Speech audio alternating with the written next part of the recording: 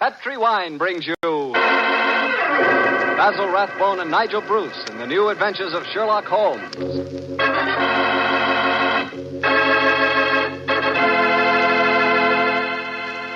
The Petri family, the family that took time to bring you good wine, invites you to listen to Dr. Watson tell us another exciting adventure he shared with his old friend, that master detective, Sherlock Holmes. And I want to ask you something. You know, every now and then I've told you about the good old American custom of serving a glass of sherry before dinner, particularly Petri California sherry. And I wonder if you've tried that Petri sherry. Really, a glass of Petri sherry is the best beginning a good meal ever had. Petri sherry is clear, fragrant, and truly delicious. It's a wonderful wine whose flavor is the essence of luscious, sun-ripened grapes. And Petri makes two kinds of sherry wine, a regular sherry and Petri Pale Dry. If you don't know which you prefer, try them both. Don't buy one, buy two. But remember, always buy Petri, because Petri wine is always good wine.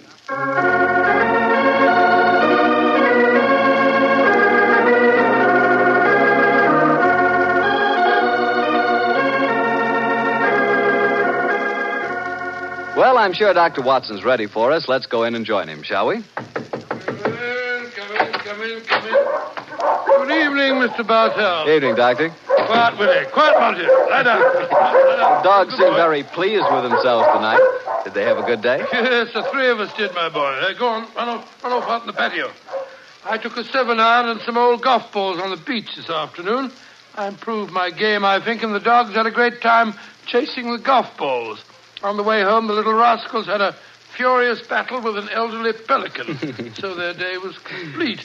I'll have to join you on one of your afternoon strolls, Doctor. You and the dog seem to have so much fun. Oh, I'll be glad of your company, Mr. Bartell. Well, draw up your usual chair, and I'll get on with tonight's Sherlock Holmes adventure. From the hint you gave us last week, I guess a Frenchman played a prominent part in the story? Yes, indeed he did, Mr. Bartell. His name was Francois Lavillard, and he was a detective of some note in his own country. The time my story begins, it was in 1889, to be exact. Lavillard had come over to London to discuss with Holmes the difficulties of translating some of his monographs into the French language. At this particular time, I was in the early days of my marriage, Mr. Bartell, and this fact, combined with a busy practice, meant that I saw very little of my old friend. He must have missed you, Doctor. Oh, he did. Well, of course, he'd never admit the fact, but to get on with my story. One cloudless June afternoon, I found myself in the neighborhood of Baker Street, and I couldn't resist paying a visit to Holmes. Mrs. Hudson was out, but having retained my old latchkey, I let myself in and mounted the familiar stairs. It gave me a strange feeling as I raised my hand to knock on what once had been my own living room door. Come in. Oh, hello, Holmes. Monsieur Holmes. Oh, I beg your pardon. I didn't know you... Watson, my dear fellow. How very nice to see you again. It's great to see you, Holmes. I'm sorry I interrupted you. No. I didn't know that you had company. Not at all, my dear fellow. We're delighted, aren't we, Lavillard? Watson, this is Monsieur Lavillard. How do you do, sir? How do you do? Enchanté, monsieur. I have often wished to meet the so charming Dr. Watson. Holmes has told me a great deal about you. Oh, it's very nice of you, sir. That suits you, Watson. You look splendid, old fellow. Gained a little weight, haven't you? Yes, a few pounds, I believe. Come, sir, sit down, won't you? You sure that I'm not interrupting you in some important discussion? Oh, no. Oh, no, mon cher docteur. We were having a good-natured argument on the relative abilities of the French criminal compared to the English. Oh, interesting. You must lend me your support, Watson. Monsieur Lavillard is convinced that the English criminal is a very dull dog indeed. Well, we've met some far from dull ones in our time, I assure you, Monsieur Lavillard. The exceptions rather than the rule, I fear, mon cher docteur. You're stubborn, aren't you, Lavillard? Believe me, my dear friend, that I will yield to no one in my admiration of your knowledge and skill. That is why I wish I could persuade you to practice in Paris. There you would find opponents really worthy of your steel. What can happen to interest you in this land of gray fogs, boiled potatoes, and pots of tea? Gracious me for my soul, sir, You're not very flattering. Oh, don't be so insular, Watson. Oh, I meant no offense, my friend. Well, you say that the English criminal is dull. Well, perhaps if you were to read a published story of mine called A Study in Scarlet, you'd think differently. It tells of a very exciting adventure that Holmes and I had. I have read it, my friend. Oh, you have? An extremely gripping story, but surely you will admit that the crime was essentially of American origin. He's right, Watson. He's perfectly right, dear me. What can I do to vindicate the dishonor of the London criminal? Let me see. Oh, yes, of course. A copy of today's Times. That's fine. I shall introduce you to a section known as the agony column. Where is it now? Oh, yes, here we are. This should convince you of the color and variety of English life. The agony column? Mm-hmm. It sounds most painful.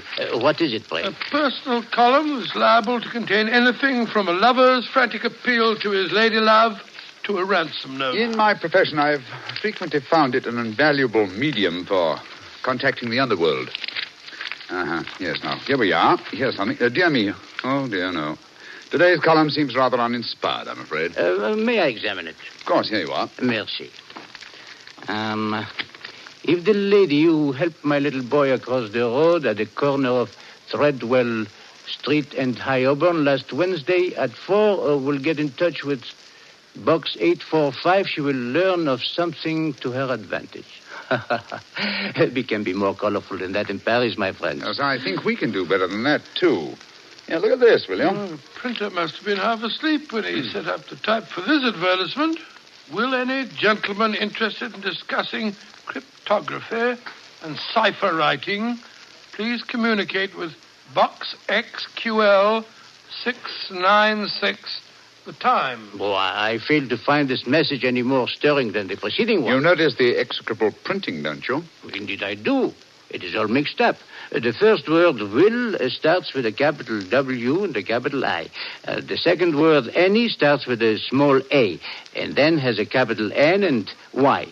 It is a shocking example of typography. And when it occurs in a paper noted for its excellence in typesetting, one realizes that this is no mistake. What do you mean, Holmes? This is undoubtedly a code message. Oh, come now, my friend. I defy even you to make a mystery out of a printer's negligence. I accept your challenge, my dear Leviard. If you recall, the Baconian bilateral cipher depends upon the use of two sizes of type.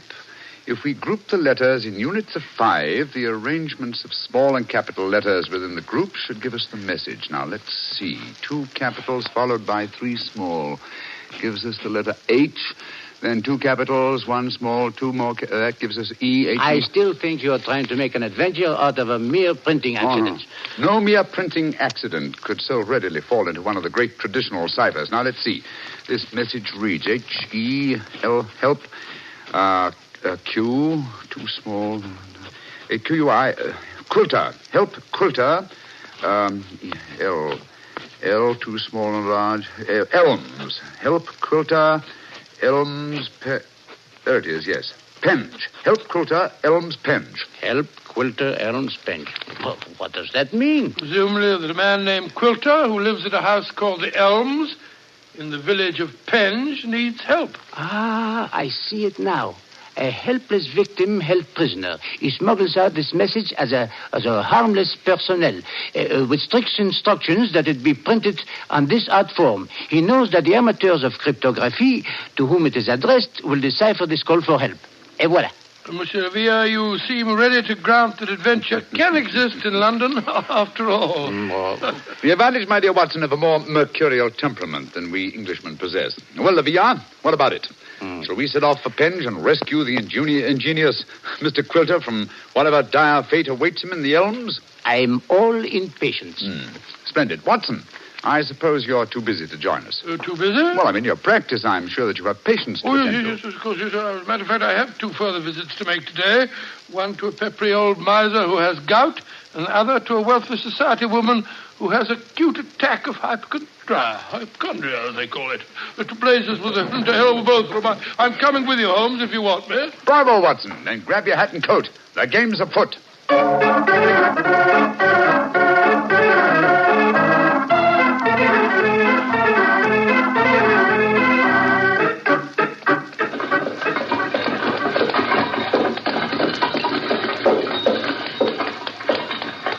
are, gents. The Helms Penge. Nice afternoon for a drive, wasn't it? Afraid it'll cost you 15 bob, though. Here's a sovereign for you. You can keep the change. Oh, me, thank you, Governor. Top of the evening to you, gents.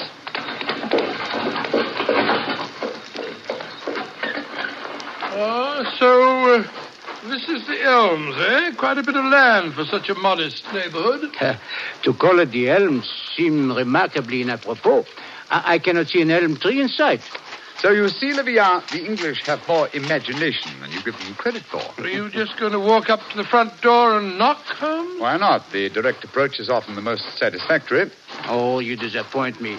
I had hoped that perhaps you would adopt one of the disguises in which you are so adept, I am told. Well, since it's unlikely that these people know me by sight, that's hardly necessary, is it? However, I trust that this little problem may reward you with some colorful highlights before we're through. Oh. Great Scott. Revolver shots. They came from the house. We are too late. Monsieur Quilter has been murdered. No, I think not. You will observe that the next-door neighbor to the Elms was mowing his front lawn as we drove up. He is still engaged in the same occupation. Obviously, revolver shots attract little attention in this vicinity. Mon Dieu, you mean that violence and sudden death are so common that they do not attract even the passing interest? No, Villa.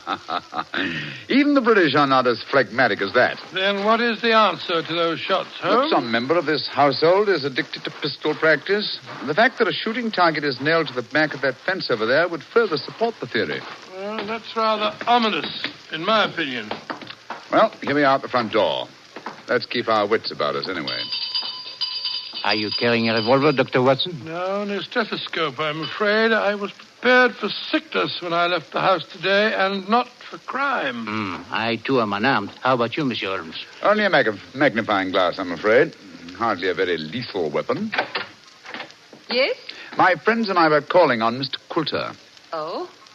Who are you? My name is Sherlock Holmes, and these are my friends, Dr. Watson and Monsieur Leviat. How do you do, madam? How do you do? Is Mr. Quilter expecting I you? don't know. We read his advertisement in the agony column of the Times today and came down here at once. Are you a relation of his? I'm his niece. Oh. My name is Doris Faversham. Come in, won't you? Miss Faversham, I suppose it is? Yes, Doctor. It's Miss Faversham. We had 3 revolver shots as we were walking up the driveway. They gave us quite a start. Yes, mademoiselle. We were afraid that we might have arrived at the time of tragedy. Yes, indeed. Tragedy? Oh, my hobby is revolver shooting. I was doing some target practice in the back garden as you arrived. Revolver shooting, Miss Faversham. How very interesting. I flatter myself that I'm something of a marksman myself. Oh, really? Mm-hmm. Well, perhaps we can have a match. Won't you sit down? Your challenge intrigues me, Miss Faversham, but before I accept it, I should like to see Mr. Quilter. Well, Uncle George is paralyzed, you know. Oh, Spends all his time in a wheelchair. I'm not at all sure he'll see you. Well, at least you can ask him, can't you, Miss Faversham? It is his custom at this time of the day to take a little nap. Perhaps tomorrow... Doris! He's still awake. Who's in? Yes, Uncle. Some men have come to see you, Uncle. Well, bring him in. Follow me, gentlemen.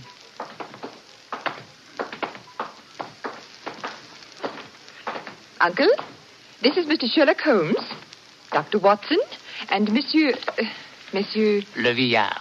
and Monsieur Leviat. How do you How do, do you sir? do, sir? How do you do? Sherlock Holmes, eh? It took you long enough to decipher my message and get here, didn't it? Your brother's a much faster worker, isn't he? Oh, what makes you say that, Mr. Quilter? Received this telegram from him at 11 o'clock this morning. Read it for yourself. Oh, well, what's it say, Holmes? Suggest you consult my brother Sherlock, and it's signed Mycroft Holmes. Yes, Mr. Quilter, my brother is a much faster worker. Or shall we say that he suffers from the unfortunate habit of early rising. He undoubtedly read the agony column 3 hours before I did today. Don't know about that, but I've been expecting you all day.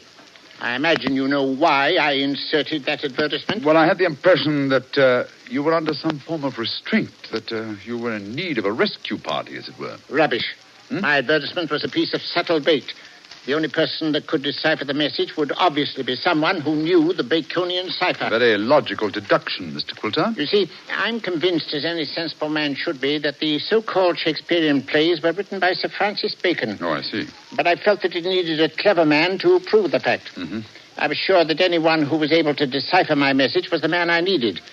And what'll you take, Mr. Holmes, to do the job? I'm a rich man. Name your fee. You mean to say that you inveigled Mr. Holmes down here just to do some research on the origin of Shakespeare's work? Oh, you needn't look so shocked, Dr. Watson. My uncle has offered to pay him a handsome fee. Well, what do you say, Mr. Sherlock Holmes? It's an interesting subject for research. I'll concede that Ignatius Donnelly and others have proved almost beyond doubt that William Shakespeare of Stratford-on-Avon did not write the plays, but I greatly doubt that Lord Bacon did. I may devote my leisure and later years to some investigation on the subject, but in the meanwhile, Mr. Quilter, I'm afraid I'm much too busy to undertake such an assignment. Oh, please yourself. Show the gentleman out, Doris. Goodbye, sir. Good day, sir.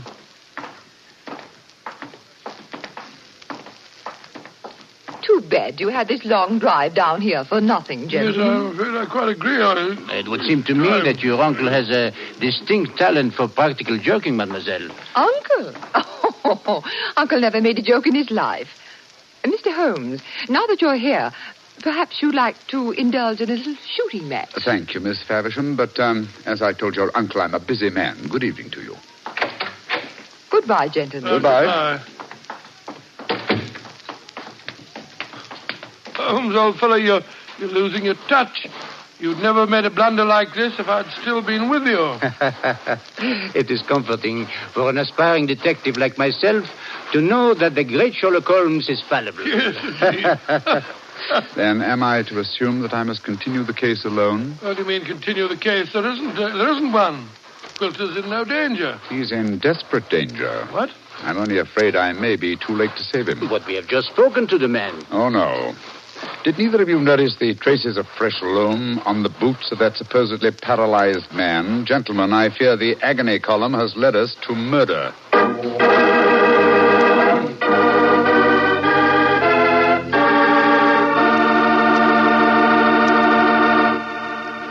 You'll hear the rest of Dr. Watson's story in just a second. Time enough for me to mention that any meal is a better meal when it's served with a Petri dinner wine. If you're having chicken or fish, use Petri California Sauterne. Petri Sauterne is a subtle, delicately flavored white wine that looks and tastes like captured sunshine. If you're having a roast or chops or any kind of meat or meat dish, then by all means serve Petri California Burgundy. Petri Burgundy is a hearty, full-flavored red wine. One of the most delicious red wines you ever poured from a bottle. Why not get a bottle of each? Petri Burgundy and Petri Sauterne. Then, no matter what you have for dinner, you'll surely have the right wine, a Petri wine. Well, Doctor, why did you have to break off your story there? Well, I had to break it off somewhere, Mr. Bartell, and that seemed to be the most exciting spot. It certainly was. I was convinced that the great Sherlock Holmes had been fooled for once. What happened next? Well, my boy, needless to remark, we did not get into a cab and go back to London, but let me pick up the story at the same place that I broke it off. As Holmes said... Gentlemen, I fear the agony column has led us to murder. Murder? There was fresh earth on the soles of his boots, you say? Distinct traces, proving that the man in the wheelchair was not paralyzed. And that man, whoever he is, was impersonating Quilter to put us off the track. And the real Quilter may have been killed, eh? I'm afraid so. Let's stop here for a moment, shall we, while we make our plans. This hedge will hide us from the house in case they're watching from the windows. Now, this isn't a hard picture to reconstruct. There undoubtedly is, or was, a paralyzed Baconian scholar named Quilter. He managed to smuggle out that ingenious plea for help, but Mycroft's unfortunate telegram gave the game away. I see it now. The people in there, holding him prisoner, forced him to reveal what he has done, eh? What they may have done to him, heaven alone knows. One of the criminals, guessing from the telegram that I might appear on the case, posed as the crippled Quilter. What's our next move, Holmes? Remember that singularly unattractive young lady skilled with a revolver? We must search the grounds as unobtrusively as we can. Search the grounds? For what? I can answer that question, Monsieur Doctor. We search for signs of the freshly turned earth of a grave.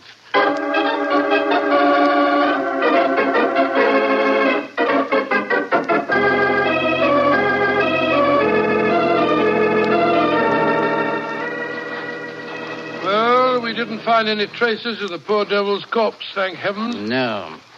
A great disappointment. Dear me, you're very bloodthirsty, Livia. Hello. Look at the old fellow trimming the hedge over there. Must be the gardener. Let's have a chat with him, shall we? May be able to give us some information. Good evening to you. Evening to you, gentlemen. Really?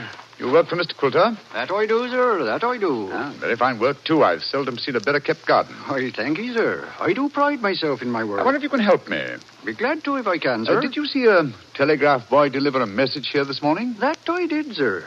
The boy came here about 10 o'clock this morning. I was a clipping the front edge at the time. And you've been working here ever since? Yes, sir. Brought my lunch with me today and ate it in the garden. Has anyone entered or left the house since that telegram was delivered? No, sir. No one except yourself. I see. I suppose you occasionally run errands for Mr. Quilter? Not much these days, sir. The poor old gentleman keeps his chair in the house pretty much all the time, sir. I did run a message for him yesterday, though. Oh, you did? Hmm? Where to? Well, sir, I was pruning the rose bushes under his study windows when the window opens and his hand comes out with a message. He told me to take it to the village office of the Times and to tell him to print it just the way it was. He looked kind of worried when he gave me the message, and he whispered to me, just as if he was afraid in his own house. I'm much obliged to you. Here's 5 shillings for your trouble. Oh, thank you, sir. Much obliged to you, I'm sure. Good evening. Good evening to you, gentlemen. Oh, so that's how the message was smuggled out. And no one has come to the house or left it since that telegram was delivered. Therefore, Quilter or his body must still be inside that house. We are going to search the house? Yes, we are. But we're not armed, and they certainly are. They probably won't even let us in. Yes, they will. We have an infallible key to entry, a woman's vanity. Come on.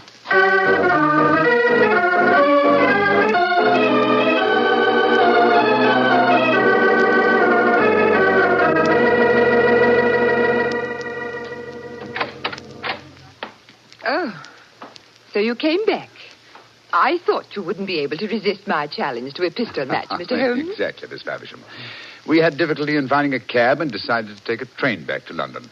There was an hour's wait, so I thought I'd accept your challenge. Good. Come in. We'll go into the back garden. Thank you. Don't talk loudly.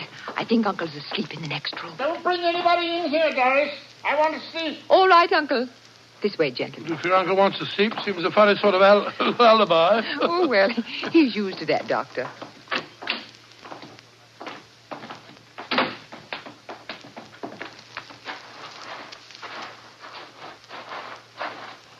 Here we are. This is the 50-yard range, Mr. Holmes. 3 shots. Best aggregate score wins. How much do you want to bet? You name the stake. Name the stakes, Miss Faversham. A sovereign? Certainly. You take the first 3 shots? Very well.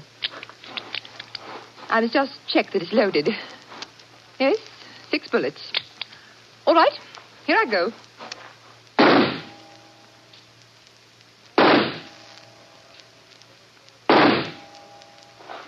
Bravo, Miss Faversham. Splendid. A bullseye and 2 winners.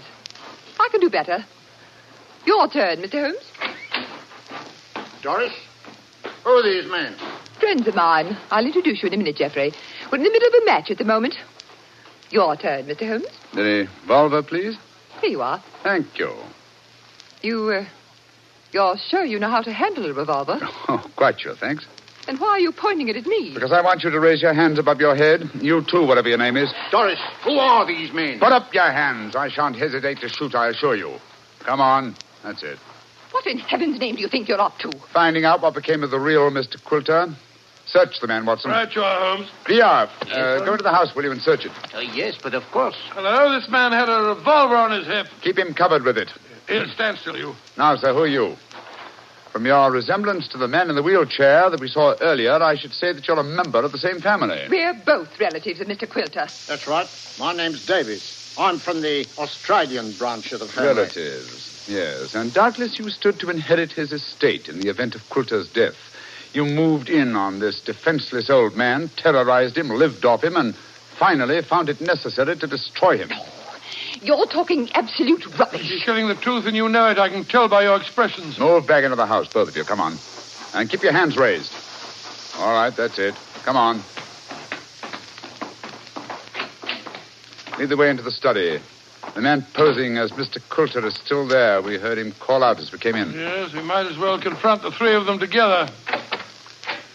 Yes, he's still seated in the chair. He seems to be asleep. Via! Did you find anything? Not a trace of the missing men, Monsieur Holmes. Davis, What did you do with Mr. Coulter? I didn't do anything with him. Of course not. He's sitting there in that chair. It's no good lying to us. We know that man's an imposter.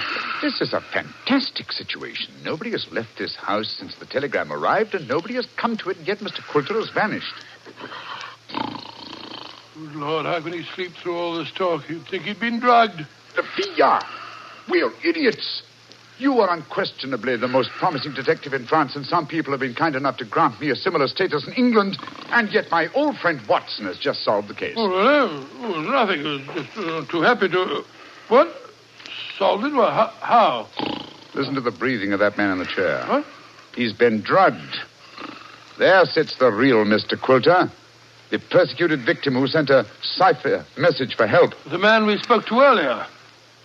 Was you, Mr. Davies, impersonating Coulter.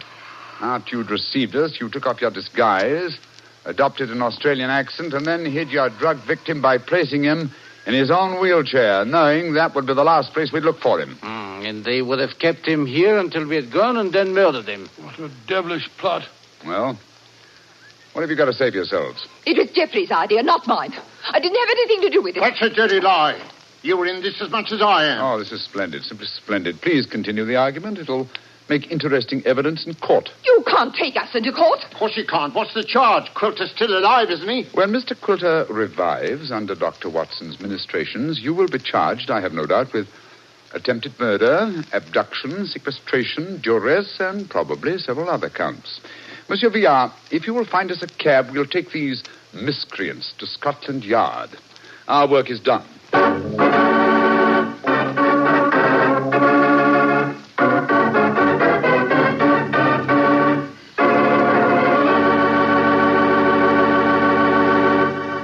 Well, Doctor, that was a fine story. What are you fidgeting for? Fidgeting me? Well, I'm expecting a guest. I thought I heard him just now, the front door. A guest? Now, you're being as mysterious as Mr. Holmes. Oh, not quite. You see, come in. Dr. Watson, how are you, you old rascal? Gregory, my boy, it's great to see you again. Mr. Bartell, meet my friend, Mr. Gregory Hood. Not the Gregory Hood. Mr. Bartell, I like the way you say that. Yes, Mr. Bartell, this is the Gregory Hood. Mr. Bartell, if you listen to Dr. Watson, he'll lead you to believe I'm much more important than I am. I'm quite a simple person, really. I'm kind to dogs, just love little children, and always help old ladies cross the street. I also know how to make a fire by rubbing two sticks together. Yes, and unlike my old friend Holmes, you pretend to know very little about criminals and crime, and yet you're one of America's outstanding criminologists. So I've heard. A hobby, Mr. Bartell, a hobby. My real business is importing, headquarters San Francisco. Need any old masters? Perhaps I can sell you a nice piece of jade, or would you rather have a bit of old Balinese sculpture? Now, wait a minute. This is all a little too fast for me. Yes, you learn that Gregory is a little too fast for everybody. But, Mr. Bartell, I'm sure you'll get to know Mr. Hood a good deal better. You see, as I've told you, I've always wanted to take a trip back to England, and now I have a chance to do so. But, Doctor, won't I see you again? What about our stories? Oh, I shall be back in the fall, but meanwhile, I've asked Mr. Gregory Hood to get together with you at this time every week and tell you some of his experiences. Which, of course, makes me feel very important. Mr. Hood, as you know, has been involved in many famous cases dealing in crime. His importing business and his hobby criminology are a strange combination. I learned that he keeps a diary of these cases, and it's a fascinating book. The Case Book of Gregory Hood. The Case Book of Gregory Hood. Sounds intriguing. Intriguing? It certainly is. Thank you. Well, then I can tell all our friends, be sure to listen next week at the same time and every Monday night through the summer to The Case Book of Gregory Hood.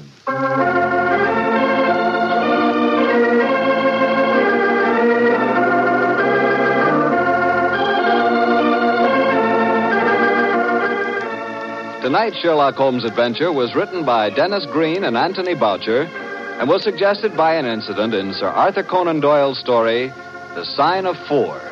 Music is by Dean Fossler. Mr. Rathbone appears through the courtesy of Metro-Goldwyn-Mayer, and Mr. Bruce through the courtesy of Universal Pictures, where they are now starring in the Sherlock Holmes series.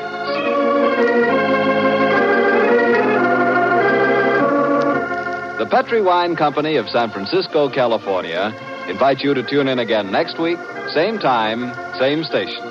Sherlock Holmes comes to you from our Hollywood studios.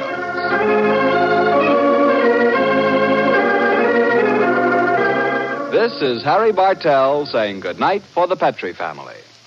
This is the Mutual Broadcasting System.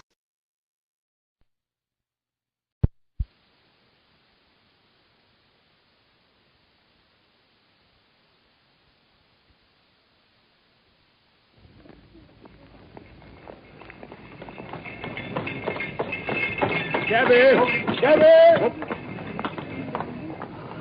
Capital, my dear Watson. Let us return to our humble abode. 221B Baker Street, please, cabby.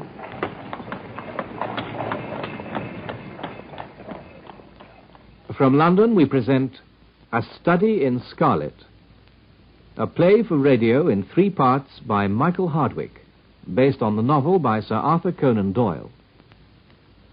A Study in Scarlet, Episode 1.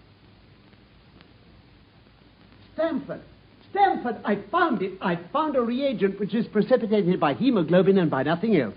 Dr. Watson, Mr. Sherlock Holmes. How are you? How do you do? You've been in Afghanistan, I perceive. Now, how on earth do you know that, Mr. Holmes? Never mind. It was many years ago, but I shall never forget that fateful meeting in the laboratory at Bart's Hospital. I was home from India, invalided out of the army, and looking for lodgings in keeping with my pension. Holmes had just found a suite of rooms at number 221B Baker Street and wanted someone to share them. I'd been warned he might prove a strange companion. And so he did. I became more and more curious about him. And, of course, he quickly noticed it.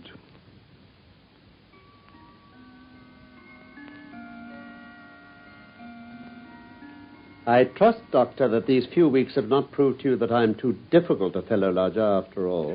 Far from it, Holmes. I don't mind admitting you puzzle me, though. Puzzle you? Well, the way you work like a fiend sometimes, and at others you lie on the sofa there, hardly uttering a word or moving a muscle from morning to night. And there's those curious visitors of yours. In one afternoon, a grey-headed, seedy fellow looking like a peddler, then an old white-haired gentleman, a fashionably dressed young girl, and a railway porter. Then that little sallow, rat-faced fellow Lestrade, who's been here 3 times in a single week. Well, I have a trade of my own. I suppose I'm the only one in the world. I'm a consulting detective. Consulting detective? Here in London, we have lots of government detectives and lots of private ones. When these fellows are at fault, they come to me, and I manage to put them on the right scent. Oh. Lestrade is a well-known detective. He got himself into a fog recently over a forgery case, and that was what brought him here. I see. And these other people? Oh, they're mostly sent on by private inquiry agencies. I listen to their story, they listen to my comments, and then I pocket my fee. It's simple enough as you explain it. But, Holmes, I don't really think that... I say, that fellow down in the street, I wonder what he's looking for. Oh, you mean the retired sergeant of Marines? Oh, now that really is going too far. Oh, well, we shall soon see. He's coming to our door. You know, the trouble is, Watson, that there are no crimes and no criminals these days. What's the use of having brains in our profession? I know well that I have it in me to make my name famous. No man lives or has ever lived who has brought the same amount of study and of natural talent to the detection of crime which I have done. And what's the result? There is no crime to detect. Or at most some bungling villainy with a motive so transparent that even a Scotland Yard official can see through it. A person to see you, Mr. Holmes. Oh, thank you, Mrs. Hudson. Come in. Letter by hand for Mr. Sherlock Holmes. Thank you. May I ask, my good man, what your trade may be? A commissionaire, sir. Uniform away for repairs. And you were... Sergeant, sir. Royal Marine Light Infantry, sir. No answer, Sergeant. Very good, sir. Good day, gentlemen. Good day, son. Well, I'm blessed. Now, how in the world did you deduce that? Why, even when he was down in the street, I could see a great blue anchor tattooed on the back of the fellow's hand. That smacked of the sea. He had a military carriage, however, and regulation side whiskers. There we have the Marine. He was a man with some amount of self-importance and a certain air of command. You must have observed the way in which he held his head and swung his cane. No. A steady, respectable, middle-aged man, too, on the face of him. All facts which led me to believe that he had been a sergeant. Wonderful. Commonplace. But I said just now that there were no criminals. What? It appears that I'm wrong. Look at this. What? Would you mind reading it to me aloud? What does that are? Oh, yes, certainly, yes. My dear Mr. Sherlock Holmes, there has been a bad business during the night at 3 Lauriston Gardens off the Brixton Road. A man on the beat saw a light there about 2 a.m, and as the house was an empty one, suspected that something was amiss. He found the door open and in the front room discovered the body of a gentleman, well dressed and having cards in his pocket, bearing the name of Enoch J. Drebber, Cleveland, Ohio, USA. There had been no robbery, nor is there any evidence as to how the man met his death. There are marks of blood in the room, but there's no wound upon his person. We are at a loss as to how he came into the empty house. Indeed, the whole affair is a puzzler. If you can come round to the house any time before 12, you'll find me there. Yours faithfully, Tobias Gregson. Gregson is the smartest of the Scotland Yarders. He and Lestrade are the pick of a bad lot. They have their knives into one another, too. They're as jealous as a pair of professional beauties. There'll be some fun over this case if they're both put upon the scent. Come on, get your hat. You wish me to come? Yes, if you have nothing better to do. Oh, splendid.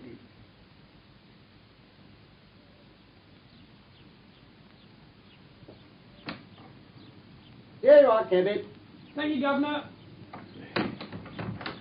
Well, I must say, you don't seem to have been giving much thought to the matter in hand, and all that talk in the cab about Cremona fiddles and the difference between a Stradivarius and an Amati. No data yet. It's a capital mistake to theorize before you have all the evidence. Well, you'll have your data soon. Aren't we going in? All in good time, Watson. Let us first observe such important details as the roadway. The pavement. And the grass fringe. Yes, that is interesting. Mr. Holmes, it's very kind of you to come. Inspector Gregson, this is my friend Dr. Watson. How do you do? How do you do, son? I've had everything left untouched. Except the pathway up to the house. If a herd of buffaloes had passed along, there couldn't be a greater mess. No doubt, however, you had drawn your own conclusions before you permitted this. Well, I've had so much to do inside the house, Mr. Holmes. My colleague, Mr. Lestrade, is here. I've relied upon him to look after the path. With 2 such men as yourself and Lestrade upon the ground, there will not be much for a third party to find out. Well, I think we've done all that can be done. It's a queer case, though, and, well, I know your taste for such things. Did you come here in a cab, Gregson? No, sir. Did Lestrade? No, sir. Then let us go and look at the room.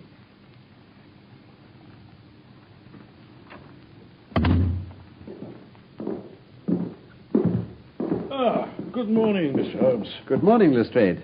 I think you've met Dr. Watson. Well, of course, at your rooms. Yes, how do you do? Well, this case will make a stir, sir. Beats anything I've seen, and I'm no chicken. You found no clue? None at all. You're sure there's no wound?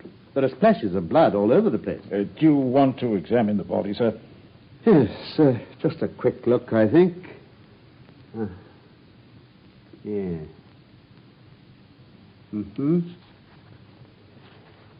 Yeah. Well, that seems to be all. Just a sniff at his lips. And a glance at the soles of his patent leather boots. Yeah.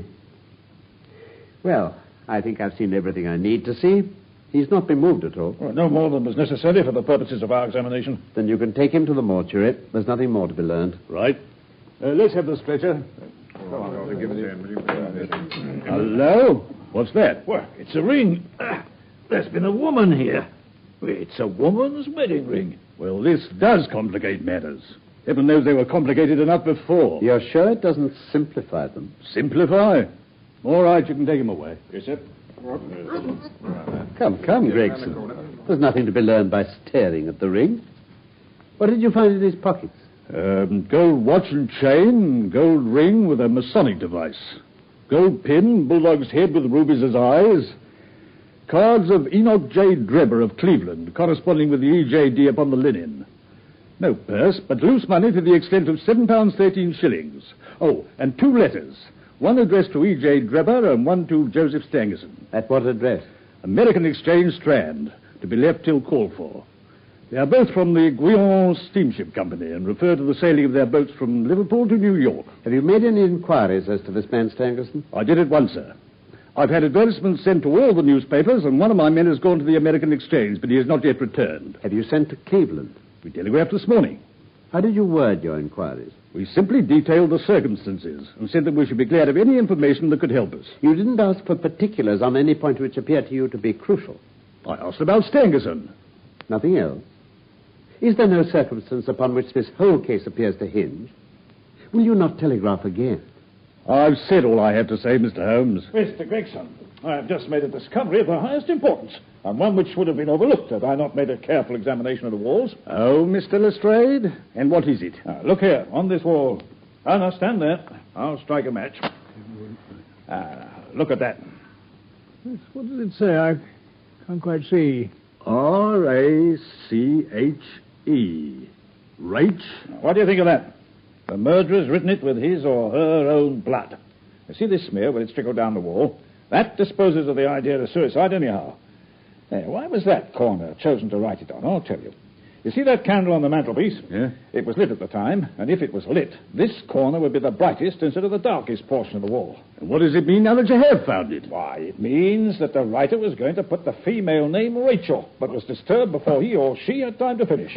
You mark my words, when this case comes to be cleared up, you'll find that a woman named Rachel has something to do with it. All very well for you to laugh, Mr. Sherlock Holmes. You may be very smart and clever, but the old hound is the best when all's said and done. Oh, I really beg your pardon, Lestrade. You certainly have the credit of being the first of us to find this out. And as you say, it bears every mark of having been written by the other participant in last night's mystery. I have not had time to examine this room yet, but with your permission I shall do so now. Now, where's my lens?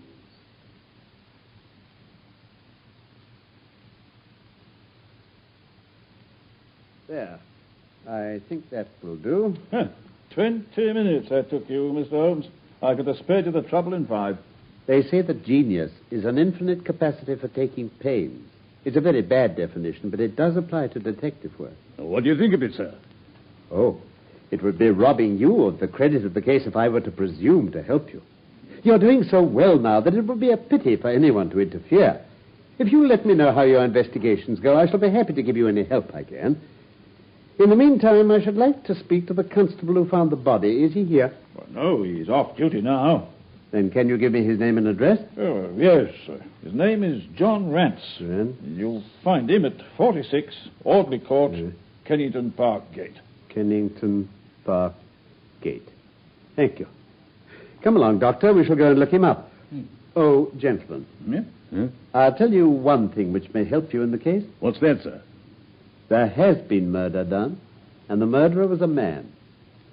He was more than 6 feet high, was in the prime of life, had small feet for his height, wore coarse square-toed boots, and smoked a Trichinopoly cigar. He came here with his victim in a 4-wheeled cab, which was drawn by a horse with 3 old shoes and 1 new one on his off foreleg. In all probability, the murderer had a florid face, and the fingernails of his right hand were remarkably long. These are only a few indications, but they may assist you. If this man was murdered, how was it done? Poison. Oh, one other thing, Lestrade. Don't waste your time looking for Miss Rachel. Rache is the German for revenge. Come along, Doctor. I have a telegram to send.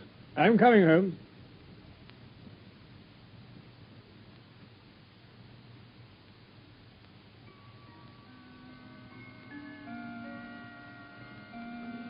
Now that I've sent my telegram, we can go and see this Constable John Rance.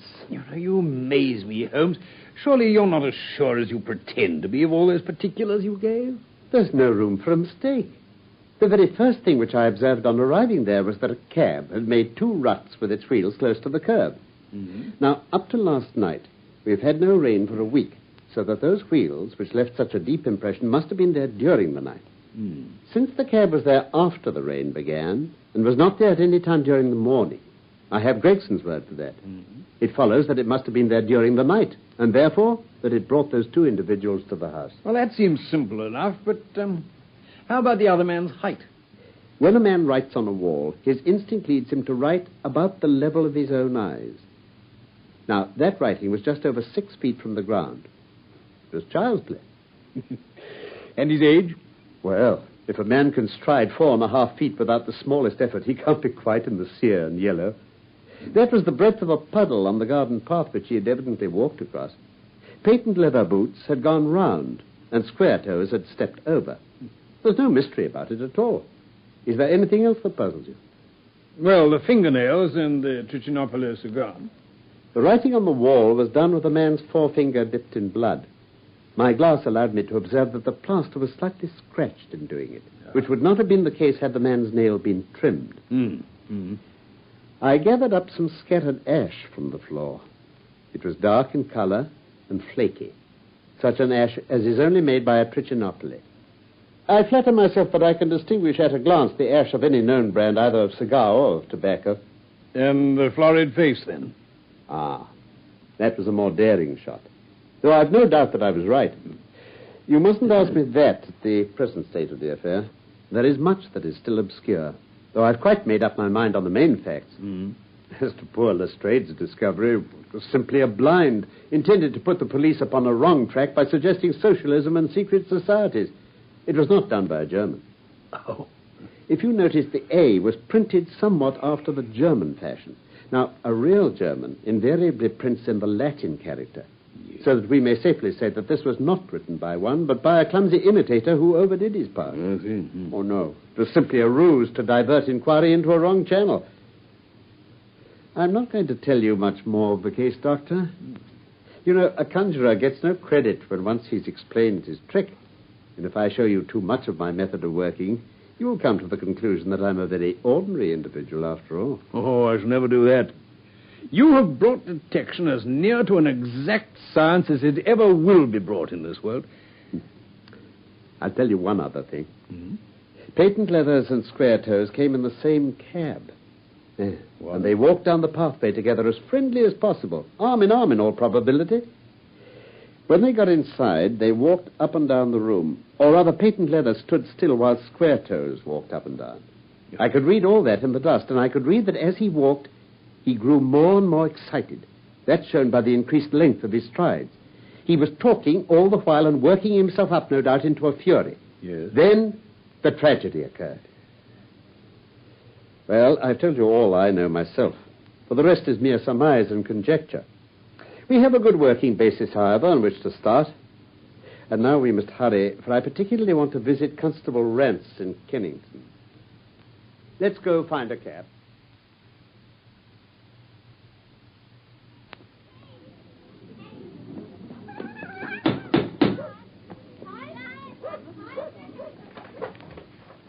Yes, what is it? You are Constable John Rance? What of it, who wants to know? My name is Sherlock Holmes. Inspector Lestrade said I could find you here. It's about the business at Lauriston Gardens, Brixton Road. I made my report at the office. Can't a man get a bit of rest when he's off duty? We thought that we should like to hear it all from your own lips. Oh, well, I shall be most happy to tell you anything I can, sir. Come in, gents. Thank you.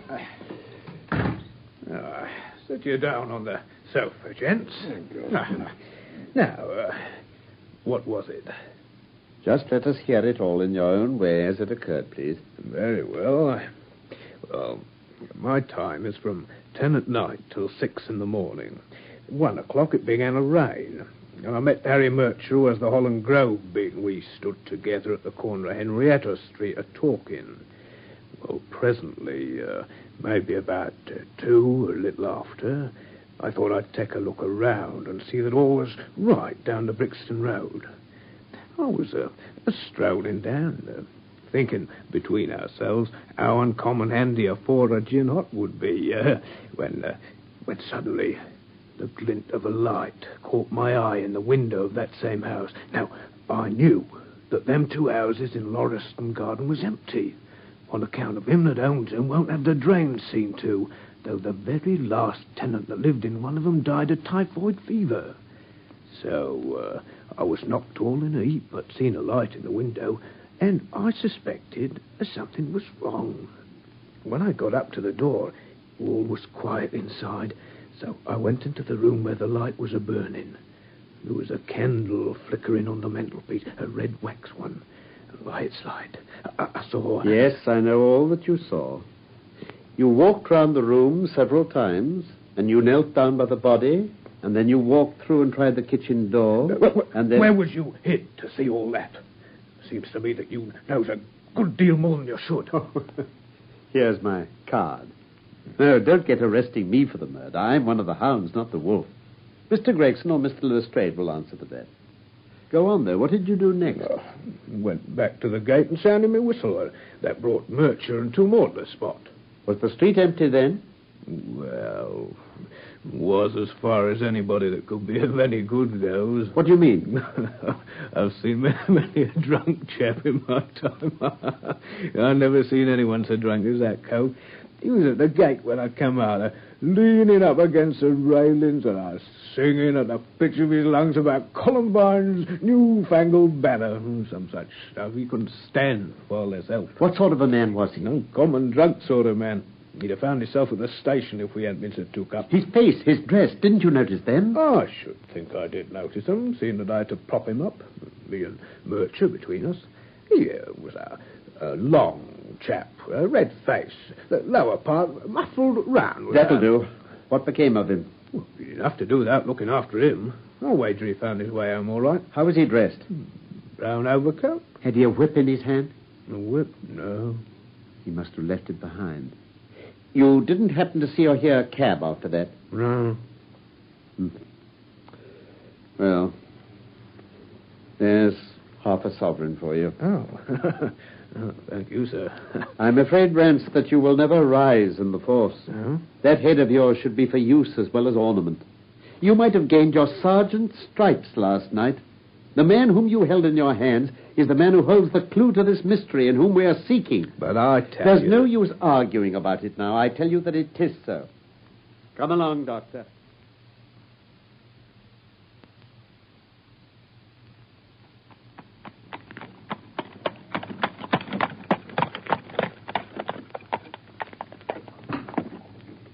Two to 1B Baker Street, David. Right, guard. The blundering fool. Just to think of his having such an incomparable bit of good luck and not taking advantage of it. Holmes, I'm rather in the dark still. It's true that the description of this man tallies with your idea of the second part in this mystery. But why should he come back to the house after leaving it? The ring, man, the ring. That was what he came back for. If we have no other way of catching him, we can always bait our line with the ring. I shall have him, Doctor. I lay you 2 to 1 that I have him. I must thank you for it all. Me? I might not have gone but for you, and so have missed the finest study I ever came across. A study in scarlet, eh? Yeah, why shouldn't we use a little art jargon? There's the scarlet thread of murder running through the colorless skein of life, and our duty is to unravel it, and isolate it, and expose every inch of it.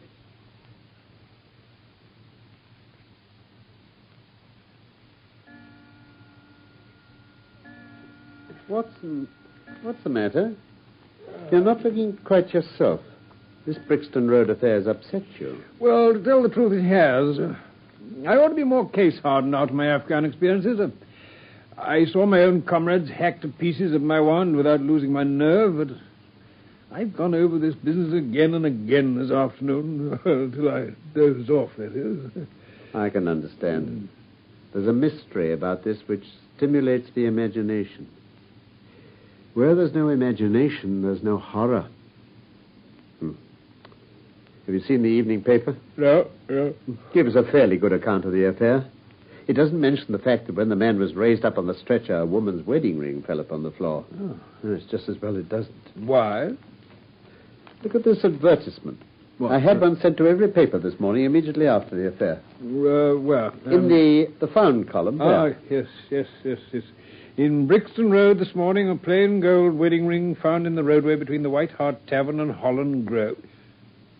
Apply Dr. Watson, 221B Baker Street, between 8 and 9 this evening. Oh. Excuse my using your name. If I used my own, some of these dunderheads would recognize it and want to meddle in the affair. Oh, that's all right, but supposing anyone applies, I've no ring. Oh, yes, you have. Huh? Here you are. This is almost a facsimile. I say. But who do you expect will answer this advertisement? Why, the man in the brown coat. Our florid friend with the square toes. If he doesn't come himself, he'll send an accomplice. Wouldn't he consider it too dangerous? Not at all. If my view of the case is correct, and I have every reason to believe that it is, this man would rather risk anything than lose the ring. According to my notion, he dropped it while stooping over Drebber's body and didn't miss it at the time. Yeah. After leaving the house, he discovered his loss and hurried back, but found the police already in possession, owing to his own folly in leaving the candle burning. He had to pretend to be drunk in order to allay the suspicions which might have been aroused by his appearance at the gate. I see. Now, put yourself in that man's place.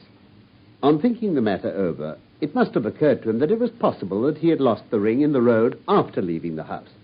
What would he do then? He would eagerly look out for the evening papers in the hope of seeing it among the articles found. Yeah. His eye, of course, would light upon this. He'd be overjoyed. Why should he fear a trap? There'd be no reason in his eyes why the finding of the ring should be connected with the murder. No. He would come. He will come. You shall see him within the hour. And then? Oh, you can leave me to deal with him then. By the way, have you any firearms? Oh, I've my old service revolver and a few cartridges. You'd better clean it and load it. He'll be a desperate man. And though I shall take him unawares, it's as well to be ready for anything. Very well, then. I'll do it as soon as we've had dinner.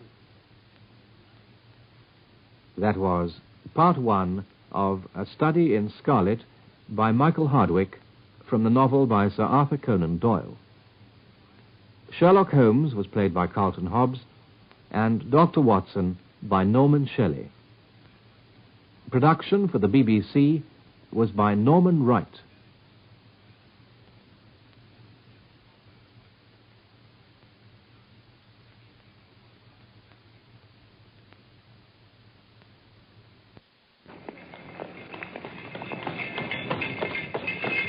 Cabby! Capital, my dear Watson. Let us return to our humble abode. 221B Baker Street, please, cabby.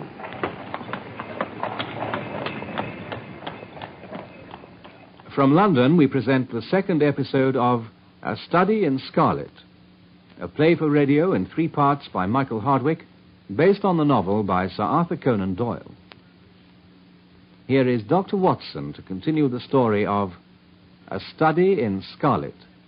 A Study in Scarlet was how my friend Mr. Sherlock Holmes had described our investigation into the murder of the American Enoch J. Drebber in an empty house near the Brixton Road. Certainly, my mind kept returning to the scarlet of that blood in which some unknown finger had dipped to write on a wall above the dead man the one word Rache, the German for revenge. Revenge for what?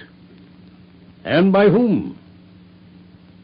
So I mused, as I cleaned my old service revolver and waited with Holmes for the arrival of a claimant to the woman's wedding ring, which had been found near the body.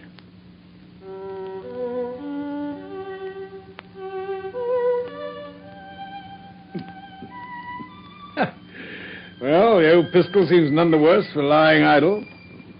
The plot thickens, Watson. I've just had an answer to the telegram I sent to America after we left Lauriston Gardens. My view of the case is the correct one. And that is? Oh, my fiddle would be the better for new strings. Put your pistol in your pocket. Very good. When the fellow comes, speak to him in an ordinary way. Leave the rest to me. Don't frighten him by looking at him too hard. He'll probably be here in a few minutes. Now, open the door slightly. Very well. That will do. Now, put the key on the inside. Here comes our man, I think. Quickly with the key. All right, very good. Now, listen. Good evening. Oh, Dr. Watson, yes. Will you just follow me? I'll be there.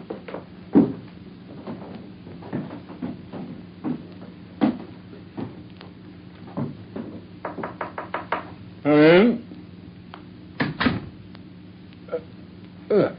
Yes, my good woman. It's, this has brought me, good gentleman, here in the paper, a gold wedding ring in the Brixton Road. It belongs to my girl Sally, as was married only this time 12 months, which her husband is steward aboard a union boat. And what he'd say if he come home and found her without her ring is more than I can think, he being short enough at the best of times, but more especially when he has the drink. If it please you, she went to the circus last night along with... Is that her ring? Ah, the Lord be thanked. Sally will be a glad woman this night. And what may your address be? 13 Duncan Street, Houndsditch. There's a weary way from here. The Brixton Road doesn't lie between any circus and Houndsditch. The gentleman asked me for my address. Sally lives in lodgings at 3 Mayfield Place, Peckham. And your name is... My name is Sawyer. Hers is Dennis, which Tom Dennis married her, and a smart, clean lad, too, as long as he's at sea, and no steward in the company more thought of. But when on shore, what with the women and the liquor shops... Holmes, give it to her. Here's your ring, Mrs. Sawyer. It clearly belongs to your daughter, and I'm glad to be able to restore it to the rightful owner. If he could have come home and found her without it, I don't know what he might have done. Thank you, good gentleman. Oh, my poor Sally, what will she say? Good night to you, Mrs. Sawyer. Good night to you, sir. I'll follow her. She must be an accomplice. She'll lead me to it. Wait up for me, Watson.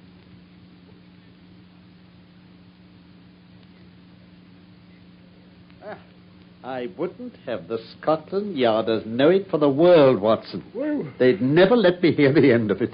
What is it, Holmes? Where have you been? It's just gone midnight. Oh, I don't mind telling a story against myself. That creature had gone a little way when she hailed a four-wheeler which was passing. Yeah. I managed to be close to her so as to hear the address. But I needn't have been so anxious, for she sang it out loud enough for it to be heard at the other side of the street. Drive to 13 Duncan Street, Houndsditch, she cried. This begins to look genuine, I thought. And having seen her safely inside, I perched myself behind. You perched yourself? Huh? Oh, that's an art which every detective should be an expert at. Well, away we rattled and never drew rein until we reached the street in question. I hopped off before we came to the door and strolled down the street in an easy, lounging way. I saw the cab pull up. The driver jumped down, and I saw him open the door and stand expectantly. Nothing came out, though. What? When I reached him, he was groping about frantically in the empty cabin, giving vent to the finest assorted collection of oaths that I ever listened to. There was no sign or trace of his passenger, and I fear it'll be some time before he gets his fare. On inquiring at number 13, we found that no one of the name either of Sawyer or Dennis had ever been heard of there. But you don't mean to say that tottering, feeble old woman was able to get out of the cab while it was in motion without either you or the driver seeing her? Old woman be damned. We were the old women to be so taken in. He must have been a young man, and an active one, too, besides being an incomparable actor. The get-up was inimitable. Yes. He saw that he was followed, no doubt, and used this means of giving me the slip. It shows that the man we're after is not as lonely as I imagined he was, but has friends who are ready to risk something for him. Now, Doctor, you're looking done up. As you say, it's gone midnight. Take my advice and turn in. Yes, I think I will. You turning in too? Oh, not yet a while, I fear. This smouldering fire and my violin will keep me company long into the watches of the night, I fancy. Good night. There's a strange problem still to unravel. A very strange problem indeed.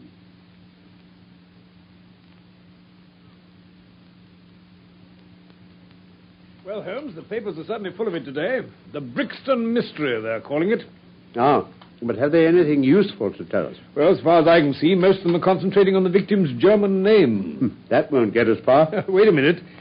This must be a later edition. They've identified the man. Have they indeed? Well, in that case, my dear Watson, pray post me up while I demolish this fourth egg. Oh, very well, Holmes. The deceased was an American gentleman who'd been residing for some weeks in the metropolis. He'd stayed at the boarding house of Madame Charpentier in Torquay Terrace, Camberwell. He was accompanied in his travels by his private secretary, Mr. Joseph Stangerson. The two bade adieu to their landlady upon Tuesday the 4th inst. And departed to Euston Station with the avowed intention of catching the Liverpool express. They were afterwards seen together upon the platform. Nothing more is known of them until Mr. Drebber's body was, as recorded, discovered in an empty house in the Brixton Road, many miles from Euston. How he came there, or how... Oh, continued on page 4, column 3. There you are.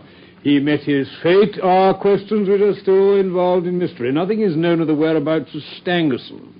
We're glad to learn that Mr. Lestrade and Mr. Gregson of Scotland Yard are both engaged upon the case, and it is confidently anticipated that these well-known officers will speedily throw light upon the matter. I told you that whatever happened to Lestrade and Gregson would be sure to score. Oh, that depends on how it turns out. Oh, bless you, it doesn't matter in the least.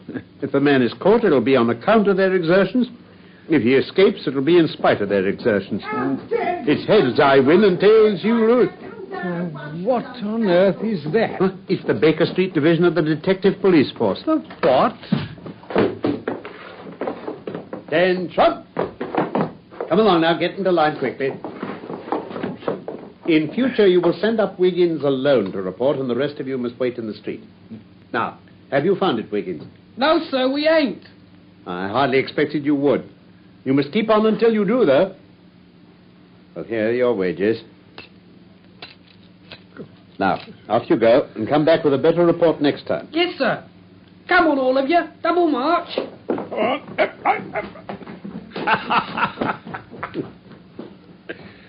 Now, Holmes, what on earth? There's more work to be got out of one of those little beggars than out of a dozen of the force. The mere sight of an official-looking person seals men's lips. These youngsters, however, go everywhere and see everything. They're as sharp as needles, too. All they want is organization. Are you employing them on this Brixton case, then? Yes.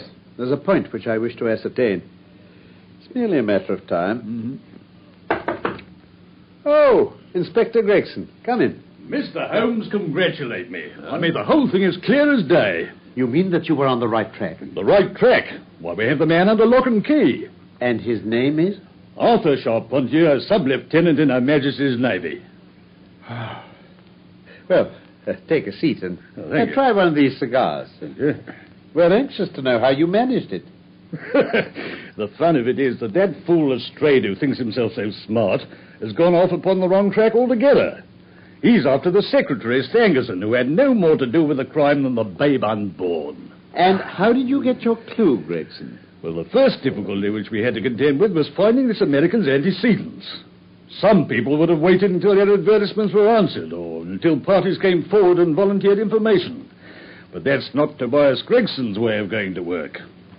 You remember the hat beside the dead man? Yes, by John Underwood and Sons, 129 Camberwell Road. Oh, I had no idea you'd noticed that. Well, anyway, my belief is you should never neglect a chance, however small it may seem. To a great mind, nothing is little. Quite, yes. Well, I went to Underwood and asked him if he'd sold a hat of that size and description. He looked over his books and came on it at once. He had sent a hat to Mr. Drebber, residing at Charpentier's boarding establishment, Torquay Terrace. Thus I got at his address. Smart. Very smart. I next called upon Madame Charpentier. I found her very pale and distressed. Her daughter was in the room, too, an uncommonly fine girl she is, I may add. She was looking red about the eyes, and her lips trembled as I spoke to her. That didn't escape my notice. You know the feeling, Mr. Holmes, when you come upon the right scent, a kind of thrill in your nerves. Before I even started to question them, I felt that these people knew something about the matter.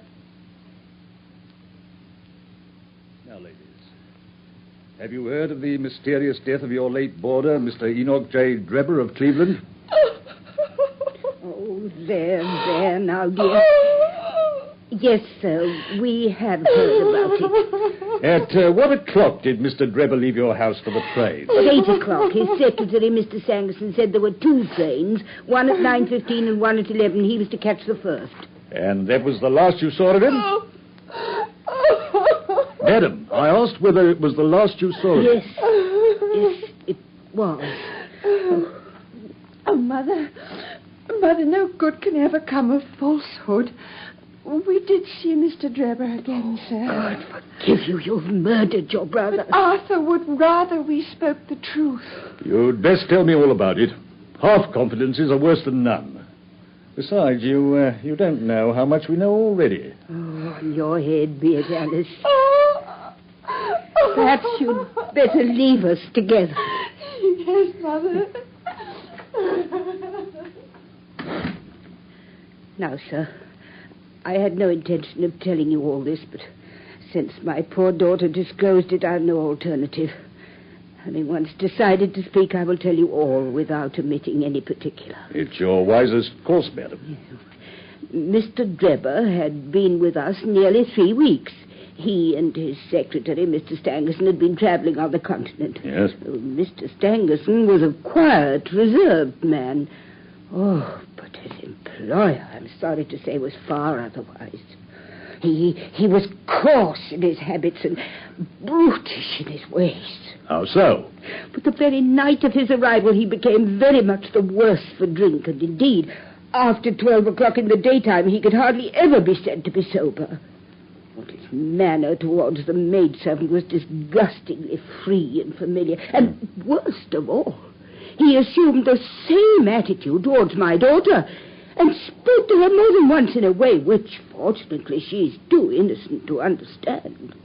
But on one occasion, he actually seized her in his arms and embraced her. Oh, his own secretary reproached him for it. But why did you stand all this? I suppose you can get rid of your boarders when you wish. Would to God I'd given him notice on the very day he came. But it was a sore temptation. They were paying £1 a day each, and this is the slack season, and I am a widow, and my boy in the Navy has cost me much. I acted for the best. This last was too much, however, and I gave him notice to leave on account of it. I see. Oh, my heart grew light as I saw him drive away. My son is on leave just now, but I did not tell him anything of all this. His temper is violent, and he's passionately fond of his sister. Well, when I closed the door behind them, a load seemed to be lifted from my mind. Yeah. Alas, in less than an hour, there was a ring at the bell, and I learned that Mr. Drebber had returned. He was the worse for drink. He forced his way into the room where I was sitting with my daughter and made some incoherent remark about having missed his train. He then turned to Alice and before my very face proposed to her that she should fly with him. You are of age, he said, and there's no law to stop you. I have money and enough to spare. Never mind the old girl here, but come along with me now straight away. You shall live like a princess. Go on. Well, poor Alice was so frightened that she shrank away from him, but he caught her by the wrist. Well, I screamed, and at that moment my son Arthur came into the room. Well, what happened then, I do not know. I heard oaths and confused sounds of a scuffle. I was too terrified to raise my head. And when I did look up, I saw Arthur standing in the doorway laughing with a stick in his hand. I don't think that fine fellow will trouble us again, he said. I will just go after him and see what he does with himself. And with those words, he took his hat and started off down the street.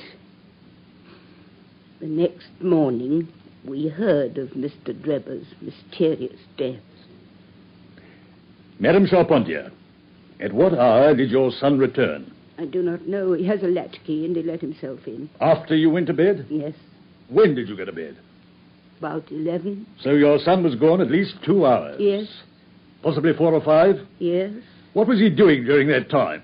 I do not know, sir. I do not know.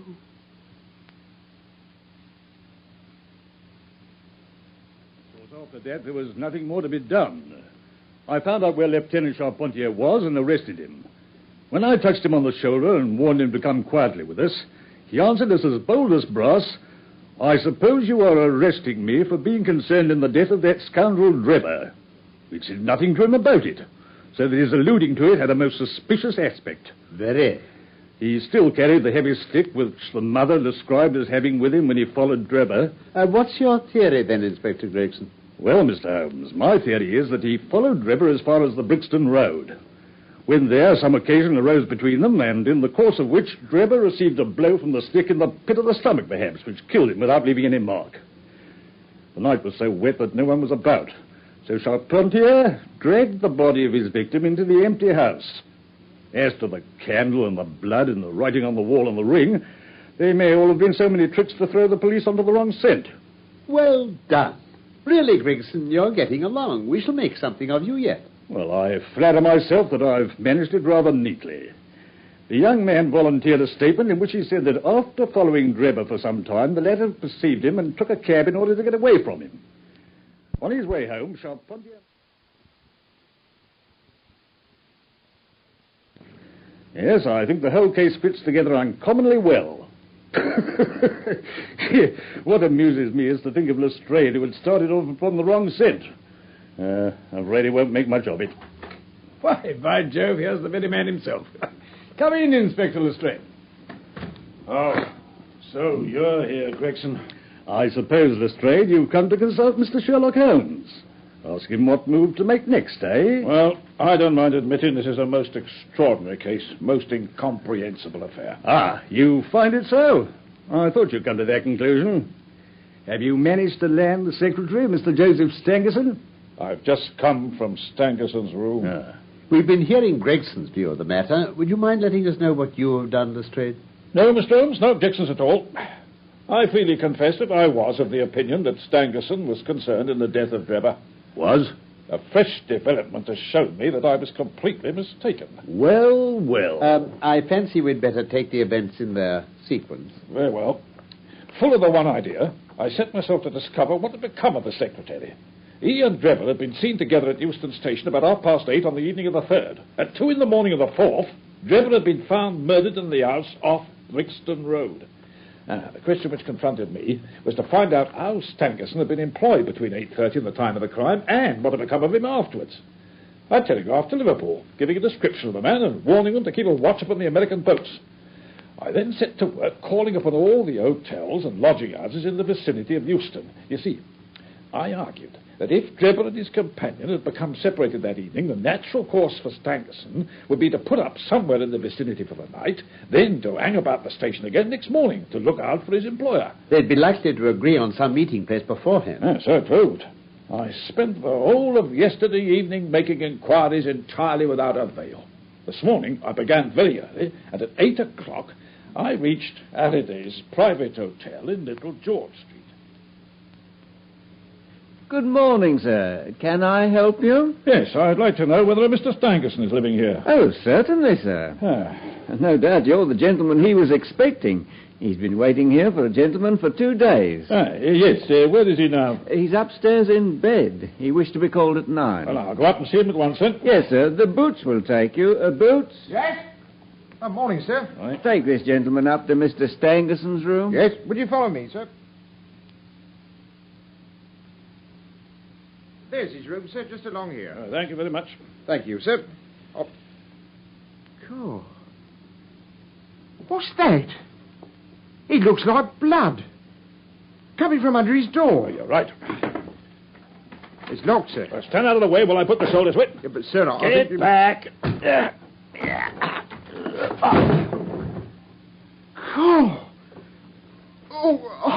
I can't stay in here. Let me pass, Gov.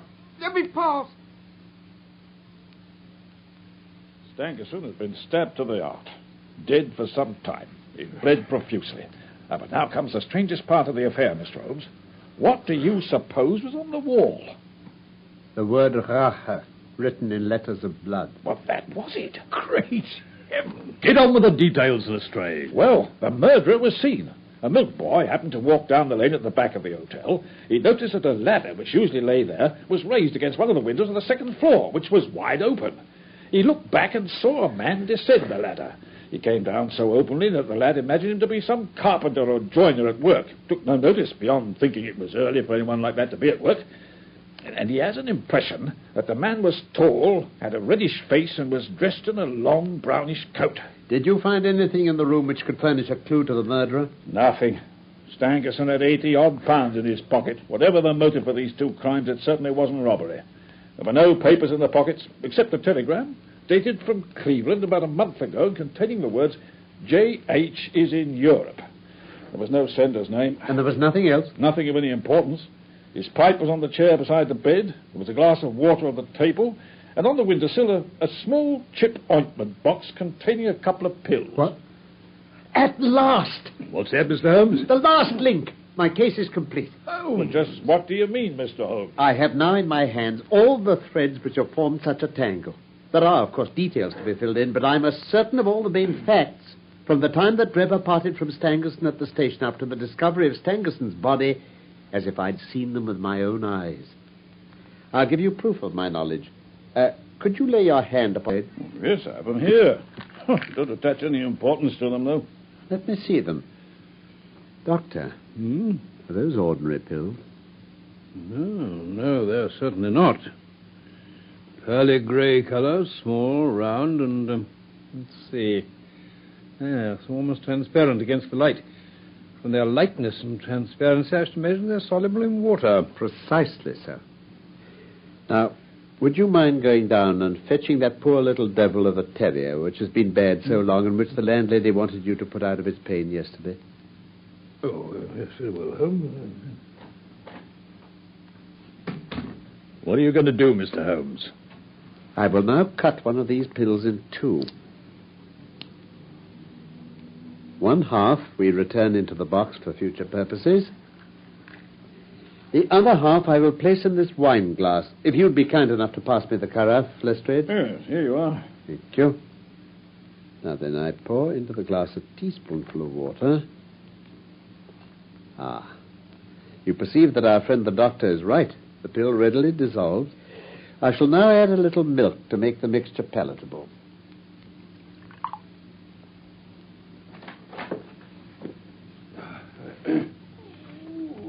Here he is, poor old chap. Long past his allotted span, I'm afraid. Put him down on a cushion while I transfer this mixture to a saucer. Right. Now, poor old boy, here's a little drink for you.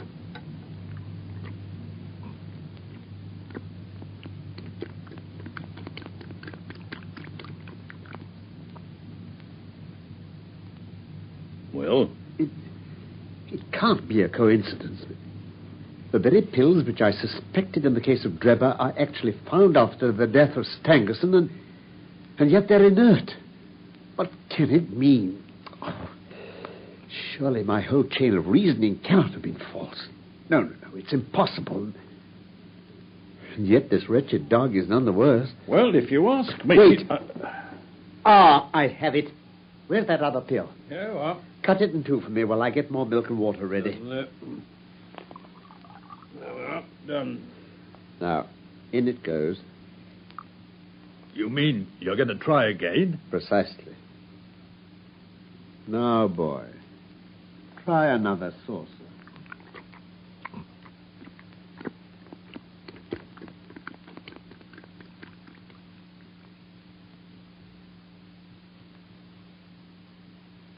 That was part 2 of A Study in Scarlet by Michael Hardwick from the novel by Sir Arthur Conan Doyle.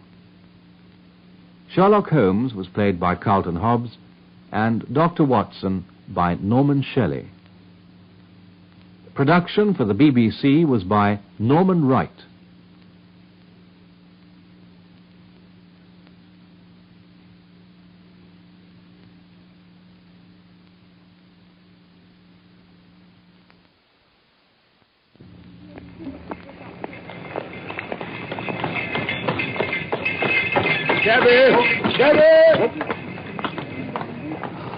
Capital, my dear Watson. Let us return to our humble abode. 221B Baker Street, please, cabby.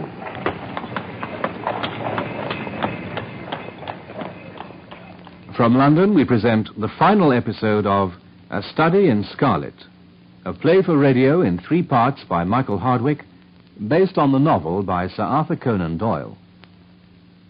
Here is Dr. Watson to continue the story of A Study in Scarlet.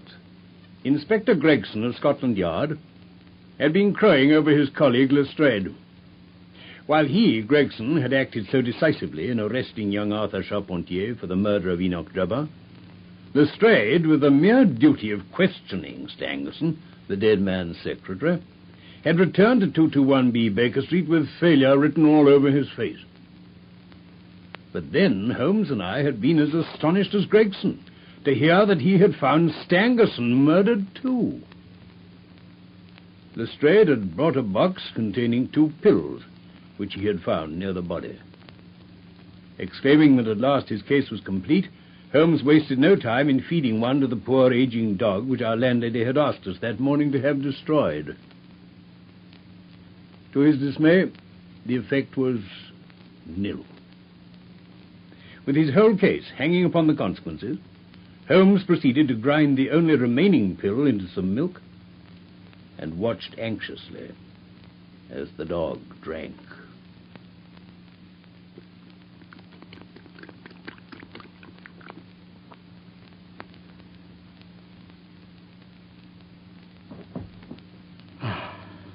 Poor old chap. It worked.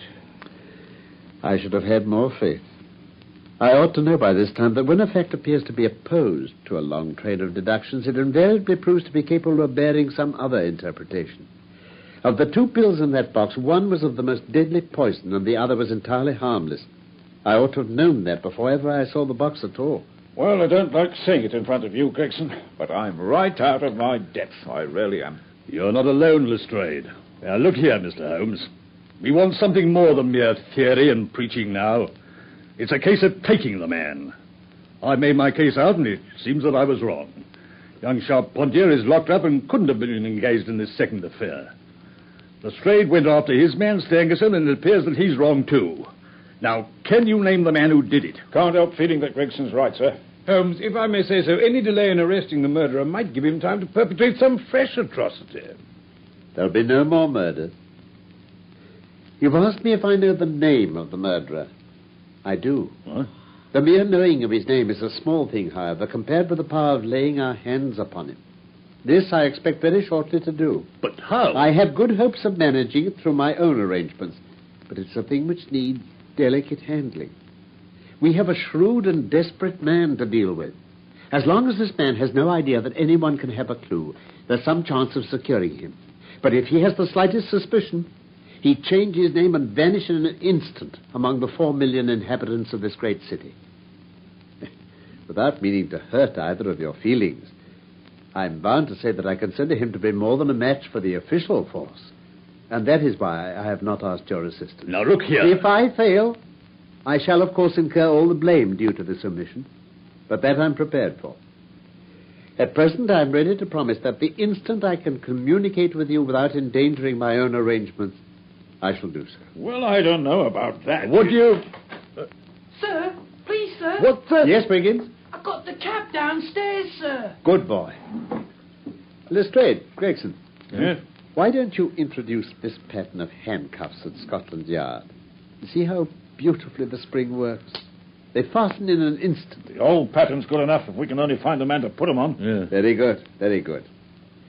The cabman may as well help me with my boxes. Just ask him to step up, Wiggins. Yes, sir. Holmes, you never said anything about setting out on a journey. Nor I did, Watson. However, I must just get this small portmanteau ready. What is this, Mr. Holmes? Yes, Holmes, I really think you ought to... Oh, not been used for so long, these buckles are dreadfully difficult. Here, let me help you. No, the cabman can do it. Ah, there you are, my good man. Yes, Governor. Just give me a hand with this buckle, if you please. All right, sir. What's that? No. Keep still. Gentlemen, let me introduce you to Mr. Jefferson Hope, the murderer of Enoch Drebber and Joseph Stangerson. We have his cab. It will serve to take him to Scotland Yard. Jefferson Hope, I think, Mr. Lestrade, in view of my seniority of service. Oh, very well. Jefferson Hope, I arrest you in the Queen's name for the murders of Enoch Drebber and Joseph Stangerson. And I must caution you that anything you say will be taken down and may be put in evidence. I've got a good deal to say. I want to tell you gentlemen all about it. If there's a vacant place for a chief of the police, I reckon you're the man for it, sir. Never mind about that. Oh, no, I mean it. The way you kept on my trail was a caution. Well, hadn't you better reserve that for your trial? I may never be tried. Well, look here. You needn't look so startled. It isn't suicide I'm thinking of. You're a doctor, aren't you? Yes, I am. Then put your hand here, on my chest. Well, as you wish. Well? Why, this man has an aortic aneurysm. Yes, that's what they call it. I went to a doctor last week about it, and he told me it is bound to burst before many days have passed. It has been getting worse for years. I got it from overexposure and underfeeding among the Salt Lake Mountains. I've done my work now, and I don't care how soon I go. But I should like to leave some account of the business behind me. I don't want to be remembered as a common murderer. Dr. Watson. Yes, Inspector? Do you consider there is immediate danger? Most certainly there is. In that case, it's clearly our duty, in the interest of justice, to take his statement. Will you write it down, please, Mr. Lestrade? Oh, all right. I have cautioned you, and you are at liberty to give your account, which this officer will take down. I understand. I'll sit down with your leave. By all means. Thank you. This aneurysm of mine makes me easily tired, and that tussle we had just now hasn't mended matters. I am on the brink of the grave, and I'm not likely to lie to you, gentlemen. Right. I'm ready. Proceed, then. It doesn't much matter to you why I hated those two men. It's enough that they were guilty of the death of two human beings, a father and a daughter, and that they had, therefore, forfeited their own lives. That girl was to have married me in America 20 years ago. She was forced into marrying that same Drebber and broke her heart over it. I took the marriage ring from her dead finger, and I vowed that his dying eyes should rest upon that very ring, and that his last thought should be of the crime for which he was punished. I have carried it about with me and followed him and his accomplice over 2 continents until I caught them. If I die tomorrow, as is likely enough, I die knowing that my work in this world is done, and well done. Yes, get on. When I got to London, my pocket was about empty, and I found that I must turn my hand to something for my living. Driving and riding are as natural to me as walking. So I applied at a cab owner's office and soon got employment. It was some time before I found out where my 2 gentlemen were living. They were at a boarding house at Camberwell, over on the other side of the river. I had grown my beard, and there was no chance of their recognizing me. Go where they would about London, I was always at their heels. At last, one evening, I was driving up and down Torquay Terrace when I saw a cab draw up at their door. Presently, some luggage was brought out. Time, Drebber and Stangerson followed it and drove off. I whipped up my horse and kept within sight of them, feeling very ill at ease, for I feared that they were going to shift their quarters. At Euston Station, they got out, and I left a boy to hold my horse and followed them onto the platform. I got near enough to hear what they were saying. But I tell you, there isn't another Liverpool train for hours. So who cares? I care. The sooner we're on a train to Liverpool and getting out of here, the happier I'll be. Well, Stangerson, we'll just have to wait, won't we? Now, come to think of it, I have a little business of my own to do. Now, if you just hang around here someplace, I'll go off and I'll join you later. Like hell. You swore we'd always stick together. If you go, I'm going with you. Well, you see, this little matter's kind of delicate. You'd be in the way. Is that so? Well, either I go with you or we both stay here. You can take it or leave it, Rebel. Look here, Stangerson. It's about time you remembered you're nothing more than a paid servant around here. Who the hell do you think you are trying to dictate to me? I didn't mean it that way. Well, that's how it sounded to me. Now, cut it out once and for all. Okay, then. But look, supposing you're not back in time for the train. It's the last one tonight. Oh, I'll be back here before 11. Tell you what, if I'm not, we'll meet up again at Halliday's Hotel. That suit you? I guess it'll have to. The moment for which I had waited so long had come at last. My plans were already formed. It chanced that some days before, a gentleman who had been looking over some empty houses off the Brixton Road had dropped a key of one of them in my carriage. How to get Drebber to that house was the problem. There was a hansom in front of mine, and he hailed it. I followed it for miles, until, to my astonishment, we found ourselves back in the terrace where he had boarded. I went on and pulled up my cab 100 yards or so from the house. He entered it, and his hansom drove away. Well, I waited for a quarter of an hour or more, when suddenly there came a noise like people struggling inside the house. Next moment, the door was flung open, and two men appeared. One of them was Drebber, and the other was a young chap whom I had never seen before. You filthy hound! I'll teach you to insult an honest girl. Get your hands off me. If you're not out of this road inside 10 seconds, I'll lay this cudgel across you so you won't be able to walk. Now, get on with you. Okay, I'm going. Hey, you, Gabby! Yes, Governor? Drive me to Halliday's private hotel.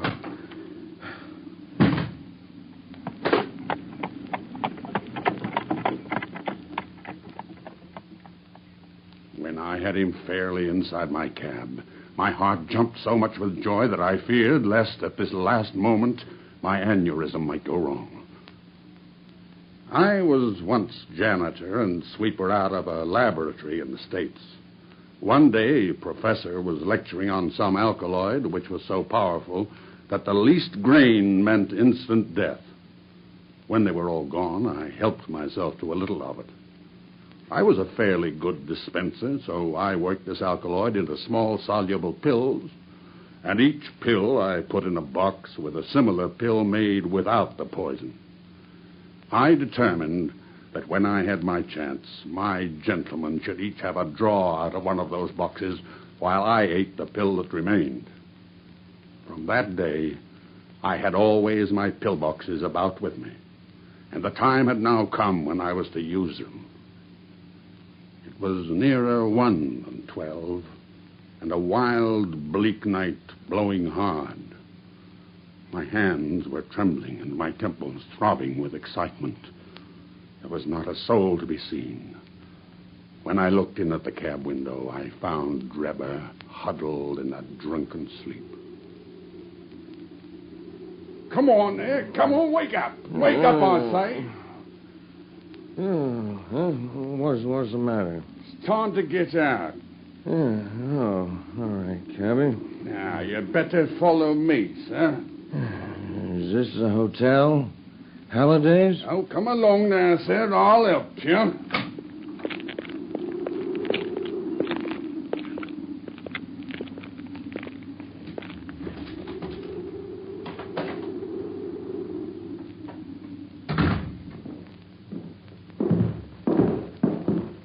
It's infernally dark. Say, what kind of a hotel is this? We'll soon have a light. Just like this candle. There. Now, Enoch Drebber, who am I? Who? What do you mean? I don't... No. No. Yes, you dog. I have hunted you from Salt Lake City to St. Petersburg, and you've always escaped me. But now your wanderings have come to an end. No. Keep away from me. What do you think of poor Lucy Ferrier now? Punishment has been slow in coming, but it has overtaken you at last. Would you murder me? Who talks of murdering a mad dog? What mercy had you upon my poor darling when you dragged her from her slaughtered father and bore her away? Wasn't I killed her father? But it was you who broke her innocent heart. Let the high God judge between us. You see this box? What is it? What are they? They're just a couple of pills. Choose and eat. There is death in one and life in the other. I shall take what you leave. Let us see if there is justice upon the earth, or if we are ruled by chance. Poison? You're mad. I won't do it. Oh, yes, you will, with my knife at your throat. Choose and eat. This way, you have a 50-50 chance. If you don't take it, it'll be my knife and no chance for you at all. Very well. I'll eat. Now, I'll take the other, and we shall see. It doesn't taste. You've got it. You must... You...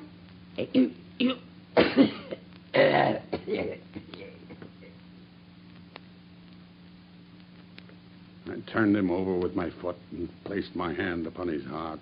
There was no movement. He was dead. The pulses in my temples were beating like sledgehammers, and I believe I would have had a fit of some sort if the blood had not gushed from my nose and relieved me.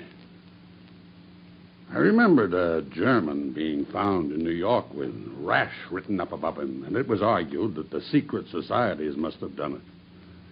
I guessed that what puzzled the New Yorkers would puzzle Londoners, so I dipped my finger in my own blood and printed it on the wall.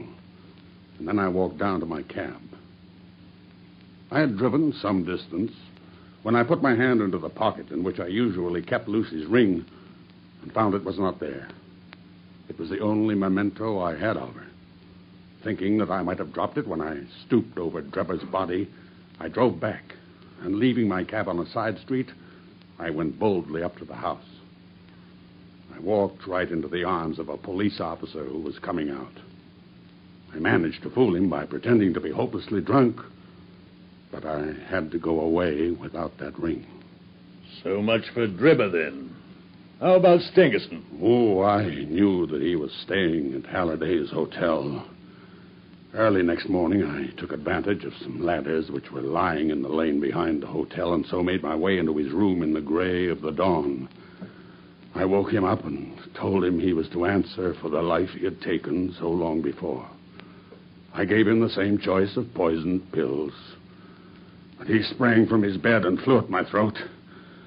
In self-defense, I stabbed him to the heart. I see. You got all that, Mr. Lestrade? Every word. Well, is there anything you'd like to ask Mr. Holmes? There's only one point on which I should like a little more information. Who was your accomplice who came for the ring which I advertised? Oh, I can tell you my own secrets, but I don't get other people into trouble. He had no hand in the deaths of those two men and knows nothing of them. I think we can accept the truth of that, Gregson. Very well, Mr. Holmes. But now, gentlemen, the forms of the law must be complied with. On Thursday, the prisoner will be brought before the magistrates, and your attendance will be required. That's understood, Inspector. Until then, I will be responsible for him. Come along, if you please, Mr. Lestrade. We may as well use his own cab, but I'm afraid we can hardly let him drive it. You'll have to oblige. Oh, never mind. At least I can drive a cab. Come along, Hope. Let's be moving. My dear Watson, Gregson and Lestrade will be furious about his death. Well, it was better for the poor devil to die in his cell than on the scaffold. His life was hanging by a thread. I fancy they won't see it that way. Where will their grand advertisement be now? How they must have been looking forward to the trial.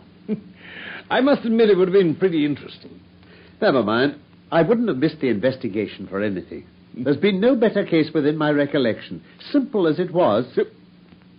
Simple? Now, let me see if I can make it clearer. Now, this was a case in which you were given the result and had to find everything else for yourself. I approached the house with my mind entirely free from all impressions.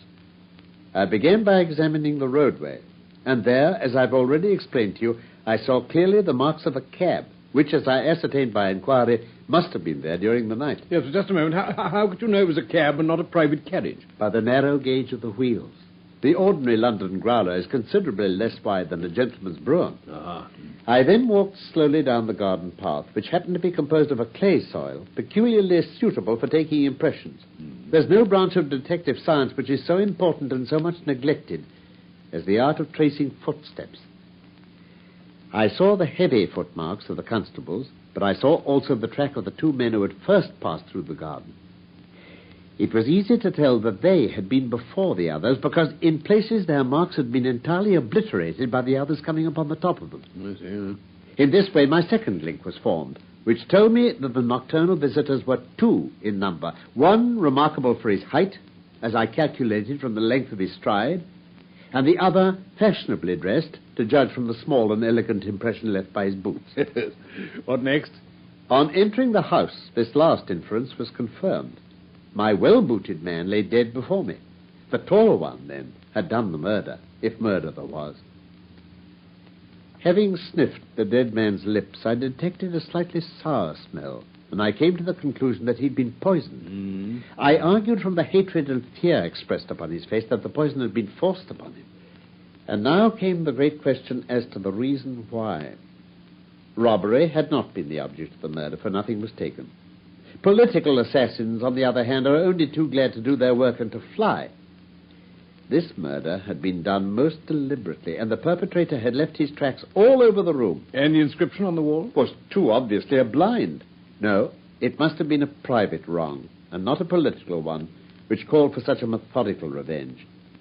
I was inclined from the first to suspect that a woman was in some way connected with it. And finding the wedding ring... That settled the question. However, I proceeded to make a careful examination of the room, which confirmed me in my opinion as to the murderer's height and furnished me with the additional details as to the Trichinopoly cigar. I had already come to the conclusion, since there were no signs of a struggle, that the blood which covered the floor had burst from the murderer's nose in his excitement. I could see that the track of blood coincided with the track of his feet.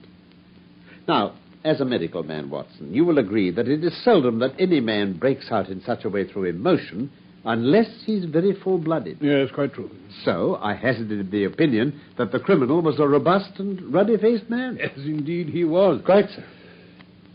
Now, you will remember that I ascertained that when Greggs, he had not inquired as to any particular point which might appear to be critical. Yes.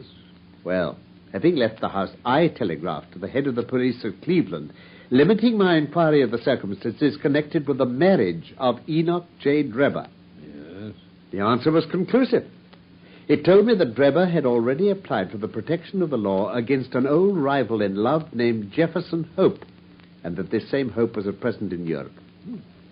I knew now that I held the clue to the mystery in my hand, and all that remained was to secure the murderer. All that remained? Oh, it wasn't so difficult. I had already determined in my own mind that the man who had walked into the house with Drebber was none other than the man who had driven the cab. The marks in the road showed me that the horse had wandered on in a way which would have been impossible had there been anyone in charge of it. Where, then, could the driver be unless he were inside the house? And, my dear Watson, supposing one man wished to dog another through London, what better means could he adopt than to turn cab driver? So you came to the conclusion that Jefferson Hope was to be found among the Jarvis of the metropolis. Oh, it's brilliant. It's quite brilliant. Thank you, Watson. But what made you assume that having achieved his object, Jefferson Hope would go on being a cabbie? Why, he would have been foolish not to. Any sudden change on his part might have drawn attention to himself. I therefore organized my street Arab detective corps and sent them systematically to every cab proprietor in London until they ferreted out the man I wanted. Well, they certainly succeeded. But, Holmes, how about the murder of the other man, Stangerson? Ah, that incident was entirely unexpected. Through it, I came into possession of the pills, the existence of which I had already surmised. You see, the whole thing is a chain of logical sequences without a break or flaw. It's wonderful. It's remarkable. You should be publicly recognized for this, Holmes. Oh. You should publish an account of the case. Oh, no. Well, if you won't, I'll do it for you. I have all the facts in my journal. The public shall know them. You may do what you like, Doctor. Hello?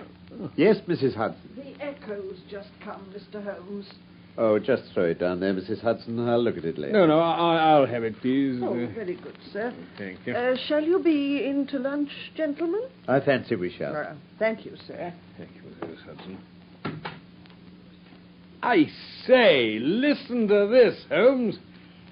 The public have lost a sensational treat through the sudden death of the man Hope, who was suspected of the murders of Mr. Enoch Drebber and Mr. Joseph Stangerson. The details of the case will probably never now be known, though we are informed upon good authority that the crimes were the result of an old-standing and romantic feud. If the case has no other effect, it at least brings out in the most striking manner the efficiency of our detective police force. It is an open secret that the credit for this smart capture belongs entirely to the well-known Scotland Yard officials, Messrs. Gregson and Lestrade. It is expected that a testimonial of some sort will be presented to these two officers as a fitting recognition of their services. Well, Holmes, what about that? Didn't I tell you so when we started, Watson? That's the result of all our study in Scarlet. To get them a testimonial.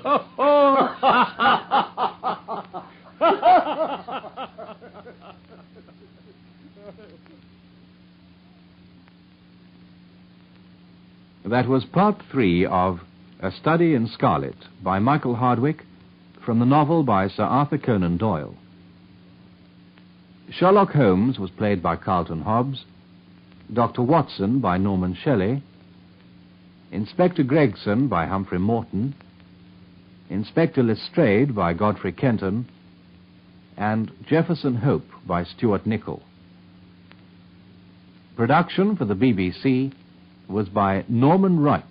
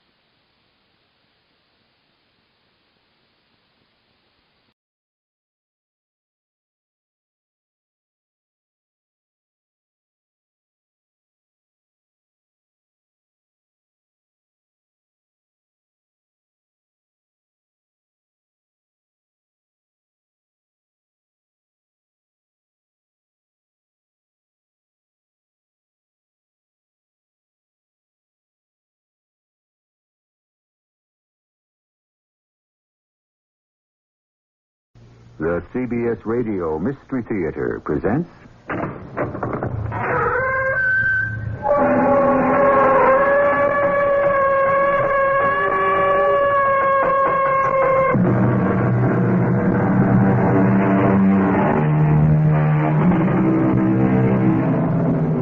Come in. Welcome. I'm E.G. Marshall. An old Scottish prayer reads, "From ghoulies and ghosties and long-leggedy beasties and things that go bump in the night, good Lord, deliver us." 20th century man, of course, knows there are no such things as ghosts. There is one problem. He's never been able to prove it to everyone's satisfaction. It wasn't a polar bear, Doctor. It wasn't. I don't know what it was, but it wasn't a polar bear. Here, Mr. Manson, drink this. It will warm you. I'm not cold, Doctor. You were out on the ice. You're shivering. Not from the cold, Doctor. Not from the cold. Drink it, man. Then we can talk. There's nothing to talk about, Doctor. I just want to get off this cursed ship.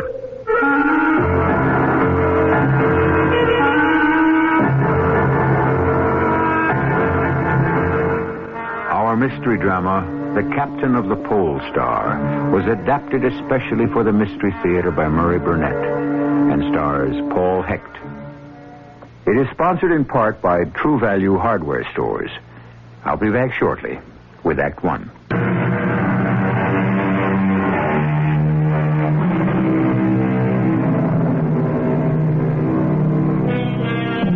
If I say Sir Arthur Conan Doyle, what leaps to your mind? Quickly. Of course, Sherlock Holmes.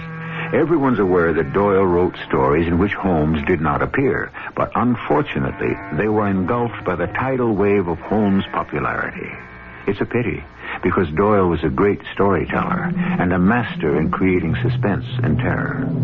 Today, we'll let you judge for yourself with this strange and tragic tale as reported in the diary of young Dr. John McAllister Ray, whom we now hear applying for a position as ship's doctor in the office of Ronald Bruce, who operates a fleet of whaling ships. Sit down, Dr. Ray. I can't abide young fellows who stand at attention. Yes, sir. Thank you, sir. Yes, that's better. Now, you've applied for the position of ship's doctor. You think a whaling voyage is something like a holiday you young medics get on the P&O ships to the Far East. All fancy dress and beautiful, lonely young women. Now, excuse me, sir, but I don't think that's quite fair. If you've read my application, you'll see that I'm interested in research on... the effect of extreme cold on human conditions. Oh, yes, I'm sorry, sir. I didn't realize you'd read it. Don't apologize. I like young men with spunk. Can't be a good doctor unless you've got some courage. And you'll need a lot up where these whalers go. Yes, you're not married, but are you attached? Well, as a matter of fact, I am engaged. And what does she think of your being away for a matter of some long months? Well, I didn't see any point in telling her, sir, until the job became an actuality. It's cautious, too. I like that. I suppose I'd better get right down to it. We do have an opening for a doctor on the Pole Star. Oh, you do? Yes. The fact of the matter is, we don't know yet who is going to skipper the Pole Star. Well, it would appear to be more a matter of concern to you than to me. As well, yes, on the surface. For the last 4 years, the captain of the Pole Star has been David Craigie. And we've been very satisfied with him. He's a fine sailor and always brings home a full ship. Well, I don't understand the problems. Craigie hasn't appeared. So you could surely get in touch with him and ask... You don't understand. Craigie on the ship is one thing. Ashore is something else. He has peculiarities. One of them being that as soon as he's finished a voyage, he gets his pay and takes off for parts unknown. We don't know where he is. I see. Well, I'm giving Craigie until tomorrow. I still am of the opinion Captain Craigie will be here. And I must warn you about Craigie's peculiarities if you should sail with him. Peculiarities? Yes. It would be on my conscience if I neglected to explain that although Craigie is our best captain and a fine man, he's subject to moods. Fits of depression? Well, I don't know the medical terms, but I must tell you he has them. He's also a very private man. In fact, his cabin is off limits to all members of the crew. He keeps it locked throughout the voyage. Not even the steward is allowed in to clean up. The captain does for himself. I see. Now, if this sort of behavior might give you problems, I wouldn't want you to sign on. Well, I've always respected privacy, sir. Ah, fine. On your word, my secretary will give you some papers to sign, and we'll expect you aboard the Polestar on the 19th at 8 a.m. sharp.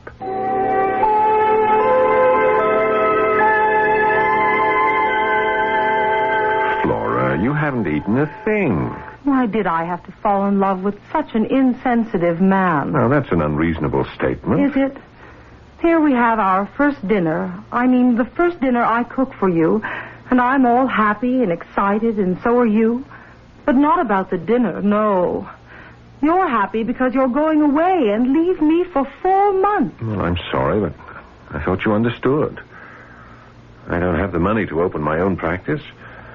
With the money I'll be able to save from my pay on the Polestar, and with the bonus that's practically assured if Captain Craigie shows up. John, we've been engaged for only 5 weeks, and you're actually happy about the idea of being separated for 4 months. Well, I'm not happy about the separation, but well, I am looking to the future for us. I just don't want you to leave me. Darling, this isn't like you. We've discussed the problem that comes with being a doctor's wife and all the separations it might entail, and now all of a sudden... I know. But call it woman's silliness or whatever you like. There's something about this voyage that frightens me. Something I feel, something bad. Laura, darling, believe me, if you could tell me one thing, one solid fact that has brought this feeling on you, I won't go. I love you, Flora, but you do see the logic in what I'm saying. That's why I'm so unhappy, because I have no logic. Only intuition. And, John, I'm afraid. Terribly afraid.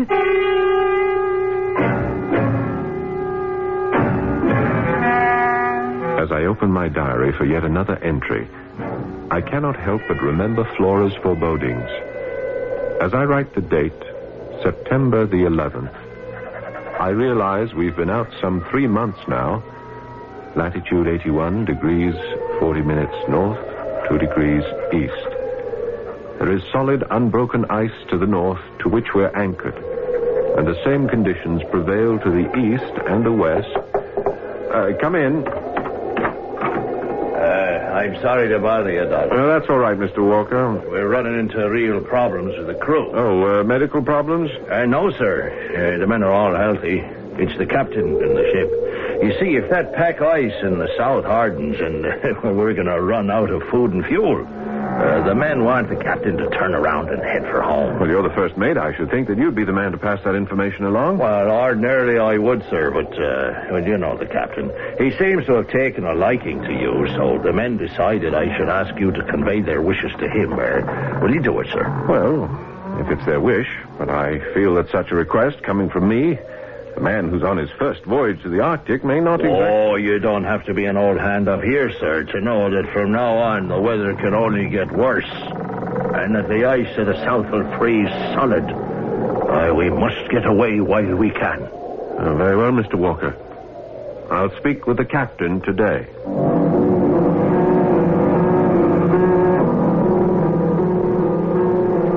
After noting in my diary that the northwest corner of Spitzbergen was visible on the starboard quarter, I went up on deck and found the captain leaning against the rail, staring over the ice to the north. Good morning, Doctor. Good morning, Captain. Finished with your diary for today? Not quite, sir. I'll have to record the results of this conversation with you. Do you write down all our conversations? No, sir, but... this is different than our usual small talk. Could it have anything to do with the visit of Mr. Walker to your cabin earlier? You don't miss much, do you, Captain? A good skipper runs a tight ship. Well, as a matter of fact, I may be out of line here, sir, but I promised Mr. Walker I'd speak to you, so Here goes. The men are unhappy about staying here. They want to go home. Do they now? Yes, sir. Yes, sir. They feel that to stay here longer is endangering their lives because it's only a short time before the ice to the south seals us in. I'm aware of that possibility, Doctor. Then you... There are whales to the north, Doctor. A whole school of them. I've seen them blowing. Do you realize there's only one small strip of ice to the north between us and a fortune? Well, money won't be much good to us if we're dead, Captain. I like you, lad. But nothing's going to stop me from getting them whales. From your answer, I take it that there's considerable danger in our staying, and there's justification for the men's feelings. Danger? There's danger on every trip to the Arctic. Your research should have taught you that. As for the men, they're paid to risk their lives and well paid, too, so... And your life, Captain? What about that? My life's my own, Doctor. But I'll tell you one thing. There's more to bind me to the other world than to this. Other world? Your meaning escapes me, Captain. You stick to your medicine, Doctor. I'm going below. Tell Mr. Walker to call me if there's any change in the ice to the north. Now get out of my way.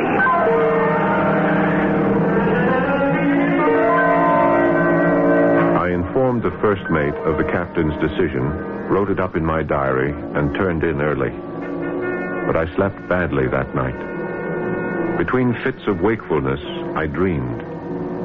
And they were strange dreams, or rather the same dream. I dreamed I heard voices from the captain's cabin 2 doors away from mine. I could only make out snatches of what I thought I heard. Nay, lass, nay. Why do you keep me? Selfish. Your love. Different. Selfish. You dare call me selfish. You know what I was trying. Always trying. You cannot. You must not. I want you. Don't say it, lass. For love's sake, don't say it.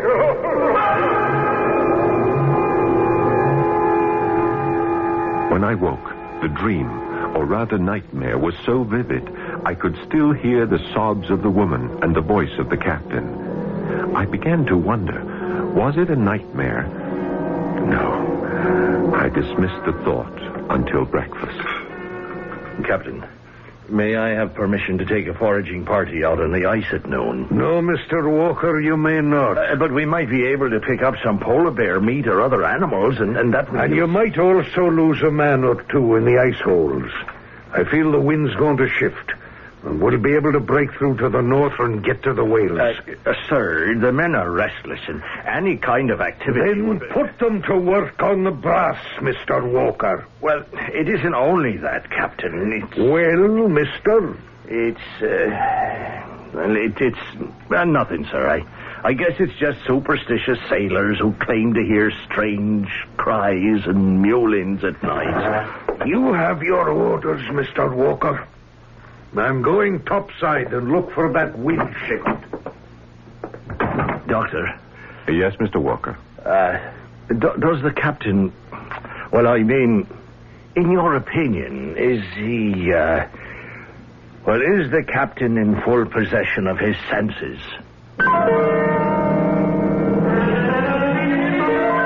Now, that's a sobering thought. In a world today where dictatorship is fashionable, no one has ever questioned the absolute authority of a captain when his ship's at sea. However, suppose this man who controls the destiny of his ship and crew is mad. That problem is one that will be faced in our second act.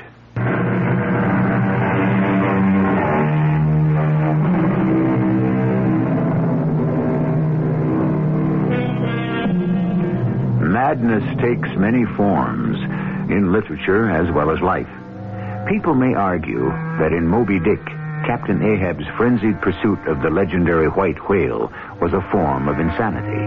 But there, at least, the crew and everyone concerned knew exactly what drove Captain Ahab. The question facing ship's Dr. John Ray on his first whaling voyage was not only is Captain Craigie sane, but what form did the dark demons that were driving him take? Because there was no question that the captain of the Pole Star was a driven man. What is your opinion of the captain's state of mind, Doctor? Well, I'm not prepared to make any professional diagnosis, Mr. Walker, but it's obvious that there's something on his mind. Well, I'm just wondering whether it's the same thing that's on a lot of the men's minds. You mean about getting trapped on the ice here? No. About the sobbing and the crying and wailing that goes on in the night. Have you not heard it, Doctor? No. Well, I have. And so have most of the men. I heard it ever since we left Dundee. Almost like it was following us. And screeching. And begging to be taken aboard. You think these noises have something to do with the captain's state of mind? Well, it is likely. I mean, he's human just like the rest of us. Have you spoken with him about this matter? No, Mr. Walker, because I think there's a perfectly natural explanation for the sounds you describe. The creaking of a ship, the sloshing of water in the scuppers, the rubbing of the hull against the ice, any one of those would explain...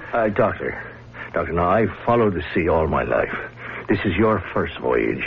I'm a hard-headed man, and I tell you, no ship ever made the noises I heard. And what do you think they are? I don't care to say. All right, then I'll say it for you. You evidently feel that these noises are ghosts or something from the spirit world or caused by some other supernatural force.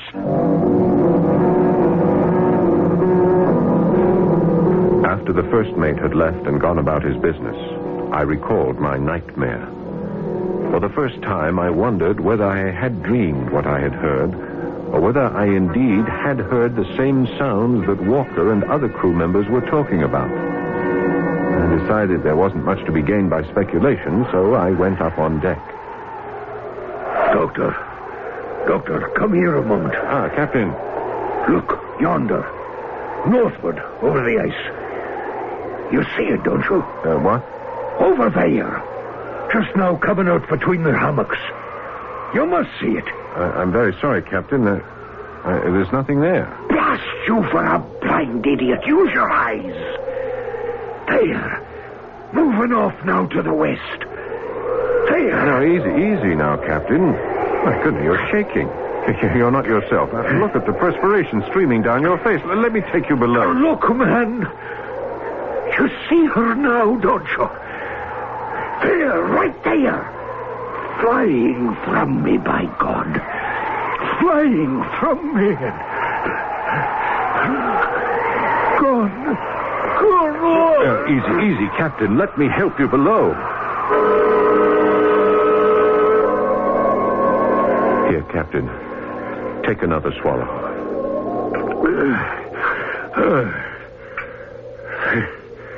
Thank you, Doctor. You had quite a shock. Now, I think you should go to your cabin and lie down for a while.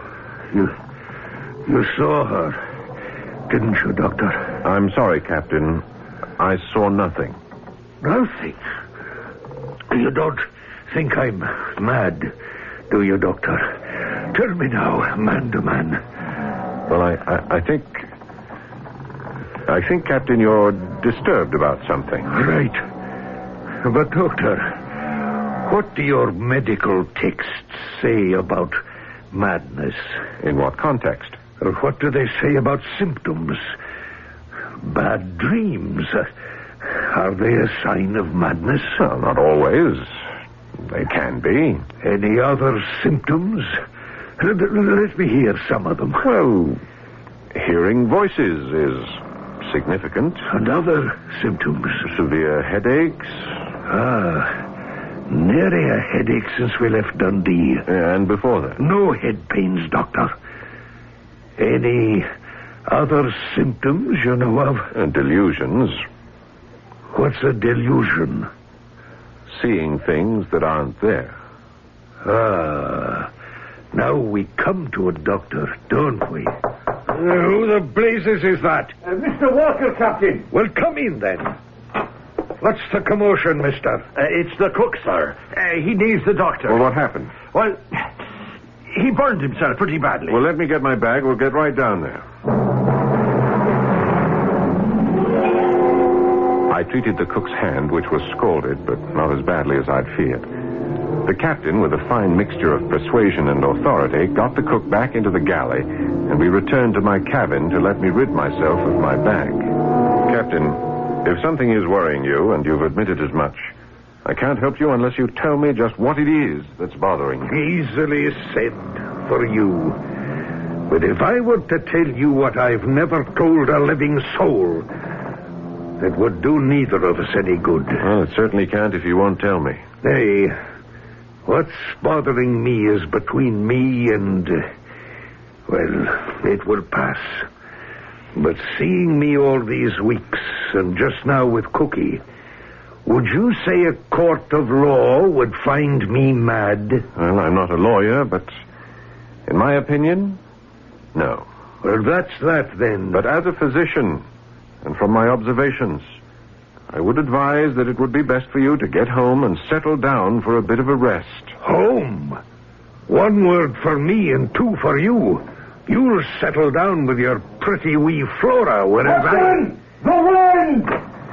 She shifted. There's a crack in the ice to the north, and we might just be able to get through if you'll come topside and take a look. Shortly after the captain went up on deck, I felt the ship shudder and start to move slowly through the ice. I had some work to do on some specimens, so I stayed in my cabin. The movement of the ship northwards was unfortunately short-lived. After no more than 10 minutes, the pole star came to a grinding halt. I went up on deck to find both captain and crew vastly disgruntled. But that was nothing compared to what occurred during the night. Doctor, open up. It's Mr. Walker. It's 3 o'clock in the morning. What is it, man? Come up on deck and you tell me, Doctor. Well, wait till I get some clothes on. I'll be right up. Oh, for the love of heaven, make it quick. Right. I'm afraid to stand watch alone. Well, Mr. Walker, what's this all about? What? Quiet, man. Listen, and you'll hear it. I don't hear anything. It came from the bow, a keening and a sobbing of a little child. And then it changed as I went forward to look. I swear it came aboard and it went down below. I was afraid, but I followed it. Oh, Doctor, I tell you, it went right into the captain's cabin. And then it stopped. And that's when I woke you. And since then? I've been listening. Have you ever heard of self-hypnosis? I know what I heard. And whatever it was, it's down with the captain now. He's quieted it. That's it. Now, you want to come with me to the captain's cabin and ask him about it? Certainly not. The captain has enough on his mind without me barging in at this hour. Well, then I agree with you, Doctor. There's something on his mind, all right. And I tell you, it has to do with his ship. There's a curse on it. Yeah, so I'm going to get Mr. Manson. Are you coming with me? As close as I can. Looking back now, I realize I should have insisted that Walker be put in sick bay, but I simply didn't foresee what was going to happen. I hadn't been back in my cabin a half hour before Manson got me up to help with Walker. When we reached the deck, I could see the figure of Walker lying crumpled on the ice just off the starboard bow. I asked Manson what had happened. We were standing at the rail. He was listening. I, too, and suddenly he shouted, "There! Manson, the lights! Right there off the bow! Do you see them?" I see something. I don't think they're lights. Of course they are. And watch. You see the way they dance? Like they're beckoning. Come on, man. Let's find out what this is and put a stop to it once and for all. Hey, wait. Mr. Walker, easy. Wait up. Those aren't lights at all. Just a reflection off the ice of the northern lights. I can see it plainly now. Don't be a fool, man. You can't see them clear like I can. Here, Irish over. Careful, watch out! Doctor, the next thing I knew, he was over the side and falling to the ice. I didn't think I should move him, so I ran up and got you. Good thinking. Now give me a hand. We'll get him back on board.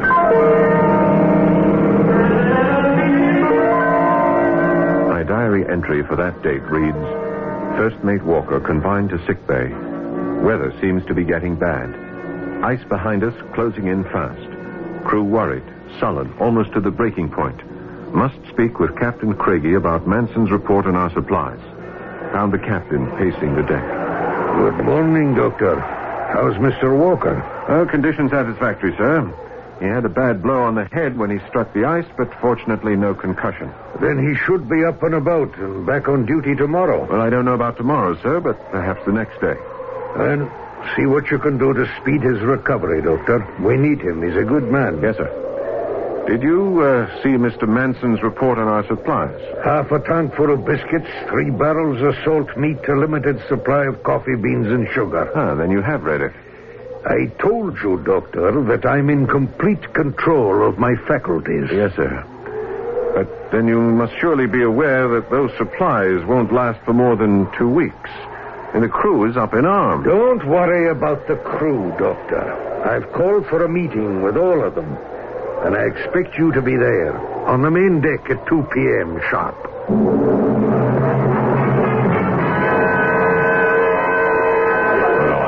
All right, lads, all right. Now listen well to what I have to say. Now, I got you into this fix, and I'm not denying it looks like there may be some hard days ahead. But you shouldn't be bitter. Just remember how much oil we've brought back from other voyages, and the money you've put in your pockets. Oh, yes, that's right, Captain. Yes. We've tried a risk or two before, and we succeeded. But if we fail now, there's still no cause for panic. Yonder's the coast of Spitzbergen. And if the worst comes to the worst, and the ice closes in behind us, we can make land across it and stay alive until spring. But it won't come to that. Take my word for it. It'll be half rations for everyone for the time being. But keep your heads and hearts, and I promise that you'll pull through and come out rich. The quality of leadership is the most intangible of all character traits. In all history, every leader was able to persuade his followers, whether they were crewmen or people of a whole nation, that they could trust him. All too often, that trust was misplaced. But was it to be so with the captain of the Pole Star? We'll find out in Act 3 shortly.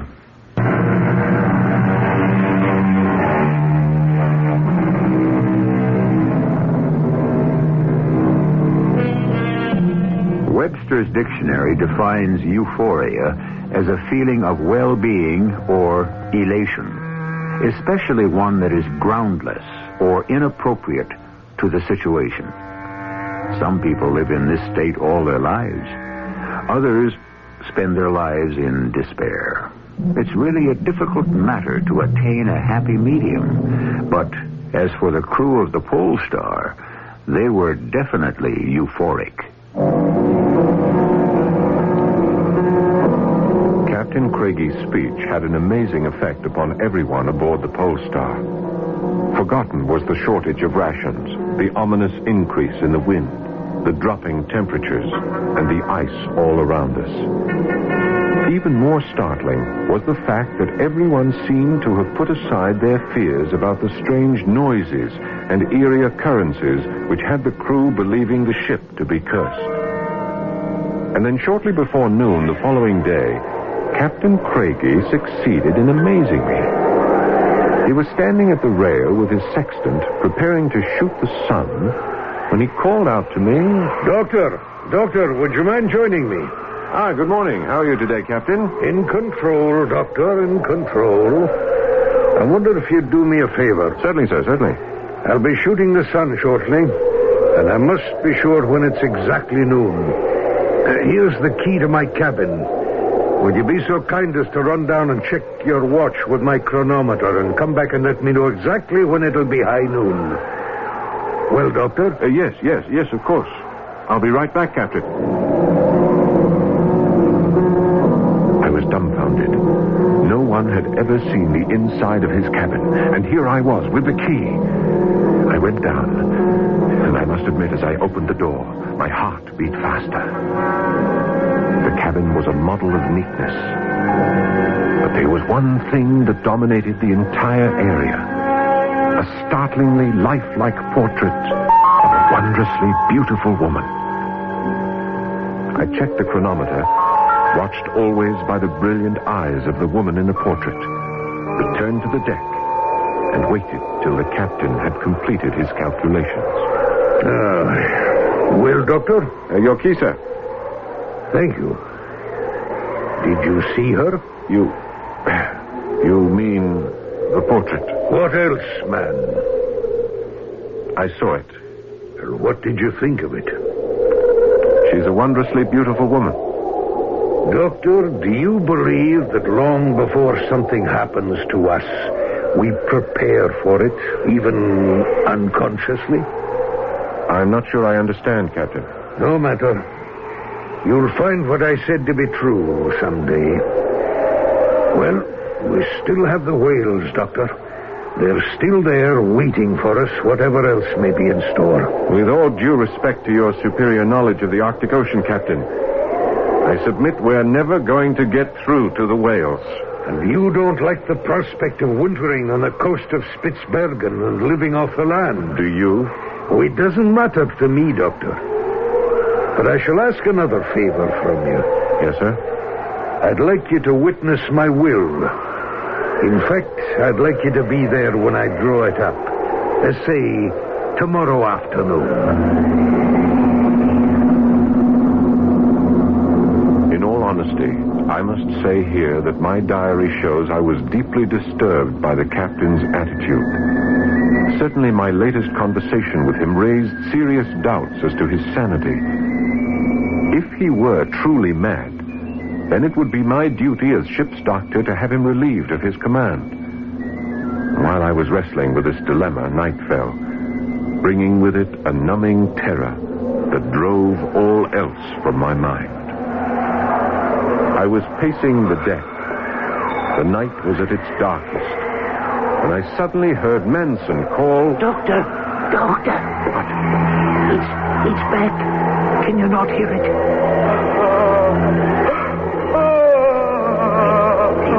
Don't tell me that's from the ship. No, Mr. Manson, I shan't. But let's find out together just what it is. It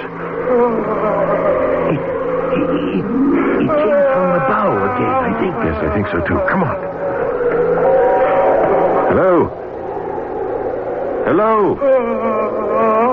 Whoever you are. Can we help you? Can you hear me? What's the trouble? Doctor, look. There on the ice. Moving away from us. See? Yes. That white shape. Yes, I see it, but I think it's a polar bear. A polar bear? No polar bear ever made sounds like that. How do you know? It could be wounded or ill. Look, doesn't that walk like a bear? I don't know, but maybe you're right. Where are you going? To get a rifle. If it's a bear, I can kill it. It'll certainly help our meat supply. Well, I don't see anything now that we're out here on this ice. Do you, Benson? The moon went behind a cloud. Yes. Maybe when it comes out again. But I can tell you now I'm worried about the weather. It looks to be making up for a blow. Well, we won't go too far from the ship. There, I think I see it. Where? Over to your right, about 200 yards ahead. Oh, I got it. You better stay back, Doctor. If it's a bear, it can be dangerous. I have the rifle on. I can see it almost clear now. It's moving slowly. I'll have it in my sight soon. Manson, is it a... No! Lord in heaven! No!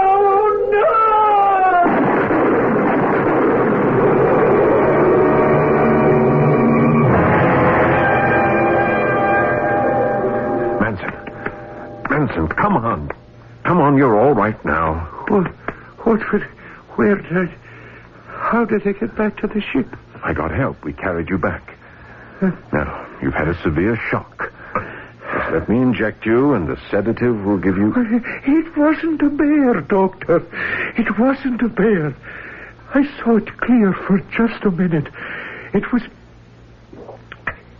wasn't from this world, I swear. It was shaped like a woman. But it was smoke. Or a cloud. Yes, all right. You'll be getting sleepy now. Just a minute.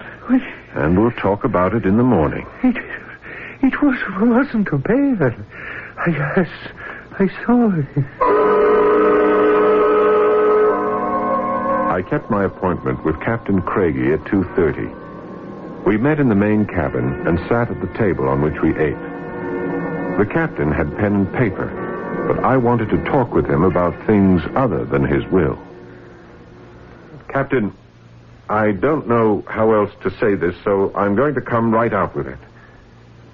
I think you must get rid of that portrait. We're here to have you witness my last will and testament, Doctor. As I somehow think the subjects are connected. You'll oblige me, Doctor, by keeping your thoughts to yourself. Captain, I was with Manson last night out on the ice. And you're not suffering from shock? I didn't get as close to, well, whatever it was that almost drove Manson mad. Are you telling me that there was a presence out on the ice? Well, there was something. I saw it. You too, Doctor. Are you sure you're not suffering from delusions? I'm sure. Well, then it must follow that when you suspected me of having delusions, I wasn't. How did you come by that portrait, Captain? And did you have it commissioned? Was it given to you? I stole it. Oh, you don't mean that. I do. She was mine. Mine. She was married to a dissolute drunk. She loathed him, but she wouldn't leave him. Oh, perhaps she didn't love you. Don't ever say that. She loved me, and I loved her to distraction. Why do you think she died? It was my fault. I tore her apart, or rather our love did. The last days all we did was quarrel. But she wouldn't leave her husband. She could not break her marriage vows. And the portrait? I arranged to have it stolen from him. He didn't care one way or the other, but I couldn't sleep thinking of her beautiful face in his house. Since the day it came to me, it's never left me. Nor has she. She's always in my mind, if that's what you mean. That's exactly what I mean, Captain. It's an unhealthy situation. Your thoughts about her have... Well, they've brought some strange happenings on this ship, and the portrait must go. Ridiculous. Not at all. It's the portrait that nourishes your thoughts night and day, Captain. There'll be no more talk about it. Now, let's get to my will. Very well. But then I ask a favor in return. Which is? That you witness my will. You? You're all right, lad. You have a long life in front of you. But why do you say that? We're shipmates. Your fate and mine. Don't talk nonsense, Doctor. I'm making my will because of you. I'm leaving everything I own to you. But why? We are hardly... Because you've seen her. At last, you've seen her. The captain made his will. And at the last moment, since he had made me his heir, decided to have Walker witness it. That night, sleep would not come. I tossed and turned, but finally gave up and went on deck. At first, I thought I was alone. But then I heard a soft sobbing coming from the other side of the deck. I walked over slowly. Captain? Captain, are you all right? Go away, lad. There's no place for you here. Captain, you need my help. Now let me... I tell you, go away. Unless you dare to look. Well, if you tell me where to look. Out on the ice, lad. Anywhere on the ice. Just keep looking, and I'm trying. Captain, please, I beg you to come below. I see her. There she is. Goodbye, lad, and God bless you. And with that, before I could even move, he was over the side and running off on the ice. I followed him as fast as I could, and as he ran, I could hear him, but always getting fainter and fainter. Coming, my love. Coming, lass. I've waited too long for you. My love. My wonderful girl. Captain. At last. Captain. Together. Captain Craigie, come back.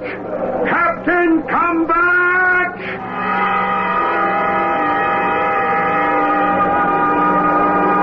I'd lost him. Further search on the dark ice was useless. The next morning, Mr. Walker and I set out to trace him. Here. He fell here. Look, the snow hasn't wiped out all traces. That's right, and he got up, but which way did he go? Now, let's keep straight. There's no reason for him to veer. Or was there, Doctor? Well, don't ask me. I didn't see anything in the dark. That's what he did, eh, Doctor? Yes, I thought he did. Well, come on, let's go on. There, look, straight ahead. Well, come on, man. Oh, no. There's no hurry, Doctor. If that shape is the captain, he's long dead. A man doesn't last long out here lying down. It's the captain right enough. From the looks of him, he's been dead for some hours. There. You see that blanket of ice crystals and snow that's covering him? Yes, I see. He's gone. The wind blew it away. Doctor, did you... I mean, didn't it look like when the wind hit it, it was blown up in the shape of a woman and sort of floated off? Did you notice that, Doctor? Nonsense, Mr. Walker. It was simply a snowdrift. Now, let's get the body back aboard ship.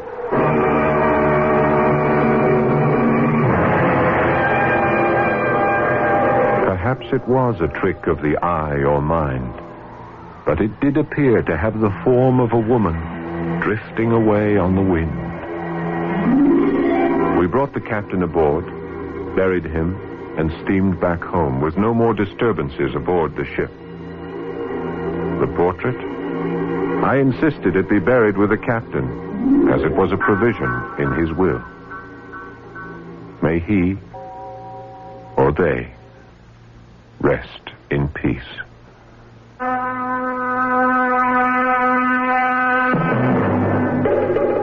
Certainly today, the great nations of the world are exploring the possibilities of telekinesis and ESP for their own uses. I, for one, don't think it beyond the realm of possibility that the mind can conjure up images that seem to take on some shadowy form of reality. But then, they're not really ghosts, are they? I'll be back shortly.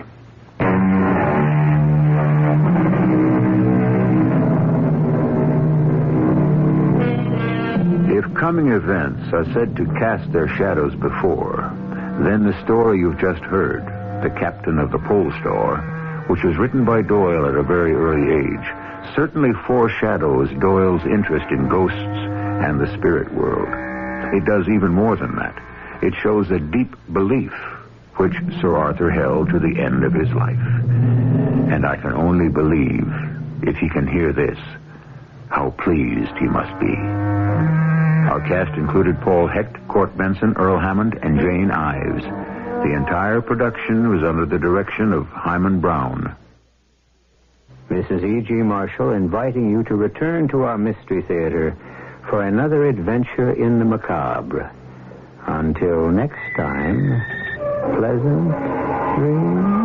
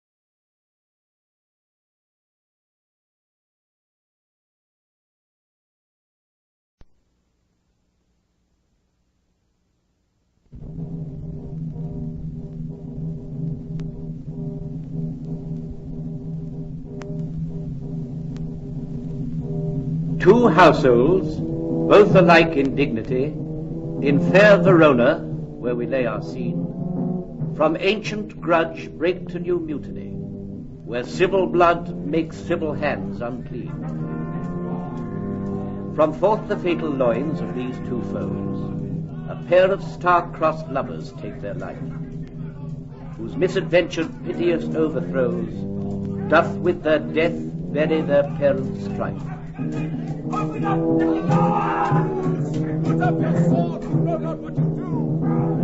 The two rival families are the Capulets and the Montagues.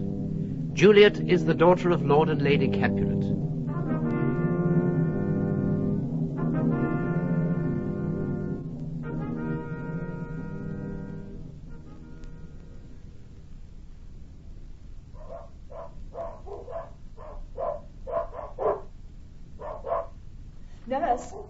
Nurse, where's my daughter? Call her forth to me. Now, by my maidenhood, a 12-year-old, I bet her come. What lamb? What ladybird?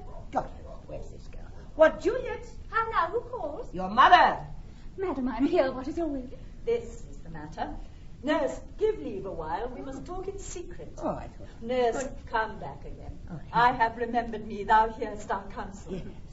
Thou knowest my daughter's of a pretty age. Faith, I can tell her age unto an hour. Come Lammas Eve at night shall she be 14. Susan and she, God rest all Christian souls, were of an age. Well, Susan met with God. She was too good for me. But as I said, on Lammas Eve at night shall she be 14. That shall she marry. I remember it well. 'Tis since the earthquake now, 11 years, and she was weaned. I never shall forget it, of all the days of the year upon that day.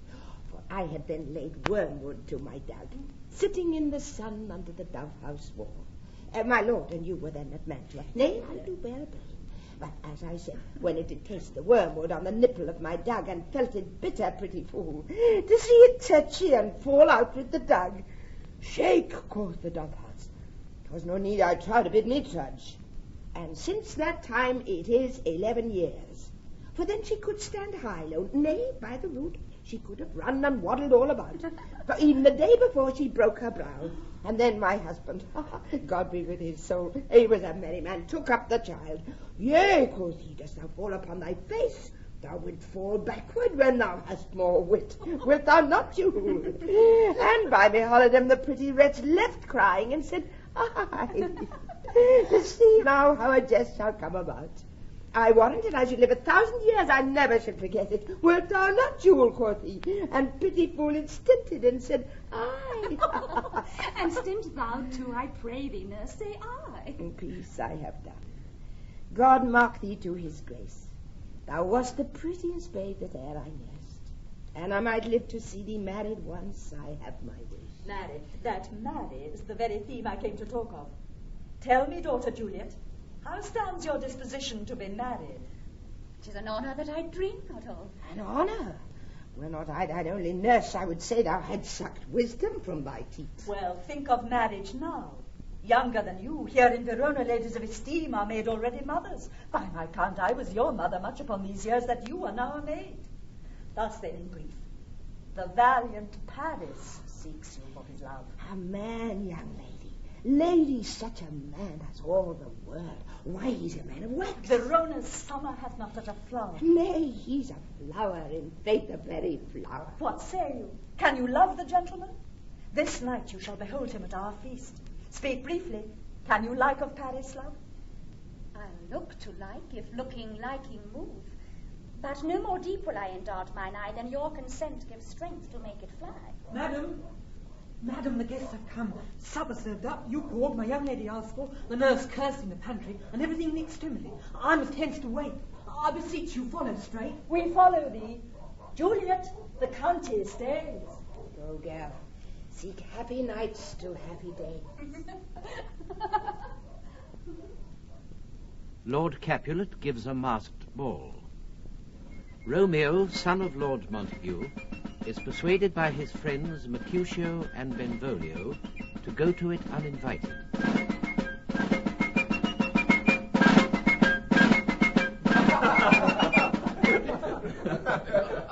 Give me a torch. I am not for this ambling. Being but heavy, I will bear the light. Nay, gentle Romeo, we must have you dance. Not I, Mercutio. You have dancing shoes with nimble soles. I have a soul of lead so stakes me to the ground I cannot move. Come, we ban daylight, ho! Nay, that's not so. I mean, sir, in delay, we waste our lights in vain, like lights by day. We mean well in going to this masque, but 'tis no wit to go. Why, may one ask? I dreamt a dream tonight. And so did I. Well, what was yours? The dreamers often lie. In bed asleep, while they do dream things true. Oh, then I see Queen Mab hath been with you. Queen Mab? What's she? She is the fairies' midwife. She comes in shape no bigger than an agate stone, and the forefinger of an alderman drawn with a team of little atomy athwart men's noses as they lie asleep. Her chariot is an empty hazelnut, made by the joiner squirrel, old Grubb, time out of mind, the fairies' coachmakers. Her wagon's spokes, made of long spinner's legs, the cover of the wings of grasshoppers, her traces of the moonshine's watery beams, her colours of the smallest spider web, her whip of cricket's bone, the lash of film, her wagon a small grey-coated gnat, not half as big as a round little worm pricked from the lazy finger of a maid. And in this state she gallops night by night through lovers' brains, and then they dream of love. Or courtiers' knees that dream on curtsies straight, or lawyers' fingers who straight dream on fees, or ladies' lips who straight on kisses dream, which oft the angry Mab with blisters breaks, because their breaths with sweetmeats tainted are.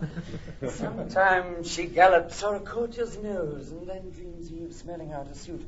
And sometime comes she with a tithe pig's tail, tickling a parson's nose till he lies asleep. Then dreams he of another benefice. Sometimes she drives o'er a soldier's neck, and then dreams he of cutting foreign throats, of breaches, ambuscados, Spanish blades, of hells 5 fathom deep. And then anon drums in his ear, at which he starts and wakes, and being thus frighted, swears a prayer or two and sleeps again. This is that very Mab that plats the manes of horses in the night, and bakes the elf locks and foul sluttish hairs, which once entangled much misfortune bodes. This is the hag when maids lie on their backs, that presses them and learns them first to bear, making them women of good to carry age. This is she! Peace, Mercutio, peace, thou talk'st of nothing. True. I talk of dreams, which are the children of an idle brain, begot of nothing but vain fantasy, which is as thin of substance as the air, and more inconstant than the wind, who woos even now the frozen bosom of the north, and being angered, puffs away from thence, turning his side to the dew-dropping south. This wind you talk of blows us from ourselves. Supper is done, and we shall come too late. I fear too early, for my mind misgives. Some consequence yet hanging in the stars shall bitterly begin his fearful date with this night's revels, and expire the term of a despised life closed in my breast by some vile forfeit of untimely death. Let he that hath the steerage of my course direct my sail. On, lusty gentlemen! Strike up drum! Welcome, gentlemen! Ladies that have their toes unplayed with corns will walk about with you. My mistresses, which of you all will now deny the dance? She that makes dainty, she elsewhere hath corns. Am I come near you now? Welcome, gentlemen! I've seen the day that I have worn a visor and could tell a whispering tale in a fair lady's ear, such as would please. Oh, 'tis gone, 'tis gone, 'tis gone. Oh, you're welcome, gentlemen. Come, musicians, play. A hall. Give room and foot it, girls. What lady is that which doth enrich the hand of yonder knight? I know not. Teach the torches to burn bright. It seems she hangs upon the cheek of night as a rich jewel in an Ethiop's ear. Beauty too rich for use, for earth too dear. So shows a snowy dove trooping with crows as yonder lady o'er her feathers shows. The measure done, I'll watch her place of stand, and touching hers make blessed my rude hand. Did my heart love till now forswear its sight, for I ne'er saw true beauty till this night.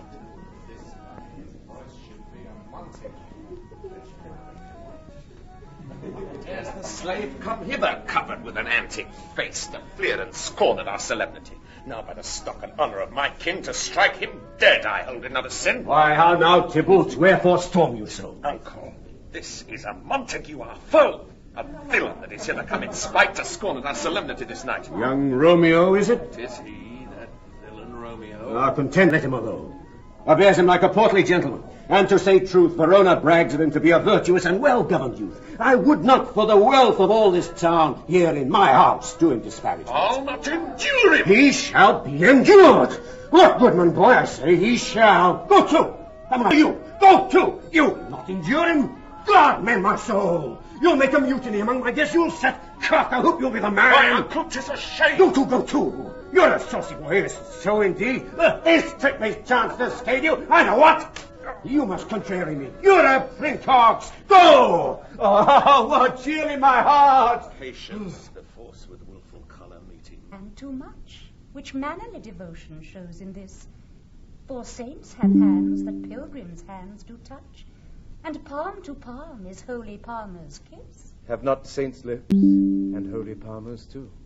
Aye, pilgrim, lips that they must use in prayer. Oh, then, dear saint, let lips do what hands do. They pray. Grant thou, lest faith turn to despair. Saints do not move, though grant. Elect I take. Thus from my lips by thine my sin is purged. Then have my lips the sin that they have took. Sin from my lips. Oh, trespass sweetly urged, give me my sin again. You kiss by the book. Madam, your mother craves a word with you. I come. What is her mother? Mary Bachelor. Her mother is the lady of the house, and a good lady, and a wise and virtuous. I nursed her daughter that you talked with, or I tell you, he that can lay hold of her shall have the chinks. She a Capulet. Oh, dear account, my life is my foe's debt. Away, the God, the sport is at the best. Aye, so I fear. The more is my unrest. Nay, gentlemen, prepare not to be gone, but have a trifling, foolish banquet towards. Horses, so, oh, I thank you all. I thank you, honest gentlemen. Good night. Come on, horses here. Come on, lift the bed. Oh, sooner my fate waxes late, I'll to my rest. Come hither, nurse. What is yond gentleman? His name is Romeo, and a Montague, only son of your great enemy. My only love sprung from my only hate, too early seen unknown, and known too late. Prodigious birth of love it is to me, that I must love a loathed enemy. What's this? A rhyme I learned even now of one I danced with, oh, Juliet. Anon. Come, let's away. The strangers all are gone. Can I go forward when my heart is here? Turn back, dull earth, and find thy centre out. Soft, what light through yonder window breaks? It is the east, and Juliet is the sun. Arise, fair sun, and kill the envious moon, who is already sick and pale with grief that thou, her maid, art far more fair than she. Be not her maid, since she is envious. Her vestal livery is but sick and green, and none but fools do wear it. Cast it off. It is my lady. Oh, it is my love, all that she knew she were. She speaks it, she says nothing. What of that? Her eye discourses, I will answer it. I am too bold. 'Tis not to me she speaks. Two of the fairest stars in all heaven, having some business, to entreat her eyes to twinkle in their spheres till they return. What if her eyes were there, they in her head? The brightness of her cheek would shame those stars as daylight doth a lamp. Her eyes in heaven would through the airy region stream so bright that birds would sing and think it were not night. See how she leans her cheek upon her hand. Oh, that I were a glove upon that hand, that I might touch that cheek.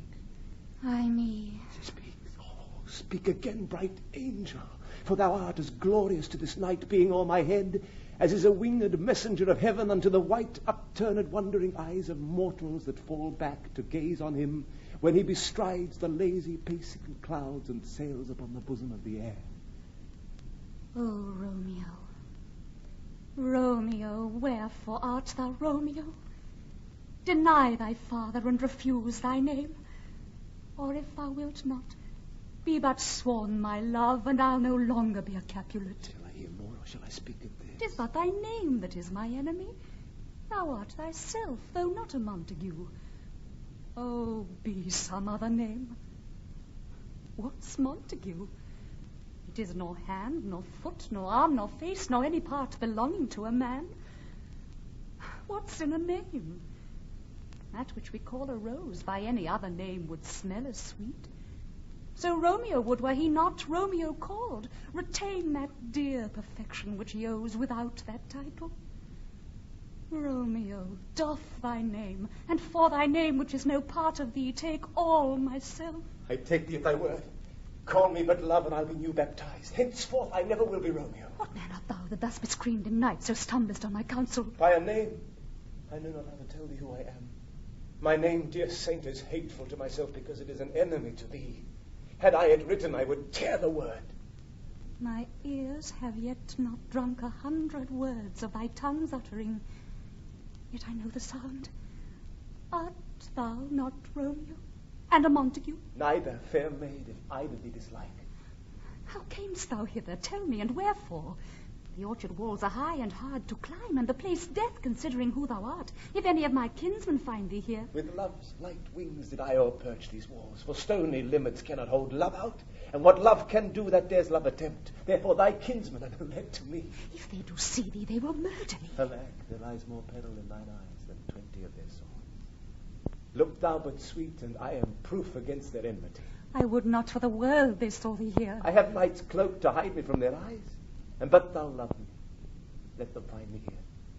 My life were better ended by their hate than death prorogued, wanting of thy love. By whose direction foundst thou out this place? By love, that first did prompt me to inquire. He lent me counsel, and I lent him eyes. I am no pilot, yet wert thou as far as that vast shore washed with the farthest sea, I would adventure for such merchandise. Thou know'st the mask of night is on my face. Else would a maiden blush bepaint my cheek for that which thou hast heard me speak tonight. Fain would I dwell on form, fain deny what I have spoke. But farewell, compliment. Dost thou love me? I know thou wilt say aye, and I will take thy word. Yet if thou swearest, thou mayst prove false. At lovers' perjuries they say Jove laughs. Oh, gentle Romeo, if thou dost love, pronounce it faithfully. For if thou think'st I am too quickly won, I'll frown and be perverse, and say thee nay, so thou wilt woo. But else, not for the world. In truth, fair Montague, I am too fond, and therefore thou mayst think my behaviour light. But trust me, gentlemen, I'll prove more true than those that have more cunning to be strange. I should have been more strange, I must confess, but that thou overheardst ere I was ware my true love passion. Therefore pardon me, and not impute this yielding to light love, which the dark night hath so discovered. Lady, by yonder blessed moon I vow that tips with silver all these fruit tree tops. Oh, swear not by the moon, the inconstant moon that monthly changes in her circled orb, lest that thy love prove likewise variable. What shall I swear by? Do not swear at all. Or, if thou wilt, swear by thy gracious self, which is the god of my idolatry, and I'll believe thee. If my heart still love. Well, do not swear. Although I joy in thee, I have no joy of this contract tonight. It is too rash, too unadvised, too sudden, too like the lightning which should cease to be ere one can say it lightens. Sweet, good night. This bud of love by summer's ripening breath may prove a beauteous flower when next we meet. Good night. Good night. As sweet repose and rest come to thy heart as that within my breast. Oh, wilt thou leave me so unsatisfied? What satisfaction canst thou have tonight? The exchange of thy love's faithful vow for mine. I gave thee mine before thou didst request it. And yet I would it were to give again. Wouldst thou withdraw it? For what purpose, love? But to be frank and give it thee again. And yet I wish but for the thing I have. My bounty is as boundless as the sea. My love as deep. The more I give to thee, the more I have. For both are infinite. I hear some noise within, dear love, adieu. Juliet. Anon, good nurse. Sweet Montague, be true. Stay but a little, I will come again. Oh, blessed night. I am a feared being in night. All this is but a dream, too fluttering sweet to be substantial. 3 words, dear Romeo, and good night indeed. If that thy bent of love be honourable, thy purpose marriage, send me word tomorrow by one that I'll procure to come to thee, where and what time thou wilt perform the rite, and all my fortunes at thy foot I'll lay, and follow thee, my lord, throughout the world. Madam. I come anon. But if thou mean'st not well, I do beseech thee. Madam. By and by I come. To cease thy suit and leave me to my grief. Tomorrow will I send. So thrive my soul. 1,000 times good night. 1,000 times the worse to want thy light. Love goes toward love as schoolboys from their books, but love from love towards school never knows. Psst! Romeo! Psst! Oh, for a falconer's voice to lure this tassel gentle back again. Bondage is hoarse and may not speak aloud, else would I tear the cave where echo lies, and make her airy tongue more hoarse than mine, with repetition of my Romeo. It is my soul that calls upon my name. How silver sweet sound lovers' tongues by night, like softest music to attending ears. Romeo. Juliet. What o'clock tomorrow shall I send to thee? By the hour of 9. I will not fail. 'Tis 20 year till then. I have forgot why I did call thee back.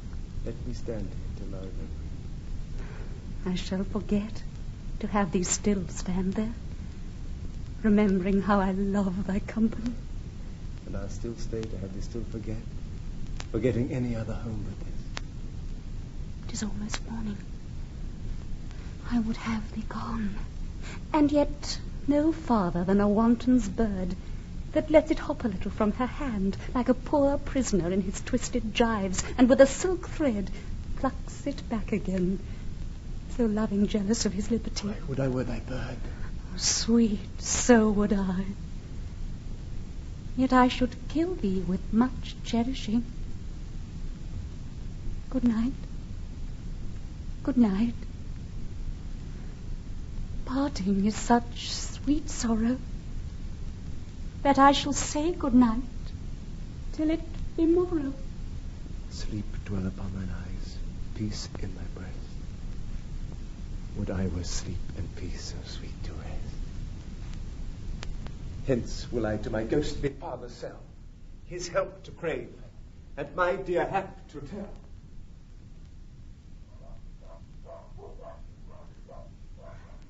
The clock struck 9 when I did send the nurse. In half an hour she promised to return.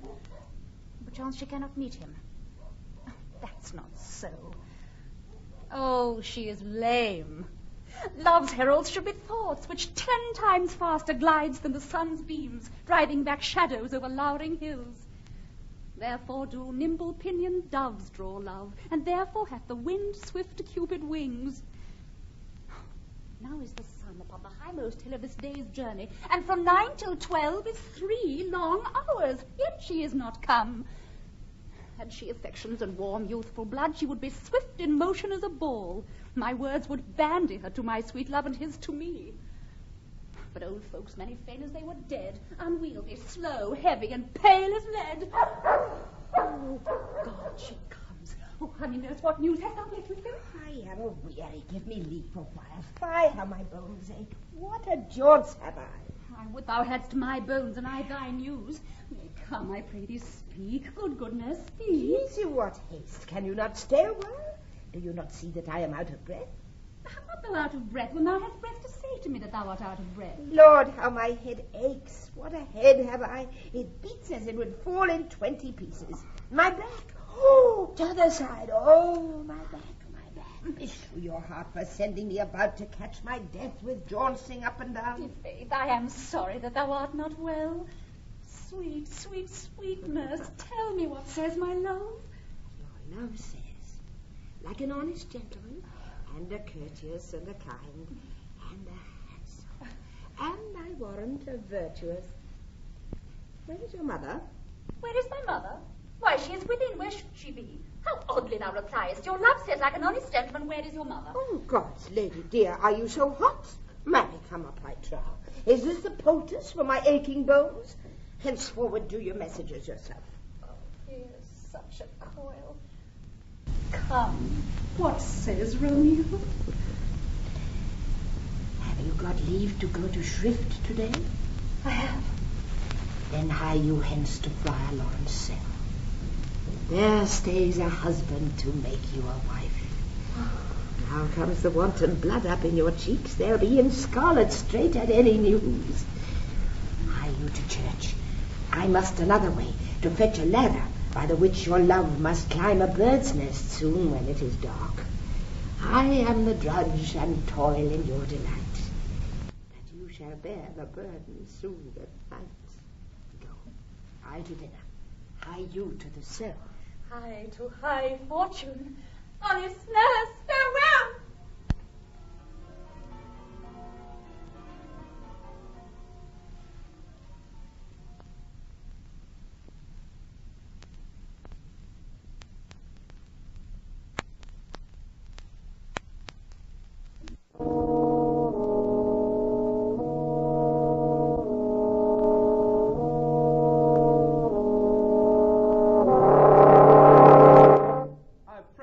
Mercutio, let's retire. The day is hot, the capitals are abroad, and if we meet, we shall not escape a brawl, for now, these hot days, is the mad blood stirring. Benvolio, thou art like one of these fellows that when he enters the confines of a tavern, claps me his sword upon the table and says, God send me no need of thee. And by the operation of the second cup, draws him on the drawer when indeed there is no need. Am I like such a fellow? Come, now it is hot a jack in thy mood as any in Italy, and as soon moved to be moody, and as soon moody to be moved. Hit by my head, here comes the Capulets. By my heel I care not. Gentlemen, good den. A word with one of you. Not one word with one of us, Tybalt. Couple it with something. Make it a word and a blow. You shall find me apt enough to that, sir, and you will give me occasion. Could you not take some occasion without giving? Mercutio, thou consortst with Romeo. Consorts? Oh, dost thou make us minstrels? Thou make minstrels of us, look to hear nothing but discords. Here's my fiddlestick, here's that shall make you dance. Zones, consort! We talk here in the public haunt of men. Either withdraw to some private place and reason coldly of your grievances, or else depart. Here all eyes gaze on us. Men's eyes were made to look, and let them gaze. I will not budge for no man's pleasure, Well, peace be with you, sir. Here comes my man. But I hang, sir, if he wears your livery. Romeo, the love I bear thee can afford no better term than this. Thou art a villain. Tybalt, the reason that I have to love thee doth much excuse the appertaining rage to such a greeting. Villain am I none. Therefore, farewell, I see thou knowest me not. Boy, this shall not excuse the injuries that thou hast done me. Therefore, turn and draw. I do protest. I never injured thee, but love thee better than thou canst devise till thou shalt know the reason of my love. And so, good Capulet, which name I tender as dearly as mine own, be satisfied. Oh, calm, dishonorable, vile submission. Tybalt! You rat catcher, will you walk? What wouldst thou have with me? Good king of cats, nothing but one of your 9 lives. That I mean to make bold withal, and as you shall use me hereafter, dry beat the rest of the 8. You pluck your sword out of his pilcher by the ears. Make haste, lest mine be about your ears ere it be out. I am for you! Gentle Mercutio, put thy rapier up. Come, sir, your passado. Draw, Benvolio, beat down their weapons. Gentlemen, for shame, forbear this outrage! Timber, Mercutio, the Prince expressly has forbidden this standing in Verona streets. Hold it, Timber. Good Mercutio! Right! Away! I'm hurt. A plague of both your houses. I'm sped. Is he gone and hath nothing? What, art thou hurt? Aye, a scratch. Might is enough. Where's my page? Dobell and pitch a surgeon. Courage, man, the hurt cannot be much. It is not so deep as the well, not so wide as the church door, but 'tis enough. Shall serve. Ask for me tomorrow, and you shall find me a grave, man. I'm peppered, I warrant, for this world. A plague of both your houses. Zoons, a dog, a rat, a mouse, a cat to scratch a man to death, a bracket, a rogue, a villain that fights by the book of arithmetic. Why the devil came in between us? I was hurt under your arm. Thought all for the best. Oh, help me into some house, Benvolio, or I shall faint. A plague of both your houses. And my worms meeting me. I have returned soundly too.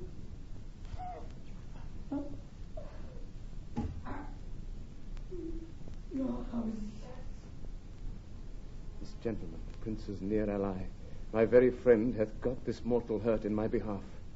My reputation stained with Tybalt's slander, Tybalt, that an hour hath been my cousin. Oh, sweet Juliet, thy beauty hath made me effeminate, and in my temper softened valor's steel. Romeo! Brave Mercutio's dead. That gallant spirit hath aspired the clouds which too untimely here did scorn the earth.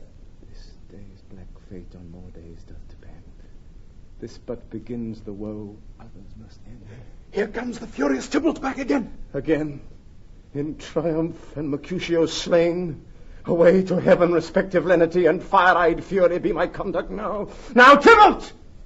Take the villain back again that late thou gavest me, for Mercutio's soul is but a little way above our heads, staying for thine to keep him company. Either thou or I, or both, must go with him. Thou wretched boy that didst consort him here, shout with him hence!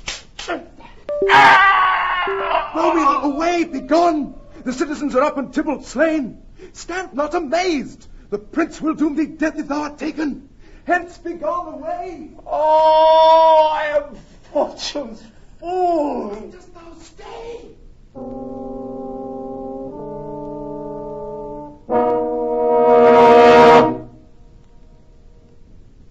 Gallop apace, you fiery-footed steeds, towards Phoebus' lodging. Such a wagoner as Phaeton would whip you to the west and bring in cloudy night immediately. Spread thy close curtain, love-performing night, that runaways' eyes may wink and Romeo leap to these arms, untalked of and unseen. Lovers can see to do their amorous rites by their own beauties, or if love be blind, it best agrees with night. Come, civil night, thou sober-suited matron all in black, and learn me how to lose a winning match, played for a pair of stainless maidenhoods. Hood my unmanned blood, bating in my cheeks with thy black mantle, till strange love, grown bold, think true love acted simple modesty. Come, night. Come, Romeo. Come, thou day in night. For thou wilt lie upon the wings of night, whiter than snow upon a raven's back. Come, gentle night. Come, loving, black-browed night. Give me my Romeo. And when he shall die, take him and cut him out in little stars. And he will make the face of heaven so fine that all the world will be in love with night and pay no worship to the garish sun. Oh, I have bought the mansion of a love, but not possessed it. And though I am sold, not yet enjoyed. So tedious is this day, as is the night before some festival to an impatient child that hath new robes and may not wear them. Oh, here comes my nurse, and she brings news And every tongue that speaks but Romeo's name speaks heavenly eloquence. Now, nurse, what news? What hast thou there? The cords that Romeo bid thee fetch? Aye, the cords. Ay me, what news? Why dost thou wring thy hands? Oh, where a day. He's dead, he's dead, he's dead. Can heaven be so envious? Romeo can, though heaven cannot. Oh, Romeo, Romeo, whoever would have thought it, Romeo. What devil art thou that dost torment me thus? I saw the wound, I saw it with mine eyes, God save the mark, here on his manly breast. Oh, break my heart. Poor bankrupt, break at once. To prison eyes ne'er look on liberty. Vile earth to earth resign, end motion here. And thou and Romeo press one heavy bier. Oh, courteous Tybalt, honest gentleman, that ever I should live to see thee dead. What storm is this that blows so contrary? Is Romeo slaughtered, and is Tybalt dead? My dearest cousin and my dearer lord. Tybalt is gone, and Romeo banished. Romeo that killed him, he is banished. Oh, God. Did Romeo's hand shed Tybalt's blood? It did. Alas, the day it did. Oh, serpent heart, hid with a flowering face. Oh, that deceit should dwell in such a gorgeous palace. Shame come to Romeo. Blistered be thy tongue for such a wish. He was not born to shame. Upon his brow shame is a shame to sit. For 'tis a throne where honor may be crowned, sole monarch of the universal earth. Oh, what a beast was I to chide at him! Oh, you speak well of him that killed your cousin? Shall I speak ill of him that is my husband? Ah, poor my lord, what tongue shall smooth thy name when I, thy 3 hours' wife, have mangled it? My husband lives, that Tybalt would have slain, and Tybalt's dead that would have slain my husband. All this is comfort. Wherefore weep I then? Some word there was, worser than Tybalt's death, that murdered me. I would forget it fain, but oh, it presses to my memory like damned guilty deeds to sinners' minds. Tybalt is dead, and Romeo banished. Romeo is banished. To speak that word is father, mother, Tybalt, Romeo, Juliet, all slain, all dead. Romeo is banished. Take up those cords. Poor ropes, you are beguiled, both you and I. For Romeo is exiled. He made you for a highway to my bed, but I a maid die maiden widowed. Come, cords, come, nurse, I'll to my wedding bed, and death not Romeo take my maidenhead. Hie to your chamber. I'll find Romeo to comfort you. I wot well where he is.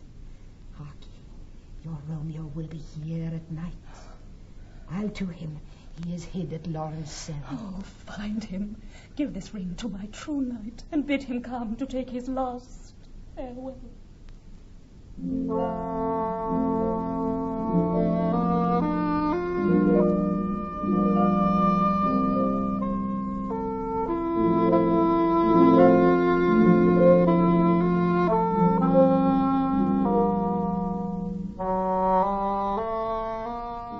Wilt thou be gone?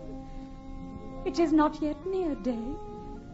It was the nightingale, and not the lark, that pierced the fearful hollow of thine ear. Nightly she sings on yond pomegranate tree.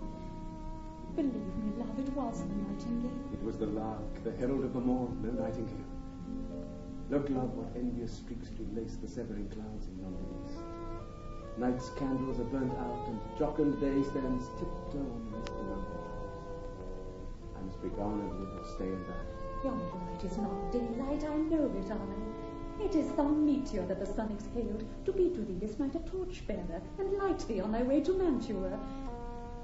Therefore stay, thou needst not to be gone. Let me be ta'en, let me be put to death. I am content, so thou wilt have it so. I'll say yon grey is not the morning's eye, 'tis but the pale reflex of Cynthia's brow. That is not the lark, whose notes do beat the vaulty heavens so high above our heads. I have more care to stay than will to go. Come death, and welcome, Juliet wills it so. How is it, my son? Let's talk, it is not day. It is. I hence be gone away. It is the lark that sings so out of tune, straining harsh discords and unpleasing sharps. Some say the lark makes sweet division. This doth not so, for she divideth us. Some say the lark and loathed toad changed eyes. Oh, now I would they had changed voices too, since arm from arm that voice doth us affray, hunting thee hence with hunts up to the day. Oh, now be gone, more light and light it grows. More light and light, more dark and dark our world. Madam, Nurse? your lady mother is coming to your chamber. The day is broke. Beware and look about. In window let day in and let light out. Farewell. Farewell. One kiss and I'll descend. Art thou gone so? Love, Lord, I, husband, friend, I must hear from thee every day and long, for in a minute there are many days. Oh, by this count I shall be much in years ere I again behold my Rome. Farewell. I will omit no opportunity that may convey my greetings, love, to thee. Oh, thinkst thou we shall ever meet again? I doubt it not, and all these woes shall serve for sweet discourses in her times to come. Oh, God, I have an ill divining soul. Methinks I see thee, now thou art so low, as one dead in the bottom of a tomb. Either my eyesight fails, or thou look'st pale. And trust me, love, in my eyes so do you. Dry sorrow drinks our blood. Adieu. Oh, daughter, are you up? Who is that calls? Why, how now, Juliet? Madam, I am not well. Evermore weeping for your cousin's death. What, wilt thou wash him from his grave with tears? And if thou couldst not make him live. But now I'll tell thee joyful tidings, girl. And joy comes well in such a needy time.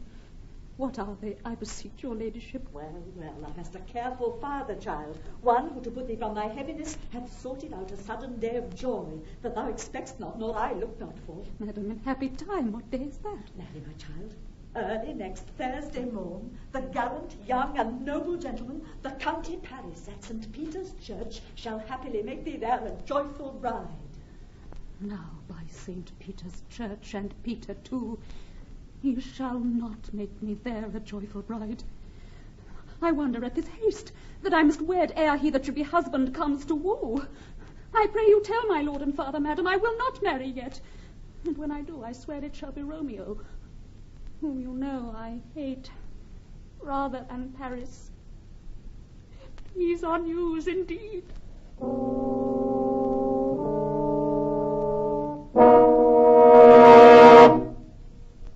Juliet seeks the advice of Friar Lawrence. He gives her a potion distilled from herbs which will make her seem to be dead. He tells her to drink it the night before her marriage to Paris. Meantime, the friar promises to send for Romeo, who will come to her as she lies in the Capulet family vault and take her away with him to Mantua.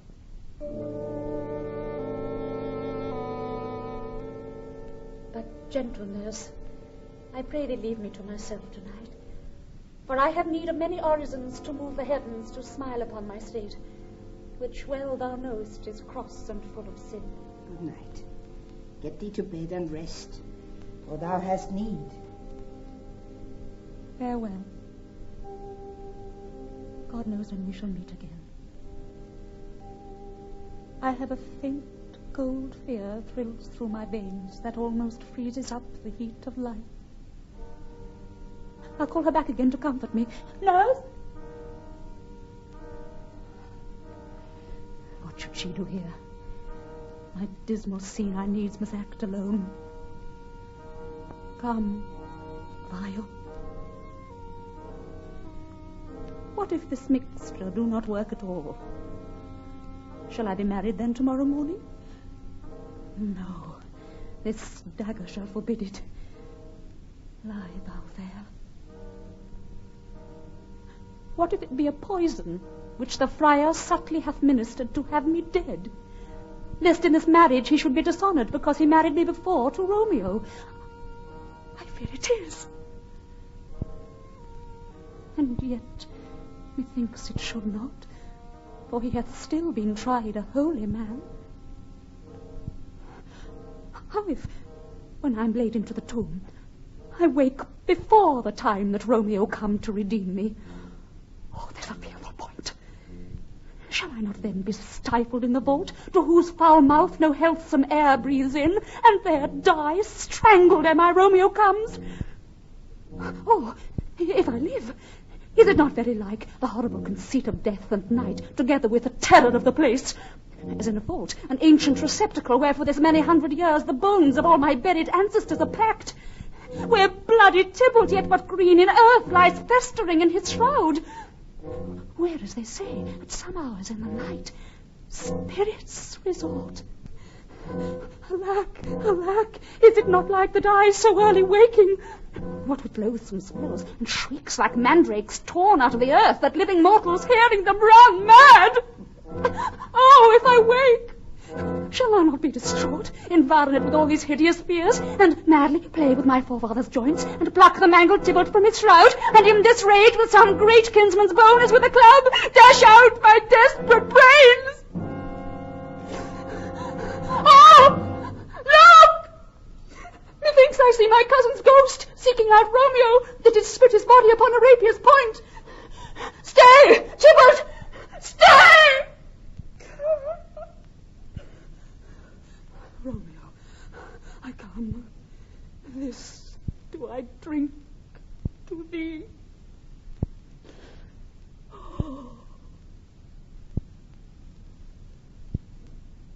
Friar Lawrence's letter to Romeo goes astray, but Romeo hears of Juliet's supposed death.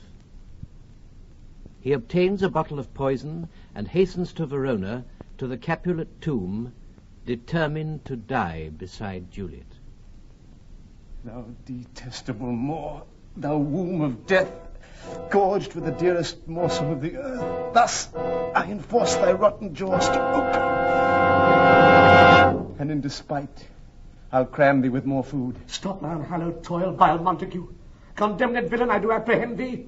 Obey and go with me, for thou must die. I must indeed, and therefore came I hither. Good gentle youth, tempt not a desperate man. Fly hence and leave me.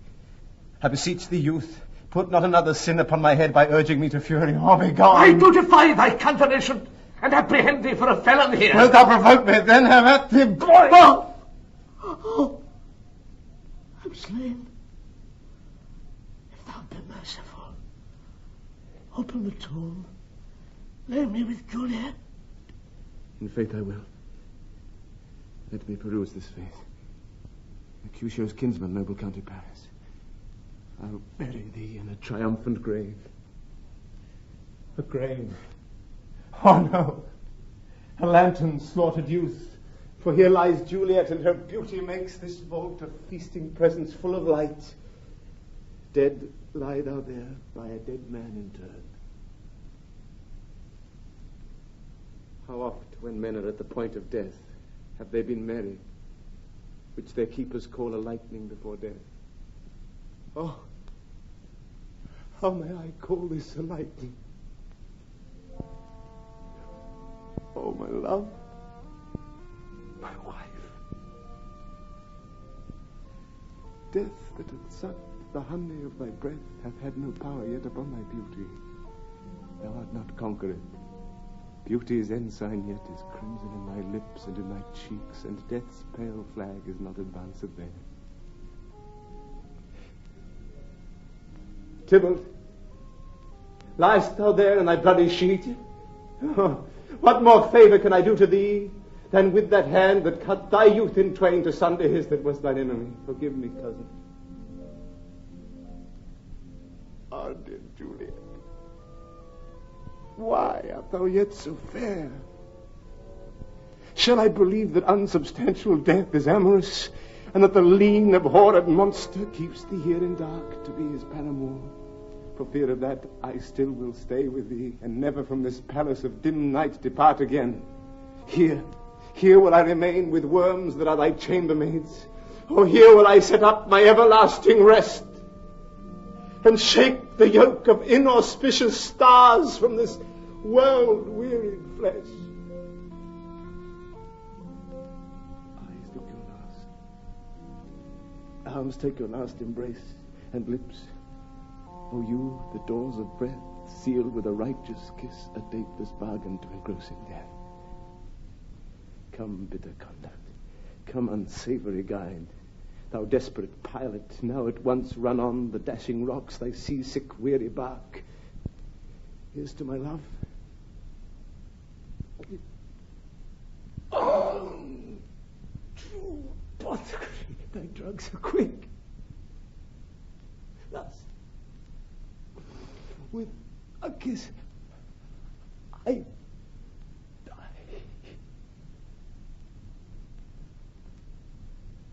St. Francis be my speed. How oft tonight have my old feet stumbled at graves. Alack, what blood is this which stains the stony entrance of this sepulchre? What mean these masterless and gory swords to light a scarlet peace? Romeo! Oh, pale. Where's... What paleness too, and steeped in blood. Ah, what an unkind hour is guilty of this lamentable charge. The Lady of Stars. Oh, comfortable friar, where is my lord? I do remember well where I should be, and there I am. Where is my Romeo? I hear some noise, lady, coming from that nest of death contagion and unnatural sleep. A greater power than we can contradict hath thwarted our intents. Come away. Thy husband in thy bosom there lies dead, and Paris too. Come, I'll dispose of thee among a sisterhood of holy nuns. Stay not to question, for the watch is coming. Come, go, good Juliet. I dare no longer stay. Go, get thee hence,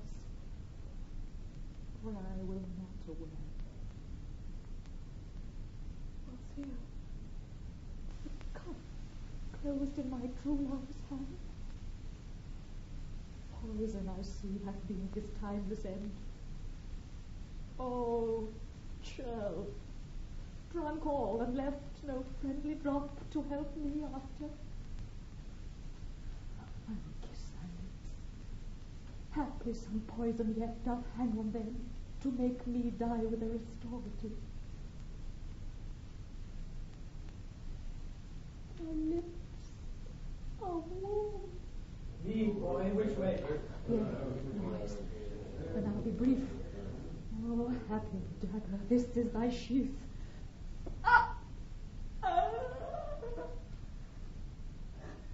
There, rest. Let me die. This is the place there where the torch doth burn. The ground is bloody.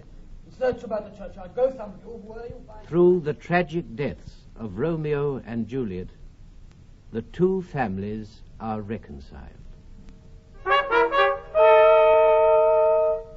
Where be these enemies, Capulet, Montague? See what a scourge is laid upon your hate, that heaven finds means to kill your joys with love. And I, for winking at your discords too, have lost a brace of kinsmen. All are punished. A glooming peace this morning with it brings. The sun for sorrow will not show his head. Go hence to have more talk of these sad things. Some shall be pardoned, and some punish it. For never was a story of more woe than this of Juliet and her Romeo.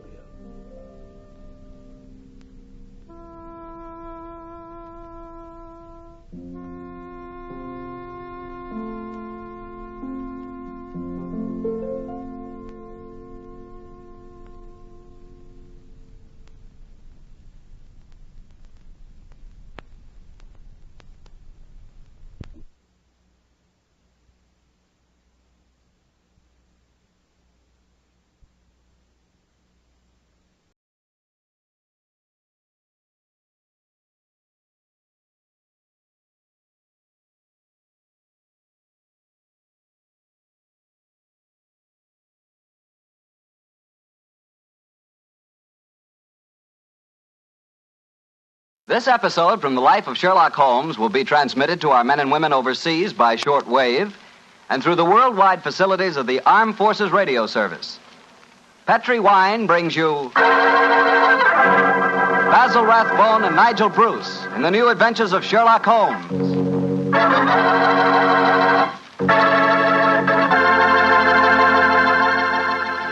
The Petri family, the family that took time to bring you good wine, invite you to listen to Dr. Watson tell us another exciting adventure he shared with his old friend, that master detective, Sherlock Holmes. And as for me, well, I'd like to tell you that a time like right now is the perfect time for a glass of Petri California port. After you've had a good dinner, boy, Petri port is a real topper. That rich, deep red Petri port is really an extraordinary wine. Even its color's different. And as for its flavor, well, it'll take a better man than me to describe that. Petri port is a hearty wine, sure. And every other quality that you look for in a good port, you'll find in Petri port, and then some. Try Petri port by itself, or serve it with fruit, with nuts, or with cake. But share it with your friends, will you? Because you can serve it proudly. After all, it is a Petri wine, and that name Petri is the proudest name in the history of American wines.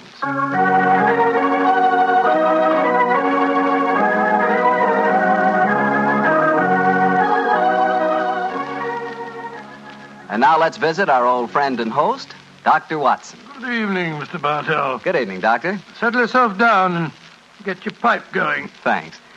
Doctor, last week you told us that tonight's story took place in the Casbah at Algiers. Yes, the Casbah. I remember it as the place of countless streets winding up and down, past colorful cafes where 100 tongues were spoken, and often a street would end in shadowy darkness which a man would be foolhardy to enter alone. Yes, Mr. Bartell, that was the Casbah that Sherlock Holmes and I knew in that winter of '99. Well, how did you happen to be out there, Doctor? Do you mind if I tell you the story from the start, Mr. Bartell? It really began on a wintry night in Baker Street at the conclusion of the strange murder in Montrevor Castle. A charming young girl sat on the sofa of our lodgings in Baker Street and talked to us. But, Mr. Holmes, you can't say you'll have nothing more to do with the My dear Miss Montrevors. Threadfield, I found the true murderer of the Dowager Countess and he committed suicide. Surely the case is ended. Yes, Mr. Holmes, you found the real murderer.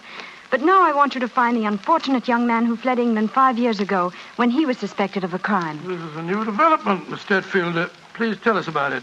It's Douglas Milton that I'm talking about. Oh, yes. He was the heir to the title, wasn't he? Yes, Mr. Holmes.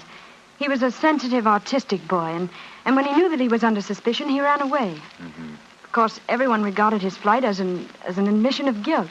That is, until you found the real culprit, Mr. Holmes. I imagine, Miss Treadfield, that your interest in the missing boy is not entirely, shall we say, altruistic? I'm in love with him, Dr. Watson. Oh. We were engaged to be married when he ran away. Mr. Holmes, you've got to find him. He must know that his name has been cleared and that he's inherited the title. Miss Treadfield, have you any direct news, any letter from your fiancé since he left 5 years ago? None. Any clues as to his hiding place? Only this. It's a painting I received anonymously a year after he had left. Oh. It was sent from a forwarding address in London. Here it is, Mr. Holmes. Thank you. It's a small oil painting. Very good one, too, I say. Yes. He's a splendid sense of composition, and his use of color is unusually brilliant. You recognize this painting as the work of your fiancé, Miss Treadfield? I'm certain of it. Yes. Wonderful use of color. Observe the delicate shadings of that sunset and the brilliant green of the oasis.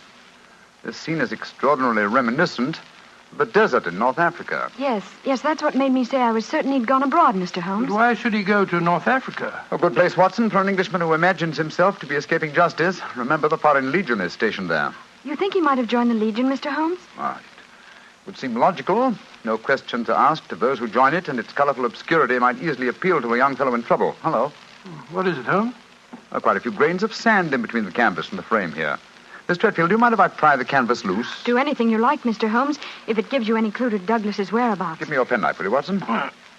Yeah. Thanks, old chap.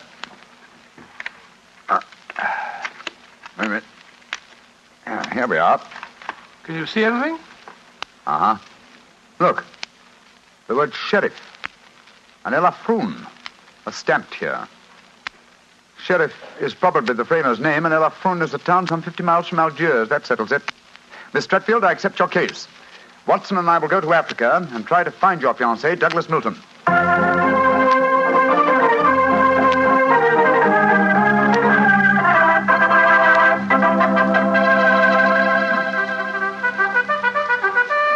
Monsieur Sherlock Holmes and Dr. Watson. I have heard of you so often, but I never thought I should see you here at the headquarters of the Foreign Legion. What can I do for you, gentlemen? Well, Colonel Brisson, I'm trying to trace an Englishman who has been missing during the past 4 years. I have reason to believe that he might have joined the Legion. Yeah, I shall look in my records. Let me see. 4 years ago would be 1895. If Sherlock Holmes is tracking him, then I suppose he was in trouble in his own country. If he was in trouble, he might easily have come to us. We ask no questions. 97, 96, 95. In that year, 3 young Englishmen joined us. One of them died of dysentery 2 years ago in Cedar Raji. One of them deserted 18 months ago, and we have been unable to trace him. The third is my adjutant who brought you into my office just now. And he is, I would say, about 3 inches shorter than Douglas Milton. And men do not shrink in the Foreign Legion, eh, Colonel? They do not, Monsieur Holmes. And the fellow who deserted must be our man. Unless it's the one who died of dysentery. Colonel de Brisson, how would you advise us to set about trying to find a deserter? Monsieur Holmes, there's only one place in Algeria where a man can hide from the Foreign Legion and remain hidden. Oh, and what's that place? The Casbah in Algiers. Then that's our destination, Watson. Be very careful, please, gentlemen. The Casbah is a place where the law is exiled. The police have no jurisdiction there. The only rule is that of strength, violence, and trickery. We shall be very cautious, I assure you. Goodbye, Colonel Brisson, and thank you for your help.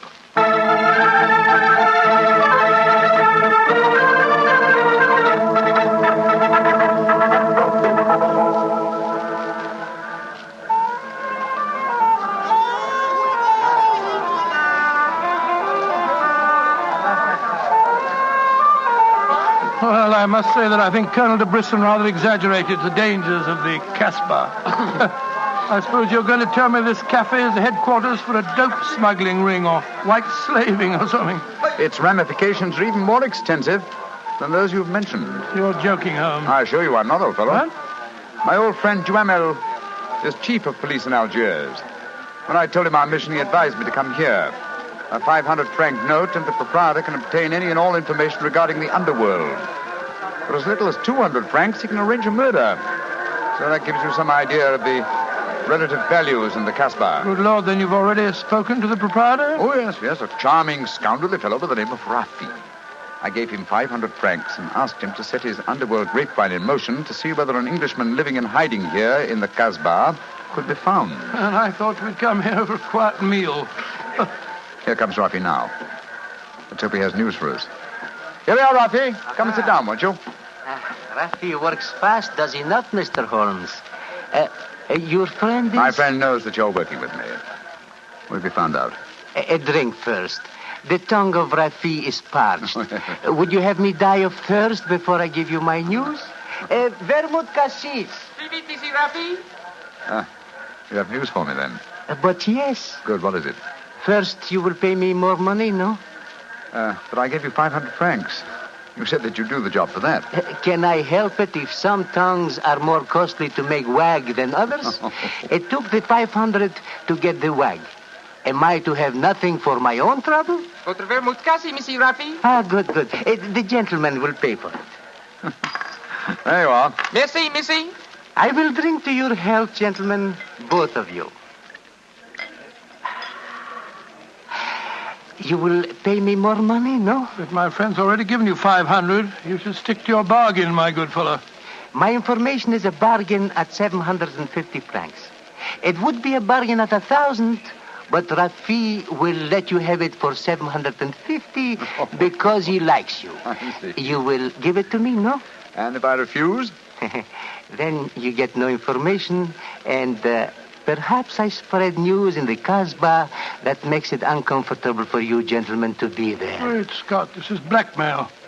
I get the money, no? You're a scoundrel, Rafi. Of course I'm a scoundrel. Here's your money. And information? There is an Englishman hiding here in the Casbah. I do not know his name, but he is tall and fair-haired.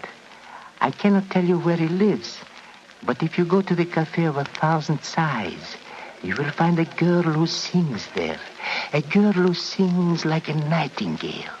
Her name is Aisha, and she can lead you to your Englishman. A girl named Aisha. The Cafe of 1,000 Sighs. That is right.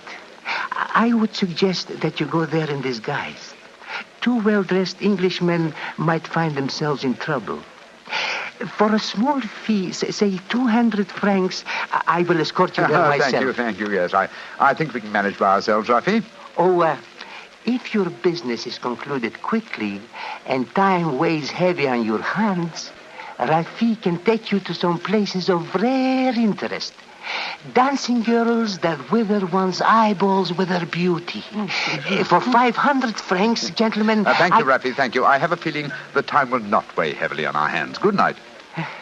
You work too hard, gentlemen. You should learn how to play. Good night. On my soul, I think that fellow's the biggest blackguard I ever met. I quite agree, old chap, but he is amusing. By the way, Holmes, don't you think that when this case is finished, we might have a time on our hands? Oh, Watson, you're incorrigible. But I think... Watson. What is it? Got the man sitting over in the corner by himself. By Joe, yes, his face seems familiar. We've seen him before somewhere. Of course we have. His name is Oliver Leeming. We met him at the inquest on the Montrella case. So we did. Now, what on earth do you suppose he's doing here in the Casbah? Not on a holiday, I'm sure. Mr. Oliver Leeming, if you recall, is a cousin of Douglas Milton's, the man we're searching for. If Milton were ever declared legally dead, Mr. Leeming over there would inherit the title. It looks to me as if we're not the only people in the Casbah who are searching for the missing heir. That's true, old fellow. Come on, let's go and talk to the gentleman.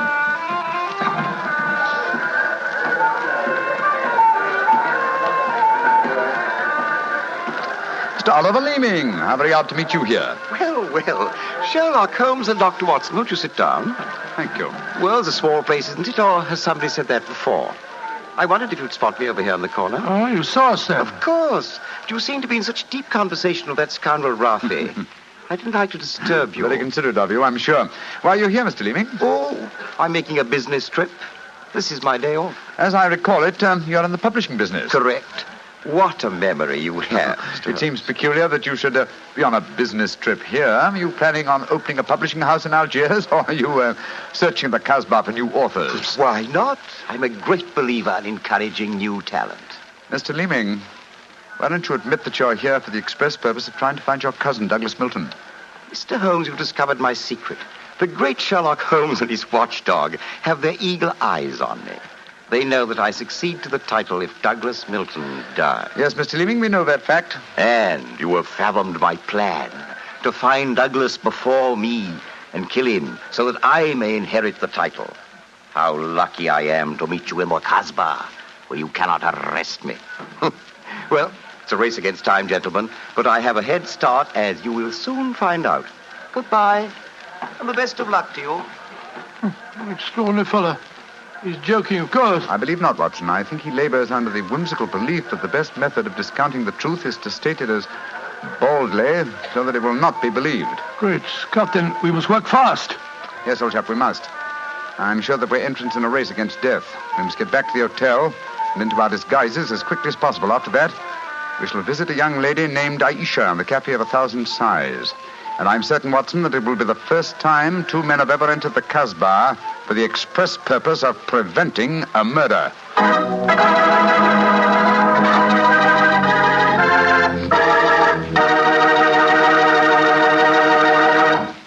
We'll hear the rest of Dr. Watson's story in just about a second, which gives me time to remind you that if you like the flavor of big, plump, juicy Muscat grapes, you'll love the flavor of Petri California Muscatel. What a wine. Petri Muscatel is the perfect after-dinner wine. It looks good, smells better than it looks, and when it comes to the taste department, well, you never tasted anything like it. For a really good wine, remember first Petri, then Muscatel. Petri Muscatel. Well, Doctor, I can hardly wait to hear what happened next.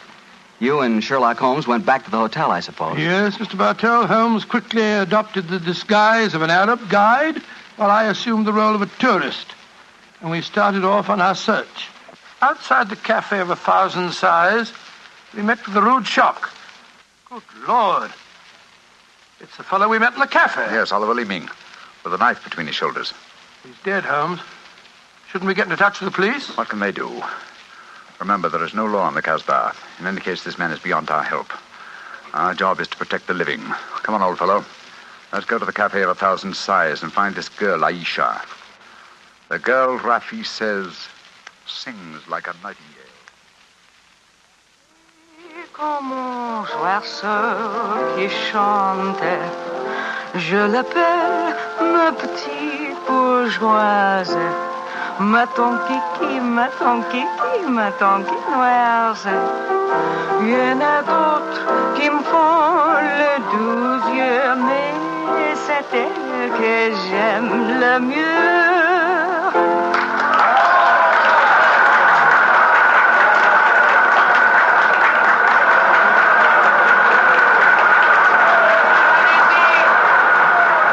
Oh, so that's the girl, Aisha.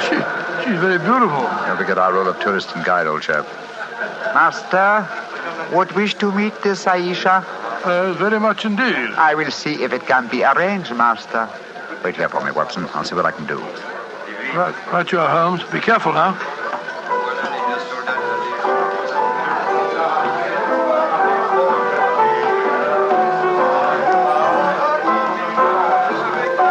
Mademoiselle Aisha? What you want, greasy one? There is an Englishman at the table over there. He wishes to talk to Aisha. Which one is he? The man who sits at the table in the corner. He is very rich, Aisha, and he admires you a great deal. He told me to give you this 500-franc note. So? Very well. You may bring him to my rooms. The door is at top of stairway, to the right. Good, Aisha. I fetch him. I shall be waiting.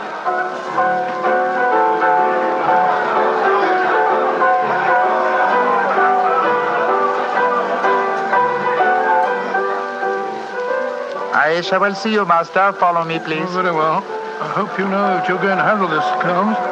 Don't worry, Watson. In this case, I think honesty will be the best policy. Well, I'm not so sure. This place is a thieves' kitchen if ever I saw one. You better be careful. First door to the right at the top of the stairs. This is it. Come in. Oh, come and sit over here, Mr. Englishman. Greasy one, you may leave us. Mademoiselle, I may as well tell you at once that I am not an Arab guide. My name is Sherlock Holmes. What you want with me? Why you trick your way in here? Don't be frightened, mademoiselle. I can explain our mission in a very few words. My friend and I have come in search of an Englishman by the name of Douglas Milton. We have good news for him. What make you think I might know of him? A gentleman by the name of Rafi suggested that you might. What is your good news for this Englishman? That he has been cleared of suspicion of murder and that he is the rightful Earl of Montrevor. That means when he knows this, he will leave the Casbah and return to his country? Naturally, madame.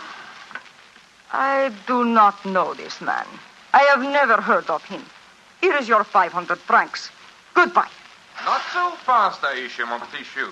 I've been listening from behind these curtains. Gentlemen, allow me to introduce myself. My name is Douglas Milton. Douglas Milton, we found you at last. It gives me infinite pleasure to have succeeded in my mission. How do you do, sir? This is very exciting. Yes, I think the occasion calls for a drink. What will it be, gentlemen? Well, I think a glass of port would be very nice, sir. Yes, it would be the most appropriate for toasting the new Earl of Montrevor. Splendid, splendid. Aisha, bring glasses and a bottle of port and some creme de menthe for me. You are not going to England. I will never let you leave me. Oh, stop being so melodramatic, Aisha. Please bring 2 bottles and some glasses. Very well. I am sorry. Mr. Holmes, I can't tell you how I appreciate your trouble in coming all this way to find me, but, well, I must tell you at once, there's one problem that makes it difficult for me to leave this country. You see, I deserted from the Foreign Legion. Yes, we know that, my boy. In fact, that's how we first got onto your trail. I shouldn't let that fact worry you, Mr. Milton. I'm certain the British consul in Algiers can arrange to have any charges dropped against a peer of the realm. Oh, well, I never thought of that. Here are the bottles. You must excuse the glasses, gentlemen. Tumblers are hardly correct, I suppose, but, well, they won't spoil the flavor, I'm sure. 2 glasses of port and a creme de menthe for me. Only 3 glasses, Aisha? Bring a glass for yourself. I do not wish to drink. And I insist that you do. Bring a glass, Aisha. Why should I drink if you are leaving? Mr. Milton, do you know Oliver Leeming? Of course, he's my cousin. Yes, he came here half an hour ago and threatened me. Did you also know that he's lying dead in the street? Murdered? Well, yes, I did. If we went in the Casbah, I wouldn't tell you this, but Aisha stabbed him. She followed him when he left here. He killed him and then slipped back just in time to sing a song a few moments ago. Oh, you needn't look so shocked, Dr. Watson. Life is cheap in the Casbah, and Aisha is a girl of violent passions. Come on, let's drink. A toast to the new Earl of Montrevor. Oh, excuse me, sir. You took the wrong glass. You were drinking my port. Oh, silly mistake. I can't bear port. Very un-English of me, I'm afraid, but, well, after all these years, I don't feel particularly English. In fact, I'll probably find it very hard to adjust myself to the old life when I go back. Or perhaps I should say, if I go back. Since you feel that way about it, Mr. Milton, why go? You can claim the title and the revenues of the estate without leaving Algeria. You could stay here and live on the income. I didn't realize that would be possible. You sure I could do that? Oh, yes, I'm quite certain of it. But if you doubt my word, I suggest we all adjourn to the British consulate in Algiers. They can put you straight on the matter. That's a good idea. Let's go over there at once. Now I have been listening to you, my friend. You're planning to leave me. Once you go from the Casbah, I shall never see you again. Put down that knife, Aisha. I will not let you go. You belong to me. If you try to leave me now, I will kill you. Put down that knife, Aisha. You've done enough damage for one night. Why, you... Put it down, you fool. Put it down. Let me go. Let me go. She twisted the knife on herself as she fell. Holmes, help me turn her over.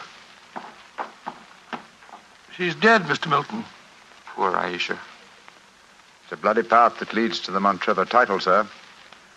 I suggest that we see that this poor girl's body is taken care of. Then go to the British consulate without any further delay.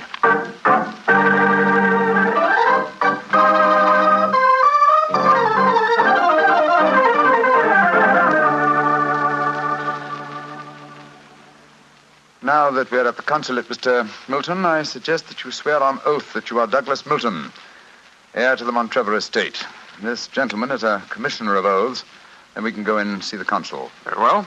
Now, raise your right hand, please, and repeat after me. I hereby solemnly swear that I am Douglas Milton, the missing heir to the Montrevor estate. I hereby swear that I am Douglas Milton, missing heir to the Montrevor estate. Thank you, sir. And now, if you'll sign the statement here, these gentlemen can witness it. There you are. Thank you, sir. And now, if you gentlemen will sign. Yes, certainly. Thank you, gentlemen. The document is now legal. Splendid. Now, let's go over and see the consul. Not yet, my friend. Watson, this man is not Douglas Milton. What the devil are you talking about? There is no law in the Casbah, sir, so you cannot be punished for the 2 murders you committed there. But now that your avarice has tempted you here to Algiers, where you've been foolish enough to sign a false statement, I think we can at least settle you very nicely for desertion, false impersonation, forgery, and perjury. Holmes, what do you mean? The story should be obvious, old fellow. Oliver Leeming did track down the deserter. Recognition was uncertain after so many years, but at least it gave this gentleman the idea of impersonating the real Douglas Milton, a friend of his. You have a lively imagination, Mr. Holmes. The real Douglas Milton died of dysentery 2 years ago in Sidi El Raj. As soon as the idea of impersonating Milton was born, Leeming had to die. Your theories are very interesting, but you haven't a shred of proof. I say that I'm Douglas Milton. How are you going to prove otherwise? Very simply, my dear sir. Douglas Milton was a painter. A painter who excelled in the use of vivid colors.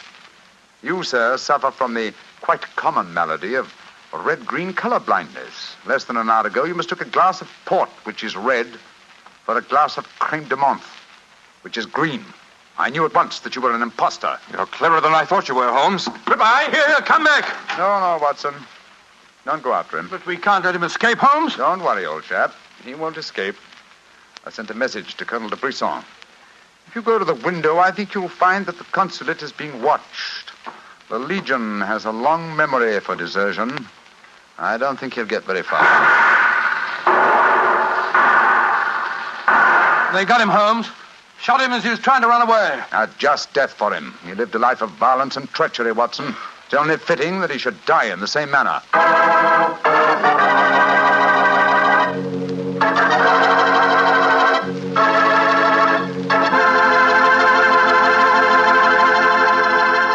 Doctor, that was a swell story, but you know something? I wish you hadn't disillusioned me about the Casbah. Disillusioned you? What do you mean? Well, before I heard your story, whenever somebody mentioned the Casbah, I'd always visualize a very glamorous, romantic sort of place full of beautiful women. Every one of them a ringer for Hedy Lamarr. No. Yep. And I could just see myself, handsome, dashing, going up to one of those beautiful girls and whispering in my fine French accent, "Darling, you are sensational. You are lovely, gorgeous. Tell me, have you ever tried Petri wine? It's wonderful." Well, you must admit, Doctor, that is the truth. It is wonderful wine. It certainly ought to be. You're incorrigible. After all, winemaking has been the business of the Petri family ever since way back in the 1800s. For generations, the Petri family has handed down from father to son, the fine art of turning luscious, sun-ripened grapes into fragrant, delicious wine. And don't forget, because the making of Petri wine is a family affair, the letters P-E-T-R-I on a bottle of wine are the personal assurance of the Petri family that every drop of wine in that bottle is good wine. So no matter what type wine you prefer, for any occasion, remember you can't go wrong with a Petri wine because Petri took time to bring you good wine. Well, Doctor, now I suppose you're ready to tell us about next week's story? Yes, and as soon as I have, I want you to meet a friend of mine. Friend? Yes. But first, Mr. Bartell, next week, I'm going to tell you an adventure in which, for once, Holmes came off second best. An exciting story of high society and romance. I call it A Scandal in Bohemia. Boy, that sounds swell. And now what about your friend? Well, he's waiting at the microphone in San Francisco. He's Dr. Langley Porter, and he wants to tell us about something very important. Dr. Langley Porter. Thank you, Dr. Watson. Radio listeners, tonight in Italy there are thousands, many thousands, dying of cold and hunger. Babies, children, expectant mothers, old folks, dying for want of clothes, want of food. This organization, American Relief for Italy, appeals to you to search your homes for anything that can be made useful for starving, freezing men, women, children. Clothing, layettes for babies, diapers, shoes, food, surgical supplies, but above all, clothes, clean clothes, fit to wear. Take them to the nearest fire station. That your gifts will reach the Italians who need them, you may be sure. Americans of this organization will distribute the packages in Italy through the Italian Red Cross, the Catholic Relief Organization, the League of Italian Women, the Confederation of Italian Labor, and the Italian government. In California, rationing has gone. Christmas comes. There, in Italy, death is on the prowl. Radio listeners, lives can be saved. It's up to you. Thank you, Dr. Langley Porter. I know that our friends listening in will do all that they can to help the organization American Relief for Italy. Tonight's Sherlock Holmes adventure is written by Dennis Green and Anthony Boucher and was suggested by an incident in the Sir Arthur Conan Doyle story, The Crooked Man. Music is by Dean Fossler. Mr. Rathbone appears through the courtesy of Metro-Goldwyn-Mayer and Mr. Bruce through the courtesy of Universal Pictures, where they are now starring in the Sherlock Holmes series. This is the Mutual Broadcasting System.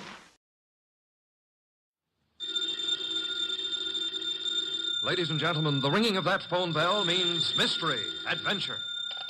Nero Wolf's office, Archie Goodwin speaking. You want Mr. Wolf to what? Mr. Wolf will do nothing of the sort, Archie. Mr. Wolf is thirsty. Hold on for a moment. The bottle opener's in the left-hand drawer of your desk. Thank you, Archie. Mr. Wolf, I've got a man named Denby on the phone. He wants you to umpire a card game.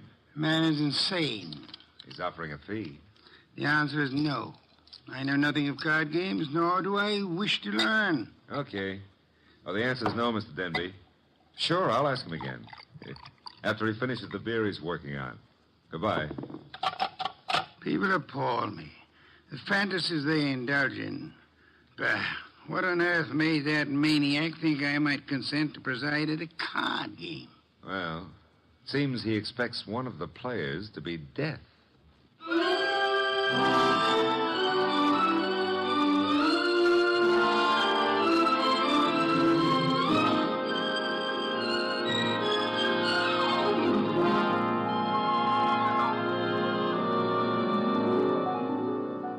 Ladies and gentlemen, it's the bulkiest, balkiest, smartest, and most unpredictable detective in the world. That chair-born genius, Nero Wolfe. Created by Rex Stout and brought to you in a new series of adventures over this NBC network in the person of Mr. Sidney Greenstreet.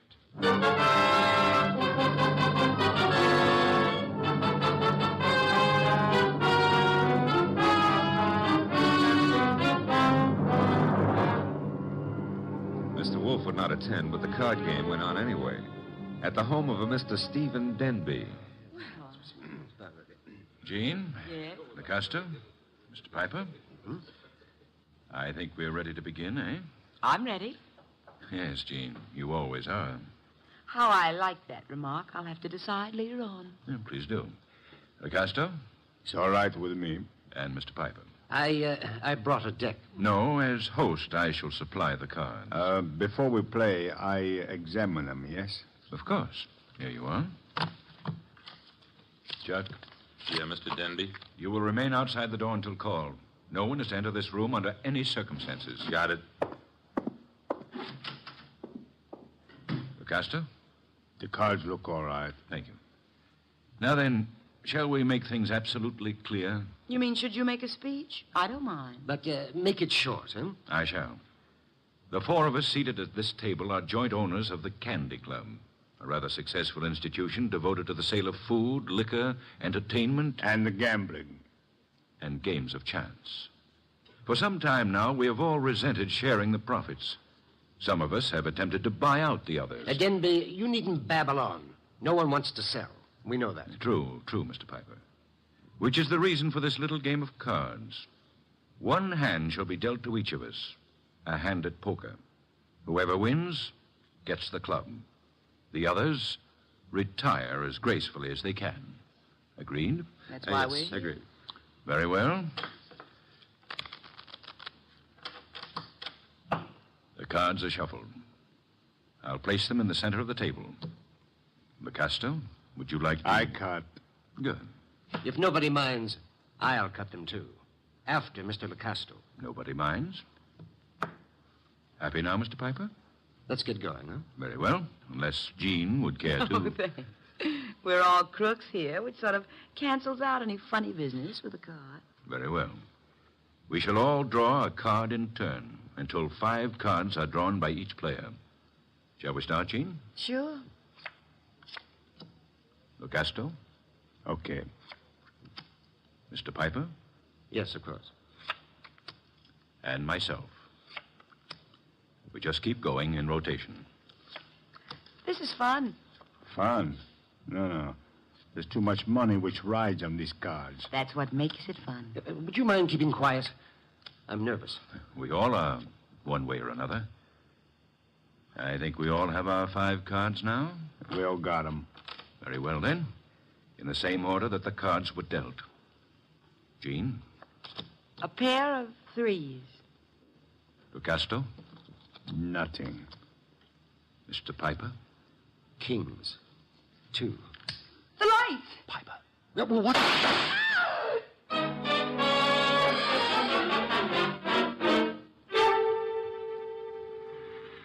Da-da-da-da-da. Hey. Hey, I don't like to seem stuffy, mister, but will you take your elbow out of my back? I'd be delighted to, Mr. Goodwin, but it's not my elbow. I don't care if it's your tibia maximus. Just take it away. Chuck wouldn't like that. Oh, we have company. Mind if I look around? Keep right on walking, pal. That would be Chuck behind me, huh? And you are... My name is Denby. You may remember it. Oh, yeah. You phoned a couple of hours ago about a card game. Now, look, just what is your boy poking in my back? I think it's a 38. You're not sure? It might be a 45. Chuck, is it loaded? Make a funny move, pal, and you'll find out the hard way. Yo, wait a minute. It's just a passing curiosity. Where are we going? My car. Get in. If you insist, I guess you do. Okay. I'll drive, Chuck. The car bulletproof? No, that's hardly necessary. Chuck shoots first. Well, that's a saving, I guess. The only thing is, I hadn't figured on taking a ride. I told Mr. Wolf I was going for a walk. He disapproved, You're but... going for a ride. Isn't that a little corny? Now, there's a minor difference. Usually the guest, shall we say, is killed at the conclusion of the ride. In this case... Let's not make the difference too minor. Huh? You will survive the ride. It's what comes afterwards that might kill you.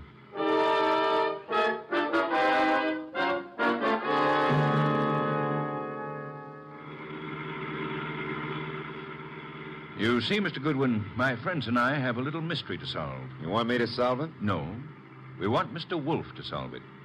In order to do so, he must leave his house and come to mine. He has to in order to find the solution quickly. Why?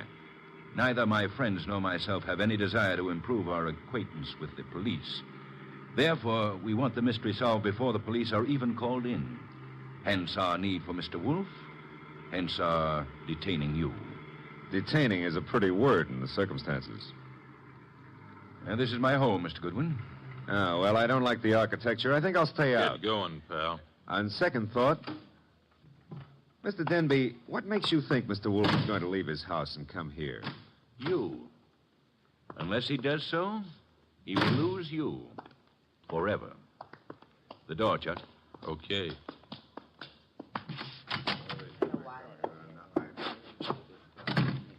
Mr. Goodwin, may I introduce you to my associates in business and in poker? Do you all right, Mr. Lucasto, a charming but impulsive fellow. Hello. He's only the stooge.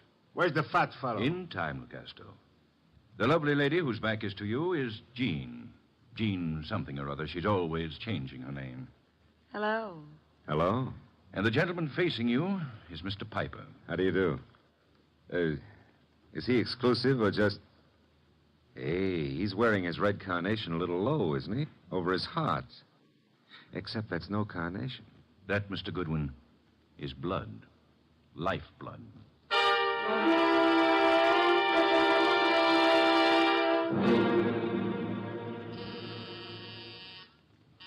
Archie. Oh, Pa, he's always taking walks. Come in, the door's unlocked. Are you... Yeah, you're Wolf. Having made a magnificent discovery, suppose you remove your hat? No, come on. I beg your pardon? Mr. Denby wants to see you. Mr. Danby can see me here. Here ain't where he wants to see you. Here, at the risk of minor monotony, is where he'll have to see me. Don't you want your boy Goodwin to keep on living? No one has ever been able to discourage him. Mr. Denby will. Ah, Archie's in custody? No, in Mr. Denby's house under a gun. I don't have to believe that. Take a look at this. A wallet. Archie's wallet. I shall accompany you. And permit me to warn you that if Mr. Goodwin has been harmed, nothing short of murder will satisfy me.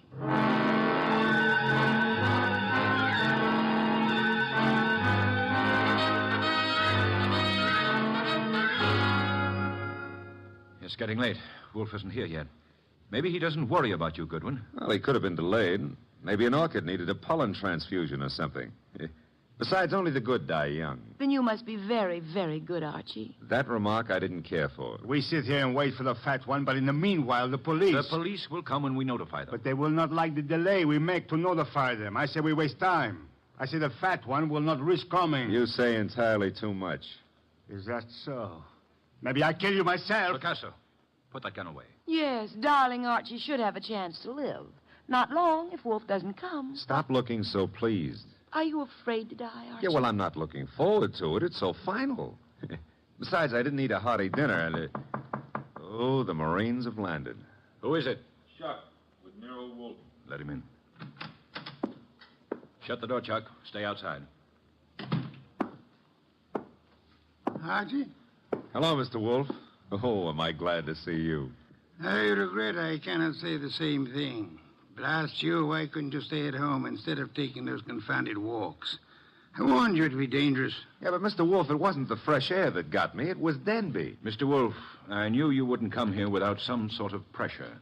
I thought the method I used would be most effective. Would you really have killed Archie if I hadn't come? I would have had no choice. I would have been stuck with a witness to an unsolved murder. Suppose I cannot solve it. I should be forced to apply the same logic to two witnesses. Mm-hmm. Mr. Wolf, you really came here to save my life, huh? Nonsense. I came here for a fee, Mr. Denby. I have a check for $1,000 already made out. Clear it up. You forget. I left my home. I traveled unprotected through the streets of the city, exposed to motor accidents, to fresh air, too. You offer me $1,000. Will $2,500 do? Barely. Archie, will you take the check? Now, I presume you want me to find who killed the gentleman at the table, the one facing me, huh? His name is Mr. Piper. The name is no importance. Will you all sit at the table in the same position you were at the time of the shooting? Of course. Jean? Picasso?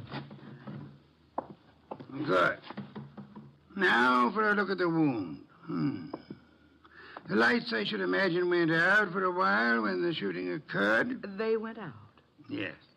Of the three of you at the table, which one had the best motive for the murder? We all have the same motive.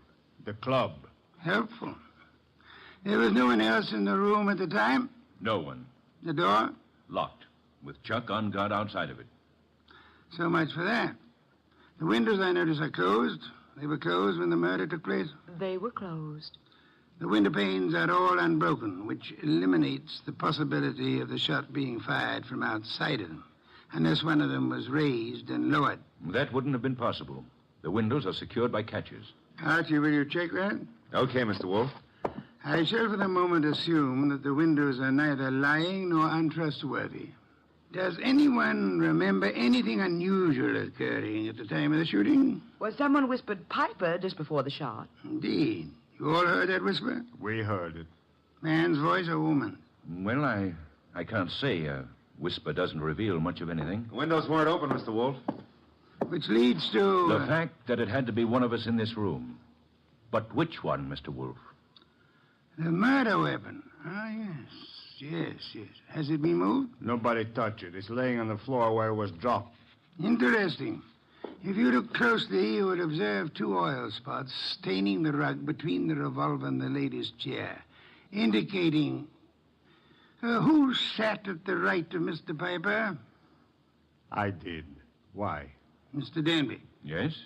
If I were you, I would turn Mr. Lecasto over to the police. You are a liar. I warned you about that gun, Lecasto. Was it necessary to shoot Mr. Lecasto? In the arm, yes. He was reaching for a gun. He'll live, however, till the police take him away. What do I tell them? You could point out the angle of the wound. As you notice, Mr. Denby, the bullet entered Mr. Piper's heart from the right. Yes, so it did. Therefore, whoever sat to his right, well, that was Lucasto. Archie, you have the check? I haven't. We may as well leave. Mr. Wolf, you're sure Lucasto shot Piper? I have indicated the evidence. The rest will be up to the jury. Come, Archie. Uh-huh. Jean, Yes, Archie. now that my life expectancy has increased, what are you doing tomorrow night? Archie? I got to scram. Lancaster 7583. I'll be ringing your bell. Oh, Mr. Denby, you better do something about Lucasto's arm or he won't live to be executed.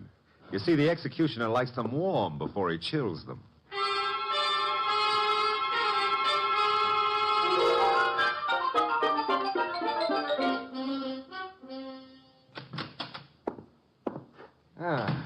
The old homestead looks very nice, Mr. Wolf. Yes, Archie. You should stay in it more often. Yeah, but you never get to meet babes like Jean that way. You never get kidnapped either. Nor would I have had to leave my home in order to rescue you. Yeah, well, you earned a nice fee, fast. Indeed? You seem doubtful about it. I'm positive, Archie. I know. I have not as yet earned my fee. Huh? You mean Denby might not turn Lucasto over to the cops? Of course he will. The trouble is, you see, Lucasto did not murder Piper. No? He just thought a bullet in the heart might be good for Piper's rheumatism, huh? As it happens, Piper suffered from asthma. But that's beside the point. Fine. Mr. Wolf, I'm going to take it for granted that you know who did kill Piper. I'm also going to take it for granted that you won't tell me until you're ready. But why turn Lucasto over to the police? 2 reasons, Archie. First, I had no proof against the real killer. Secondly, we had to supply a scapegoat in order to be permitted to leave the Danby home. You were unarmed, helpless. Go ahead, rub it in. Nonsense. It was an interesting problem. I enjoyed it. It was, huh? Well, to me, it's still in the present tenses. Which reminds me, as old Dr. Tidmouse said, there's always a future tense. And in that future tense, Jean. No, Archie. Oh, Mr. Wolf, stop. That girl's got a love for blood that appeals to the ghoul in me. Besides, did you notice what she does to her dress? Archie, I was merely about to say that I have no objections to your dallying with the girl. Oh, I don't believe it. My ears need overhauling. I objected only to the future tense. Why not call her now? Yeah, well, I won't pretend I understand this sudden enthusiasm on your part about my love life. Probably there's some foul, scheming motive at the bottom of it. But who am I to look a gift horse in the mouth? Now, let's see. Her number was, Lancaster 7583, of course.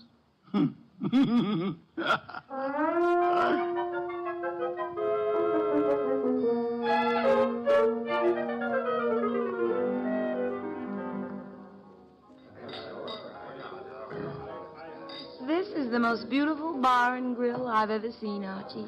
Drank, you mean? What? Never mind. All right. Archie, did anybody tell you you were beautiful, too? Well, a girl here and there has mentioned it. Oh, were they liars? Tell me, Jean, how did you ever get into the gambling den racket? Because I'm a crook? Well, I suspected that, but, I want another drink. you've had enough. I want another drink, and when Jean wants another drink, no gentleman who is a gentleman... Jean, get down. Oh, let me go. I don't want to climb under the table. You'll stay under here until the barrage stops. I guess the war's over. All right, Jean, get up. No, now I'm here. I like it. I'm going to stay here for months and months. Jean, do you realize that somebody just tried to kill you? And I thought you had such a nice, honest face. No, not me. Somebody out in the street. I don't know why, but Mr. Wolf will. Come on, pull yourself together and let's go see him. The nice fat man? All right, I like him. You do? Why? Because he'd make such a big corpse.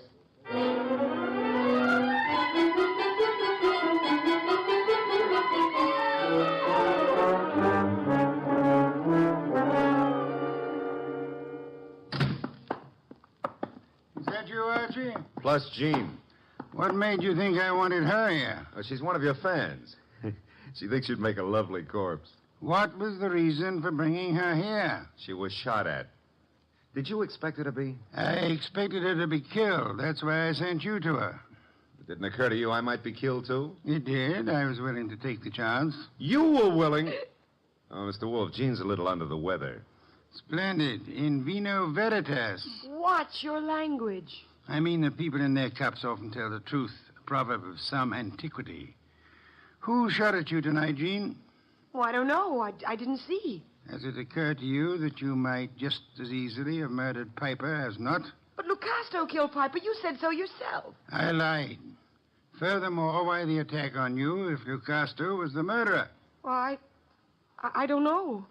Did you also not know that Lucasto escaped from jail earlier this evening? You're making that up. Why should I? Mr. Denby turned him over to the police, but Lucasto managed to get away before being jailed. That's not cricket. Incidentally, Mr. Denby will be joining us at any moment. I expected you to bring Jean, Archie. Therefore, with the exception of Mr. Piper, who is resting in the morgue, and Mr. Lucasto, who is at large, we shall have all the participants in the card game. With them, perhaps we can deal a new hand, Archie? Okay. Maybe it's the morgue to tell us Piper escaped.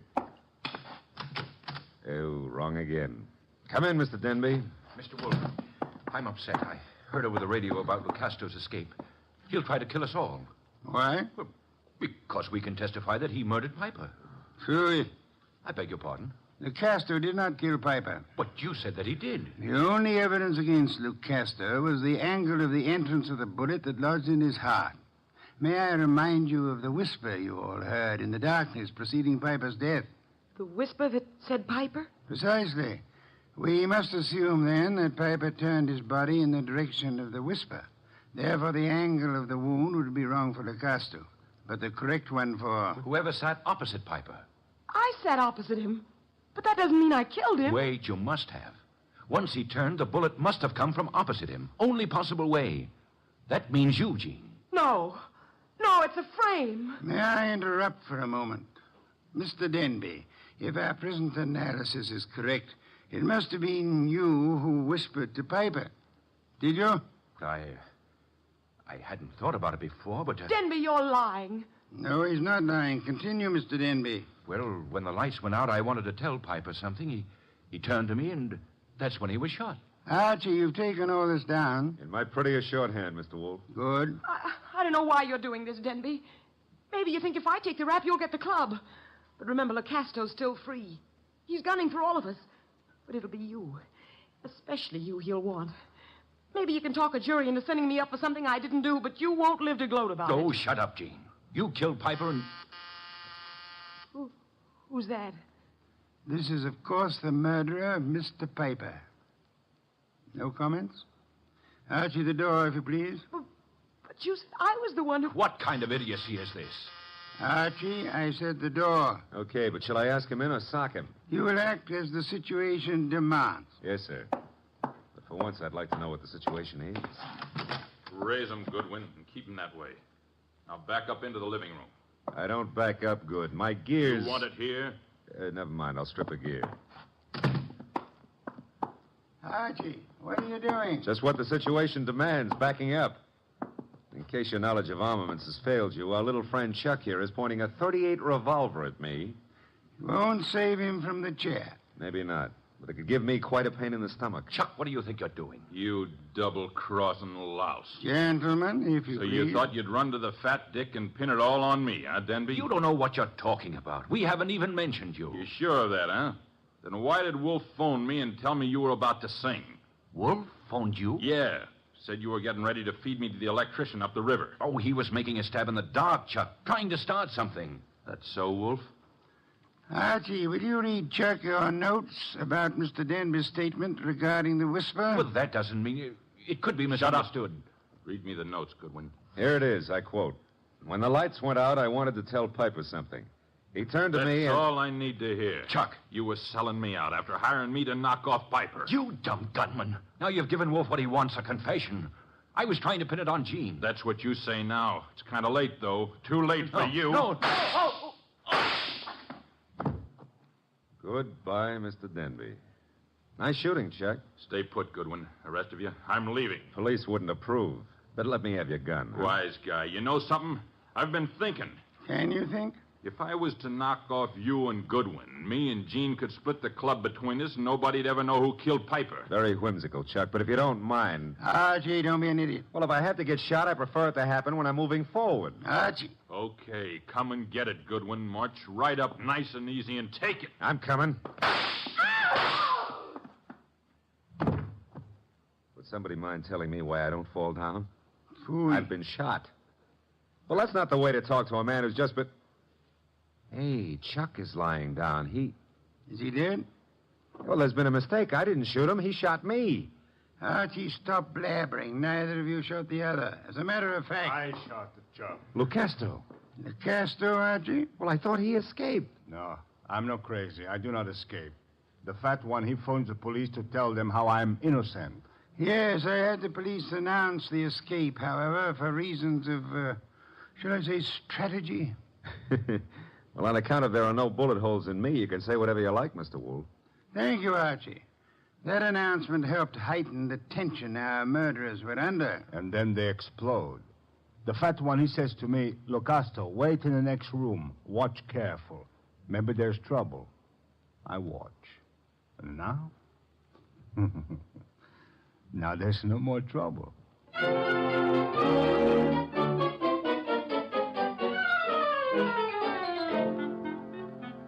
Well, place looks a lot tidier now with all those bodies removed, huh? Indeed. Archie, I'll get you the bottle of beer. But first, make with an explanation. The case was crystal clear, Archie. Maybe, but I'm no crystal gazer. Sure, I know. Denby had things arranged in advance with Chuck in case anybody held a better hand than his own. Piper did. So Denby whispered to Piper after kicking the light switch and set him up for a shot by Chuck from the doorway.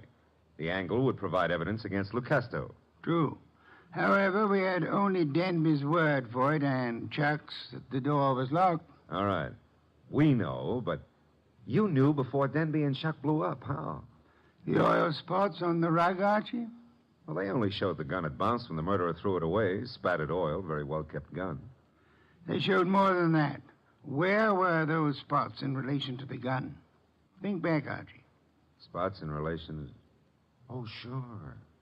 They were between the gun and the door. Therefore, the gun must have been thrown from the door. Bounced twice, staining the rug before reaching its final destination. Oh, I get it now. That told you who'd fired the gun. But there wasn't proof enough, so you set up a nice atmosphere of suspicion and had the boys give each other away. All right, Mr. Wolf, you're a genius, and you may have your beer. Thank you, Archie. As for me, I'm not a genius, but I remember a phone number. So if you'll excuse me, Mr. Wolf. You're excused, Archie. Thanks. But before you call that number, may I remind you that Jean is a girl of macabre tastes who appeals to the ghoul in you. Sure you may, but why bother? In order to be able to warn you that a ghoul and his money are soon parted.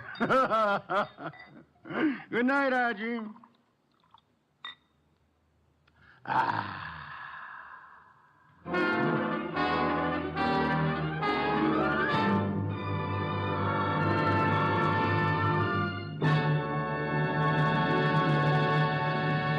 You have been listening to The New Adventures of Nero Wolfe, starring Jay Novello, Howard McNear, Barney Phillips, and Bill Johnstone.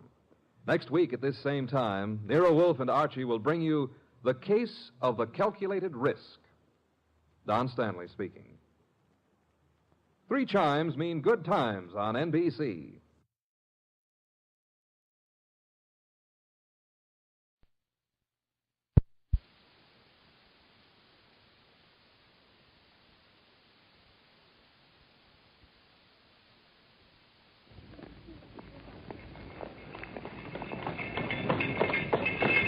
Cabby! Capital, my dear Watson. Let us return to our humble abode. 221B Baker Street, please, cabby.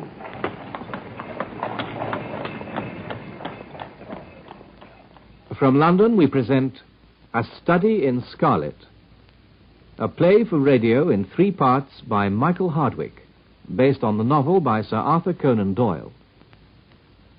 A Study in Scarlet, Episode 1. Stamford! Stamford, I found it. I found a reagent which is precipitated by hemoglobin and by nothing else. Dr. Watson, Mr. Sherlock Holmes. How are you? How do you do? You've been in Afghanistan, I perceive. Now, how on earth do you know that, Mr. Holmes? Never mind. It was many years ago, but I shall never forget that fateful meeting in the laboratory at Bart's Hospital. I was home from India, invalided out of the army, and looking for lodgings in keeping with my pension. Holmes had just found a suite of rooms at number 221B Baker Street and wanted someone to share them. I'd been warned he might prove a strange companion. And so he did. I became more and more curious about him. And, of course, he quickly noticed it.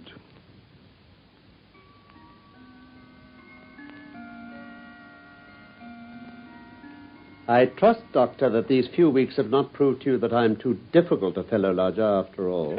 Far from it, Holmes. I don't mind admitting you puzzle me, though. Puzzle you? Well, the way you work like a fiend sometimes, and at others you lie on the sofa there, hardly uttering a word or moving a muscle from morning to night.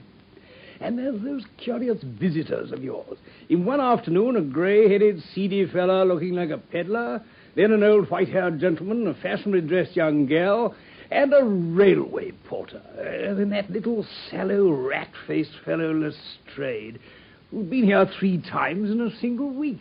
Well, I have a trade of my own. I suppose I'm the only one in the world.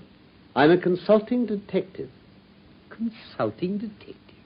Here in London, we have lots of government detectives and lots of private ones. When these fellows are at fault, they come to me, and I manage to put them on the right scent. Oh. Lestrade is a well-known detective. He got himself into a fog recently over a forgery case, and that was what brought him here. I see. And these other people? Oh, they're mostly sent on by private inquiry agencies. I listen to their story, they listen to my comments, and then I pocket my fee. It's simple enough as you explain it. But, Holmes, I don't really think that... I say, that fellow down in the street, I wonder what he's looking for.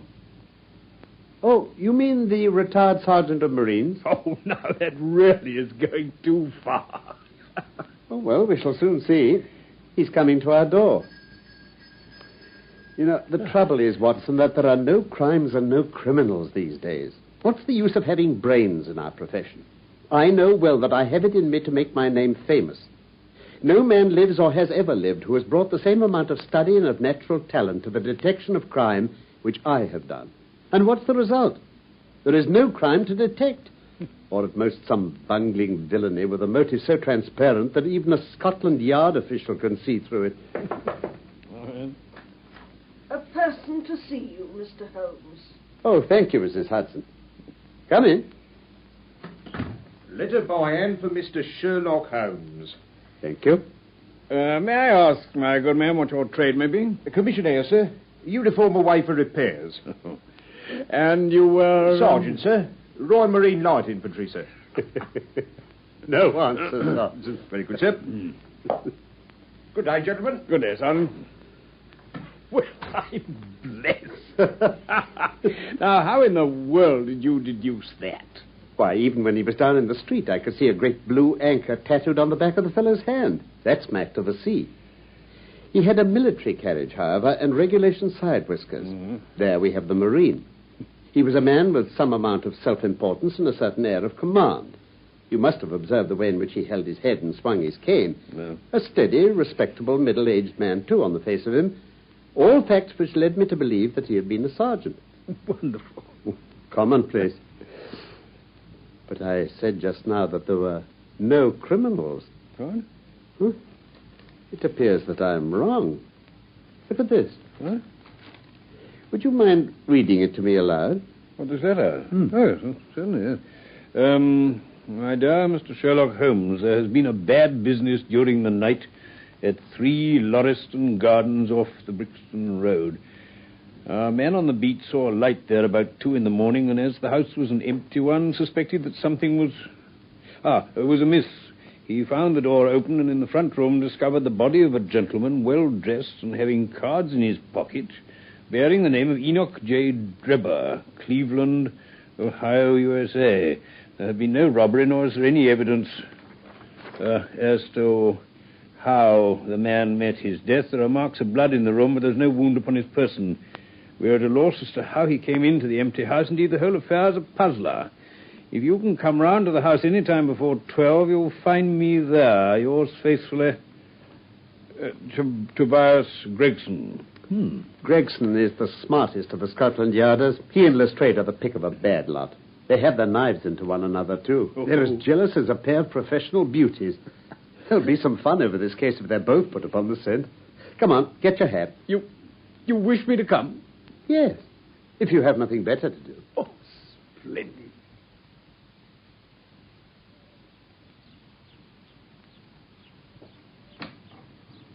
Here you are, Kevin. Thank you, Governor.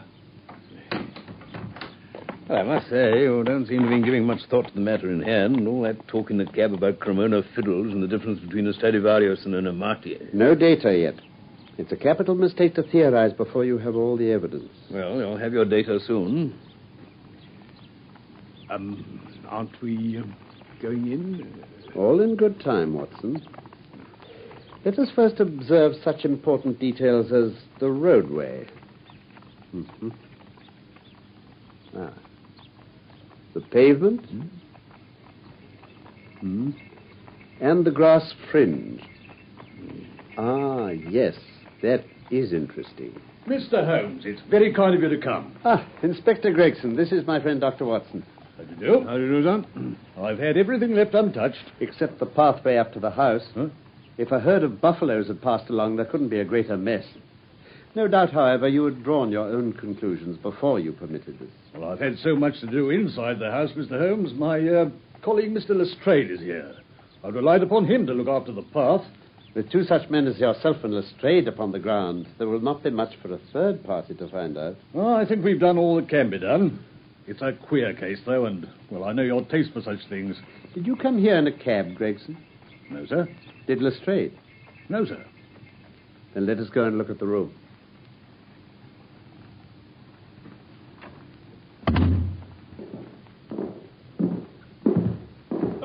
Good morning, Mr. Holmes. Good morning, Lestrade. I think you've met Dr. Watson. Well, of course, at your rooms. Yes, how do you do? Well, this case will make a stir, sir. Beats anything I've seen, and I'm no chicken. You found no clue? None at all. You're sure there's no wound? There are splashes of blood all over the place. Do you want to examine the body, sir? Yes, just a quick look, I think. Yeah.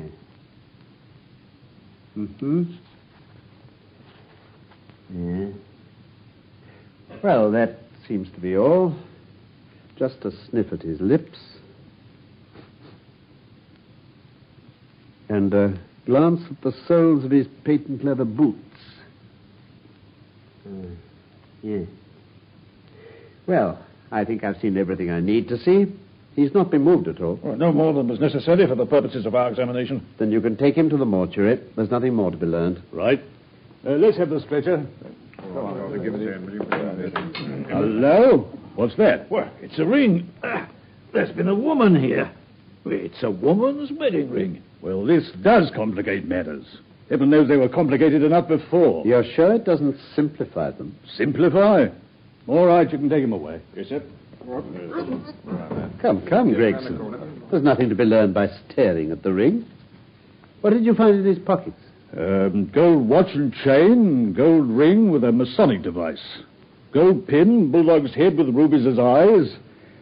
Cards of Enoch J. Drebber of Cleveland, corresponding with the EJD upon the linen. No purse, but loose money to the extent of £7.13. Oh, and 2 letters. One addressed to E.J. Drebber and one to Joseph Stangerson. At what address? American Exchange, Strand, to be left till called for. They are both from the Guion Steamship Company and refer to the sailing of their boats from Liverpool to New York. Have you made any inquiries as to this man Stangerson? I did at once, sir. I've had advertisements sent to all the newspapers, and one of my men has gone to the American Exchange, but he has not yet returned. Have you sent to Cleveland? We telegraphed this morning. How did you word your inquiries? We simply detailed the circumstances and said that we should be glad of any information that could help us. You didn't ask for particulars on any point which appeared to you to be crucial? I asked about Stangerson. Nothing else? Is there no circumstance upon which this whole case appears to hinge? Will you not telegraph again? I've said all I have to say, Mr. Holmes. Mr. Gregson, I have just made a discovery of the highest importance, and one which would have been overlooked had I not made a careful examination of the walls. Oh, Mr. Lestrade? And what is it? Look here, on this wall. Now, stand there. I'll strike a match. Look at that. What does it say? I can't quite see. R-A-C-H-E. Rach? What do you think of that? The murderer's written it with his or her own blood. You see this smear where it's trickled down the wall? That disposes of the idea of suicide anyhow. Now, why was that corner chosen to write it on? I'll tell you. You see that candle on the mantelpiece? Yeah. It was lit at the time, and if it was lit, this corner would be the brightest instead of the darkest portion of the wall. And what does it mean now that you have found it? Why, it means that the writer was going to put the female name Rachel, but was disturbed before he or she had time to finish. You mark my words, when this case comes to be cleared up, you'll find that a woman named Rachel has something to do with it. All very well for you to laugh, Mr. Sherlock Holmes. You may be very smart and clever, but the old hound is the best when all's said and done. Oh, I really beg your pardon, Lestrade. You certainly have the credit of being the first of us to find this out. And as you say, it bears every mark of having been written by the other participant in last night's mystery. I have not had time to examine this room yet, but with your permission I shall do so now. Now, where's my lens?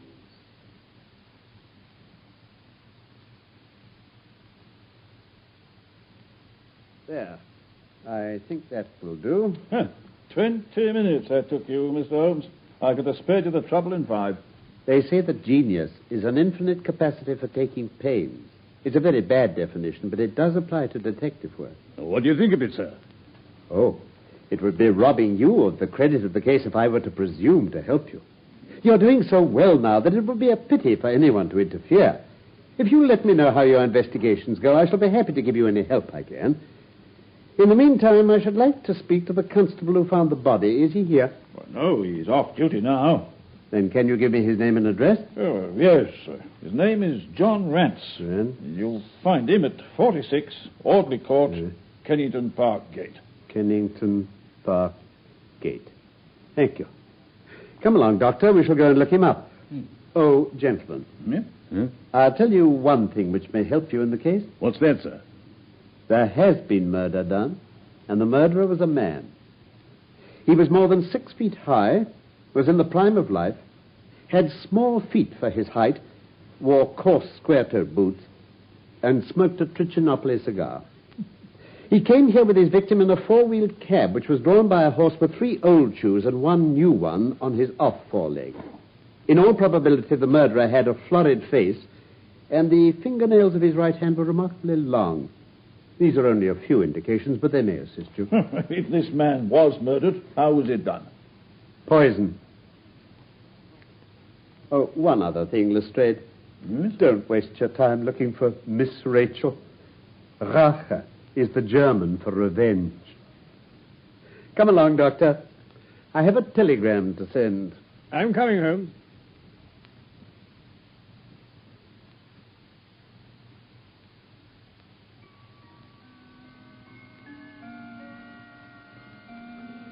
Now that I've sent my telegram, we can go and see this Constable John Rance. You amaze me, Holmes. Surely you're not as sure as you pretend to be of all those particulars you gave? There's no room for a mistake. The very first thing which I observed on arriving there was that a cab had made 2 ruts with its wheels close to the curb. Now, up to last night, we've had no rain for a week, so that those wheels, which left such a deep impression, must have been there during the night. Since the cab was there after the rain began, and was not there at any time during the morning, I have Gregson's word for that. It follows that it must have been there during the night, and therefore that it brought those 2 individuals to the house. Well, that seems simple enough, but how about the other man's height? When a man writes on a wall, his instinct leads him to write about the level of his own eyes. Now, that writing was just over 6 feet from the ground. It was child's play. And his age? Well, if a man can stride 4.5 feet without the smallest effort, he can't be quite in the sere and yellow. That was the breadth of a puddle on the garden path which he had evidently walked across.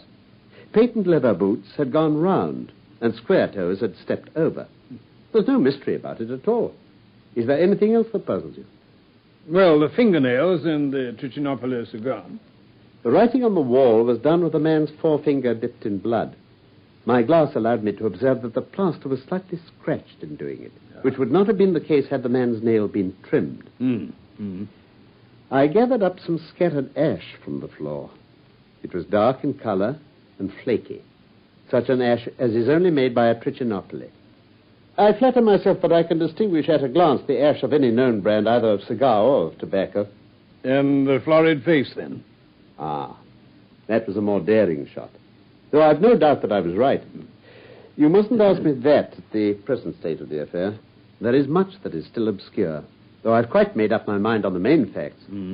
As to poor Lestrade's discovery, it was simply a blind, intended to put the police upon a wrong track by suggesting socialism and secret societies.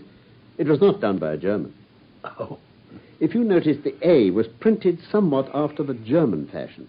Now, a real German invariably prints in the Latin character, so that we may safely say that this was not written by one, but by a clumsy imitator who overdid his part. Oh, no. It was simply a ruse to divert inquiry into a wrong channel. I'm not going to tell you much more of the case, Doctor. You know, a conjurer gets no credit when once he's explained his trick. And if I show you too much of my method of working, you will come to the conclusion that I'm a very ordinary individual after all. Oh, I shall never do that. You have brought detection as near to an exact science as it ever will be brought in this world. I'll tell you one other thing. Patent leathers and square toes came in the same cab. And they walked down the pathway together as friendly as possible, arm in all probability. When they got inside, they walked up and down the room. Or rather, Patent Leather stood still while Square Toes walked up and down. I could read all that in the dust, and I could read that as he walked, he grew more and more excited. That's shown by the increased length of his strides. He was talking all the while and working himself up, no doubt, into a fury. Yes. Then the tragedy occurred. Well, I've told you all I know myself. For the rest is mere surmise and conjecture. We have a good working basis, however, on which to start. And now we must hurry, for I particularly want to visit Constable Rance in Kennington. Let's go find a cab.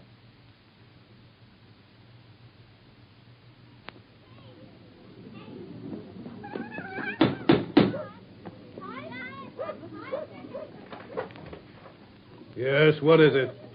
You are Constable John Rance? What of it, who wants to know? My name is Sherlock Holmes. Inspector Lestrade said I could find you here. It's about the business at Lauriston Gardens, Brixton Road. I made my report at the office. Can't a man get a bit of rest when he's off duty? We thought that we should like to hear it all from your own lips. Oh, well, I shall be most happy to tell you anything I can, sir. Come in, gents. Thank you. Sit you down on the sofa, gents.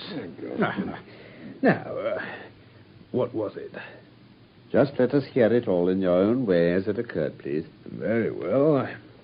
Well, my time is from 10 at night till 6 in the morning.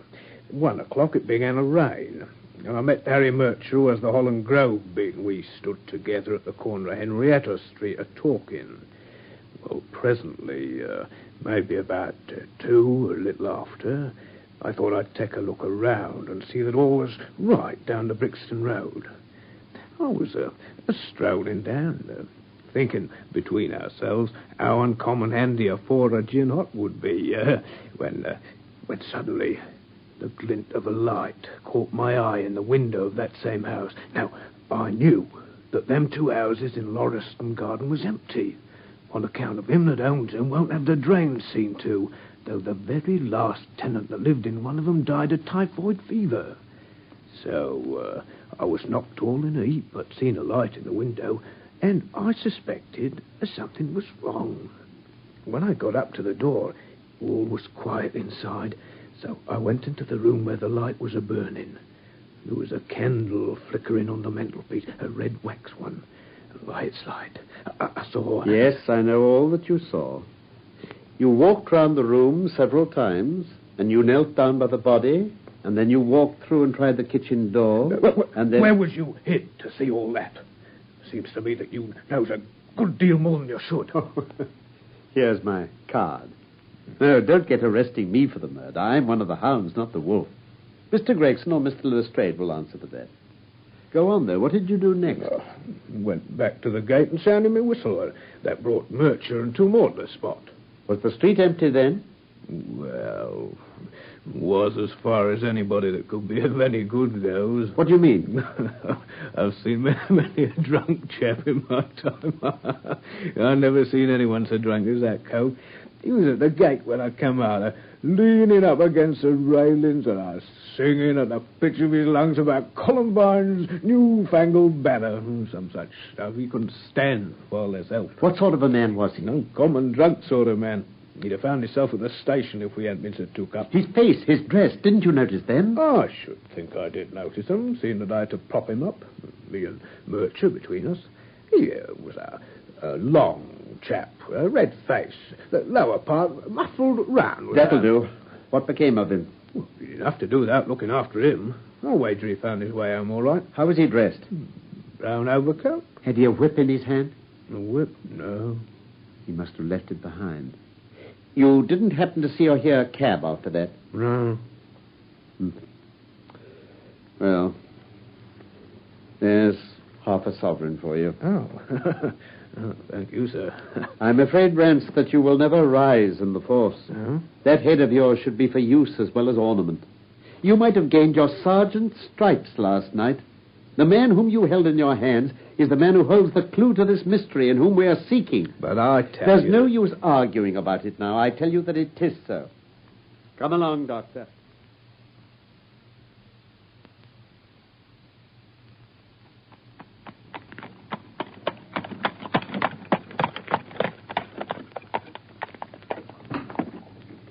Two to 1B Baker Street, David.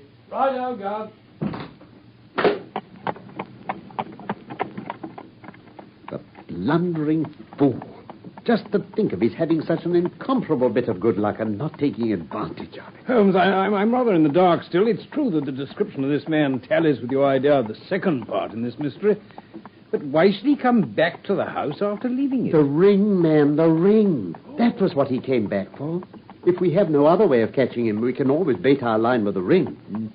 I shall have him, Doctor. I lay you 2 to 1 that I have him.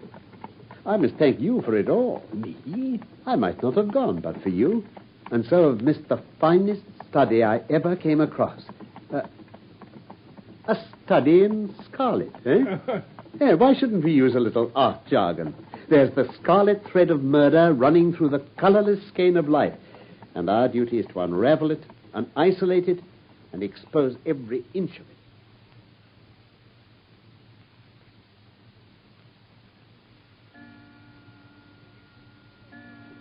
What's the matter? You're not looking quite yourself. This Brixton Road affair's upset you. Well, to tell the truth, it has. I ought to be more case-hardened out of my Afghan experiences. I saw my own comrades hacked to pieces of my wand without losing my nerve, but I've gone over this business again and again this afternoon, till I dozed off, that is. I can understand. There's a mystery about this which stimulates the imagination. Where there's no imagination, there's no horror. Have you seen the evening paper? No. Gives a fairly good account of the affair. It doesn't mention the fact that when the man was raised up on the stretcher, a woman's wedding ring fell upon the floor. Oh. It's just as well it doesn't. Why? Look at this advertisement. What? I had one sent to every paper this morning immediately after the affair. Where? In the found column. Yes. In Brixton Road this morning, a plain gold wedding ring found in the roadway between the White Hart Tavern and Holland Grove.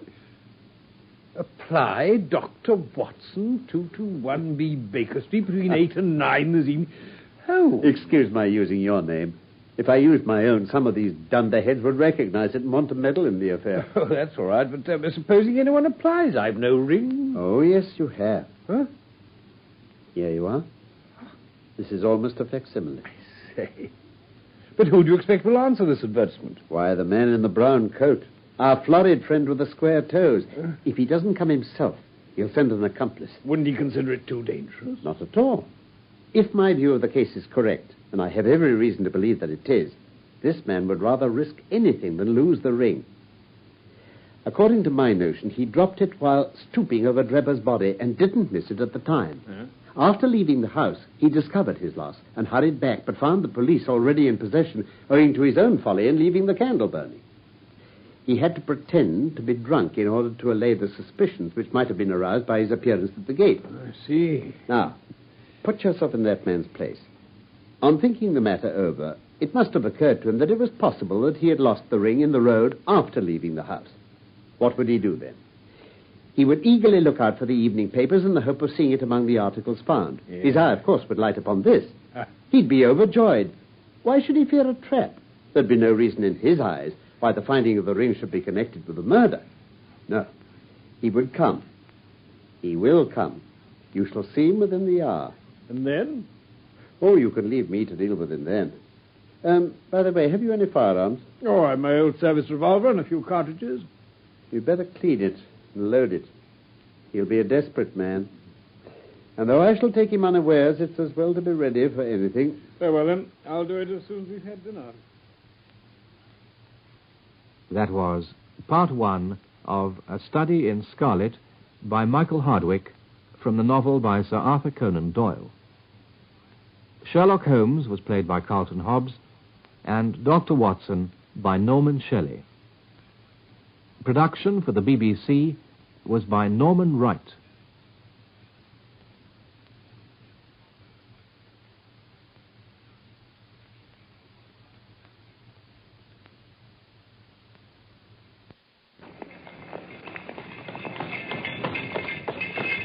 Cabby! Capital, my dear Watson. Let us return to our humble abode. 221B Baker Street, please, cabby.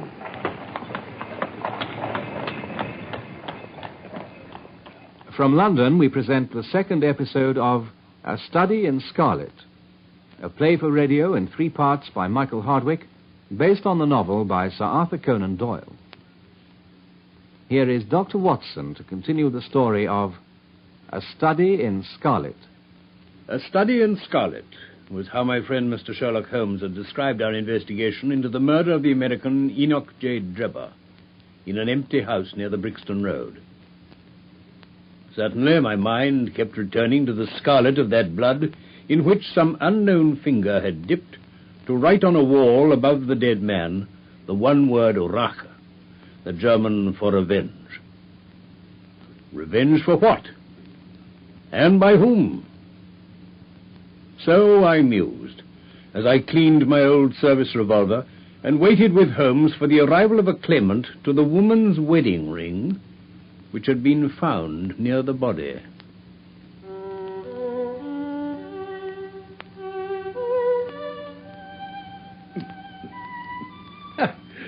Well, the old pistol seems none the worse for lying idle. The plot thickens, Watson. I've just had an answer to the telegram I sent to America after we left Lauriston Gardens. My view of the case is the correct one. And that is? Oh, my fiddle would be the better for new strings. Put your pistol in your pocket. Very good. When the fellow comes, speak to him in an ordinary way. Leave the rest to me. Don't frighten him by looking at him too hard. He'll probably be here in a few minutes. Now, open the door slightly. Yeah, well. That will do. Now, put the key on the inside. Here comes our man, I think. Quickly with the key. All right, very good. Now, listen. Good evening.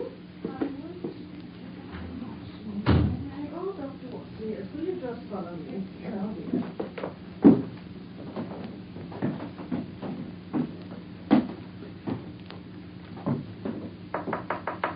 Come in.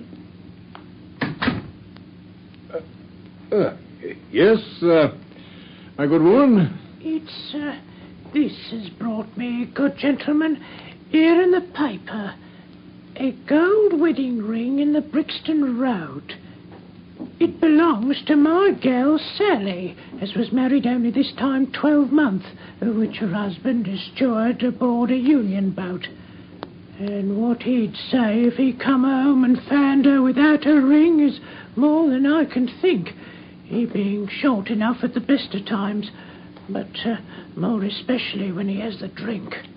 If it please you, she went to the circus last night along with... Is that her ring? Ah, the Lord be thanked. Sally will be a glad woman this night.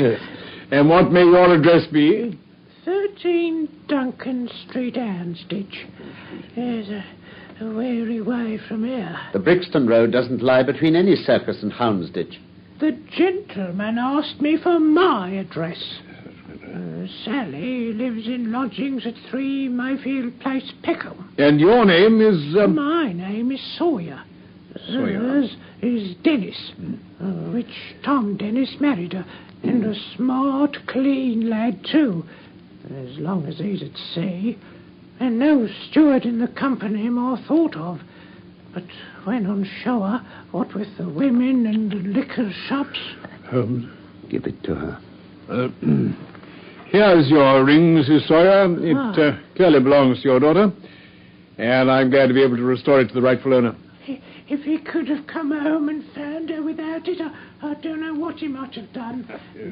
Thank you, good gentleman. Oh, my poor Sally, what will she say? Good night to you, Mrs. Sawyer. Good night to you, sir.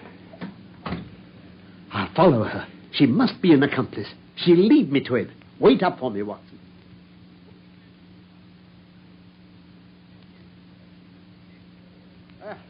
I wouldn't have the Scotland Yarders know it for the world, Watson. Well, they'd never let me hear the end of it.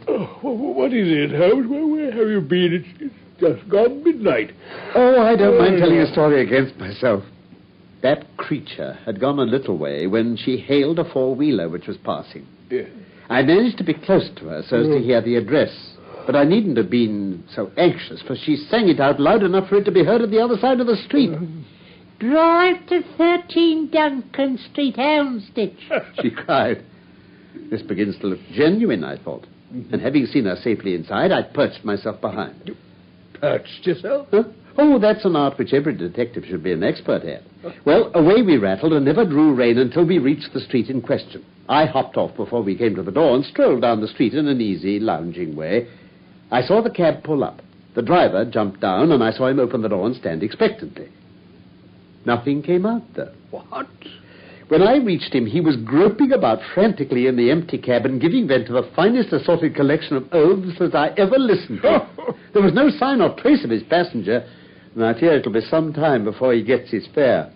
On inquiring at number 13, we found that no one of the name either of Sawyer or Dennis had ever been heard of there. But you don't mean to say that tottering, feeble old woman was able to get out of the cab while it was in motion without either you or the driver seeing? Old woman be damned. We were the old women to be so taken in. He must have been a young man, and an active one, too, besides being an incomparable actor. The get-up was inimitable. Yeah, well.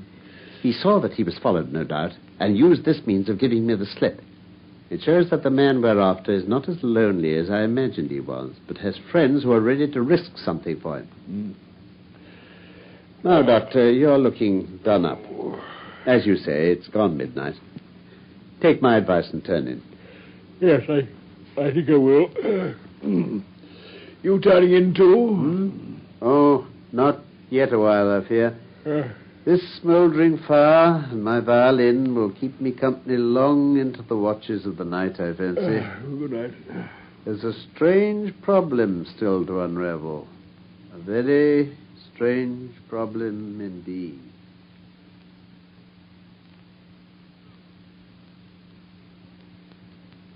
Well, Holmes, the papers are suddenly full of it today. The Brixton Mystery, they're calling it.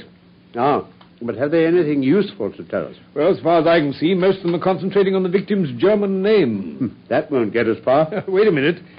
This must be a later edition. They've identified the man. Have they, indeed? Well, in that case, my dear Watson, pray post me up while I demolish this fourth egg. Oh, very well, Holmes. The deceased was an American gentleman who'd been residing for some weeks in the metropolis. He'd stayed at the boarding house of Madame Charpentier in Torquay Terrace, Camberwell. He was accompanied in his travels by his private secretary, Mr. Joseph Stangerson. The two bade adieu to their landlady upon Tuesday the 4th inst. And departed to Euston Station with the avowed intention of catching the Liverpool Express. They were afterwards seen together upon the platform. Nothing more is known of them until Mr. Drebber's body was, as recorded, discovered in an empty house in the Brixton Road, many miles from Euston. How he came there, or how...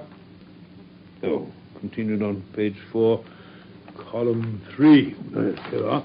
He met his fate are questions which are still involved in mystery. Nothing is known of the whereabouts of Stangerson. We're glad to learn that Mr. Lestrade and Mr. Gregson of Scotland Yard are both engaged upon the case, and it is confidently anticipated that these well-known officers will speedily throw light upon the matter. I told you that whatever happened to Lestrade and Gregson will be sure to score. That depends on how it turns out. Oh, bless you, it doesn't matter in the least. If the man is caught, it'll be on account of their exertions. If he escapes, it'll be in spite of their exertions. It's heads I win and tails you lose. What on earth is that? Huh? It's the Baker Street Division of the Detective Police Force. The what? Attention! Come along now, get into line quickly. In future, you will send up Wiggins alone to report, and the rest of you must wait in the street. Now, have you found it, Wiggins? No, sir, we ain't. I hardly expected you would. You must keep on until you do, though. Well, here are your wages. Now, off you go, and come back with a better report next time. Yes, sir. Come on, all of you. Double march.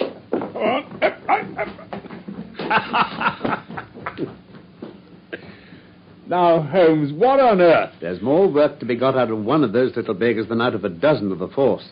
The mere sight of an official-looking person seals men's lips. These youngsters, however, go everywhere and see everything. They're as sharp as needles, too. All they want is organization. Are you employing them on this Brixton case, then? Yes. There's a point which I wish to ascertain. It's merely a matter of time. Mm-hmm.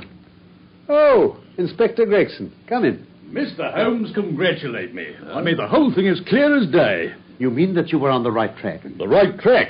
Why, we have the man under lock and key. And his name is? Arthur Charpentier, sub-lieutenant in Her Majesty's Navy.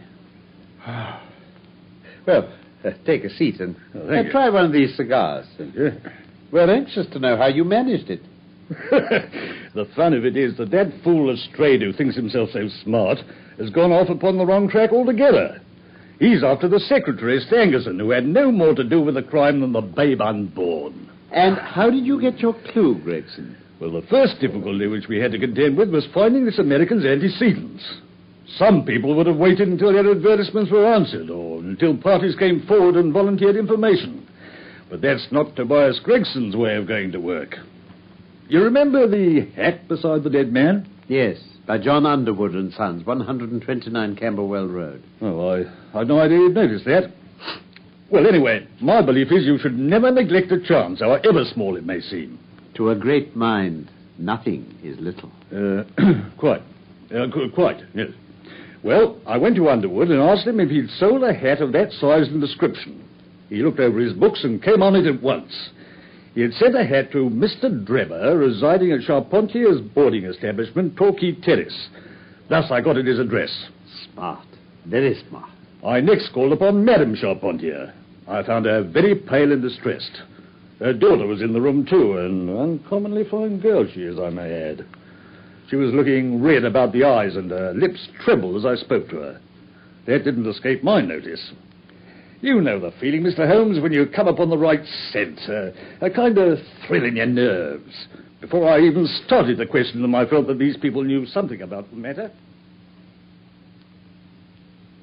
Now, ladies, have you heard of the mysterious death of your late boarder, Mr. Enoch J. Drebber of Cleveland? Oh, there, now, dear. Yes, sir, we have heard about it. At what o'clock did Mr. Drebber leave your house for the train? At 8 o'clock. His secretary, Mr. Sangerson, said there were 2 trains, one at 9:15 and one at 11. He was to catch the first. And that was the last you saw of him? Madam, I asked whether it was the last you saw of him. Yes, it was. Oh, Mother, no good can ever come of falsehood. We did see Mr. Drebber again, sir. God forgive you. You've murdered your brother. But Arthur would rather we spoke the truth. You'd best tell me all about it. Half confidences are worse than none. Besides, you don't know how much we know already. Oh, on your head be it, Alice. Perhaps you'd better leave us together. Yes, Mother. Now, sir, I had no intention of telling you all this, but since my poor daughter disclosed it, I've no alternative. Having once decided to speak, I will tell you all without omitting any particular. It's your wisest course, madam. Mr. Drebber had been with us nearly 3 weeks. He and his secretary, Mr. Stangerson, had been traveling on the continent. Yes. Mr. Stangerson was a quiet, reserved man. Oh, but his employer, I'm sorry to say, was far otherwise. He was coarse in his habits and brutish in his ways. How so? But the very night of his arrival, he became very much the worse for drink, and indeed, after 12 o'clock in the daytime, he could hardly ever be said to be sober. But his manner towards the maidservant was disgustingly free and familiar, and worst of all, he assumed the same attitude towards my daughter, and spoke to her more than once in a way which, fortunately, she's too innocent to understand. But on one occasion, he actually seized her in his arms and embraced her. Oh, his own secretary reproached him for it. But why did you stand all this? I suppose you can get rid of your boarders when you wish. Would to God I'd given him notice on the very day he came. But it was a sore temptation. They were paying £1 a day each, and this is the slack season, and I am a widow, and my boy in the Navy has cost me much. I acted for the best. This last was too much, however, and I gave him notice to leave on account of it. I see. Oh, my heart grew light as I saw him drive away. My son is on leave just now, but I did not tell him anything of all this. His temper is violent, and he's passionately fond of his sister. Well, when I closed the door behind them, a load seemed to be lifted from my mind. Yeah. Alas, in less than an hour there was a ring at the bell, and I learned that Mr. Drebber had returned. He was the worse for drink.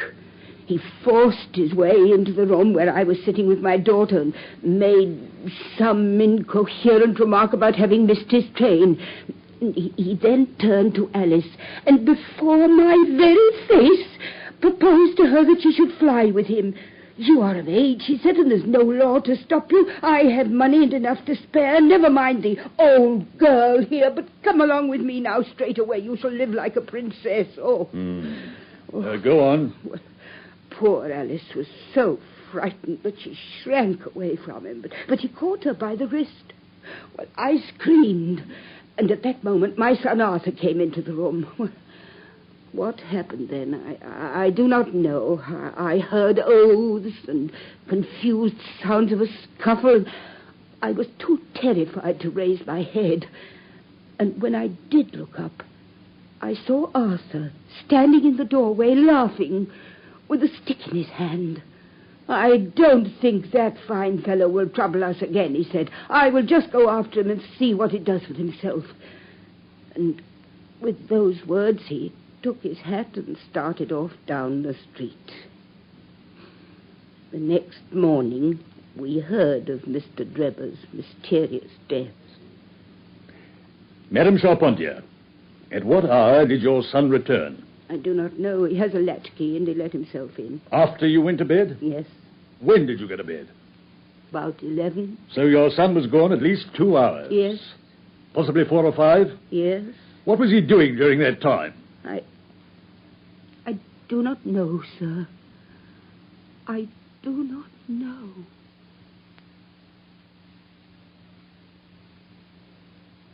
After that, there was nothing more to be done. I found out where Lieutenant Charpentier was and arrested him. When I touched him on the shoulder and warned him to come quietly with us, he answered us as bold as brass, "I suppose you are arresting me for being concerned in the death of that scoundrel Drebber." We said nothing to him about it, so that his alluding to it had a most suspicious aspect. Very.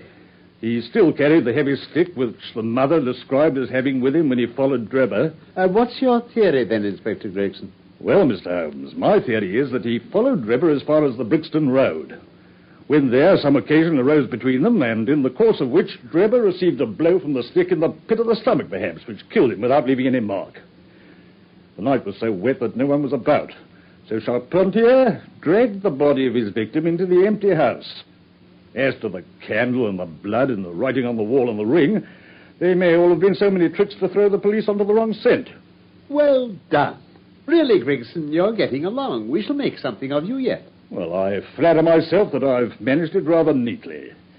The young man volunteered a statement in which he said that after following Drebber for some time, the latter perceived him and took a cab in order to get away from him. On his way home, Charpentier... Yes, I think the whole case fits together uncommonly well. What amuses me is to think of Lestrade, who had started off upon the wrong scent. I'm afraid he won't make much of it. Why, by Jove, here's the very man himself. Come in, Inspector Lestrade. Oh, so you're here, Gregson. I suppose, Lestrade, you've come to consult Mr. Sherlock Holmes. Ask him what move to make next, eh? Well, I don't mind admitting this is a most extraordinary case, most incomprehensible affair. Ah, you find it so? I thought you'd come to that conclusion. Have you managed to land the secretary, Mr. Joseph Stangerson? I've just come from Stangerson's room. Ah. We've been hearing Gregson's view of the matter. Would you mind letting us know what you have done, Lestrade? No, Mr. Holmes, no objections at all. I freely confess that I was of the opinion that Stangerson was concerned in the death of Drebber. Was? A fresh development has shown me that I was completely mistaken. Well, well. I fancy we'd better take the events in their sequence. Very well. Full of the one idea, I set myself to discover what had become of the secretary. He and Drebber had been seen together at Euston Station about 8:30 on the evening of the 3rd. At 2 in the morning of the 4th, Drebber had been found murdered in the house off Brixton Road. The question which confronted me was to find out how Stangerson had been employed between 8:30 and the time of the crime, and what had become of him afterwards. I telegraphed to Liverpool, giving a description of the man and warning them to keep a watch upon the American boats. I then set to work calling upon all the hotels and lodging houses in the vicinity of Euston. You see, I argued that if Drebber and his companion had become separated that evening, the natural course for Stangerson would be to put up somewhere in the vicinity for the night, then to hang about the station again next morning to look out for his employer. They'd be likely to agree on some meeting place beforehand. Yes, so it proved. I spent the whole of yesterday evening making inquiries entirely without avail. This morning I began very early, and at 8 o'clock I reached Halliday's private hotel in Little George Street. Good morning, sir. Can I help you? Yes, I'd like to know whether a Mr. Stangerson is living here. Oh, certainly, sir. No doubt you're the gentleman he was expecting. He's been waiting here for a gentleman for 2 days. Yes. Where is he now? He's upstairs in bed. He wished to be called at 9. Well, I'll go up and see him at once, then. Yes, sir. The Boots will take you. Boots? Yes? Morning, sir. Take this gentleman up to Mr. Stangerson's room. Yes. Would you follow me, sir? There's his room, sir, just along here. Thank you very much. Thank you, sir. Oh. Cool. What's that? It looks like blood. Coming from under his door. Oh, you're right. It's locked, sir. Well, stand out of the way while I put the shoulders wet. Yeah, but, sir, I Get think... back.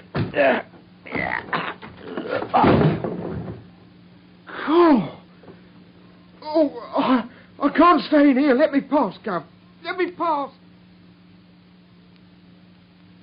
Stangerson has been stabbed to the heart. Dead for some time. He bled profusely. But now comes the strangest part of the affair, Mr. Holmes. What do you suppose was on the wall? The word Rache, written in letters of blood. Well, that was it. Great heaven. Get on with the details, Lestrade. Well, the murderer was seen. A milk boy happened to walk down the lane at the back of the hotel. He noticed that a ladder, which usually lay there, was raised against one of the windows on the second floor, which was wide open. He looked back and saw a man descend the ladder. He came down so openly that the lad imagined him to be some carpenter or joiner at work. Took no notice beyond thinking it was early for anyone like that to be at work. And he has an impression that the man was tall, had a reddish face, and was dressed in a long brownish coat. Did you find anything in the room which could furnish a clue to the murderer? Nothing. Stangerson had 80-odd pounds in his pocket. Whatever the motive for these two crimes, it certainly wasn't robbery. There were no papers in the pockets, except the telegram, dated from Cleveland about a month ago, containing the words, J.H. is in Europe. There was no sender's name. And there was nothing else? Nothing of any importance. His pipe was on the chair beside the bed. There was a glass of water on the table. And on the windowsill, a small chip ointment box containing a couple of pills. What? At last! What's that, Mr. Holmes? The last link. My case is complete. Oh, but just what do you mean, Mr. Holmes? I have now in my hands all the threads which have formed such a tangle.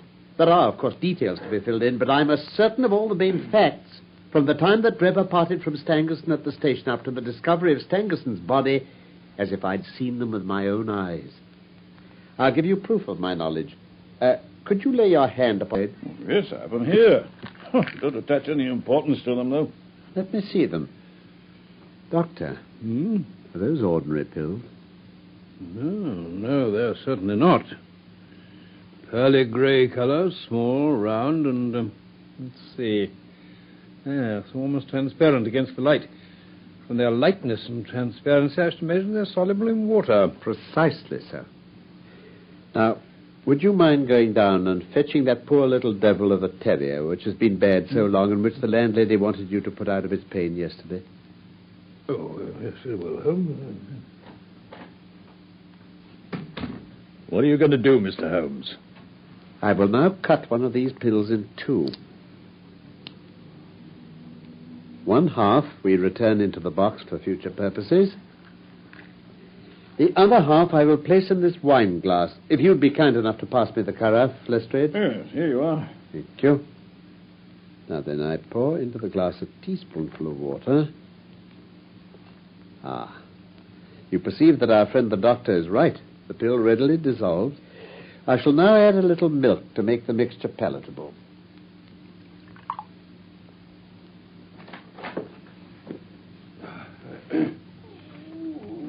Here he is, poor old chap. Long past his allotted span, I'm afraid. Put him down on a cushion while I transfer this mixture to a saucer. Right. Now, poor old boy, here's a little drink for you.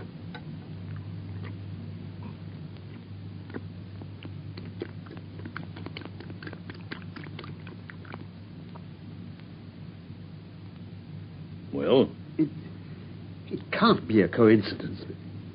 The very pills which I suspected in the case of Drebber are actually found after the death of Stangerson, and yet they're inert. What can it mean? Oh, surely my whole chain of reasoning cannot have been false. No, it's impossible. And yet this wretched dog is none the worse. Well, if you ask me... Wait. I have it. Where's that other pill? Here you are. Cut it in two for me while I get more milk and water ready. There we are. Done. Now, in it goes. You mean you're going to try again? Precisely. Now, boy, try another saucer.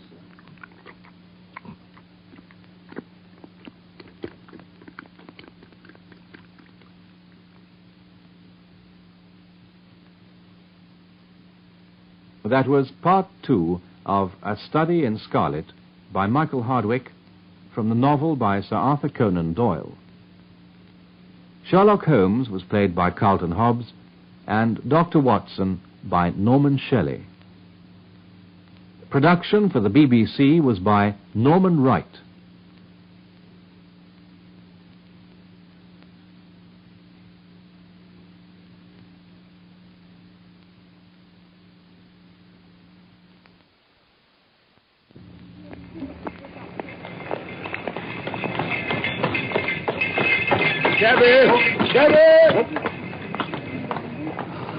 Capital, my dear Watson. Let us return to our humble abode. 221B Baker Street, please, cabby.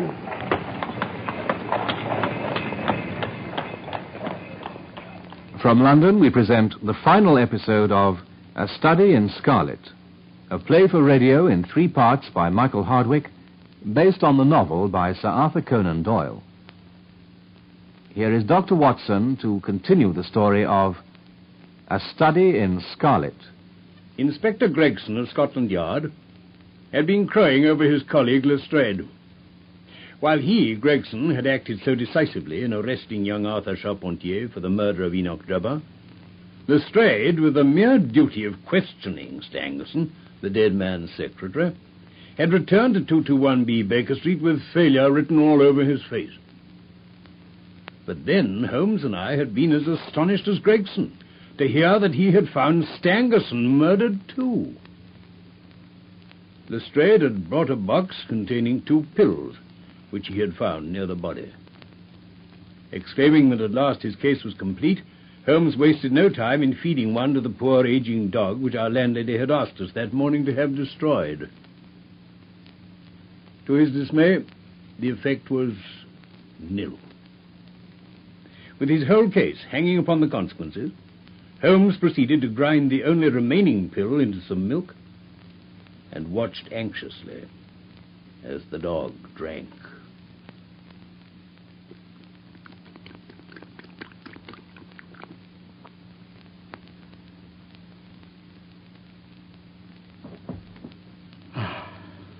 Poor old chap. It worked. I should have had more faith. I ought to know by this time that when a fact appears to be opposed to a long train of deductions, it invariably proves to be capable of bearing some other interpretation. Of the 2 pills in that box, one was of the most deadly poison and the other was entirely harmless. I ought to have known that before ever I saw the box at all.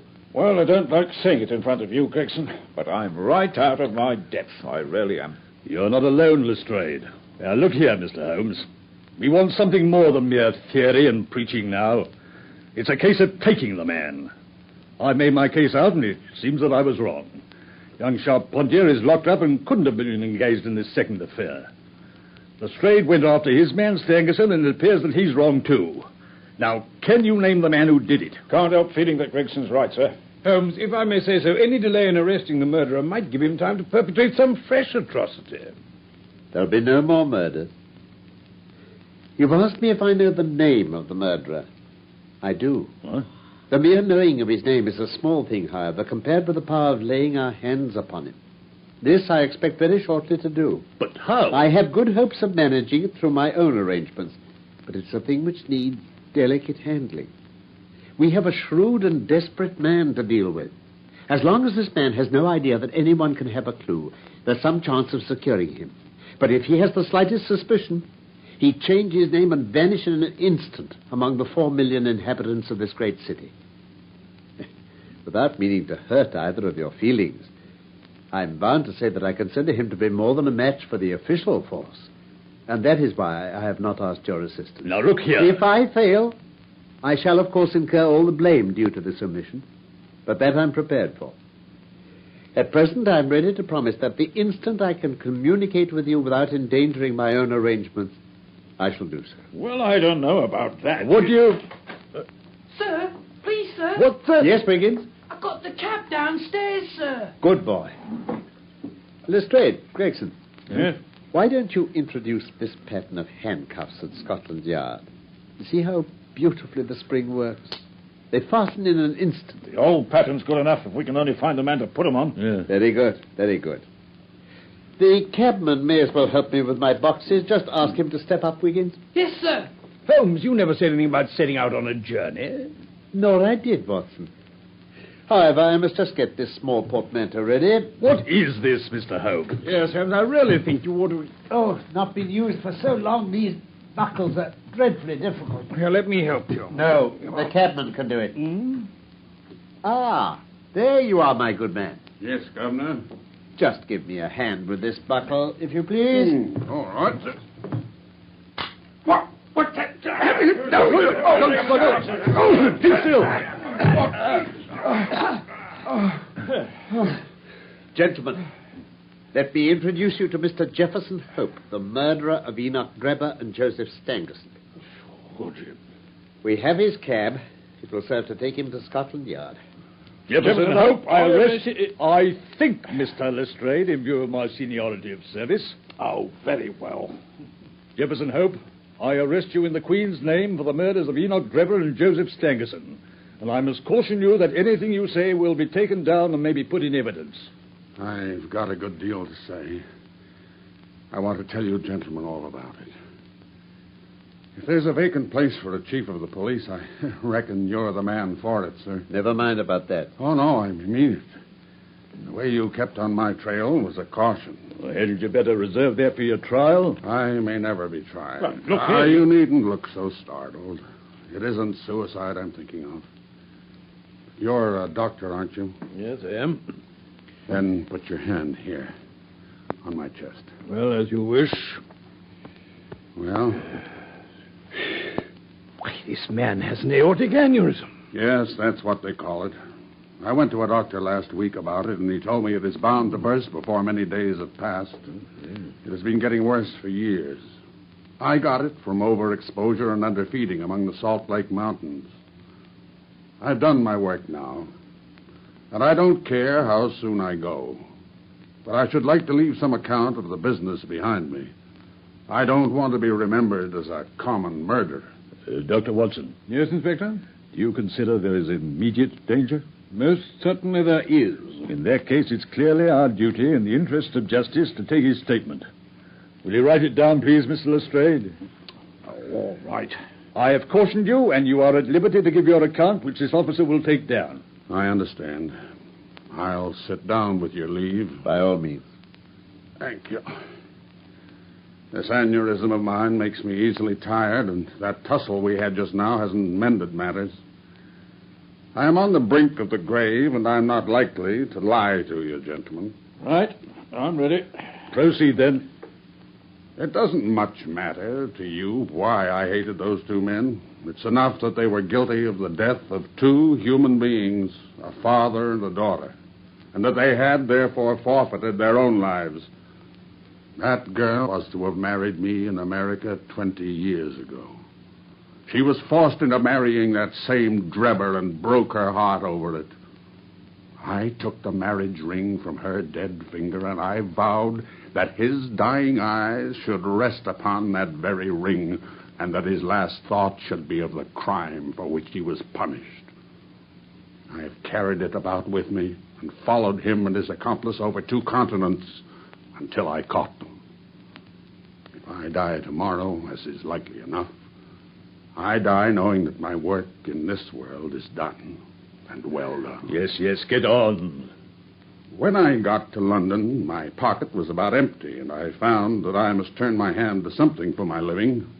Driving and riding are as natural to me as walking. So I applied at a cab owner's office and soon got employment.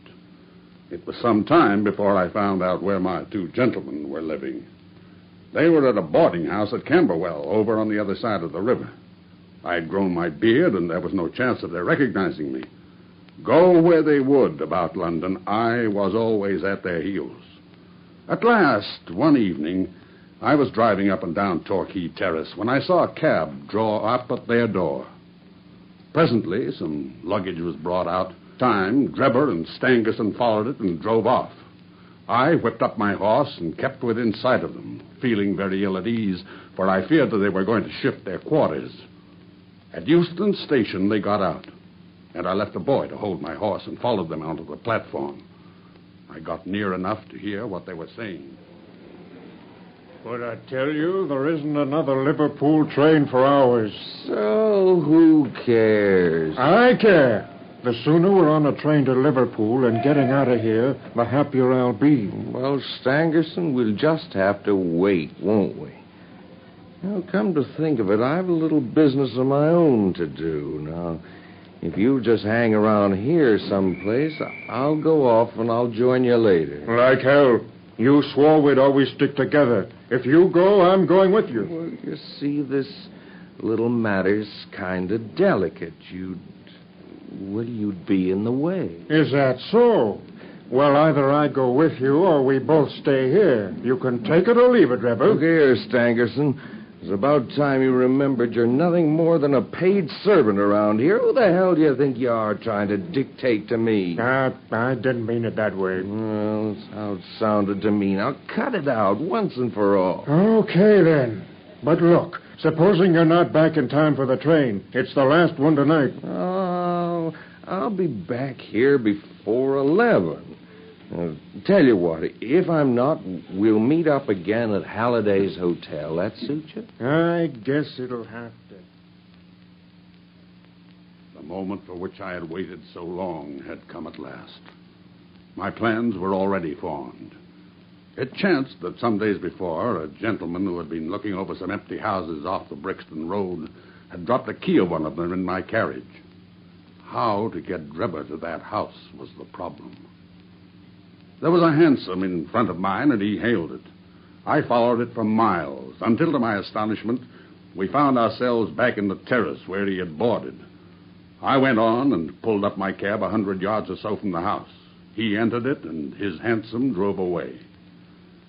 Well, I waited for a quarter of an hour or more, when suddenly there came a noise like people struggling inside the house.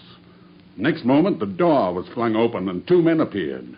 One of them was Drebber, and the other was a young chap whom I had never seen before. You filthy hound! I'll teach you to insult an honest girl. Get your hands off me. If you're not out of this road inside 10 seconds, I'll lay this cudgel across you so you won't be able to walk. Now, get on with you. Okay, I'm going. Hey, you, Gabby! Yes, Governor? Drive me to Halliday's private hotel.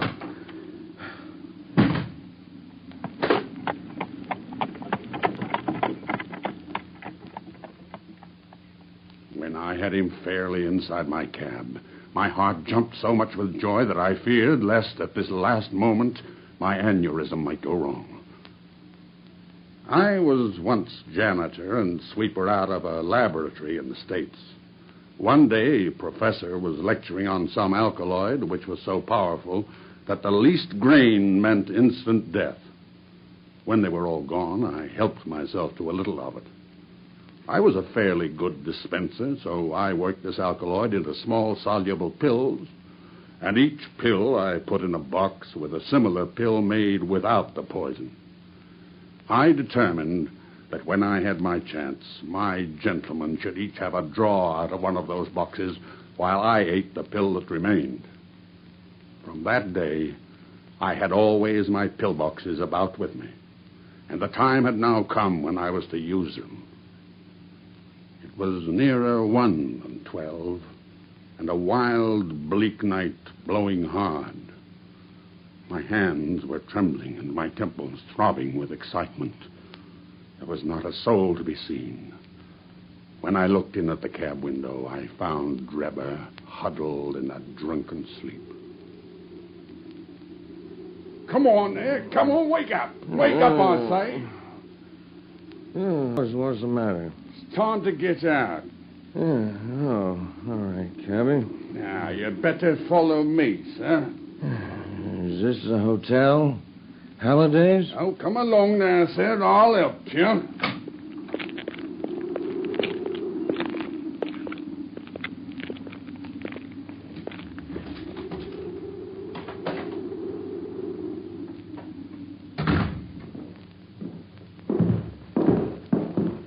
It's infernally dark. Say, what kind of a hotel is this? Oh, we'll soon have a light. Just like this candle. There. Now, Enoch Drebber, who am I? Who? What do you mean? I don't... No. No. Yes, you dog. I have hunted you from Salt Lake City to St. Petersburg, and you've always escaped me. But now your wanderings have come to an end. No. Keep away from me. What do you think of poor Lucy Ferrier now? Punishment has been slow in coming, but it has overtaken you at last. Would you murder me? Who talks of murdering a mad dog? What mercy had you upon my poor darling when you dragged her from her slaughtered father and bore her away? Wasn't I killed her father? But it was you who broke her innocent heart. Let the high God judge between us. You see this box? What is it? What are they? They're just a couple of pills. Choose and eat. There is death in one and life in the other. I shall take what you leave. Let us see if there is justice upon the earth, or if we are ruled by chance. Poison? You're mad. I won't do it. Oh, yes, you will, with my knife at your throat. Choose and eat. This way, you have a 50-50 chance. If you don't take it, it'll be my knife and no chance for you at all. Very well. I'll eat. Now, I'll take the other, and we shall see. It doesn't taste. You've got it. You must... You...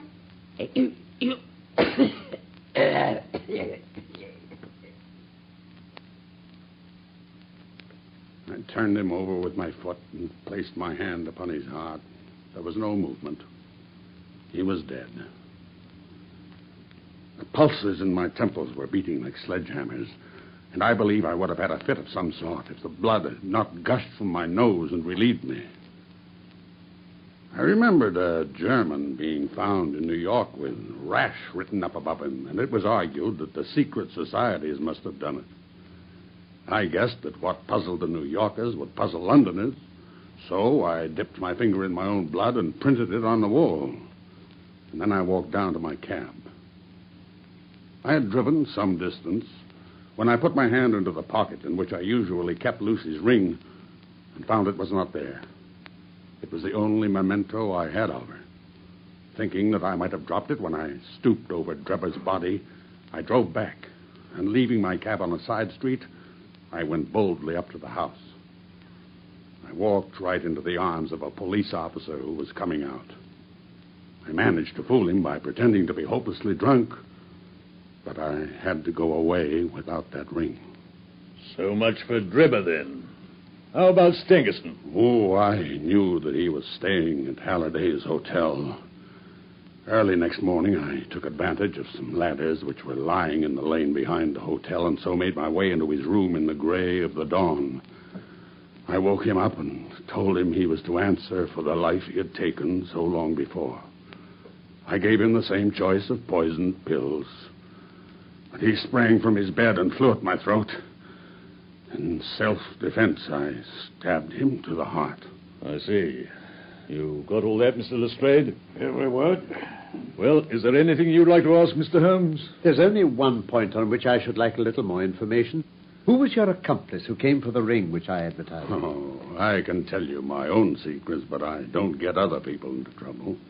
He had no hand in the deaths of those two men and knows nothing of them. I think we can accept the truth of that, Gregson. Very well, Mr. Holmes. But now, gentlemen, the forms of the law must be complied with. On Thursday, the prisoner will be brought before the magistrates, and your attendance will be required. That's understood, Inspector. Until then, I will be responsible for him. Come along, if you please, Mr. Lestrade. We may as well use his own cab, but I'm afraid we can hardly let him drive it. You'll have to oblige. Oh, never mind. At least I can drive a cab. Come along, Hope. Let's be moving. My dear Watson, Gregson and Lestrade will be furious about his death. Well, it was better for the poor devil to die in his cell than on the scaffold. His life was hanging by a thread. I fancy they won't see it that way. Where will their grand advertisement be now? How they must have been looking forward to the trial. I must admit it would have been pretty interesting. Never mind. I wouldn't have missed the investigation for anything. There's been no better case within my recollection. Simple as it was. Simple? Now, let me see if I can make it clearer. Now, this was a case in which you were given the result and had to find everything else for yourself. I approached the house with my mind entirely free from all impressions. I began by examining the roadway, and there, as I've already explained to you, I saw clearly the marks of a cab, which, as I ascertained by inquiry, must have been there during the night. Yes, just a moment. How could you know it was a cab and not a private carriage? By the narrow gauge of the wheels. The ordinary London growler is considerably less wide than a gentleman's brougham. I then walked slowly down the garden path, which happened to be composed of a clay soil peculiarly suitable for taking impressions. There's no branch of detective science which is so important and so much neglected as the art of tracing footsteps. I saw the heavy footmarks of the constables, but I saw also the track of the two men who had first passed through the garden. It was easy to tell that they had been before the others, because in places their marks had been entirely obliterated by the others coming upon the top of them. In this way, my second link was formed, which told me that the nocturnal visitors were two in number. One remarkable for his height, as I calculated from the length of his stride, and the other fashionably dressed, to judge from the small and elegant impression left by his boots. What next? On entering the house, this last inference was confirmed. My well-booted man lay dead before me. The taller one, then, had done the murder, if murder there was. Having sniffed the dead man's lips, I detected a slightly sour smell, and I came to the conclusion that he'd been poisoned. I argued from the hatred and fear expressed upon his face that the poison had been forced upon him. And now came the great question as to the reason why. Robbery had not been the object of the murder, for nothing was taken. Political assassins, on the other hand, are only too glad to do their work and to fly. This murder had been done most deliberately, and the perpetrator had left his tracks all over the room. And the inscription on the wall? Was too obviously a blind. No, it must have been a private wrong, and not a political one, which called for such a methodical revenge. I was inclined from the first to suspect that a woman was in some way connected with it. And finding the wedding ring... That settled the question. However, I proceeded to make a careful examination of the room, which confirmed me in my opinion as to the murderer's height and furnished me with the additional details as to the Trichinopoly cigar. I had already come to the conclusion, since there were no signs of a struggle, that the blood which covered the floor had burst from the murderer's nose in his excitement. I could see that the track of blood coincided with the track of his feet. Now, as a medical man, Watson, you will agree that it is seldom that any man breaks out in such a way through emotion unless he's very full-blooded. Yes, quite true. So I hazarded the opinion that the criminal was a robust and ruddy-faced man. Yes, indeed he was. Quite so. Now, you will remember that I ascertained that when Greggs, he had not inquired as to any particular point which might appear to be critical. Yes. Well, having left the house, I telegraphed to the head of the police of Cleveland, limiting my inquiry of the circumstances connected with the marriage of Enoch J. Drebber. Yes. The answer was conclusive. It told me that Drebber had already applied for the protection of the law against an old rival in love named Jefferson Hope, and that this same Hope was at present in Europe. I knew now that I held the clue to the mystery in my hand, and all that remained was to secure the murderer. All that remained? Oh, it wasn't so difficult. I had already determined in my own mind that the man who had walked into the house with Drebber was none other than the man who had driven the cab. The marks in the road showed me that the horse had wandered on in a way which would have been impossible had there been anyone in charge of it. Where then could the driver be unless he were inside the house? And, my dear Watson, supposing one man wished to dog another through London, what better means could he adopt than to turn cab driver? So you came to the conclusion that Jefferson Hope was to be found among the Jarvis of the metropolis. Oh, it's brilliant. Quite brilliant. Thank you, Watson. But what made you assume that having achieved his object, Jefferson Hope would go on being a cabby? Why, he would have been foolish not to. Any sudden change on his part might have drawn attention to himself. I therefore organized my street Arab detective corps and sent them systematically to every cab proprietor in London until they ferreted out the man I wanted. Well, they certainly succeeded. But, Holmes, how about the murder of the other man, Stangerson? Ah, that incident was entirely unexpected. Through it, I came into possession of the pills, the existence of which I had already surmised. You see, the whole thing is a chain of logical sequences without a break or flaw. It's wonderful. It's remarkable. You should be publicly recognized for this, Holmes. Oh. You should publish an account of the case. Oh, no. Well, if you won't, I'll do it for you. I have all the facts in my journal. The public shall know them. You may do what you like, Doctor. Hello? Yes, Mrs. Hudson. The echo's just come, Mr. Holmes. Oh, just throw it down there, Mrs. Hudson. I'll look at it later. No, I'll have it, please. Oh, very good, sir. Thank you. Shall you be in to lunch, gentlemen? I fancy we shall. Thank you, sir. Thank you, Mrs. Hudson. I say, listen to this, Holmes. The public have lost a sensational treat through the sudden death of the man Hope, who was suspected of the murders of Mr. Enoch Drebber and Mr. Joseph Stangerson. The details of the case will probably never now be known, though we are informed upon good authority that the crimes were the result of an old-standing and romantic feud.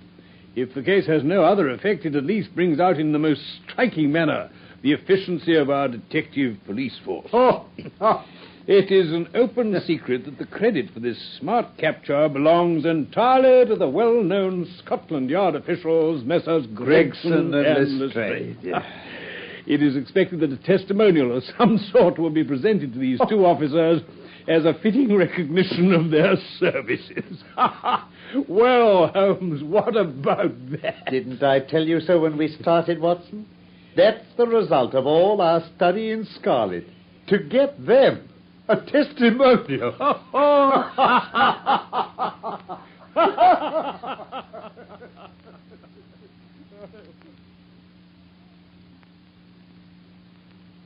That was part 3 of A Study in Scarlet by Michael Hardwick from the novel by Sir Arthur Conan Doyle. Sherlock Holmes was played by Carlton Hobbs, Dr. Watson by Norman Shelley, Inspector Gregson by Humphrey Morton, Inspector Lestrade by Godfrey Kenton, and Jefferson Hope by Stuart Nichol. Production for the BBC was by Norman Wright.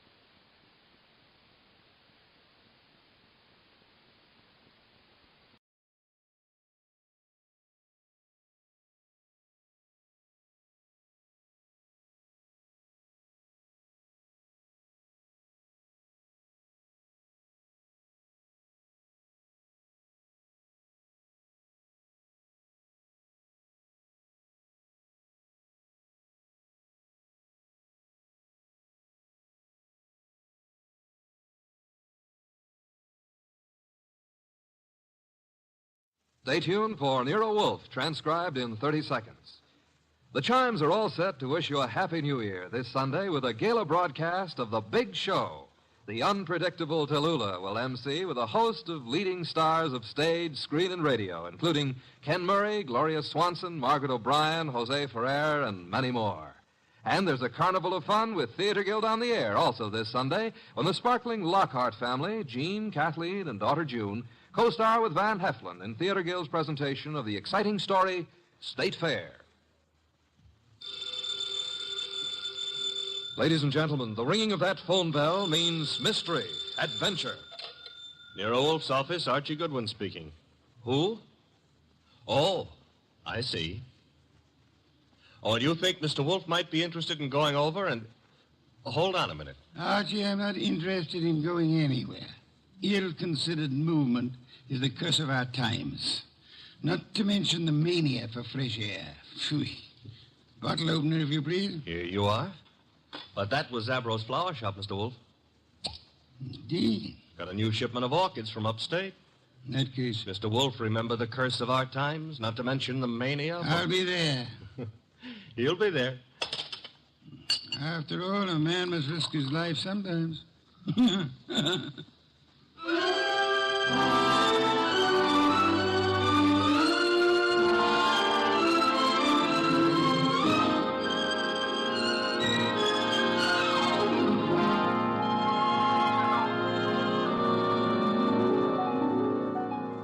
Ladies and gentlemen, it's the bulkiest, balkiest, smartest, and most unpredictable detective in the world. That chair-borne genius, Nero Wolfe. Created by Rex Stout and brought to you in a new series of adventures over this NBC network in the person of Mr. Sidney Greenstreet.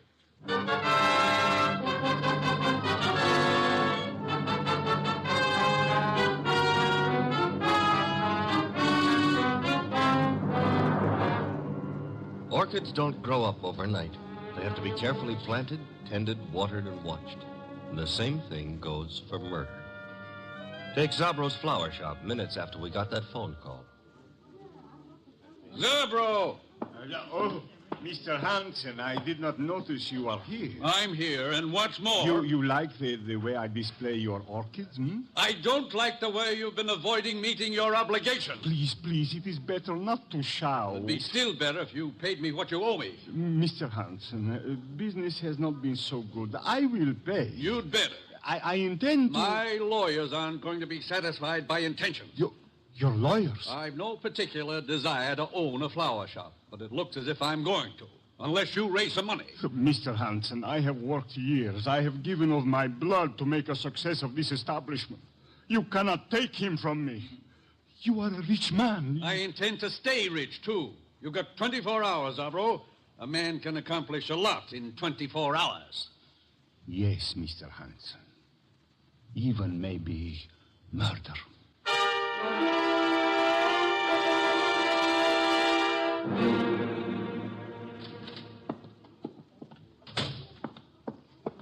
Mr. Zabro?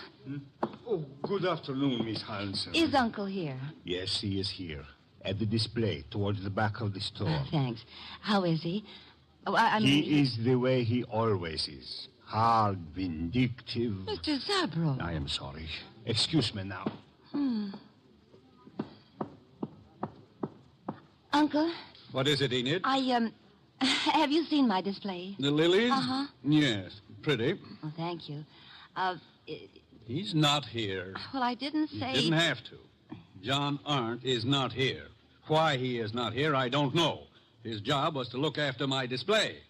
Perhaps he doesn't need a job anymore. You know he does. Fiddlesticks. After all, if he marries my heiress... Uncle! My dear girl, John Arndt is a fairly capable man with orchids. Outside of that, I have no use for him whatsoever, especially in the role of your husband. Well, isn't that for me to decide? Of course it is, except that, pretty as you are, John Arndt is seeing you through a golden haze. To be precise, the money that will come to you from me when I die. That's nasty. It's the truth.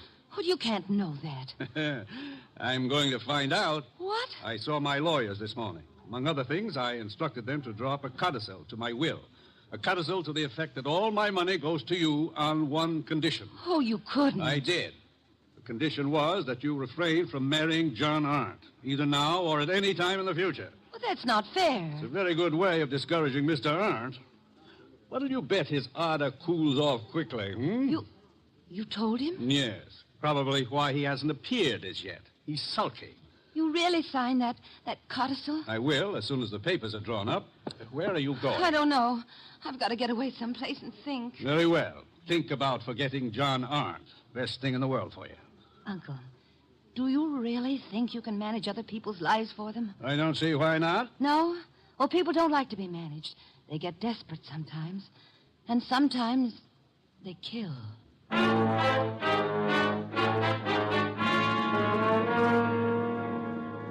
Mr. Wolf, what are you doing? Getting up. I'm up. Well, that makes you eligible for the Explorers Club or something. Ah, my coat and muffler, Archie. I got him here. Thank you. You're really going out into that weather outside? Archie, must you try to be witty? It amuses me no end. Haven't you seen enough of those weeds yet? An orchid is not a weed. Another muffler, Archie, the woolen one. You've already got two on. Please, fresh air clogs the lungs, Archie. Sure, everybody knows that, but they won't admit it. Of course not. A conspiracy of silence. Archie, I'm ready. You sure? I can see a square inch of skin showing. Come. You're driving me to Zabras. Mm-hmm. All right, careful. And take a deep breath. I'm going to open the door. You ready? Yeah, very well. Open it. Be brave, Mr. Wolf. We'll keep the car window shut, and maybe you'll make it. Careful. The risks one takes. In you go.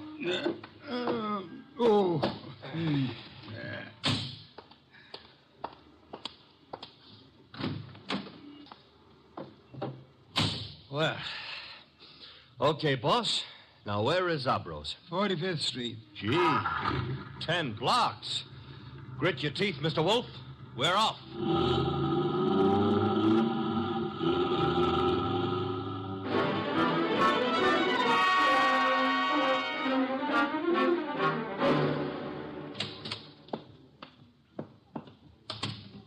Oh, Mr. Wolf, I'm glad you are here. Those orchids you wrote me about had better be worth the trip. The trip? But I think you live only a little way from here. Don't forget it had to be made in the open air, Mr. Zabro. Where are the orchids? Towards the back. They are from Hansen's place. He is a fine grower. I have made an exhibit. Good. Oh, excuse me. Others are here. You go look for yourself, no? Very well. Archie. Oh, I was just noticing Did a girl just enter the store? A girl, a goddess, tall, graceful, Venus de Milo with arms. Arms that were made... Never mind, let's go look at orchids. Thank you. Very fine. The exhibit is laid out like nature, huh? Reminds me of a spot in Central Park that I spent some of my happiest moments in. Then you do like flowers? I don't go to Central Park to look at flowers. I went there to, forget it. Gladly. Now go away and annoy someone else. Venus? I want to concentrate on these orchids. Goodbye. Okay. I'll leave you alone with your loved ones. Let's see, maybe I can arrange to be left alone with something I could very easily learn to love.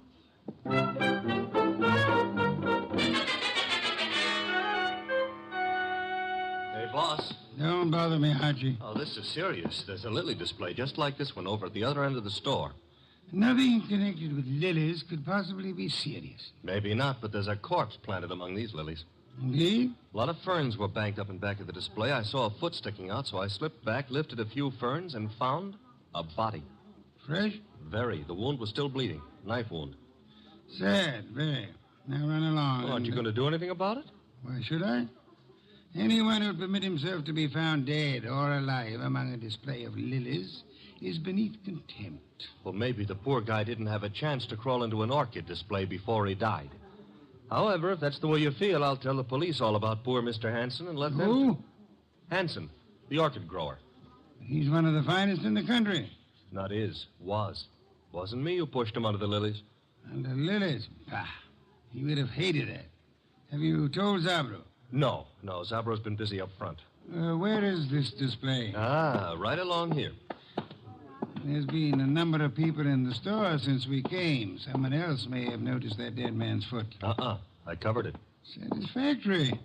At times you give the illusions of intelligence. Is this the display? Yep. Come around to the back. There's a little space between the back of the display and the wall. Yeah. Now, here, right under this pile of ferns... Yes, Sergeant? Hey, that body. What about it? It got bashful. It's gone. Indeed.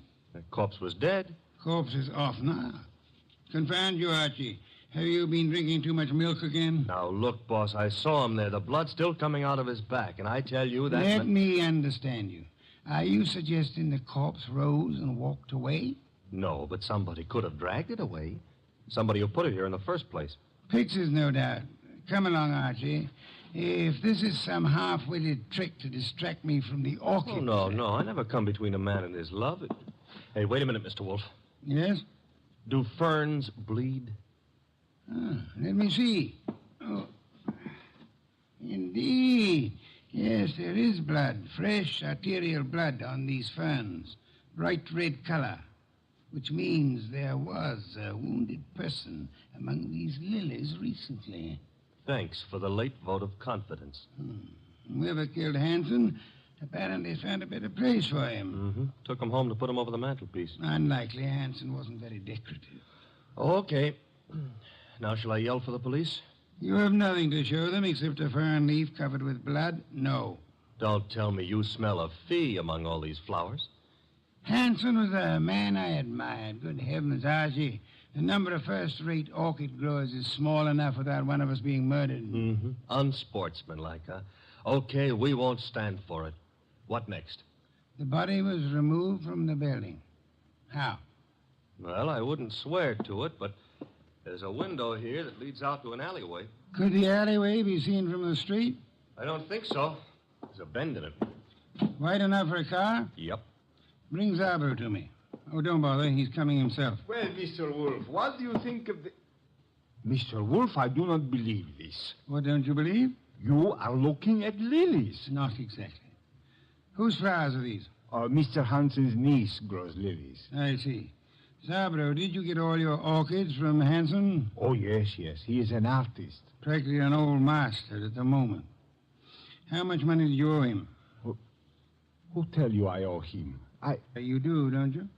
Well, yes. Business has not been so good. But did he speak to you? Yes, you owed him money. But I do not understand. Was Hanson in the store today? Yes, he came. You hear us quarrel, eh? Where is he now? I do not know. He leave, maybe. I rather think he did. Zabro, who else was in the store within the last half hour who might have known Hanson? Oh, Miss Hanson was here, and John Aaron. He is Mr. Hanson's assistant, and how you say, sweet on Miss Hanson. Was she the tall girl came in shortly after we did, Mr. Zabro? Tall? Yes, I think so. Are either of them still here? No. They go. Together? Miss Hanson go first. Very well. Come along, Archie. Okay, Mr. Wolf. You will not tell Mr. Hanson you know of my debts. No, Mr. Zabro, I won't tell him. As a matter of fact, even if I wanted to, I don't think he would listen.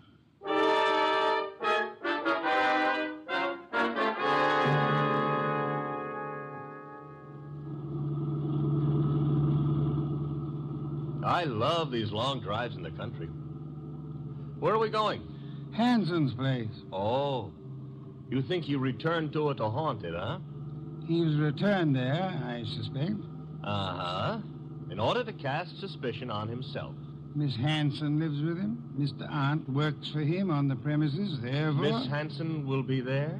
I imagine so. Why? Oh, nothing. Nothing at all. Boss, can we stop at the next town? Why?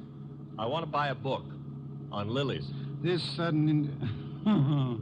You mean Miss Hanson grows them and there? Uh-huh.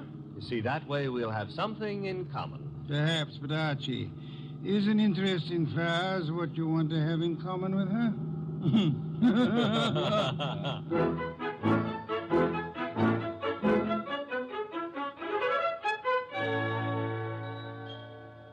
So this is the house that Orchids built, huh? Snazzy. Very handsome country home. For streamlined zombies. Hello. I take that back. Miss Hanson? Yes. I'm Nero Wolf. The person ogling you is my assistant, Mr. Goodwin. Oh. Well, Uncle's spoken of you, Mr. Wolf. Oh, come in, please. Thank you. I was not ogling.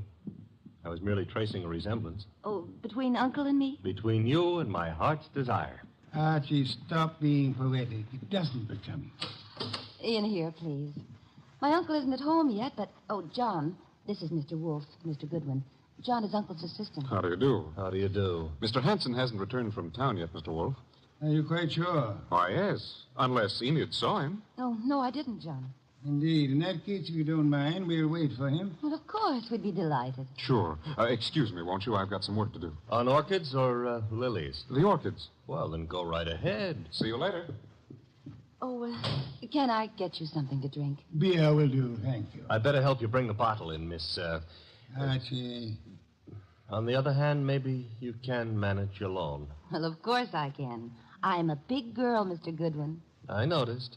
I mean, why not call me Archie? It takes less time. Oh, I'd like to, Archie. Swell. Remember what old Dr. Tidmouse said? I want a bottle of beer. Said, I want a bottle... Oh. No. Never mind, Enid.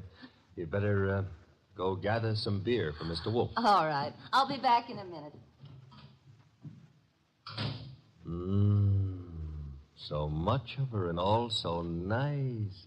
Archie, are you forgetting why we're here? I don't care why you're here. We're waiting for Uncle. Uh-huh. Mr. Wolf, it's unlikely that Uncle is going to walk in through that front door. True. That is why you're sneaking out the back door to find him.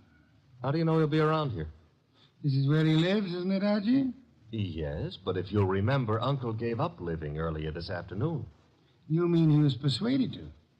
Nevertheless, I rather think he'll be around, body and all.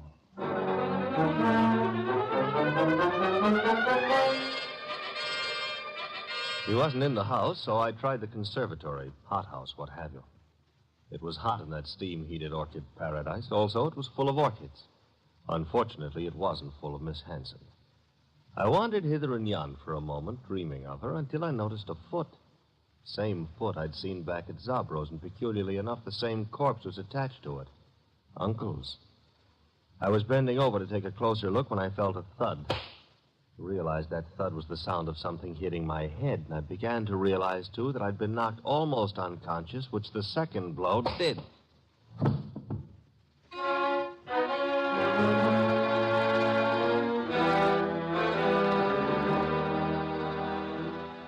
can't understand where my uncle is, Mr. Wolf.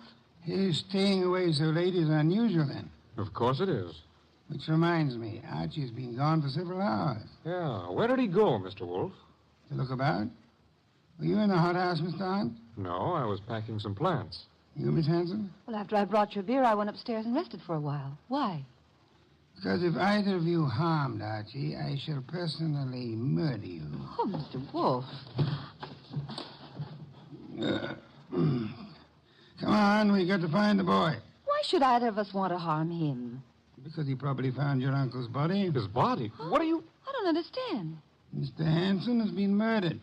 Oh no. Enid. Oh, stop that, Miss Hanson. You're a perfectly healthy young woman. There's no reason for you to swoon. Now, look here, you. Besides, I rather suspect she lost no love for him. Am I right, Miss Hanson?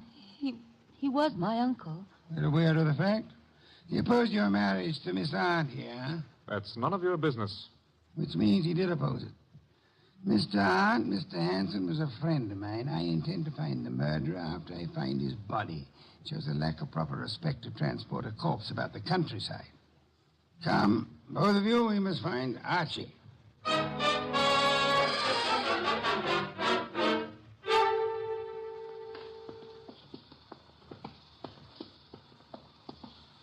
This whole thing's like a nightmare.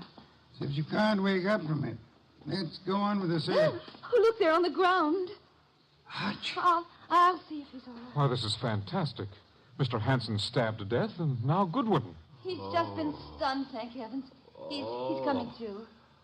Oh, I died.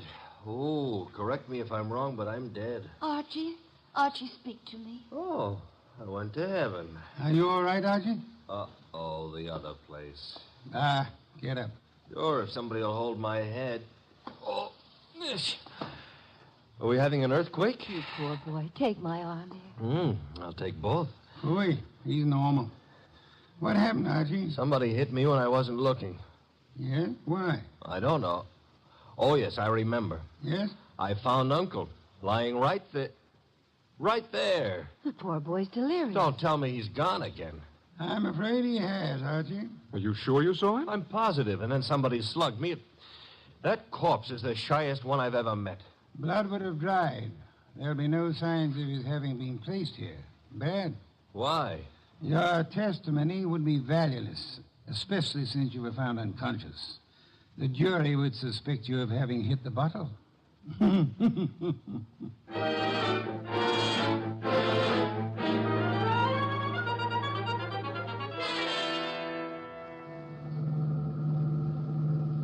Why didn't we stay the night? I'm a sick man. Enid would have nursed me. You're not sick. And I won't have you taking advantage of that girl. In my condition, I couldn't have. But maybe she would have taken advantage of me. Oi. Is that what they called it in your day? There's Zabro. Stop the car. Okay. Dum-ba-dee-dum-dee-dee-dum. Here we go.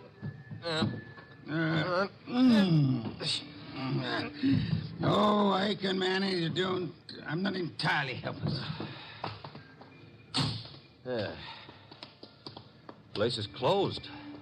Dark. I was afraid it might be. Don't tell me Zabro's gone traveling, too. Possibility, Archie. You mean he killed Hanson to cancel the debt he owed him, and then followed us out to the country house and dumped Hanson there, hoping to pin suspicion on Enid and John? Perhaps. Uh-huh. Slugged me when I found the body too soon, and then... Guess we better get into the joint. Door's locked? A guy I know got out of jail the other day. Yeah? He's reformed, so he gave me all his skeleton keys. You have them with you? Mm-hmm. And we'll find out in a minute just how good a burglar he was. Very good. Will you come in? Shut the door. Okay. Now. What's that? Somebody's been hurt. The lights. Nothing up front here. Back of the store where the exhibits are. I'll go see. Maybe you better stay here. Nonsense. Where? Uh-oh, among the lilies again. But this time there are two bodies there. Sabro. Quick, Archie. Mr. Zabro?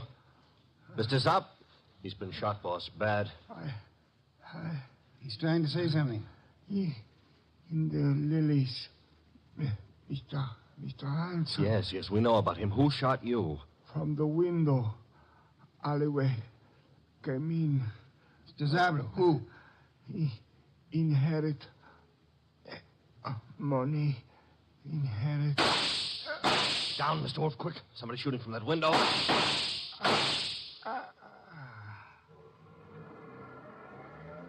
Archie. All in one piece. Are you all right? Yes, that car. It's gone. Brought the body here and... Zabro. He couldn't duck. He's dead. Yes. Police, boss, this time we've got more than a fern leaf smeared with blood to show them. Not yet, Archie. I'd prefer handing the murderer over to them along with the victims. I'm going home. Archie, get Miss Hanson and Mr. Arndt there as soon as you can. Well, suppose they don't want to come. Knock them unconscious and drag them there. Not Enid, boss. Enid's... Hey, what Zabro said about inheriting. Don't anticipate, Archie. When you get them to my office, we'll identify the murderer then.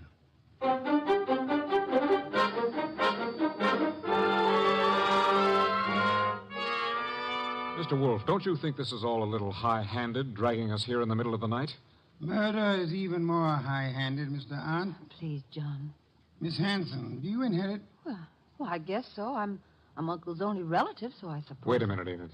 Mr. Wolf, are you suggesting that she had anything to do with this invisible corpse? The corpse is no longer invisible, Mr. Arndt. You've seen Uncle? Yes, dead in Zabro's establishment. Lying with a knife in his back in his own orchid display. Now you're trying to pin something on me. You know I set up that orchid display. Indeed. The police will be interested in that information. But he wasn't found in the orchids. He was... Yes, Mr. Arndt. He was found where? I don't know. You were about to say the lily display, weren't you? I wasn't going to say anything. You're a little late. You already informed us that you knew his body was not placed in the orchid display. How did you know? I just guessed. The jury will be very much impressed by your remarkable clairvoyance, especially since Archie asked Mr. Zabro to come in. Mr. Zabro? Okay. Don't bother, Goodwin. John, that gun. Shut up, you little fool. Enid's a big girl. I don't know how you tumbled, Wolf. Lucky guessing, maybe. Oh, come now. Neither of us has indulged in guesswork. You killed Hanson, placed his body in the lily display to attract suspicion towards Miss Hanson. You felt sure she wouldn't be convicted, so you were safe. She would inherit, you would marry her, a marriage which your uncle opposed. When you saw that Archie had discovered the body too early for you to establish an alibi for yourself... Then he sneaked the body out of the window into his car and then dumped it in the hothouse. For time. Go on, Mr. Wolf. He didn't intend it to be discovered there, which was why he knocked you unconscious, Archie. Oh, I'm so glad he had a good reason for it. He had a body on his hands. He decided to double back, put the body in its original place, and carry through his plan. But Zabro caught him at it, poor fellow. I thought Zabro was in the other room. Lost you fool. Do you think I, too, am addicted to carrying corpses about? Zabro is dead. And you've given yourself away unnecessarily. Archie? All right. Archie, quick. Let go, Edith. I've got his arm. I'll give him mine with a fist attached. Very satisfactory, Archie. Now call the police. Inform them you have 2 corpses and a murderer for them.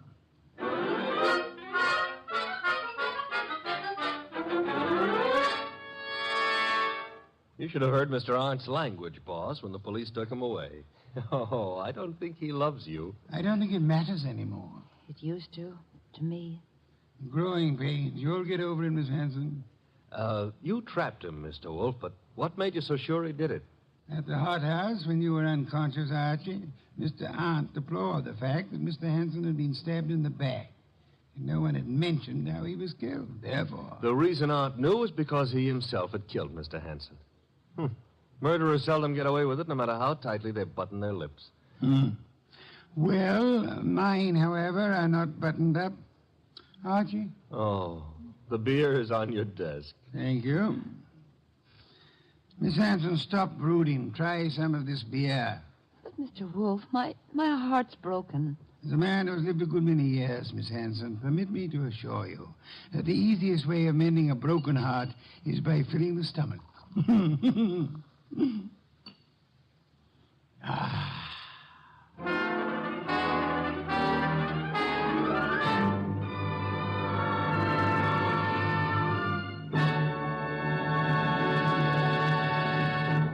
You have been listening to The New Adventures of Nero Wolfe, starring Sidney Greenstreet.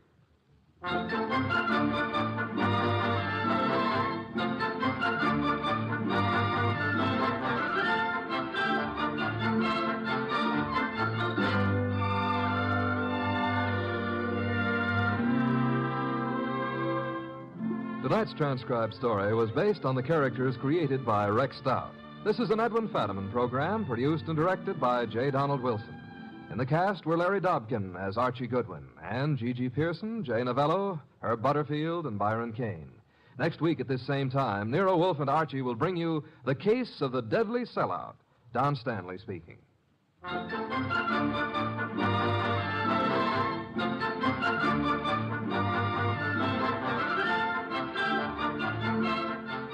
Three chimes mean good times on NBC.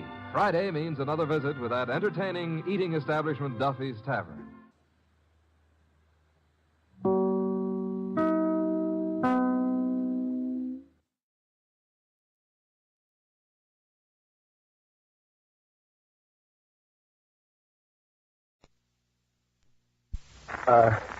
Jane. Yes, Peter? Now, Now what, Peter? will you marry me now? Tonight? Oh, Peter, I'm so sorry. I can't tonight. Tonight I have to solve the case of a dead man's case. Oh.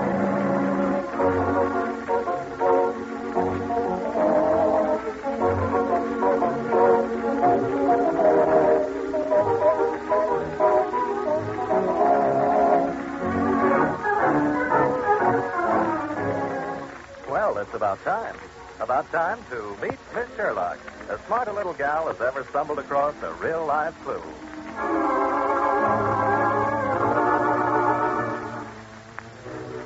The room is dark, except for a cone of light from a hanging bulb shining on a desktop scattered with papers. Two men stare at each other from the edge of the shadow. Now, don't be a fool. Don't do it. You asked for it. No, don't.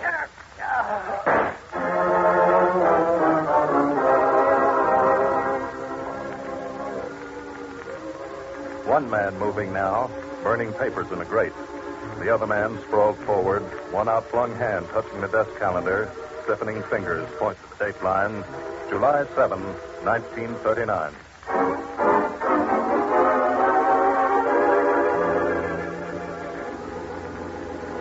July 1939, 7 years ago, and murder in Manhattan. But 7 years ago, Jane Sherlock was a kid in pigtails. Surely Jane can't get herself and Peter Blossom involved in that crime.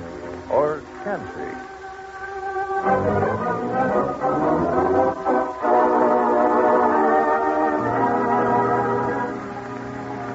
Right now, in the office of Blossoms on Broadway, where Jane works for Peter's mother as buyer for the special shopping service, Jane is saying, Peter, Mr. Bloom's an antique dealer, and he bid $275. You know, I must have got a bargain, don't you think so? You go to an auction to buy a set of candlesticks for a client and wind up with a rosewood chest as big as a house. But, Peter, it's an absolutely genuine antique rosewood chest. Sure. And where are you going to put it? You'd have to move all your furniture out to get it into your apartment. Oh, I never thought of that. Well, it's safe enough in the back room here at the shop, at least till Mother returns from her vacation. Oh, your mother will love that chest. I'm not so sure of that. Oh, whoever could be calling the store at this hour? Why don't you pick up the receiver and find out? Blossoms on Broadway, Jane Sherlock speaking. Miss Sherlock, you bought a rosewood chest today at the John Slater auction. Why, yes. How did you know? I went there to buy it myself, but I was too late. You paid $300. I'll give you $5. $500? Yeah. How about it? It's a woman. She wants to pay me $500 for the chest. Say, take it before she changes her mind. Who's speaking, please? My name is Iris March. Oh, I'm sorry, Miss March. The chest isn't for sale. Jane, don't be a Would 750 interest you? No, I don't want to sell. I hope you won't be sorry. Sorry? Whatever do you mean? If you change your mind, call me at the Crescent Arms. She hung up. You let her hang up when she offered you $500 for the chest. Oh, no. She offered $750. $750? Mm-hmm. $450 profit on a chest you can't use, and you let her get away. Oh, no, she didn't get away. Her name's Iris March, and she lives at the Crescent Arms, and she wants me to call back if I change my mind. Well, then call back quick. Oh, no, Peter. But look, honey, that chest's no good to you, and this is your chance to get rid of it at a profit. No. If Mr. Bloom bid on it, and now this Iris March wants it, it must be valuable. Or have something valuable in it. But you can't even get it open. There's no key. That's all right. I'll get a locksmith in the morning. Peter, someone's trying a street door. Yeah, let's see who it is. Is Miss Jane Sherlock here? I'm sorry, the shop is closed. I don't want to buy corsets. I want to see Jane Sherlock. I'm Jane Sherlock. Come on in. I bought a chest today at the Slater auction. I want that chest. Well, I'll give you $1,000 for it. No, Mr. Never mind that. $1,500. Take it or leave it. And you'd better take it. Here, you. I don't like your tone. Who are you? Jane and I are engaged. I don't like the way you're talking to her. Oh, you're Peter Blossom, the lawyer. Well, you'd better give her a little advice. Tell her to sell me that chest. I'll give you some advice instead. Get out of here. Take it easy, pal. Out. Okay. But don't say I didn't warn you. I'll call you in the morning, Miss Sherlock. Maybe by then you'll have changed your mind. Oh, nice, pleasant little fellow. Huh? Wish we had a piece of the cloth his suit was made out of. Why? You'd use it for a checkerboard and have a nice, quiet little game. Oh, stop kidding. Peter, don't you see? If so many people want the chest... Yes, Jane, I'm beginning to see. Come on. Let's go back to the storeroom and have another look at that chest. All right.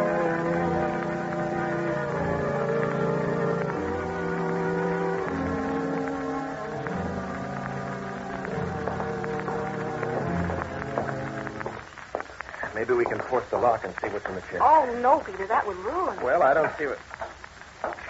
Listen. Someone in the storeroom. There's someone breaking into the... We'll see about that. Hey, you with the flashlight, what do you think you're doing? Turn the light off. Look out, Peter!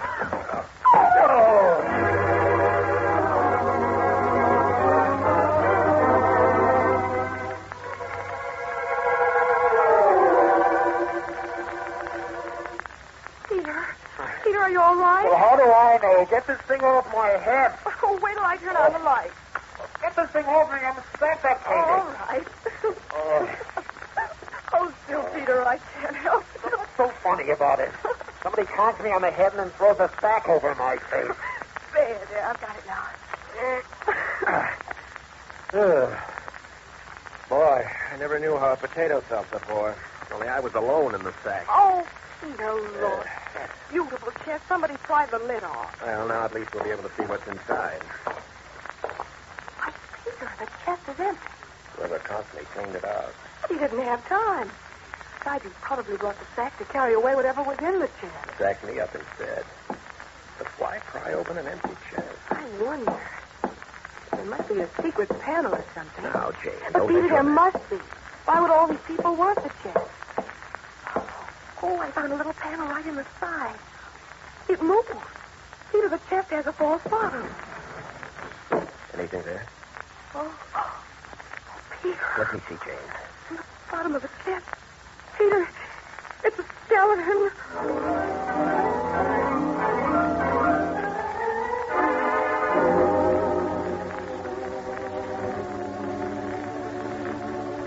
Well, Chief, this is one time we didn't need Doc Ryan to tell us the guy's really dead. Do we ever, Tollison?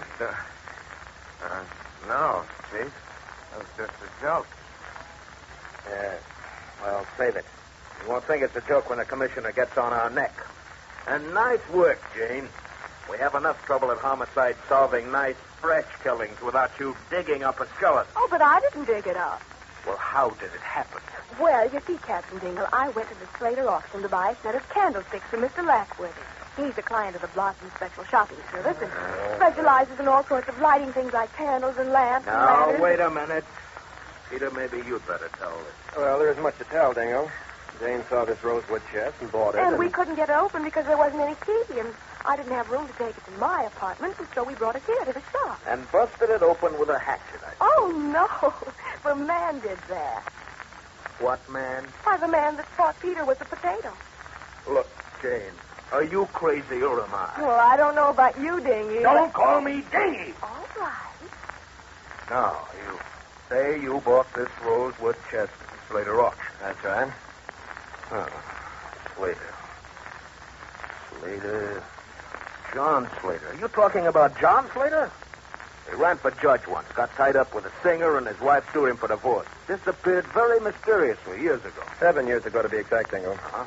See, recently, Mrs. Slater went to court and had him declared dead. It's all nice and legal.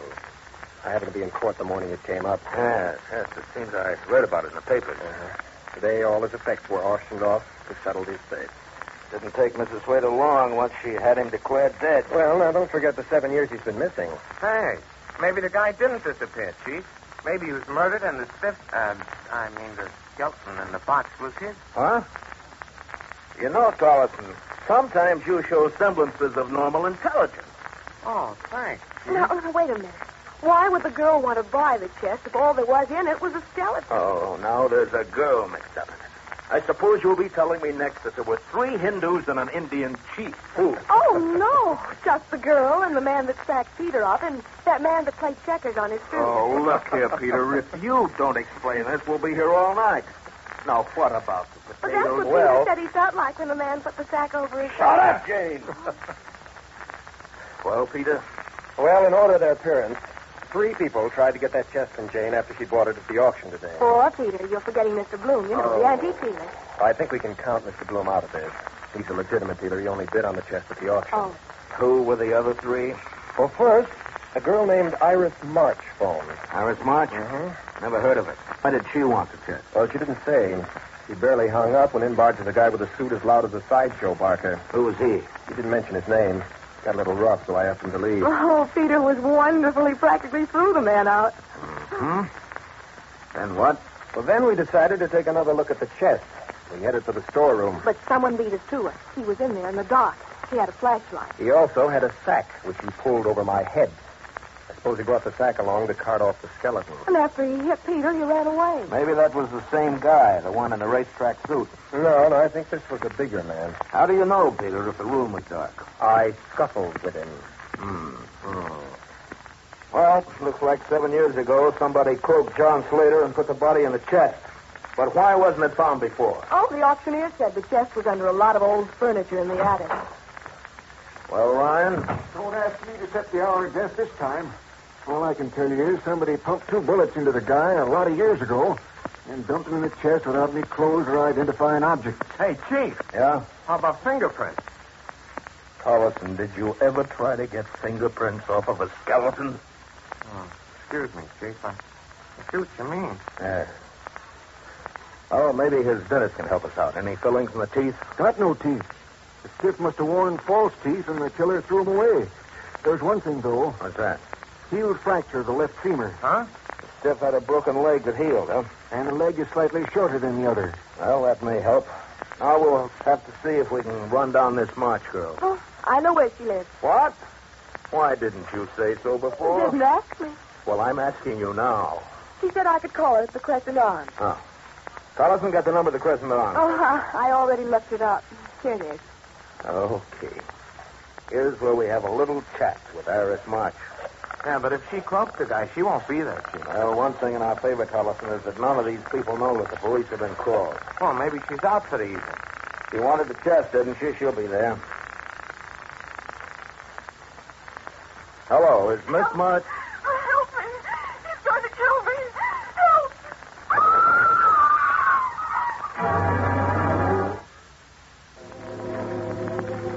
Now, Collison, why won't you let us leave the shop? The chief said not to, that's why. Oh. You heard him yourself, Miss Sherlock. Oh, but still he was just upset. Well, he'll be more than upset if I don't do like he says. Well, I think it's me. If I hadn't told him Iris March lived at the Crescent Arms, he'd never have phoned her. And practically heard her murdered over the phone. Now, look, Jane, hasn't it occurred to you that Dingle may have wanted to keep you out of trouble? Trouble? I never had any trouble. No? This looks like trouble right now. Said it, buddy, if you don't get your mitts up right away. Hey, you can't do that. I can't, huh? Watch the other guy, Joe. Hey, you hit Collison with that gun. You killed him. Nah, he's just listening to the birdies sing. Anybody else want to try something? Not at the moment. Oh, a wise guy, huh? Well, so was the other bird, and you saw what happened. You want some of the same? Thanks, no. This guy on the phone looks like a cop. I hate cops. Shut up, Joe. Signal the boss through the window. Yeah, he's coming now. Everything under control, boys? Oh, sure, boy. The guy on the floor got reckless, but he's behaving now. Good. Well, if it isn't our old friend Checkers. What do you mean, Checkers? Just admiring your suit. What's the matter with his suit? It's that Rags back. That's Racinos. It's tailor-made. Shut up, Joe. Well, Rags, you must give me the name of your tailor. Rags, huh? Rags Doherty. That's right. And that's too bad. We'll have to change our plans now. Your plans? Yes, we came for the chest. Your friend hadn't spotted who I was. We meant to leave you here. Well, not exactly free, tied up and gagged. But now... Now what? Now I'm afraid you'll have to come with us. We're going for a little ride.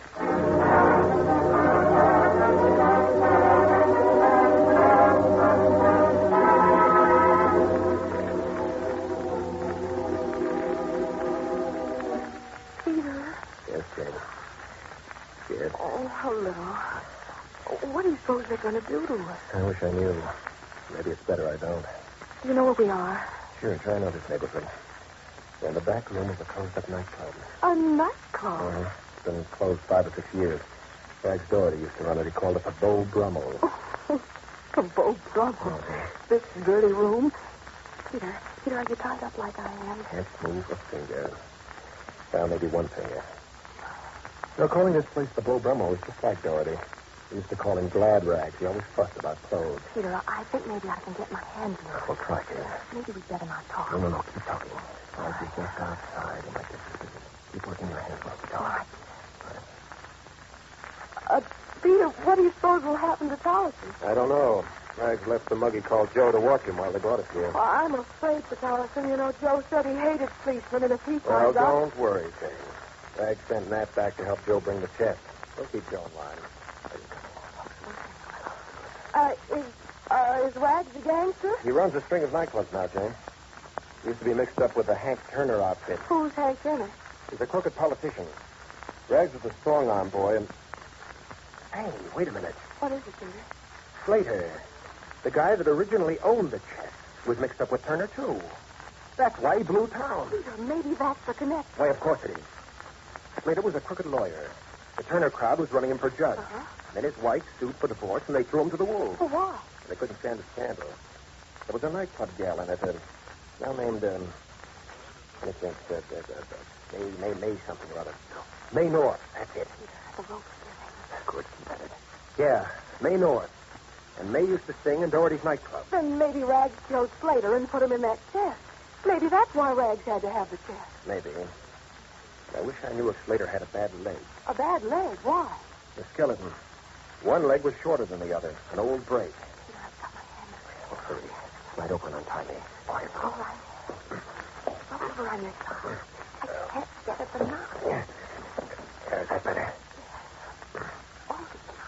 Oh, Jane, hurry. Hurry, all I can. Oh! Hold it, sister. Well, I wasn't going anywhere. I'll say you're not. Good thing I decided to look in on you. Sit down on that chair. Easy, Rags. No need to get rough. Shut up, mouthpiece. Now, sister, put your arms back of the chair. Oh. Yeah. I guess that'll hold you. I'm sure it will. Didn't have time to untie the counselor here, eh? No, worse luck. Well, see you behave yourself, or I'll stick Joe onto you. Joe? You mean the one who hates policemen? Yeah. There's only two things Joe hates worse than coppers. That's lawyers and women. Peter. Yes, Jane. Oh, Peter, I wish Captain Dingle were here.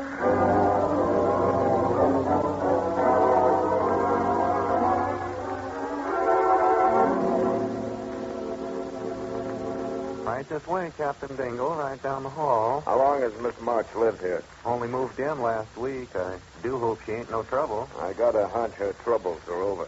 Well, this here's her apartment. Well, come on, open it up. Yes, sir. I'll show you around, Captain. You'll stay outside. Come on, Ryan. This March girl was killed at the telephone. She should be here in the hall. There's no telephone here. Try the bedroom. Here she is, Ryan. Take a look. Plenty dead, Captain. Knife must have gone through her heart. Well, let's get a look at her face. I'll turn her a little. There. Ryan, do you know who that is? You said her name was Iris March. Iris March, my eye. That's the nightclub canary that John Slater's wife sued for divorce about. That's Slater's former girlfriend, May North. Ryan, we're going to have another little chat with that caretaker.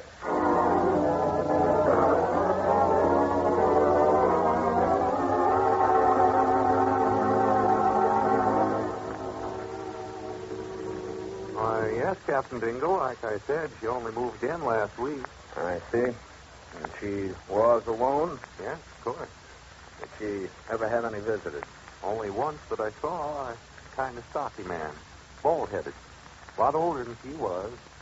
She said he was her uncle. Uh-huh. Ryan, did you ever see John Slater? Nope. The Slater case was before my time. Okay.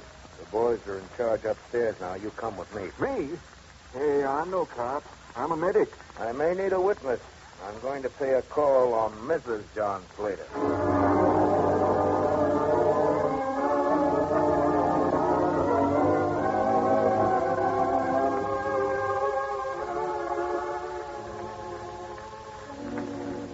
You see, Captain Dingle, when my husband disappeared, I dropped the divorce proceedings I'd filed against him. And why, Mrs. Slater?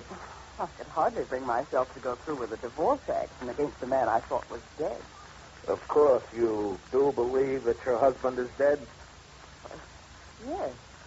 That's why, when 7 years had passed, I had his death legally established. Henry told me that was the thing to do. Henry? Henry Turner. Oh. Been a good friend to me all these years. More than that, in fact. We're to be married soon. You're going to marry Hank Turner? That is news. I trust you'll keep your confidence. I dislike publicity. I incurred it once before when John and that singer... Yes, I understand, Mrs. Slater.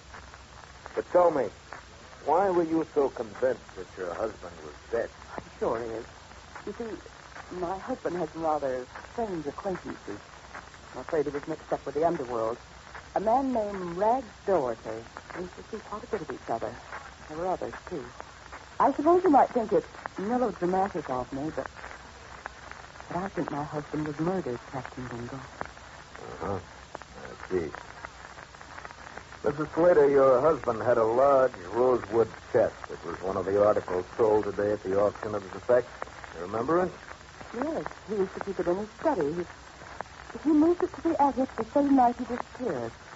Your husband moved it? I don't know. I wasn't home that night, but the next day the chest was gone, and I never saw it again till we cleared out the axes for the auction. I see. Tell me something else. Did your husband wear false teeth? How do you ask that? Merely routine, Mrs. Slater. I hope you don't mind. John was very vain. Very few people knew it, but he wore a complete set of plates, upper and lower. One more question, then we'll go. Had your husband ever had a serious accident to his left leg, a bad break that left the leg shorter than the other one? No, Captain Dingle. My husband had never broken a bone in his body. Oh, thank you, Mrs. Slater. Come on, Ryan.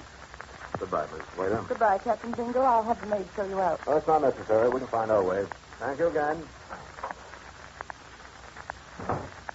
Not much help, was she, Dingle? A lot more help than I expected. For one thing, she stirred up something in my mind I'd forgotten. What was that? Rags Doherty had a brother, Gimpy. So?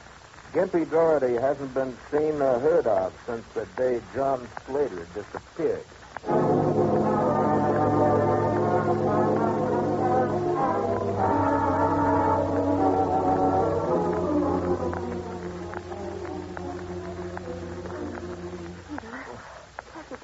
They did a good job of tying me up, Jean. Oh, gosh, there's someone coming. Oh, we're in. I'm afraid so. Well, I had to lunch. I had a chance out here. It's more than I can figure out. Don't try to figure what the boss's orders. Yeah, I know, but it's... Put it down and shut up. Now, you get out the back door and I'll watch the front. The boss is getting jittery. Yeah, but when we The got boss is coming in to look at the skeleton to see if it is Gimpy. Yeah, but he can't do it. Yeah, then get going. Yeah, but I was going to Get going. Okay. Well, Jane, here we are all together again. You and I and the dead man's chest. Oh, Peter, I wish I'd never seen that horrid chest. Well, you can say that again. Peter, who's Gimpy? Gimpy? Well, Matt said Rags wanted to see if the skeleton was Gimpy. Gimpy. Jane, I think I've got the answer. Rags had a brother named Gimpy. Maybe that's why he wanted the chest. Maybe he thinks Slater killed Gimpy. Nice figuring, Counselor. It's exactly what I do think. I sent Gimpy to see Slater that night 7 years ago to tell him to pay off on a gambling debt. Gimpy never came back. And Slater disappeared. Yeah. And when I ran into May North yesterday, I put 2 and 2 together. May North. She calls herself Iris March now, but she was the gal who ran off with Slater. I scared her into talking. Slater's broke. He's back in town to keep his wife from marrying Hank Turner. But how? He was going to come to life again. But May said there was one thing he had to do first. Get that chest. Right, sister. That's when I tumbled. I tried to get the chest at the auction, but I was too late. So I came to you. And you killed Iris. I mean, May. Killed her? I didn't know she was dead. We think somebody killed her tonight just before you kidnapped her. That dirty rat Slater. He must have figured she spilled the dope to me. Well, if that's Gimpy in the chest, Slater will fry for both of them. Don't bother to look, Rags.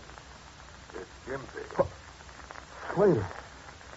I've been waiting for this minute. Hold it, Rags, right where you are. You won't dare shoot. I got a man on each door. You had a man on each door. I'm quite handy with a knife, as May found out tonight. You got Nat and Joe? Joe was a little stupid. I made a noise outside the back door. He stuck his neck out. As for Nat, he was watching the front. I came in back. And you killed Gimpy, my kid brother. Don't try anything, Rags. I'm not ready to kill you yet. Look, Slater, I'm Peter Blossom. Oh, I've heard of you. Oh, too bad, Mr. Blossom. Brother of the bar, too. But surely You're not going nicely, you and the lady, like Christmas turkeys for roasting. Very fitting. When I burned this place down over your head. But, Mr. Slater, you wouldn't do that. Oh, but my dear, I have no choice. You see, John Slater is coming back to life. Nobody has anything on me now except the people here. I shoot rags and burn this place with all of you and get these bones. Jane, don't do it. Rags, don't. Why, you little... I'm going to... Come on, Dorothy. We'll come in after you. Oh, there's this way. Jane Sherlock, where are you? She's there on the floor, Dingle. And so help me, I think she's fainted.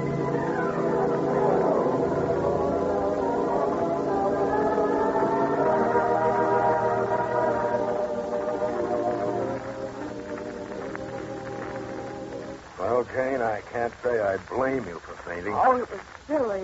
No, it was no such thing, my little screwball. And tumbling your chair against Slater so Rags could get a shot at him, that was as sweet a job of blocking as I ever saw on a football field. What'll they do with Rags? Now, Slater was kill crazy. We can both testify that Rags shot him himself to faint. Oh, gosh, I hope we can get him off. You're forgetting one thing, Jane. What's that? Rags and his men made away with Tollison. We haven't found the body. Oh, poor Tollison. What's that? Somebody knocking. It's from that chest. Maybe Gimpy's skeleton has come to life. Better see, Dingo. Yeah. Help me get the lid up. Be careful, please. Okay, Dingo. Lift your side. All right. Okay. Tollison, what are you doing in that shed? Gosh, Chief, I don't know. I just woke up in here with a bunch of bones. I thought I was dead and gone to heaven. But, Chief, now that you're here, tell me, am I in the other place?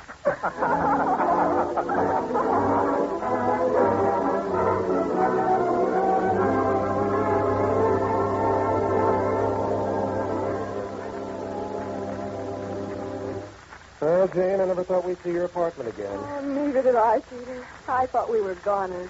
I hope we've heard the last of the Rosewood chest. Oh, Peter, so do I. Jane, honey, no more auction. No more auctions, Peter. Good. Oh, Peter, the door. Let me go. Oh. Thank you. Peter, Now what? it's a telegram from Mr. Bloom, you know, the antique dealer. Well, what does he want? We've got to hurry over there right now. He's got another rosewood chair. Oh, where's my hat, Jane? Here we go again.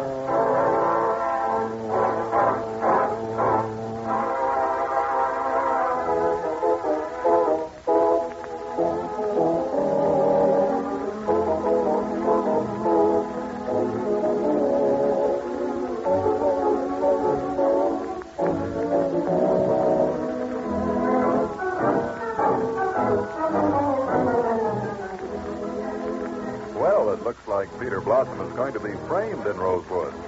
But next Thursday, that's a different story. Jane and Peter find themselves involved with a prim and somewhat grim old maid and a parrot that talks too much. Next Thursday at this same time, The Case of the Cockeyed Parrot. Another adventure of Jane Sherlock and Peter Blossom when you meet Miss Sherlock.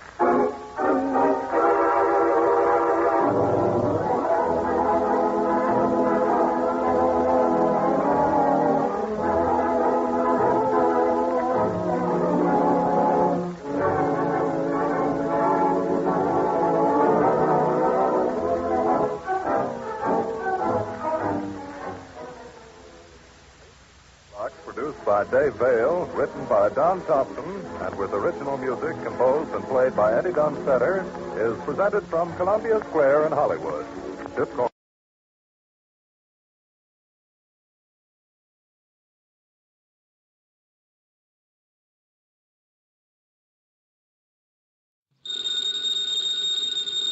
Ladies and gentlemen, that phone bell means adventure. Hello? Hello? The young man answering the phone is Archie Goodwin. And the mountain of a man engaged in deep thought in the oversized armchair is Nero Wolfe. What was that? Somebody's going to be murdered who has no manners? Well, what do you want Nero Wolfe to do? Teach him manners? Oh. Hold on. Mr. Wolfe. Yes, Archie? We've got a prospective client. In case someone she knows gets murdered, she'd like you to do something about it. Very well. However, advise her. Yes? Not to get murdered herself. I never take a corpse for a client. Greatest detective in the world.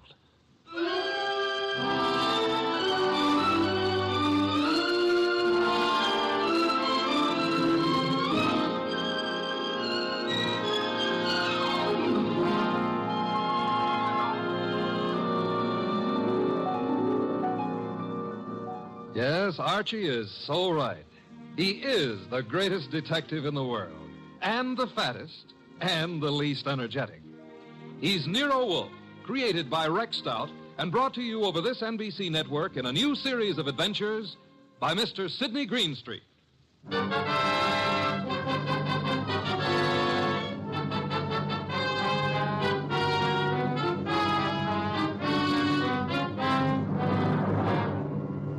Tonight, it's the case of the impolite corpse.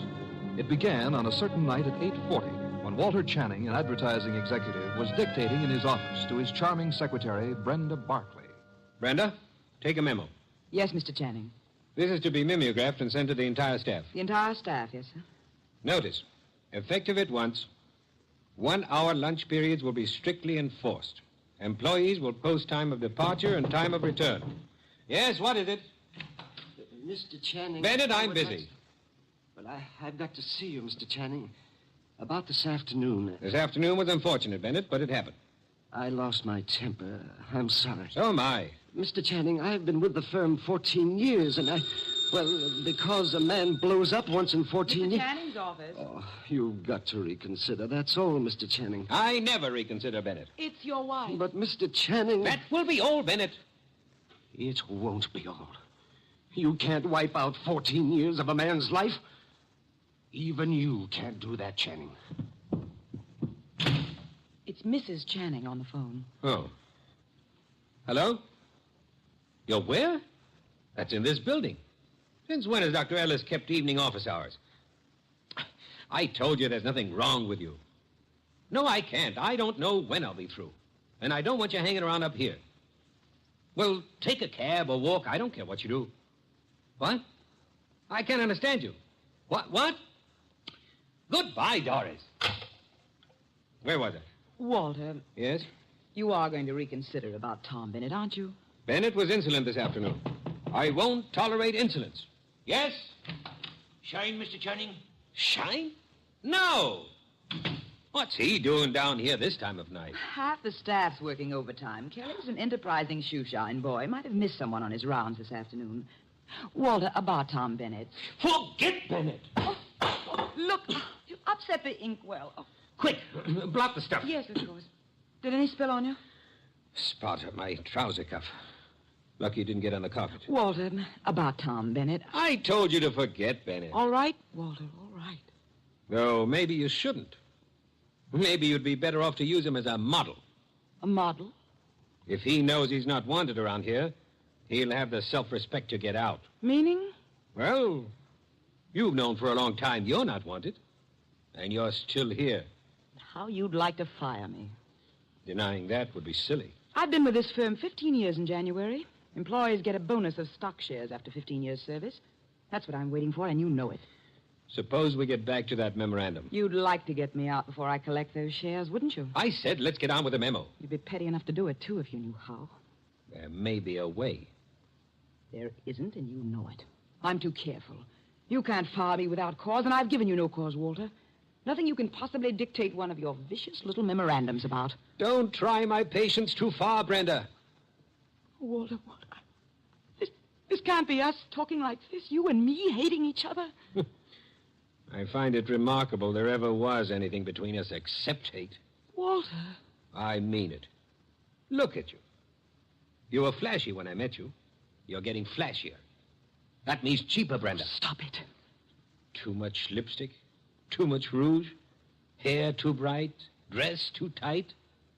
You're trying too hard, Brenda. You're labeling yourself like a sound wagon. I wonder what it is that stops me from killing you. Cowardice, of course. Now, when you've stopped sniveling, we'll get on with a memorandum. You ready? Yes, I'm ready. Notice. In the interest of economy and efficiency, junior executives will confer in the conference room, not in private offices. Mid-afternoon coffee and personal phone calls and daily shoe shines will be eliminated.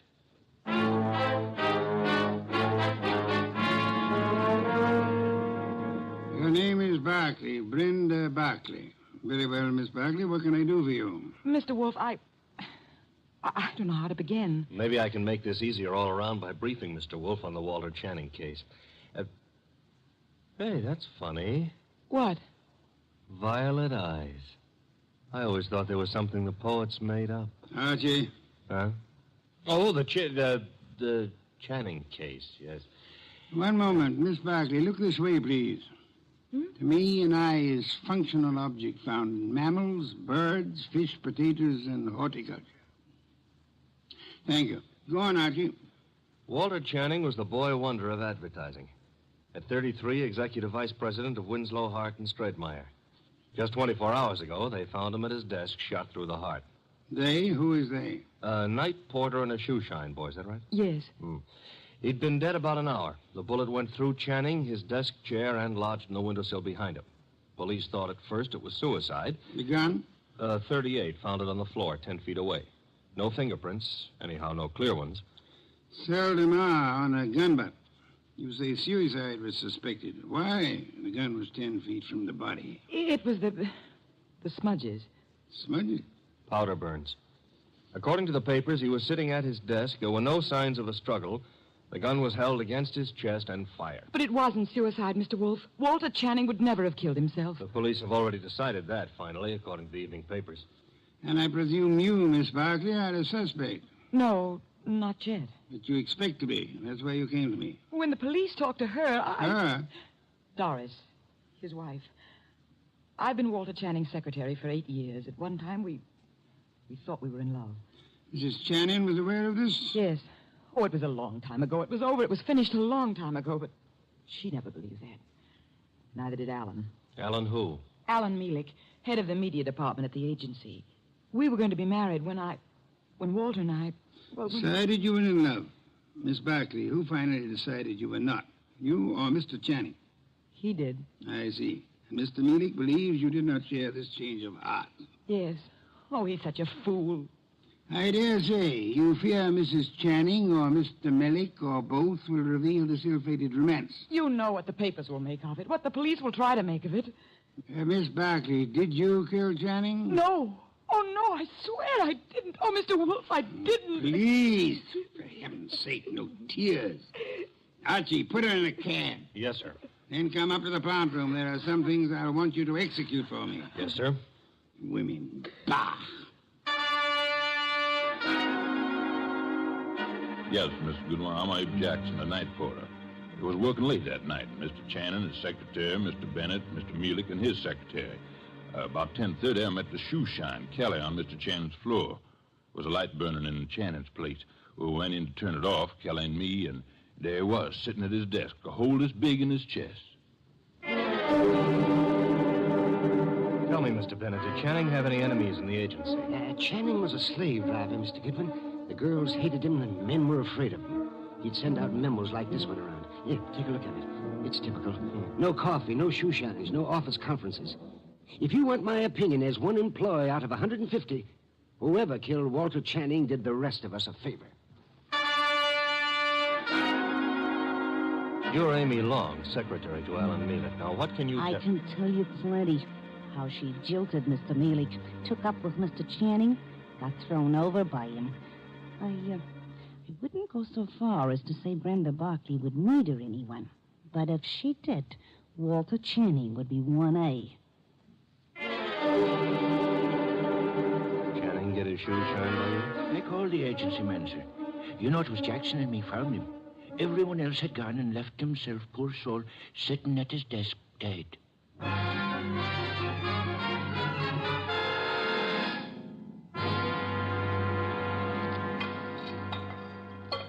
This specimen, the monogamous train orchid. Beautiful, isn't it, Mrs. Channing?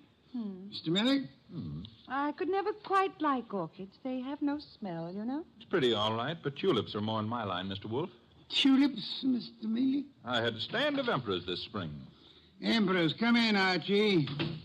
Emperors, Mr. Millick? That's the name of a tulip, Mr. Wolf. A peasant flower. I've heard of it, of course. Archie, Mrs. Channing, Mr. Millick, my assistant, Mr. Goodwin. Mr. Goodwin? I didn't know you had company.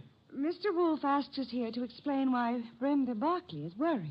And you have both agreed to respect her position. Brenda ought to know I'd never tell the police anything to get her into trouble. Phooey. Sir? He said phooey, Mr. Mielik, meaning he doubts what you say and does not admit your right to say it. Archie, Mr. Mielik, you say you had never intentionally informed on Miss Barkley. Certainly not. The tongue slips, sir. We would expect you to guard yours. What? Do you think What I started to say. You asked us here because Brenda Barkley is your client. I despise Miss Barkley. Everyone knows that, and why. But I wouldn't stoop to implicating her in murder. You believe her innocent, then, Mrs. Channing? I believe she lacks the gumption to pull a trigger. Poison, I wouldn't put past her at all. Mr. Mielik, would you be kind enough to see me home? Of course, Mrs. Channing. Good day, Mr. Wolf. Good day. And Mr. Goodwin. You have, I suppose, an exhaustive report from me, Archie? 7 pages of notes. Save them and get me a bottle of beer. You're in a rosy mood. What happened? I said I would like a bottle of beer. No, you wouldn't. Archie, you better... Don't puff up about it. Those vest buttons won't stand the strain. I can't get you a bottle of beer. Why not? You ordered me to hold you to 4 a day. I rescind the order. You also ordered me not to let you rescind the order. What's the matter with you, anyhow? I have had to entertain 2 very dull people too long. Both those dull people are prime suspects. Mrs. Channing is a woman scorned. Mielik lost his girl to the guy who was killed. I can't blame her for throwing him over. Archie, the man grows tulips. What? Tulips. Phew. Well, give me a report. I checked the agency, everybody who was working down there the night of the murder. Also, I dropped in on Inspector Kramer at homicide. Also, I visited the morgue. Why the morgue? Because if I hadn't, you'd have said, why not the morgue? Go on. I drew a blank there. Kramer let me look at the clothes Channing was wearing. There was an ink stain on the left trouser cuff. An ink stain? And a hole through his shirt front with plenty of powder smudge like the paper said. He was shot with a .38 at point-blank range, sitting down. An impolite corpse. What? Discourteous. He didn't rise to meet his murderer. That is most significant, Archie. I know. I've got a theory about this case. No theories, facts, if you please. But look, Channing owned a .38. That's a fact. It's disappeared. That's another fact. The murder gun was a .38 with the numbers filed off, and it could be Channing's own gun. Thereby proving what, Archie? That his wife had access to it. Your theory involves Mrs. Channing, then? And Mielik. She decides her husband is less trouble to her, dead than alive. A regrettable tendency of wives. Have you noticed? And she sells Mielik on the idea. Now, that wouldn't be hard. They figure to make it look like suicide, but Mielik loses his head and runs, drops the gun on his way out, and... Oh, you don't buy it. Enough of theories. The facts, Archie. Out of your notebook. 1. 9 people were on the scene that night, working late for one reason or another. Mrs. Channing tells me she was visiting a doctor's office in the same building, by the way. 2, every one of those people hated Channing. 3, here's a sample of why he wasn't popular. Memorandum, Dictated the night he was killed. The staff got it the next morning. A whip-cracker, Mr. Channing. Fact 4, the ink stain on his trouser cuff was partly rubbed out. With what? Cleaner of some kind. I didn't get the brand. Fact 5, there's a spot on the carpet near Channing's chair. Spot of what? Ink? Blood? Looks like ink. It looks like ink. Well, I didn't analyze it on the spur of the moment. My chemical set isn't working so good, boss. Phooey. Archie, I want 2 things. Yes, sir? Get over to headquarters. The police have Channing's trousers. Suggest to Inspector Kramer that he have the stain analyzed. Suggest also that the spot on the carpet be analyzed at the same time. Be around him when the information arrives. This is Be Kind to the Police Week? Phooey. I never have sought to beat the police on matters of fact, only on interpretation, deduction. Get going. Oh, and Archie. Yes? When you return, I should discourse upon the sanctity of deskhood. The sanctity of what hood? Deskhood. Now be off with you, and please remember you're tracking a murderer. Don't stub your toe.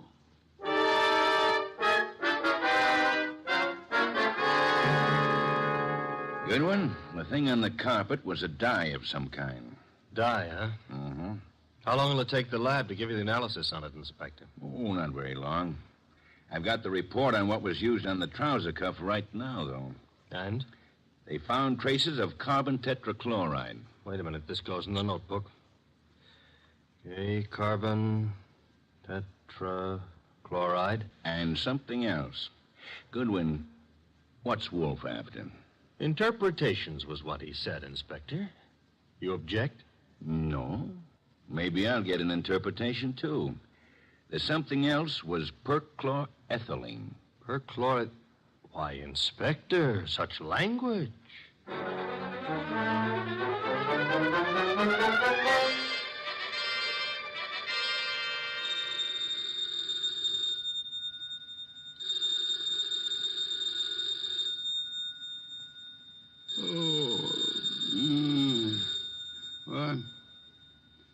What? Archie. The phone. Oh, not back here. Hello. Mr. Wolf? Yes? This is Brenda Barkley. Oh, Mr. Wolf. What is it, Miss Barkley? You've got to come to Mr. Channing's office right away, Mr. Wolf. Mr. Goodwin has been to your office. Everything I need to know, You've got to come, Mr. Wolf. Nonsense. I don't go out. My digestion disapproves of it. I disapprove of it. But, Mr. Goodwin, he's in danger. What's that? Terrible danger. He needs you here at once. Archie, in danger? Let me talk to him. Please come. Hurry. What's happened? Hello. Sparkly. Fritz, get out of the car. Bring me my wool muffler and worsted vest. See if you can find my galoshes. Confound it, I've got to go out.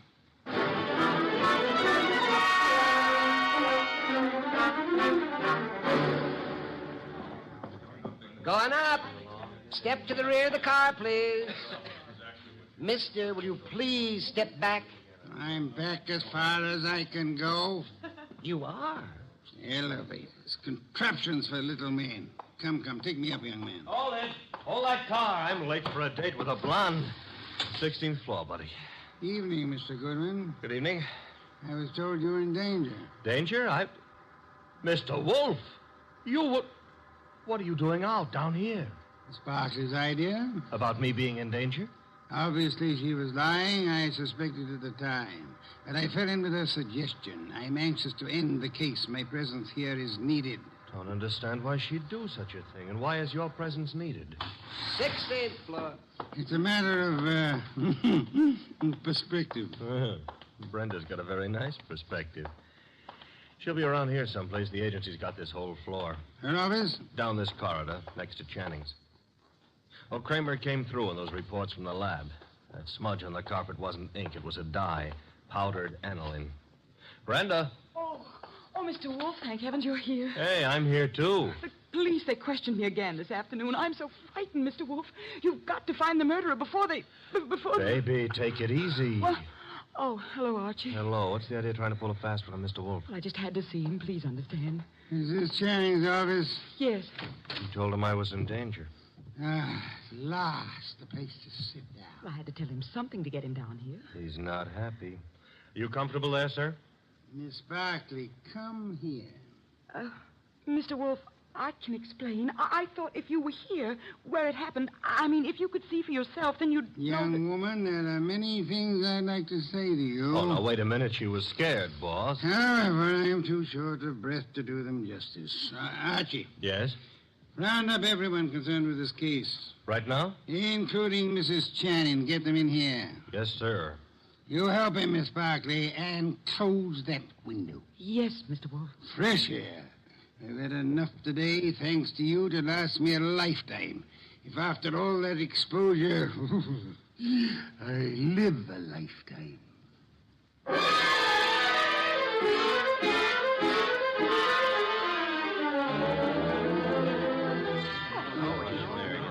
What's going on here, anyhow? A tea party. Find yourself seats. Keep your knees steady. All right, Mr. Wolf, everybody's here. Mr. Shoeshine Kelly? Here, sir, here. It was you who found the body. Him and me, Mr. Wolf. I'm Abe Jackson, the night man. You gentlemen can help us if you will. Oh, to be sure, Mr. Wolf. I'd like to know the exact position of the body when you found it. Well, he was sitting up. That's it, sir. Sitting up straight as you please. You'll oblige me if you'll demonstrate. Sit in the chair, please. His chair, sir? If you please.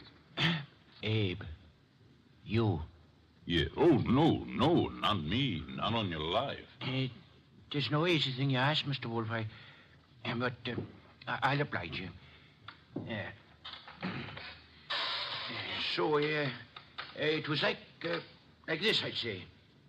You agree, Mr. Jackson? A little more to the right, maybe. Yeah, that's the way it was. Archie. Yes, sir? Help me with a brief recapitulation. Well, so far as we know, Channing made no outcry. Therefore, he could not have been startled by the appearance of the killer. There were powder burns on the body. Therefore, the gun was against Channing when it was fired. His own hand couldn't have held it closer. Nobody heard the shot, probably because this office is soundproofed. The gun that killed him was lying on the floor 10 feet from the desk. In the direction of flight through that door. Go on, Archie. Killer was almost certainly well known to Channing, or Channing wouldn't have let him come that close without a struggle or an alarm. Also, the killer had access to this office. Another proof that he's not a stranger. One more point, if I may, Archie. The killer, he or she, is present here now. Here in the room. Quiet, everyone. We come now to the point I mentioned to you last night, Archie. The point I call the sanctity of deskhood. Sanctity of what? Deskhood, Mrs. Channing. Explain, Archie. Still figure it's so important? Absolutely essential. Well, I wrote it here somewhere. Oh. Deskhood refers to that area behind a desk where a man earns his livelihood, makes his career, builds his reputation. You mean here, where I'm sitting? So long as a man sits at his desk, he enjoys a curious area of privacy. He is remarkably safe from intrusion. That's it, Mr. Wolf. The sanctity of deskhood. Think about it a moment. You'll see what I mean. Nonsense. I've gone around that desk hundreds of times. I'm sure she has. Many more hundreds. If you mean what I think you mean, Mrs. Channing, you... Please, ladies.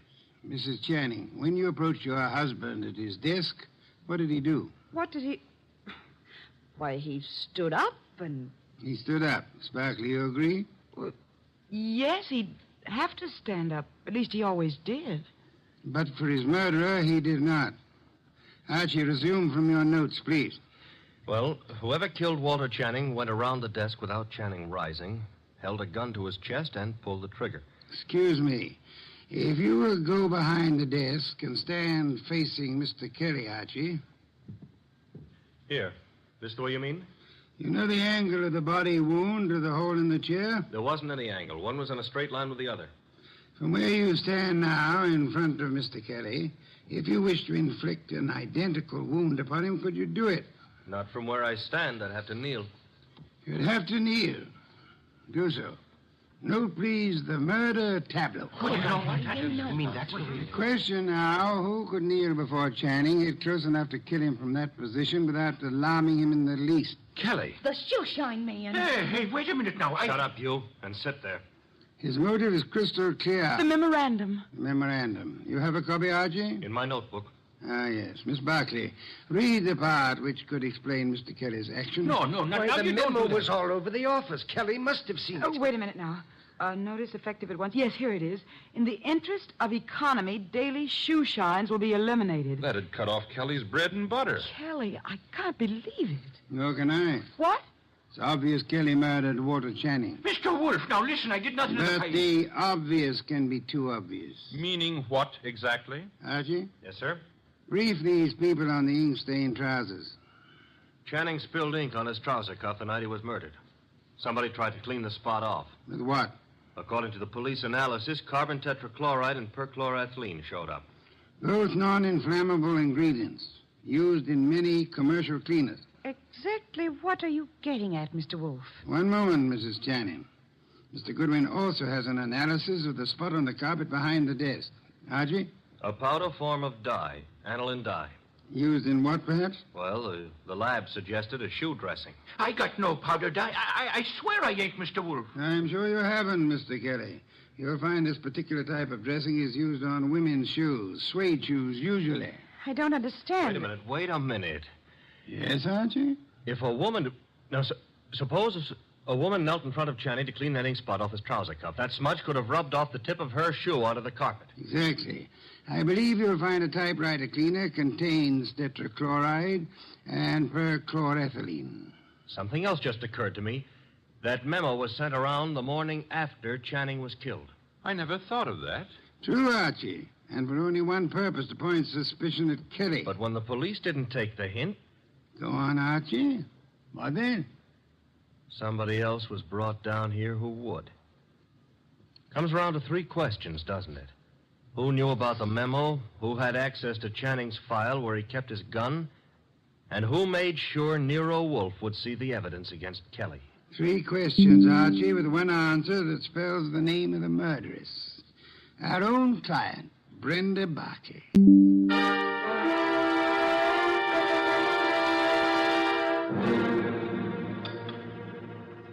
Steak, Archie, marinated. You like it? I'm not hungry. Indeed, I suggest a tonic. That reminds me. I had a call. You had? Doris Channing. She had some idea about my explaining things to her. She found my explanation insufficient? No, but she felt it lacked the personal touch. Phooey. Hand me a can of beer.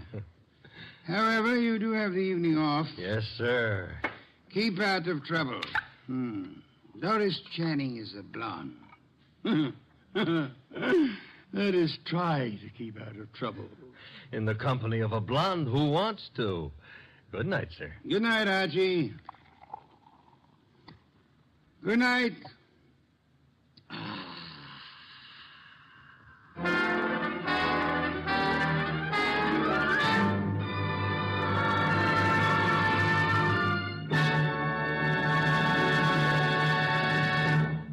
You have been listening to The New Adventures of Nero Wolfe, starring Sidney Greenstreet.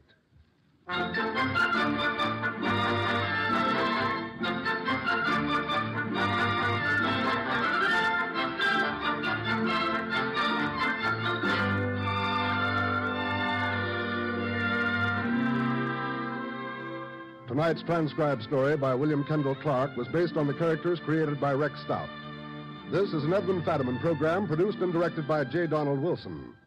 In the cast were Larry Dobkin as Archie Goodwin, and Donald Morrison, Betty Lou Gerson, Bill Johnstone, Howard McNear, Mary Lansing, and Barney Phillips. Next week at this same time, Nero Wolfe and Archie will bring you the case of The Girl Who Cried Wolf. John Storm speaking.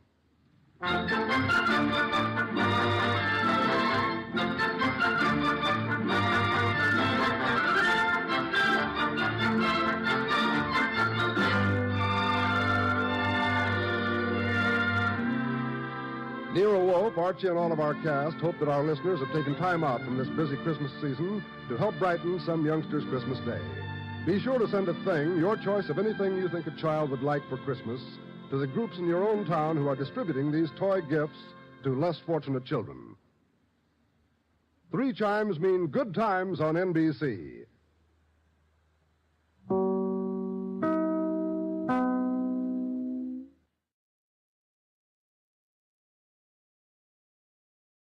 The Hound of the Baskervilles. My friend, Mr. Sherlock Holmes, was usually very late in the mornings, save on those not too infrequent occasions when he stayed up all night. One morning, it was in the autumn of 1889, he was seated at the breakfast table in his dressing gown. I was standing on the hearthrug, looking at a stick which a visitor had left at our Baker Street rooms the night before. It was a fine, thick piece of wood, bulbous-headed, of the sort that used to be known as a Penang lawyer. Holmes was sitting with his back to me, and I'd given him no sign of my occupation. Well, Watson, what do you make of it? Good heavens, Holmes. How'd you know what I was doing? You must have eyes at the back of your head. Hardly that. But at least I have a well-polished, silver-plated coffee pot in front of me. Oh, I see. Tell me, Watson, what do you make of that stick?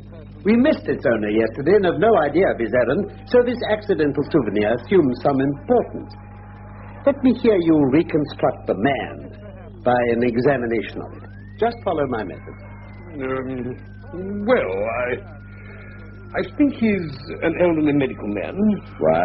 Because the inscription on the silver band to James Mortimer, MRCS, from his friends of the CCH 1884. Excellent. What else? I say he's a country practitioner who does a great deal of his visiting on foot. Oh, why that? Well, because the thick iron ferrule has been worn down and the whole stick's been terribly knocked about. I can't see a town doctor carrying it. Perfectly sound. And what about the friends of the CCH? I think that's the, something hunt, whatever the local hunt's called. He's probably helped them professionally, and they gave him this stick in return. Really, Watson, you excel yourself. Most stimulating. Oh. And now that I've finished breakfast, I'd like to have a look at that stick myself. Just hand me over my convex lens, will you? Yes. Thank you. Now, let me see. Interesting, though elementary. Yes, it gives us the basis for several deductions. Have I missed anything? I'm afraid, my dear Watson, that most of your conclusions are erroneous. When I said you stimulated me, I meant, to be frank, that your fallacies sometimes guide me towards the truth. Not that you're entirely wrong. The man is certainly a country practitioner. Oh, then I was right. To that extent. Where did I go wrong, then? Well, for one thing, I would suggest that a presentation to a doctor is more likely to come from a hospital than from a hunt. And when the initial CC are placed before that hospital, the words Charing Cross naturally suggest themselves. You may be right. The probability lies in that direction. And since the presentation was made but 5 years ago, there emerges a young fellow under 30, amiable, absent-minded, and with a favorite dog, something between a terrier and a mastiff. Now, just a minute, Holmes. How do you know he's amiable, absent-minded, and has a dog? Well, it's my experience that only amiable men receive testimonials. And he was absent-minded enough to leave his stick here yesterday. Oh, true. Well, what about the dog? Look at the teeth marks on the stick. See? As I say, they're too broad for a terrier, not broad enough for a mastiff. Let me take it over to the light. Oh, yes, by Jove, it's a curly-haired spaniel. My dear fellow, how can you possibly be sure of that? Simply by looking out of the window. Dog and owner on our very doorstep. He's a tall, thin man, a bit bent at the shoulders. Oh, yes, and his frock coat's a bit worn. That's all I could see. Well, I better leave you. No, don't move, I beg you, Watson. He's a professional brother of yours, and you may be able to help us. Now is the dramatic moment of fate, Watson. A man is walking into our lives, and we don't know whether for good or ill. What does this unknown man of science want of Sherlock Holmes? Come in. Ah, you have my stick. I'm so very glad. I wasn't sure whether I'd left it here or in the shipping office. I wouldn't lose that stick for the world. A presentation, I see. Yes, sir. From Charing Cross Hospital? Yes. Then we're not so far wrong. Dr. Mortimer. James Mortimer. Yes, sir. I'm now in practice in Devon, at Grimpen, on Dartmoor. I am pleased to meet you, Mr. Holmes. You interest me very much. Indeed? Yes. I had hardly expected so dolichocephalic a skull, or such well-marked supraorbital development. Would you object to my running my fingers along your parietal fissure? I would, sir. It's not my intention to be fulsome, but I must confess I covet your skull. Pray take a chair. Thank you. Now, sir, I presume it wasn't merely for the purpose of examining my skull that you've done me the honor to call here last night and again today. No, Mr. Holmes. I came to you because I am confronted with a most serious and extraordinary problem. And recognizing as I do that you are the second highest expert in Europe... Indeed, sir. May I inquire who has the honor to be the first? To the man of precisely scientific mind, the work of Monsieur Bertillon must always appeal strongly. Then had you not better consult him? I said, sir, to the precisely scientific mind. As a man of practical affairs, it's acknowledged that you stand alone. I trust I have not inadvertently... Just a little. Oh. I think, Dr. Mortimer, you do well to avoid further preamble and tell Dr. Watson and myself the exact nature of the problem in which you ask my assistance. Well, gentlemen, I have in my pocket an old manuscript. I observed it as you entered the room. Early 18th century, unless it's a forgery. How can you say that, sir? It's been showing from your pocket as you've been talking. Oh. To an expert, the writing gives its date to within a decade. I should put it at 1730. The exact date is 1742. Oh, well done, Holmes. It's a family document. It was committed to my care by Sir Charles Baskerville, who died some 3 months ago in Devon. Ah, yes, I remember reading about that. Mr. Holmes, until his sudden and tragic death, Sir Charles was a patient and also my personal friend. He was strong-minded, shrewd, practical, and as unimaginative as I am. But he took this document very seriously and was prepared for just such an end as eventually did overtake it. What's in the document? A certain legend that runs in the Baskerville family. With your permission, I will give you the gist of what it contains. If you think it necessary. Oh, it is, I assure you. It tells the story of the death of Hugo Baskerville, who held the manor at the time of the Great Rebellion. Hugo, Mr. Holmes, was a wild, profane, and godless man. His name was a byword in the West. It happened that he fell in love with the daughter of a yeoman who held lands near the Baskerville estate. This girl avoided him, and one Michaelmas he stole down upon the farm with 5 or 6 wicked companions and carried her off to the hall. They put her in an upper room and sat down to a long carousal.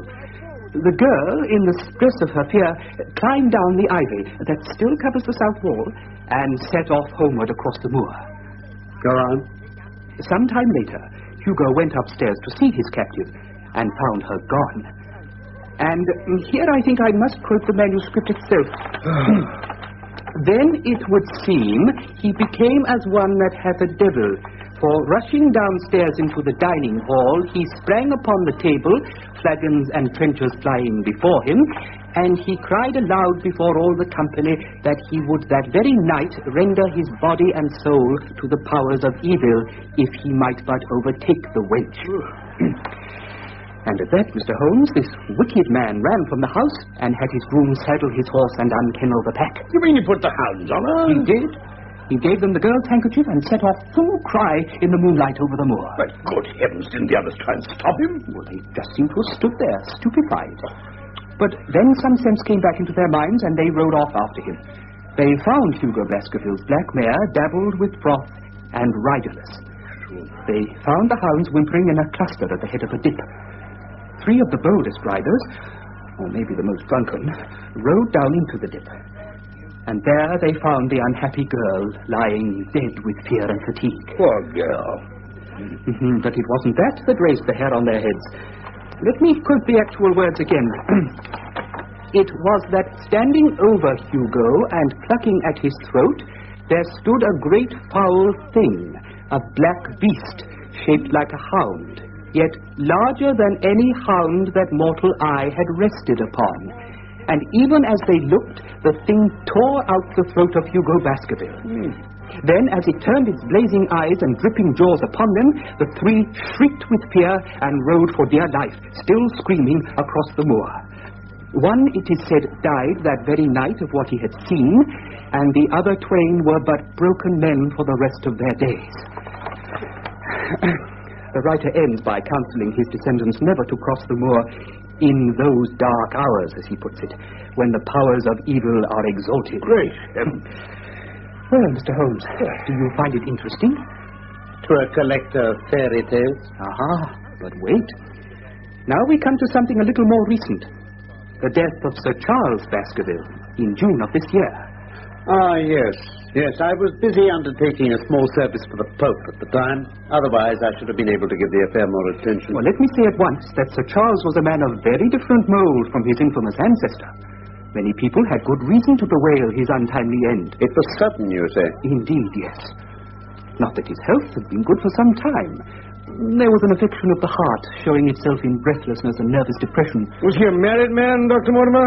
He was a widower and childless. He lived very simply. His indoor servants at Baskerville Hall consisted of a couple named Barrymore, who acted as butler and housekeeper. They corroborated my own evidence at the inquest about his health. What happened? Well, the facts are quite simple.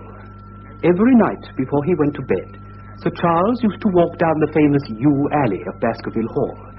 On the 4th of June, he declared his intention of starting for London the next day and told Barrymore to pack for him. That night, he went for his walk as usual and never returned. Who raised the alarm? Barrymore, the butler. He found the hall door open, became alarmed, and went out with a lantern. Halfway down Yew Alley, there's a gate that leads out onto the moor. Sir Charles's footprints led there, and there was evidence that he had stood there for a while. Then the footprints continued, but appeared to be those of a man... running for his life? Where did they lead? To the far end of the alley. And there the body was found. Any signs of violence? No, but the face was incredibly distorted. At first, I couldn't believe that it really was Sir Charles. How do you account for the distortion? Well, it's a symptom that is not unusual in cases of death from cardiac exhaustion. Yes, that's true enough. The post-mortem showed a long-standing organic disease, and the coroner returned a verdict in accordance. Those are the public facts. I see. Then can we now have the private ones? Mr. Holmes, if I give them to you, I shall be telling you things I haven't confided to anyone. Not even to the coroner? Not even to him. Why not, pray? Because I didn't want Baskerville Hall to be untenanted for the rest of its days. What is this information you withheld? Be frank, sir. The moor is very sparsely inhabited, and those who live near each other are thrown very much together. Sir Charles and I used to talk and play cards during the evenings. It became increasingly clear to me that his nervous system was strained to breaking point. He'd taken the legend terribly to heart. He would never go out on the moor at night. You mean he really believed in this phantom hound? He asked me if I'd ever seen a strange creature at night or heard a hound baying. He asked me that several times, and always in a voice vibrating with excitement. Did you ever see anything? One evening, about 3 weeks before he died, I drove up to his house. He was standing at his hall door. Just as I was getting out of my gig, I noticed his eyes fix themselves on something over my shoulder and stare with an expression of horror. He was so excited and alarmed that I had to go down to the spot and look round. But there was nothing. I had to stay with him all the evening. That's when I suggested he should go to London. I thought the distractions of town might bring him back a new man. Mr. Stapleton, a mutual friend, was also very worried about him, and he agreed with me. And then, at the last instant, came this terrible catastrophe. How soon did you see the body? Well, they had to send the message over. I was there within the hour. I checked all the facts that were mentioned at the inquest, the footprints, the absence of physical injury, the facial contortion. But Barrymore made one false statement in his evidence. Oh? What was that? He said there were no traces on the ground round the body. He didn't see any. I did. Footprints? A man's or a woman's?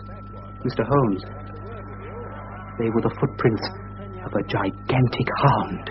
Great heavens! There are sheepdogs on the moor. No doubt. But this was no sheepdog. What is this alley like? Oh, there are 2 lines of old yew hedge. Impenetrable, 12 feet high. Penetrated at one point by a wicket gate, you say? Yes, which leads on to the moor. Is there any other opening? None. Was this gate closed? Closed and padlocked. How high is it? About 4 feet. So anyone could have got over it? Yes. Dr. Mortimer, what made you say that Sir Charles had waited by the gate? His cigar ash. He dropped it there twice. Excellent. Watson, this is a colleague after my own heart. What other marks were there? None in particular. Good heavens, did no one examine? No, I did, but I didn't notice anything. Oh, if only I'd been there. By this time, all that was there will have been smudged by the rain and defaced by the clogs of curious peasants. Oh, Dr. Mortimer, Dr. Mortimer. To think that you didn't call me in. You have indeed much to answer for. Mr. Holmes, I couldn't have done so without disclosing all these facts to the world. And besides... Yes? There is a realm in which the most acute and experienced of detectives is helpless. But you mean that the thing is supernatural? I didn't say so. You evidently think it. Mr. Holmes, several people have seen a creature on the moor. Something that couldn't be any animal known to science. A huge creature. Luminous, spectral. And you, a trained man of science, believe it to be supernatural? I don't know what to believe. Surely the footprints were material. The original hound was material enough to tear out a man's throat. But it was diabolical as well. Dr. Mortimer, if you hold these views, why have you come to consult me? You tell me in the same breath that it's useless to investigate Sir Charles's death and that you desire me to do it. I did not say I desired you to do it. Oh? Then how can I assist you? By telling me what to do about Sir Henry Baskerville. Sir Henry? Is this the heir? Yes. He's Sir Charles's nephew, the son of his younger brother. He's been traced in Canada. He's been farming there. He arrives at Waterloo in, just under an hour and a quarter. Are there any other claimants? No. The only other kinsman we have been able to trace was Roger Baskerville, the youngest of the three brothers, of whom poor Sir Charles was the eldest. He was the black sheep of the family, the very image, so they say, of old Hugo. England became too hot for him, and he died of yellow fever in Central America. Henry's own father, the middle brother, died young, so he is the last of the Baskervilles. I had a wire to say that he arrived at Southampton this morning, and I'm on my way to meet him. Mr. Holmes, what am I to do? Meet Sir Henry. And then? Say nothing to him at all until I've made up my mind on the matter. Well, how long will that take you? 24 hours. I suggest you call here at 10 o'clock tomorrow morning and bring Sir Henry with you. I'll do that, Mr. Holmes. Just one more question. You say that before Sir Charles Baskerville's death, several people saw this apparition on the moor. Yes. Did anyone see it afterwards? Not that I've heard. Thank you, Dr. Mortimer. Good day, Mr. Holmes. Good day, Dr. Watson. Good day, Doctor. I'm very much obliged to you. Going out, Watson? Well, unless I can help you. No, my dear fellow. It's at the hour of action that I turn to you for aid. Oh, just as you like, Holmes. When you pass Bradley's, would you ask him to send up a pound of the strongest shag tobacco? Oh, and ask the people next door to him if they have an ordnance map of Dartmoor. Very well. Thank you, Watson. Oh, and Watson, it would be as well if you could make it convenient not to return before evening. I spent the day at my club and didn't return to Baker Street till nearly 9 o'clock in the evening. My first impression when I opened the door was that a fire had broken out. The room was so filled with smoke that the light of the lamp on the table was blurred by it. Through the haze, I had a vague vision of Holmes in his dressing gown, coiled up in an armchair with his black clay pipe between his lips. I left him in peace and took myself off to the more tolerable atmosphere of my bedroom. The next morning, our clients were punctual. As the clock struck 10, Dr. Mortimer was shown up, followed by the young baronet, a man of about 30, sturdily built, with the weather-beaten appearance of one who spent most of his time in the open air. Come in, gentlemen, and make yourselves comfortable. Mr. Holmes, Dr. Watson, this is Sir Henry Baskerville. How do you do, Mr. Holmes? Sir Henry. Dr. Watson. You know, the strange thing is, if my friend here hadn't proposed coming round to you this morning, I'd have come on my own. Indeed? Well, you're the man who thinks out little puzzles, aren't you? Well, I've had one this morning that wants more thinking out than I'm able to give it. You mean that something has happened since you arrived in London? Well, nothing of any importance. Maybe it's only a joke. But it was this letter. If you can call it a letter. It reached me by the first post. Sir Henry Baskerville, Northumberland Hotel, Charing Cross. Who knew you were going to stay there? Well, no one. We only decided after I met Dr. Mortimer. But presumably he was already staying there. No, sir, no. I've been staying with a friend. There was no possible indication that we intended to stay at that hotel. I see. Oh, somebody seems to be deeply interested in your movements. May I read the letter? Please do. As you'll see, it's only a single sentence. I notice it's made up of printed words pasted onto a sheet of foolscap. As you value your life or your reason, keep away from the moor. The word moor is written in ink. It's the only one. Now, perhaps you'll tell me what in thunder's the meaning of that. Watson, have you yesterday's Times? Yes, I think so. Might I trouble you for the inside page? The one with the leading articles? Yes, I've got it. Yes. There you are. Thank you. Stands to reason that such legislation must no longer keep away from... yes. Yes, there's a capital article here on free trade. Listen, it stands to reason that such legislation must in the long run keep away wealth from the country, diminish the value of our imports, and lower the general conditions of life in this island. What do you think of that, Sir Henry? Well, haven't we gone a bit off the trail? On the contrary. If you read the whole of that article, you would, I'm sure, find all the words of your mysterious letter. The one sentence I have read you already gives us value, reason, keep away, from, and life. You mean someone cut those words out of the paper and pasted them together? All except the less common word, moor, which is the one word written in ink. But, Mr. Holmes, that's incredible. How did you know it was the Times? Knowledge of different types is elementary to the special expert in crime. Though I confess that once, when I was very young, I did confuse the Leeds Mercury with the Western Morning News, but the Times is entirely distinctive. Just let me see the note again. Here. Any watermarks? I wonder? No, I don't see any. Now, tell me, Sir Henry, has anything else of interest happened to you since you've been in London? Oh, no, I don't think so. You've not observed anyone following you or watching you? I seem to have walked right into the thick of a dime novel. Now, why in thunder should anyone follow me or watch me? We're coming to that. You've nothing else to report to us? Oh, no. Well, unless you think it's worth reporting that I've lost one of my boots. Have you indeed? Yes, I put them both outside my door last night, and there was only one there this morning. I couldn't get any sense out of the fellow who cleans them. It seems a singularly useless thing to steal. Oh, I told him it's bound to turn up again. Now, look, gentlemen, it seems to me that I've spoken quite enough of the little I know. It's time you kept your promise and told me what we're all driving at. I quite agree. Dr. Mortimer, will you be good enough to tell Sir Henry your story as you told it to us? By all means. It begins, Sir Henry, with this manuscript, which has been in the possession of your family for generations. Well, I seem to have come into an inheritance with a vengeance. Of course, I've heard of the hound since I was in the nursery, but I never thought of taking it seriously. But as to my uncle's death, I can't get it clear yet. You don't seem to have made up your minds whether it's a case for a policeman or a clergyman. Precisely. The point we have to decide now, though, Sir Henry, is whether or not it's advisable for you to go to Baskerville Hall. Why shouldn't I? There seems to be danger. You mean danger from the family fiend or danger from human beings? That's what we have to find out. Well, whichever it is, my answer's fixed.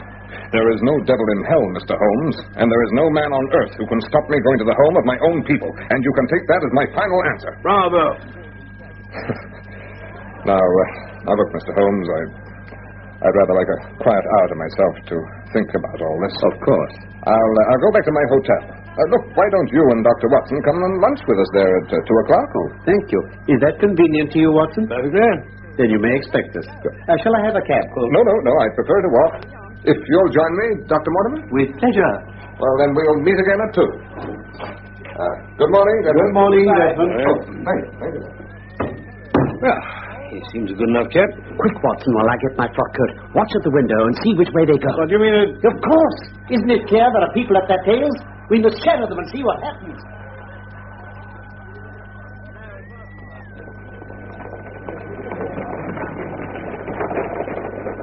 Careful, Watson. They've stopped to look in the shop window. We'd better do the same. No, wait. Look at that handsome cab. It has stopped as well. It's following them. That's our man. The cab? Yes. Let's get a look at him. Oh, curse it. He's seen us. He's shouting to his cabby. Let's run off. Oh, useless. They've got too good a start. Oh, Watson.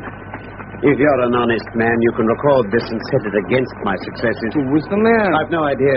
Did you see his face? Oh, I saw the big black beard. Quite so. Probably a false one to conceal his true features. He is at a disadvantage, though. You mean he's put himself in the power of the cabman? Exactly. What a pity we didn't get the number. My dear Watson, clumsy as I have been, you surely don't imagine that I neglected to get that. 2704 is our man. We must find out by wire the identity of the cabman and arrange to question him. Well, what about Sir Henry and Dr. Mortimer? Oh, there's no point in following them now. Come, Watson, the nearest telegraph office, and then we can drop into one of the Bond Street picture galleries and do a review of that.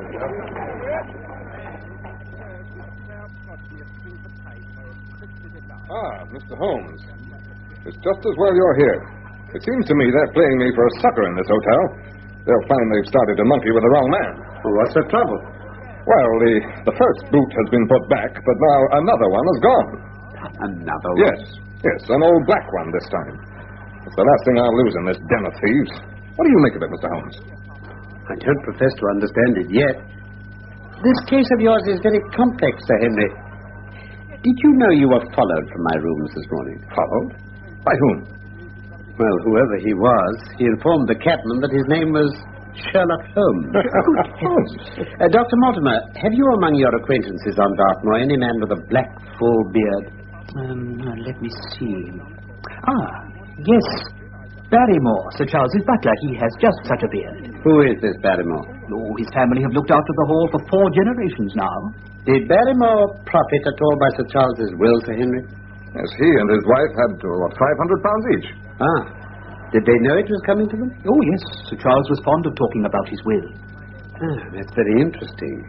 I hope you don't suspect everyone who received a legacy from Sir Charles. I myself was left £1,000. Indeed?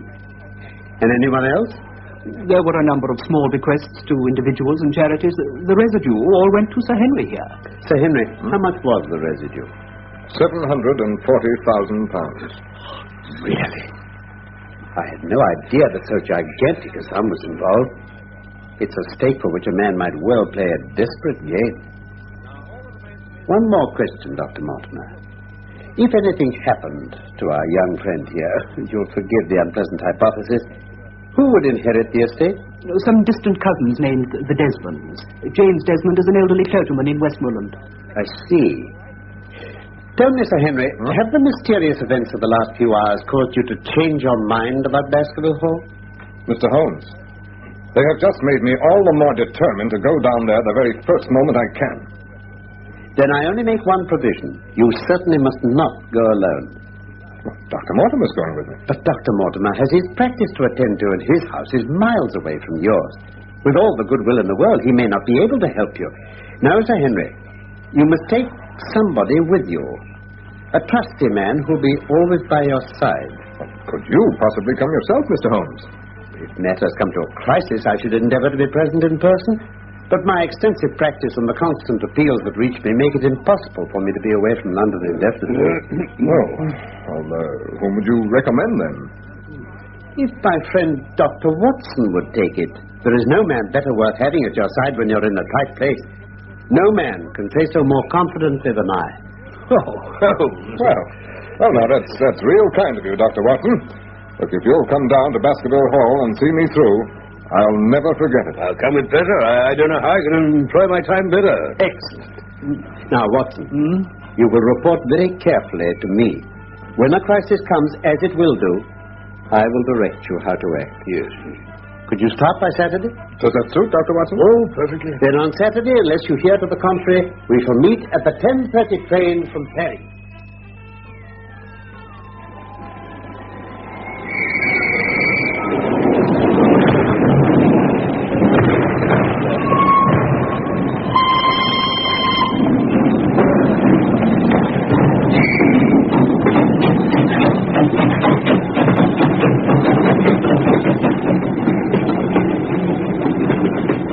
As the train sped out of Paddington, I looked back at the tall, austere figure of Holmes gazing after us. A pleasant journey it was. And in a very few hours, the brown earth had become ruddy, the brick changed to granite, and then over the green squares of the fields and the low curve of a wood, there rose in the distance a grey, melancholy hill with a strange, jagged summit. There you are, Sir Henry. There's your first view of the moor. Dartmoor. You know, I've been over a good part of the world, but I've never had a moment to compare with this. This is your homecoming? Yes. Yes, but it's more than that. This is where the men of my blood have lived for centuries. Up on those moors. And up there, too, there's something that has haunted them and driven them to their deaths. I know one thing, gentlemen. Whatever it is that lurks up there, whether it's man or fiend, it's not driving me away. I'm going to face it and beat it. Pray God you may.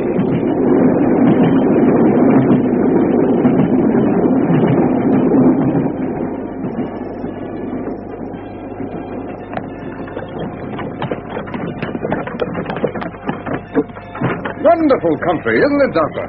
Very beautiful. There's autumn in the air, though. Hello? What's this? What's the matter? Look, up there on the skyline. Huh? Oh, a man on horseback. Oh, with a rifle. Yes, he's watching our road. Perkins! What's that fellow doing up there with the gun? Oh, there's a convict escaped from the prison, sir. Oh? Been out there 3 days now. Warders are watching every road. They've had no sight of him yet. Farmers about here don't like it, sir, and that's a fact. Well, who is he then? Selden, the Notting Hill murderer. Who's he? I expect Dr. Watson remembers. Oh, I do indeed. Holmes took a great interest in it. It was a peculiarly brutal murder. The death sentence was commuted because there was some doubt as to the man's sanity. And he's somewhere out there hiding in a burrow like a wild beast. That's all this moor needs, gentlemen. I don't know if it's my imagination, but it's getting mighty cold.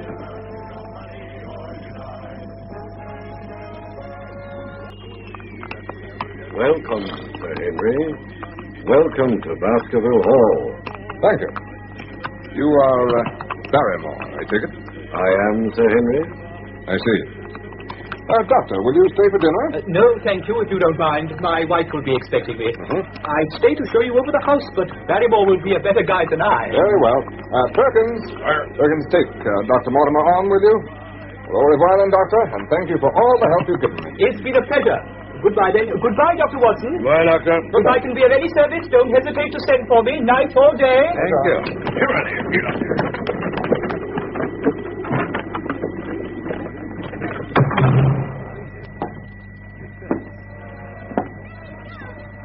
Oh, Doctor, it's just as I imagined it. Rafters, oak paneling, stag's heads, coats of arms. Isn't it the very picture of an old family home? Yeah. And my people have lived here for 500 years. Excuse me, Sir Henry. Yes, Barrymore? Would you wish dinner to be served at once, sir? Is it ready? In a very few minutes, sir. You will find hot water in your rooms. Thank you. Sir, my wife and I will be happy to stay with you until you've made fresh arrangements. Fresh arrangements? Do you mean your wife and you want to leave? Only when it's quite convenient to you, sir. Well, I'd be sorry to start my life here by breaking an old family connection. I feel that too, sir. So does my wife. Well, then what's the trouble? To tell the truth, sir, we were both very much attached to Sir Charles, and his death gave us a shock and made these surroundings very painful to us. I'm afraid we could never be easy in our minds at Baskerville Hall again. What do you plan to do? Well, I've no doubt, sir, we shall succeed in establishing ourselves in some business. Sir Charles's generosity has given us the means to do it. I see. And now, sir, perhaps I'd better show you to your room. That's the law. Then the law's wrong. I'm not going to argue. When I'm going to do you.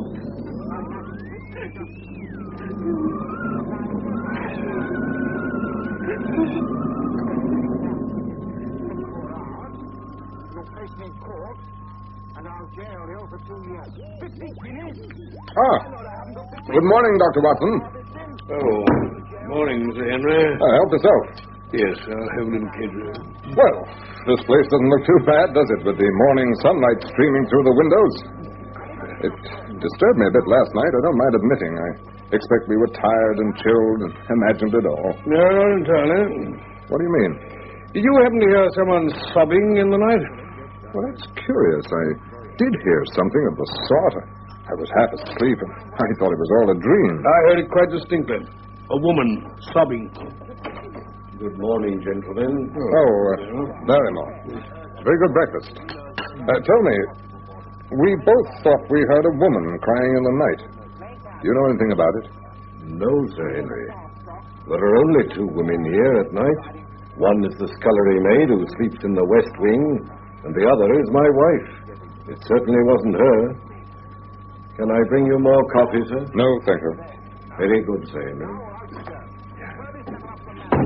I don't believe him. Why not? I passed Mrs. Barrymore on my way downstairs. Her eyes were red and swollen. It must have been her. Well, then her husband must have known. Yeah, exactly. Then why didn't he say so? And why was she crying? She doesn't look an emotional type. Do you think it was him following me in that cab in Regent Street? We'll soon find out. Oh, how? When we left you after lunch in London, Holmes sent a telegram to Barrymore with strict instructions that it was to be delivered personally to Barrymore or returned.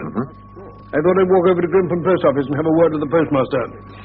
He'll give me something to report to Holmes. Do you feel like a walk? No. I've got a lot of papers to attend to here. You go on your own. I'll see you back here for lunch. And with this making off into the darkness, his lordship left off speed. See what your query is, sir. My boy took the telegram and gave it to Mrs. Barrymore. Why not to Mr. Barrymore himself, as instructed? He was up in the loft at the time. Did anyone see him? Well, surely his wife ought to know where he is. He got the telegram, didn't he? If there's any mistake, it's for Mr. Barrymore to complain. Yes. Excuse me, but isn't this Dr. Watson? Yes, but I don't think I have... Allow me to introduce myself. Stapleton of Merripit House. Oh, Stapleton, how do you do, sir? I expect you've heard my name from our mutual friend, Dr. Mortimer. Yes. I was just visiting him, and he pointed you out from the window of his surgery. We're homely folk on the moor, and don't wait for formal introductions. Right, sir. Yes. I hope Sir Henry is none the worse for his journey. He's very well, thank you. Excellent. You going back to Baskerville Hall now, Doctor? That was my intention. Then our roads lie together. And just over there, you can see the plume of smoke from here. That's where I live, Merripit House. It's only a moderate walk from the moor path. If you've a few minutes to spare, I should appreciate the honor of introducing you to my sister. I promised to get back to lunch. There was plenty of time. Very well, then, I shall be delighted. Oh, come along, then.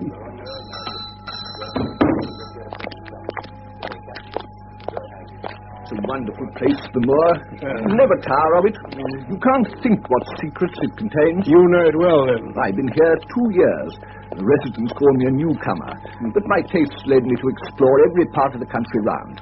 As you can see, I'm a naturalist, and some of the locals laugh at my butterfly net and this tin I always carry with me. You're a Lepidopterist. So, although I've only recently come here, I should think there are a few men who know the moor better than I do. But is it so hard to know? Very hard. For instance, you see that great plain to the north with the hills behind it? Well? Do you observe anything remarkable about it? It'll be a rare place for a gallop. Naturally you'd think so. The thought has cost folk their lives before now. That is the great Grimpen Mire. A false step there means death to man or beast. Only yesterday I saw one of the moor ponies wander into it. He never came out. Oh, how horrible. It's dangerous to cross, even in the dry seasons. But after these autumn rains, it's an awful place. Yet I can find my way to the very heart of it and come back alive. But why should you want to go to such a dreadful place? Well, you see the hills beyond? They're really islands cut off on all sides by the mire, which has crawled round them in the course of years. I see, yes. That is where the rare plants and butterflies are. There are 1 or 2 paths as an active man can take. Well, I'll try my luck someday. For God's sake, put such an idea out of your mind. You wouldn't have a chance. It's only by remembering very complex landmarks that I can do it. Good heavens, what was that? Queer place, the moor. But what is it, man? And the peasants say it's the hound of the Baskervilles calling for its prey. It's the weirdest thing I ever heard in my life, and even in India where... Yes, it's rather an uncanny place altogether. Look at that hillside. What do you make of those circular rings of stone? What are they? Sheep pens? No, they're the homes of our worthy ancestors. Prehistoric man lived thickly on the moor, and no one in particular has lived there since. So we find all his little arrangements exactly as he left them. Those are his wigwams with the roof off. You can even see his hearth and his couch if you have the curiosity to go inside. It's quite a town. When was it inhabited? Neolithic man. No date. Oh, excuse me. Did you see that butterfly? It's a cyclopedes. Very rare. You scarcely ever see them in autumn. I must try and get it. I say, Mr. Stapleton, do be careful. You tell me how dangerous it... Well, he knows what he's doing. Sir. Good heavens, I didn't hear it. Go back. Go straight back to London. Why should I go back? I can't explain, but for God's sake, do what I ask you. Go back and never set foot on the moor again. But I've only just come. Quiet.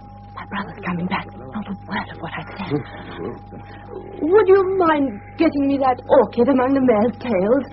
We're very rich in orchids on the moor, though it's getting rather late for them. Beryl, you've introduced yourselves, I see. Yes, I was telling Sir Henry that the orchids are nearly over. That's not Sir Henry Baskerville. No, only a humble commoner. I'm his friend, Dr. Watson. Then we've been talking at cross purposes. Why, you hadn't very much time for talk. I talked as if Dr. Watson were a resident instead of just a visitor. It can't matter to him whether it's early or late for orchids. Never mind. Do please come and see Merripit House, Doctor. No, really, thank you. I promised Sir Henry he'll be waiting for me. Ah, well, it must be a pleasure deferred. Au revoir, Dr. Watson. Goodbye, sir. Come, Beryl.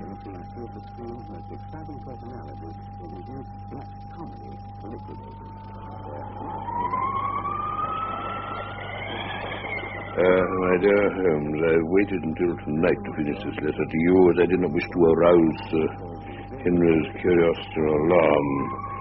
I mentioned to him that I had met the Stapletons, but not that she had whispered to me this strange warning, thinking that I was Sir Henry myself. Stapleton, I learned, was a schoolmaster in the north, whose school was running well till an epidemic killed 3 of the boys, and they never recovered from the blow. Sir Henry's in excellent spirits. We've been sitting over the fire and talking, with the portraits of the Baskerville ancestors looking down on us. It's now nearly 2 o'clock in the morning. Who's that? Ah, Sir Henry. Anything wrong? I'm not sure. There was a creaking in the passage outside. Did you not hear it? Oh, I thought it was just the timbers working. It's a very rough night. No. Someone went down the passage. I saw a candle and a shadow. Well, let's go and see. Yes.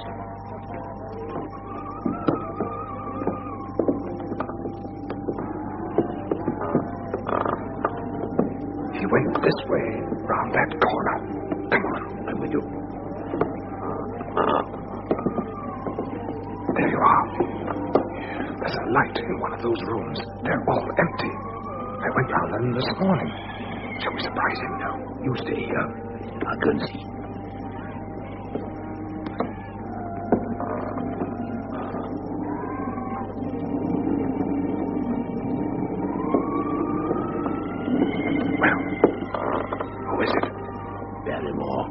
What's he doing?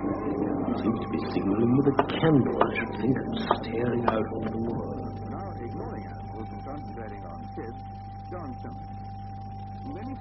My dear Holmes, little more of consequence to report this morning. No more nocturnal wanderings. And today, Mr. Stapleton and his handsome sister are joining us for luncheon with Dr. Mortimer. You know, Stapleton, I think this Notting Hill fellow must have got away, don't you? I'm inclined to agree. What on earth can he be living on out there? Unless he's catching the moor sheep. Well, I hope he has got away. The outlying farmers will sleep the better for it. But Miss Stapleton... Yes, Sir Henry? Well, what about you? I mean, I understand your house is very isolated. I wish you'd let me send over Perkins, my groom, to sleep at your house till we know it's all well. Well, I think No, Sir Henry. You're very kind, but I won't hear of it. The fellow's either left the district or else he's stumbled into Grimpen Mire. As you please, Mr. Stapleton. Miss Stapleton, would you care for a little more wine? No, thank you, Sir Henry. Holmes, a new complication. If we had not enough, Sir Henry had shown an obvious attachment to Mr. Stapleton's sister. This was clear enough at our first luncheon party, of which I wrote to you earlier, and equally clear was Mr. Stapleton's hostility. Now the thing has moved further. A meeting on the moors between Sir Henry and the sister, interrupted with angry words by the jealous Mr. Stapleton. Otherwise, nothing, but we listen every night for Barrymore to repeat his strange behavior. Not too easy in an old house like this to know a human footstep from the creaking of the timbers. But next time... yes? Watson. Uh-huh. He's gone to that room again. I'm going to challenge him. Bring your revolver. Very well.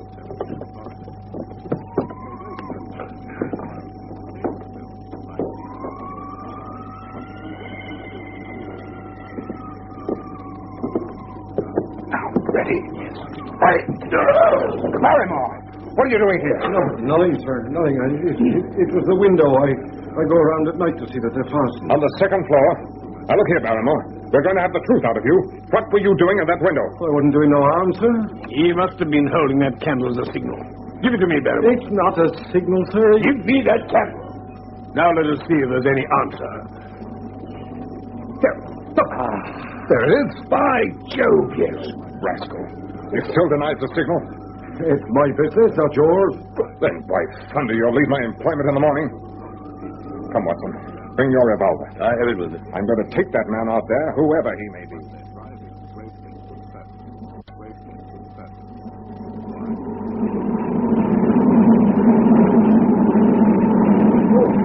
Oh, this is bitter wind, Watson. Yeah. Now, where was that answering light, do you think? Further up, I feel sure, by the Neolithic hut circle. Good heavens. What's that, Watson? I don't know. I heard it once before.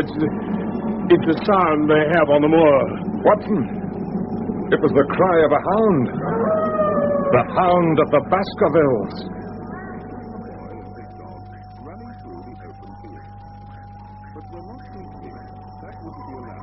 Now, Barrymore, to whom were you signaling?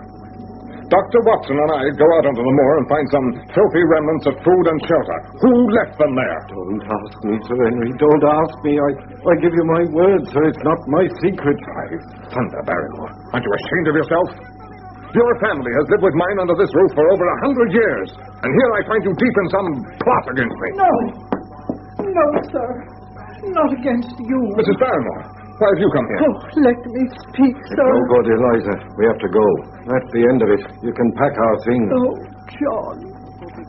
It's my doing, Sir Henry. He's done nothing except for my sake. I asked him to do it. Well, speak out then. What does it mean?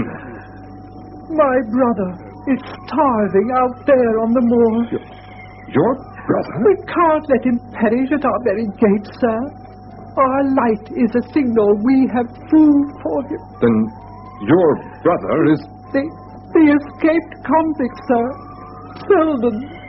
The criminal. Incredible. Is this true, Barrymore? It is, Sir Henry, every word of it. Well, I can't blame you for standing by your own wife, but you must see the man's a public danger. I give you my word, sir. You'll never trouble anybody in this country again. Well, how can you say that? In a very few days, sir, he'll be on his way to South America. If he can only lie quiet till the ship's ready for him. I beg you not to let the police know he's still on the moor. What do you say, Watson? Well, if he was safely out of the country, it would relieve the taxpayer of a burden. Yes, that's true, I suppose. I guess we're aiding and abetting a felony, eh, Watson? Yes, I'm afraid so. All the same, I don't feel now I can give the man up, and that's an end of it. Oh, sir. Sir Henry. Yes? What is it now? You've been so kind to us, sir, that I should like to do the best I can in return. I know something. What do you mean? It's about poor Sir Charles's death, sir. What? Do you know how he died? No, sir, I don't know that. Well, what then? I know why he was at the gate. Why? Why? To meet a woman. A woman? Yes, sir. Well, what was her name? I can't give you that, sir, but I can give you her initials. They were L.L. How do you know that? Well, sir, your uncle had a letter that morning. It was from Coon Tracy and addressed in a woman's hand. Well? I thought no more of the matter, sir, but the other day my wife was cleaning out Sir Charles's study, and she found the ashes of a burned letter in the back of the grate. Most of it was charred to pieces, but there was just one slip you could still read. Well, what did it say? Tell Sir Henry, Eliza. It said, "Please, please, as you are a gentleman, burn this letter and be at the gate by 10 o'clock. And the initials were L.L. And you've no idea who L.L. is? No, sir. Very good, Barrymore. You and your wife may go. Thank you, sir. And God bless you, sir. L.L. I will not drop my combat boots on the floor.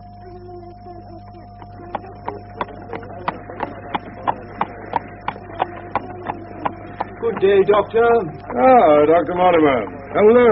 Been taking a walk? Yes, I've been right round the Black Tor. Oh, let me give you a lift home, then. Oh, thank you.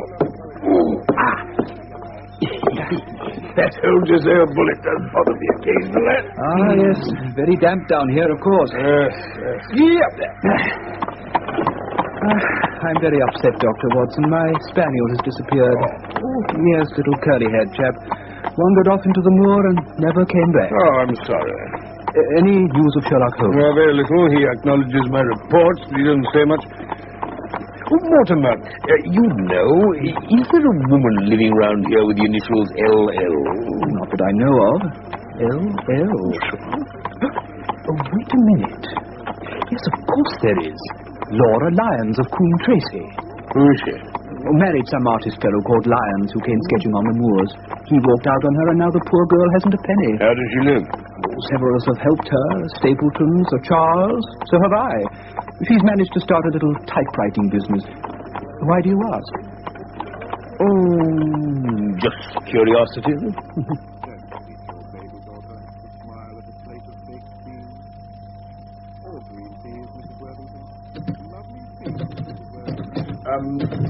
Mrs. Lyons? I don't think we've met, Mr... Dr. Watson. Oh, how do you do? How do you do? It was about the late Sir Charles Baskerville that I've come to see you. What can I tell you about him? You knew him, didn't you? Yes. I owe a great deal to his kindness. Did you correspond with him? What is the object of this interrogation? To avoid a public scandal. Yes. I did write once or twice to Sir Charles to acknowledge his generosity. How did he know enough about your affairs to be able to help you? Through my friend, Mr. Stapleton. Did you ever write to Sir Charles asking him to meet you? Really, sir? That's an extraordinary question. I'm sorry, madam. I must repeat it. Then I answer, certainly not. Not on the very day of Sir Charles's death? No. Surely your memory deceives you. Didn't you write, please burn this letter and be at the gate by 10 o'clock? Is there no such thing as a gentleman? You do Sir Charles an injustice, madam. He did burn the letter, but sometimes a letter may be legible in part, even when burned. I see. You admit now that you wrote it? Yes. I believed that if I could see him, I could gain his help. Well, what happened when you got there? I never went. Mrs. Lyons. I swear it on all I hold sacred. Something intervened to prevent my going. What? That is a private matter. Why were you so pressing that Sir Charles should destroy the letter? Dr. Watson, I've told you.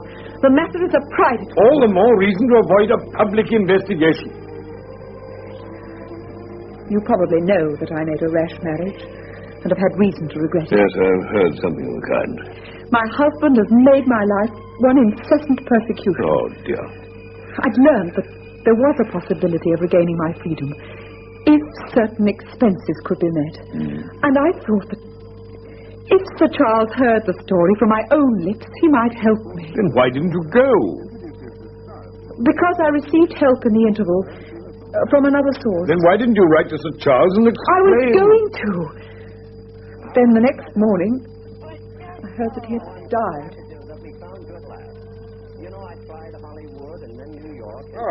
Watson, I thought you got lost on the moors. Come on, your lunch is waiting for you. No, thank you. No, I didn't get lost. I was driving back from Mrs. Lyons, and Mortimer stopped me. Said he'd forgotten to tell me that he has observed a boy go up every day towards those stone huts on the hill. Regular as clockwork. That's odd. Oh, Barrymore. Dr. Watson's here now. Very good, sir. Oh, and Barrymore. Do you know anything about a boy going up on the moors? Is he anything to do with that precious relation of yours? No, sir. I think he takes food to that other man. What other man? I don't know, sir. Selden says he's not a convict. He says he's living in one of those stone huts, and the boy brings him up food from one of the villages. But he doesn't know who he is? No, sir. He doesn't like it. Neither do we, sir, I can tell you. Waiting for something, he seems to be. It's foul play somewhere, sir, I'll swear it. What else can it be? Do you think it's that same fellow who was following you about in London? I'd better send a report by telegraph. No, I'll do better than that. I'll go up onto the moor this evening. Well, I'll come with you. No, I can't permit it. That was Holmes's last word to me. Keep him off the moor, especially after dark. And it'll be close on dark by the time I get there. But, my dear fellow... Don't worry, I'll take my revolver. There's only one hut there with the roof on, that'll be the one. I'll creep up and surprise him. Or if he isn't there, I'll sit and wait for him. Well, he's probably dangerous. I can look after myself. Do you realize, Sir Henry, this fellow may be the key to the whole mystery? He gave us the slip in Regent Street thanks to his handsome cab. Well, he won't do it up there. Ha, who knows? For once I may succeed where even Holmes has failed.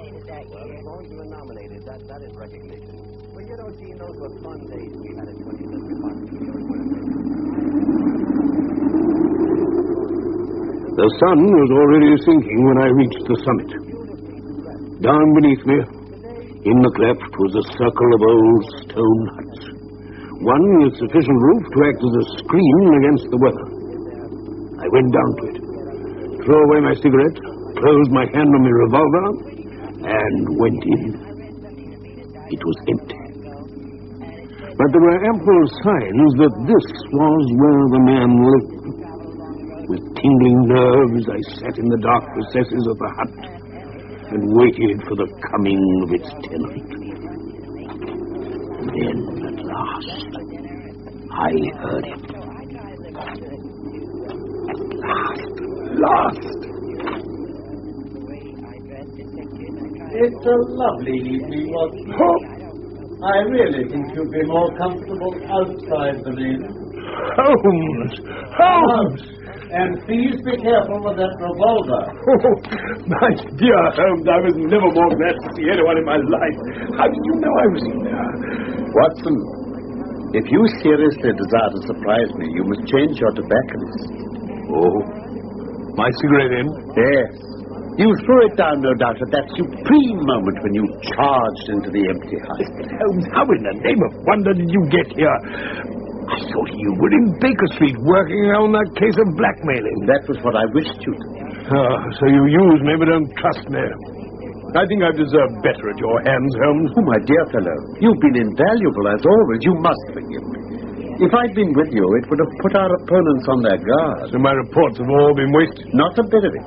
I made excellent arrangements. Your reports were only delayed one day on their way. So unless anything of consequence has happened today... then at least I have some news for you. I've been over to see a Mrs. Laura Lyons at Coombe Tracy. Well done. We've obviously been working on parallel lines. What did you learn? Well, she made an appointment with Sir Charles at the gate. She admits that. She wanted money to help her divorce. But she never went. Something happened to make her change her mind, but she wouldn't tell me what. She also said that she first got in touch with Sir Charles through Stapleton. Now that's important. It bridges the gap. You're aware, I suppose, that there's a close intimacy between the lady and Stapleton? I didn't know. There's no doubt about it. Now, this puts a very powerful weapon into our hands. If I can only use it to detach Stapleton's wife. His wife? Why, yes. The lady who passes for his sister is his wife. Good heavens, why the elaborate deception? Because he foresaw that she'd be more used to him as a free woman. Then, is he our enemy? Was it he who dogged us in London? So I read the riddle. And the warning letter, that must have come from her. Exactly. But Holmes, how do you know this woman's his wife? Because he so far forgot himself as to give you a true piece of autobiography when he first met you. There's no one easier to trace than a schoolmaster. Then where does Mrs. Laura Lyons come in? That's where your interviewer shed a light. I didn't know about her projected divorce. It means that if she thought Stapleton was unmarried, she counted no doubt on becoming his wife. And when she's undeceived? Why, then, we may find the lady of service. But don't you think you're away from your charge rather long, Watson? It's dark already. Your place is at Baskerville Hall. Holmes, one last question. What's the meaning of it all? What's Stapleton after? It is murder, Watson. Refined, cold-blooded, deliberate murder. Don't ask me for particulars. My nets are closing on him even as his are on Sir Henry. He's almost at our mercy. My God, what's that? Where is it? The hound! Great heavens, if we're too late! Come, Watson, come!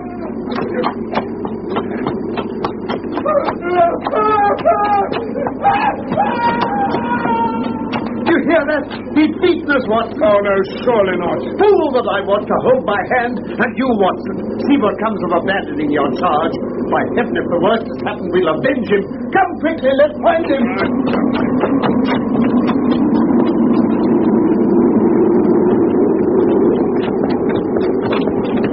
Yes. Yes. It's Sir Henry, poor devil. Do you remember? That's the suit he wore when he first came to our rooms in Baker Street. Yes, indeed. Oh, his skull's crushed. Oh, the brute!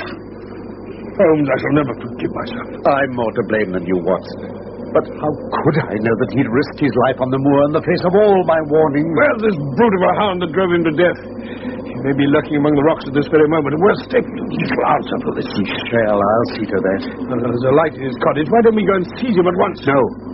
Our case is not complete. One false move and he may escape us yet. All we can do now is to perform the last offices for our poor friend. Come on, Watson. Yes. Help me to turn him over onto his back. And then we can... Good heavens, Holmes, are you mad? Watson, look! This man has a beard. Beard? It's not the baronet at all. It's... Why? Is my neighbor the convict? The suit. It's Sir Henry's, you said so. Oh, of course, now I see it. He gave Barrymore some of his suits, and Barrymore must have passed them on to Selden. Then the clothes have been the poor fellow's death. Obviously, the hound was laid on from some article of Sir Henry's. The boot that was stolen at the hotel? Probably. There's one curious thing, though. It was dark. So how did Selden know the hound was on his trail? Must have heard it. That wouldn't make a hard man like Selden scream with terror. How did he know? Hello, Watson. What's this? Here's Stapleton himself, by all that's wonderful and audacious. Careful now, not a word to show your suspicions. Why, Dr. Watson, that's you, is it not? Yes. You're the last person I should have expected to see on the moor at this time of night. But, dear me, what's this? Somebody hurt? Not... Don't tell me it's our friend, Sir Henry. What a terrible... Who's this? Selden. The man who escaped from Princetown. Oh, dear me, but how? He appears to have broken his neck by falling over these rocks. My friend and I were strolling on the moor when we heard a cry. So did I. That's what brought me out. I was uneasy about Sir Henry. Why about Sir Henry in particular? Because I had suggested he should come over. I see. By the way, did you hear anything else besides a cry? No. Did you?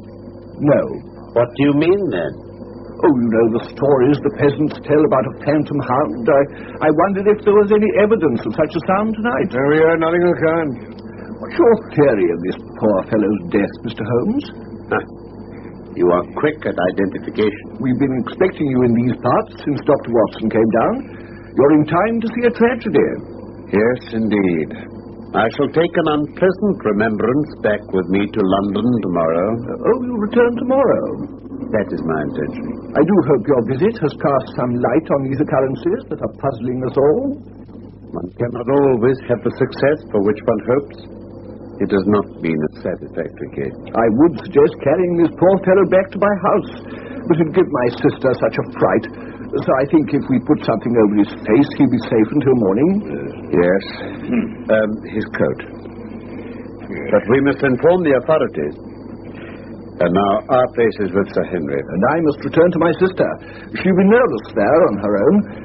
Good night, then, Mr. Holmes. Goodbye, sir. Good night, Dr. Watson. Well, Susan. What a nerve the fellow has. We're at close grips at last. Sorry he's seen you. So was I at first, but there was no getting out of it. How will it affect him, do you think? It may make him more cautious, or it may drive him to desperate measures. Like most clever criminals, he may be too confident and imagine he's completely deceived us. What will you do now? Come up to the hall? Yes. Yes, I see no reason for further concealment. But One last word, Watson. Say nothing of the hound to Sir Henry. Let him think Selden's death was a Stapleton would have us believe. When we arrived, I had the unpleasant task of breaking the news of Selden's death to the Barrymores. To him, it may have been an unmitigated relief, but she wept bitterly in her apron. Evil indeed is the man who has not one woman to mourn him. Sir Henry raised his eyebrows when he found that Holmes had no luggage and no explanation for his absence, but between us we soon supplied his wants and sat down to a belated supper. I've been moping about the house all day since Watson here went off in the morning. If I hadn't sworn not to go out alone, I might have accepted Stapleton's invitation and had a more lively evening. You might have indeed. Sir Henry, I don't suppose you appreciate that we've been mourning over you under the impression you'd broken your neck. What's that? This poor wretch was dressed in your clothes. I fear your servant who gave them to him may be in trouble with the police. No, I don't think so. There was no mark on them, as far as I know. That's lucky for him. In fact, it's lucky for all of you. What? Yes, you're all on the wrong side of the law. Do you know, I'm not sure that as a conscientious detective, my first duty isn't to arrest the whole household. Really? Watson's reports are very incriminating documents. But how about the case? If you can muzzle that hound and put him on a chain, I'll be ready to swear that you're the greatest detective of all time. I think I can do it. If you give me your help. I'll do whatever you tell me. Very good. I shall ask you to do it blindly, without asking the reason. Just as you like. If you'll do this, I think the chances are that... What's the matter, Holmes? I was admiring your family portraits. They are all family portraits. The West Indies. And the man with the blue coat and roll of paper is Sir William Baskerville, who was chairman of committees in the House of Commons under Pitt. And this cavalier in the black velvet and the lace. That's the cause of all the mischief. The wicked Hugo, who started the hound of the Baskervilles. We're not likely to forget him. Dear me. He seems a quiet, meek-mannered man. But I dare say there was a lurking devil in his eyes. I had pictured him as a more robust and ruffianly person. No, that's him, all right. The name and date are on the back of the canvas. Well, I think we could manage another bottle of hock, don't you? Oh, thank you. I'll go and fetch it from the cellar. I won't bother Barrymore tonight. His wife's so upset with the news about Selden. What's the name? That portrait of Hugo Baskerville. Look at it carefully. Is it like anyone you know? Oh, something to say, Henry, about the jaw. Just a suggestion, perhaps, but wait a minute. Now then, if I cover the broad-plumed hat and the long ringlets, so. Now look at it. Good heavens, it's stapled. You can see it now. Yes.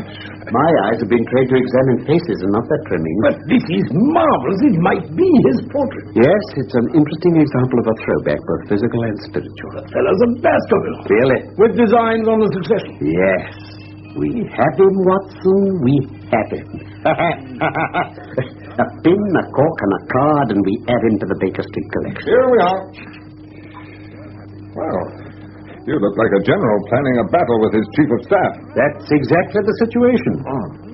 Well, what are my orders? I understand that tomorrow night you are engaged to dine with the Stapletons. Yes. Yes, they're very hospitable people. Oh, thank you. I hope you'll come too.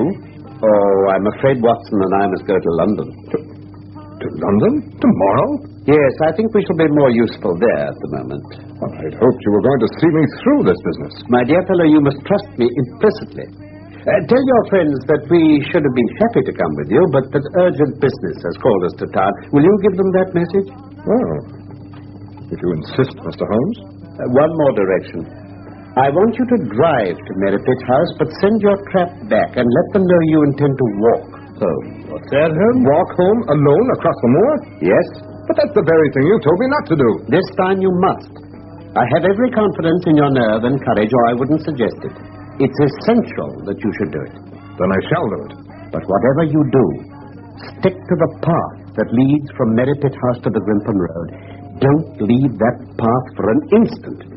as you value your life.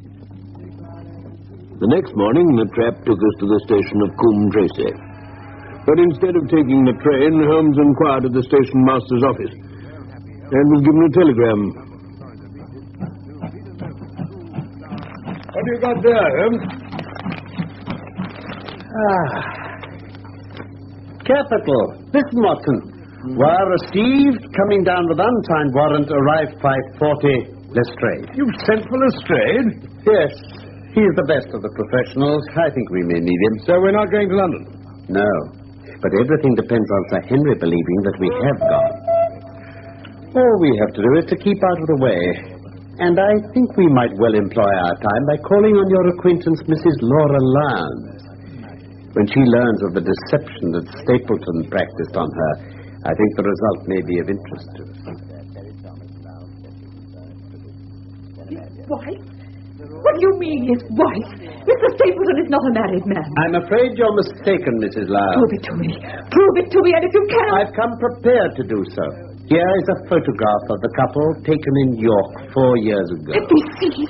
It's endorsed Mr. and Mrs. Vandeleur. But you'll have no difficulty in recognizing him. Her, too, if you know of our sight.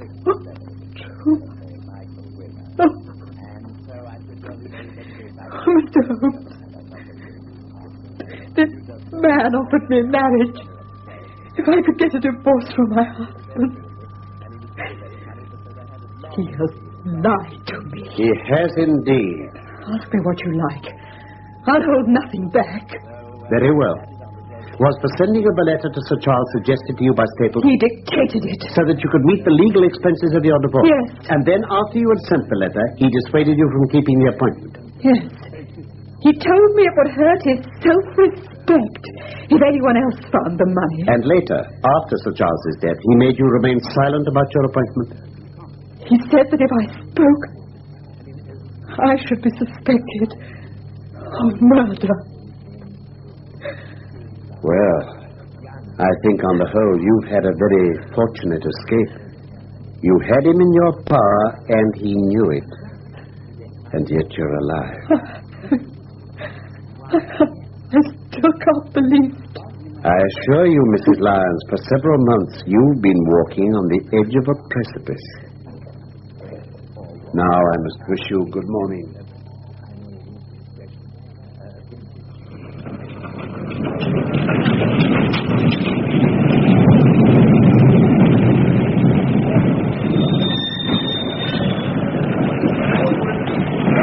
There he is. Good evening, Lestrade. Holmes. Good evening to you. Good evening, Dr. Watson. How do you do, Lestrade? Got anything good, gentlemen? The biggest thing for years. Well, we have 2 hours before we need think of starting. I think we might employ it in getting some dinner, don't you?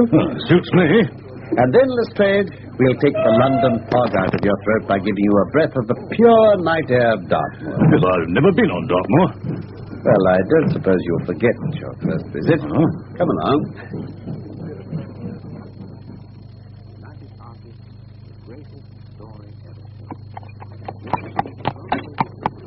You can stop here, driver.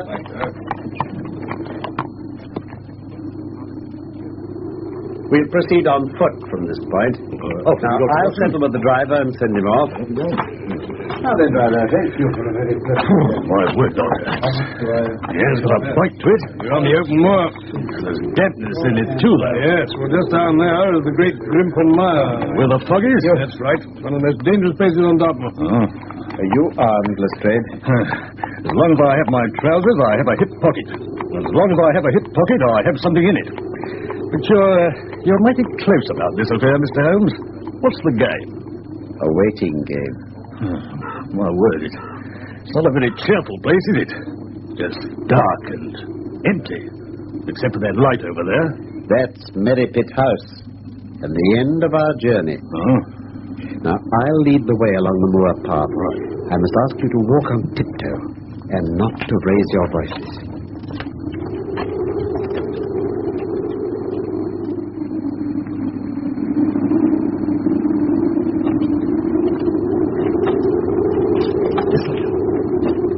Rocks on the right will make an admirable screen. We have to wait here? Yes, this will be our little ambush. Get into this hollow Lestrade. Yes, Mr. Holmes. Now, Watson, you've been inside the house. You know the lie of the land. Creep forward quietly and see what they're doing. And for heaven's sake, don't let them know that they're watched. All right, Holmes.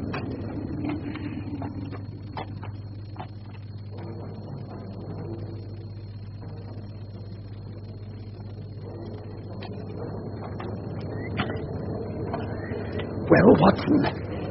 Stapleton and Sir Henry are sitting there smoking cigars. Stapleton's doing the talking. Where's the lady? I didn't see her. What? Stapleton got up at one point, went to an outhouse in the corner of the orchard. He unlocked it and went in with a curious scuffling noise. How long was he there? Only a minute or two, and then he went back and rejoined Sir Henry. Mr. Holmes, it looks as if that fog is coming up from the mire. I know, Lestrade, confound it. It's the one thing on earth I didn't bargain for. Serious, Holmes? Very serious indeed. It could ruin all our plans. What's the time? 10 o'clock. He can't be long now. His life depends on his coming out before the fog is over that path. If he isn't out in a few minutes, the path will be covered. We shan't be able to see our hands in front of us. Shall we move further back on the higher ground? No. We daren't take the risk of his being overtaken before we can help him. At all costs, we must remain where we are. Oh, God. Why doesn't he come? Ah, there's the front door. He's coming now. Quiet. Thank you. Yes, of course. I'll find my way. Good night. Good night.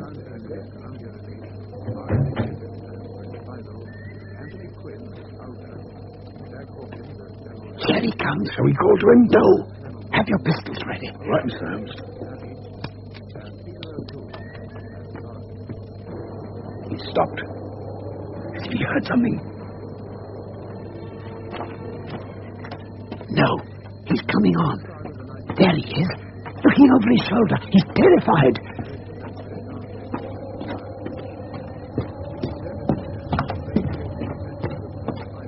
Holmes, why don't we let him know we're here? No, I said no. This is the moment, Watson, the supreme moment. Quiet. The hound! He's coming after him. But where? Oh, confound this fog! Holmes, look there! It's mouth died! The thing's on fire! Merciful God! Somebody out of hell! There! He's on him! Got it! Well done, Watson. The thing's mortal. If we can wound it, we can kill him. Come on now, both of you.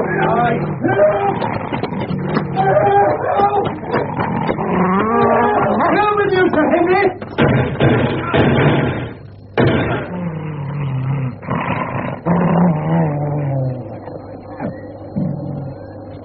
It's dead. Watson, see to Sir Henry. Oh, he's fainted.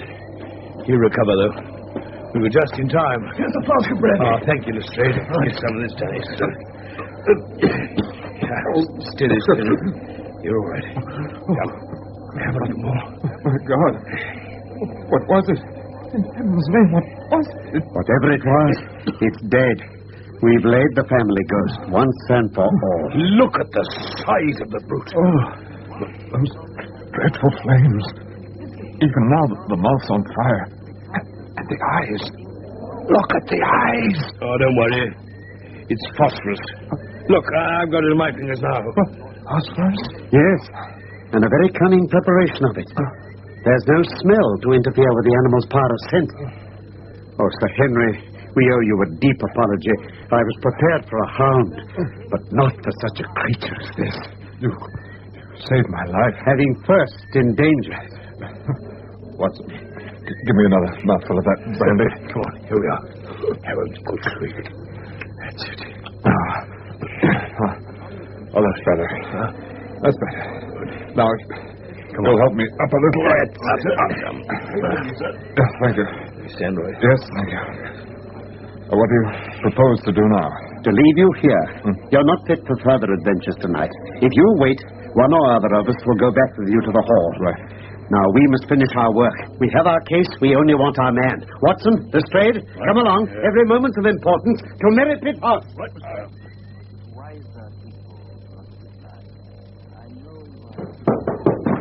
As I thought.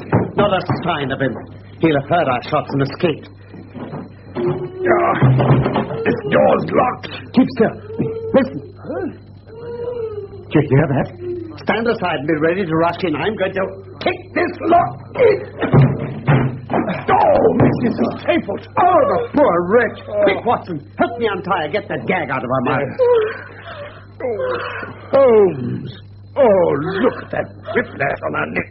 The brute. Here, madam. Sip this brandy. Has he escaped? He cannot escape us, madam. And I mean Sir Henry. Yes. And the hound. Dead. Thank God. Thank God. Oh. See how he's treated me? I hate him. Then help us. Tell us where we can find him. There's only one place he can have fled to. The old tin mine. Where? On an island in the heart of the mire. That's where he kept the hound, and that's where he'll be. But look at the fog. No one could find his way into Grimpen Mire tonight.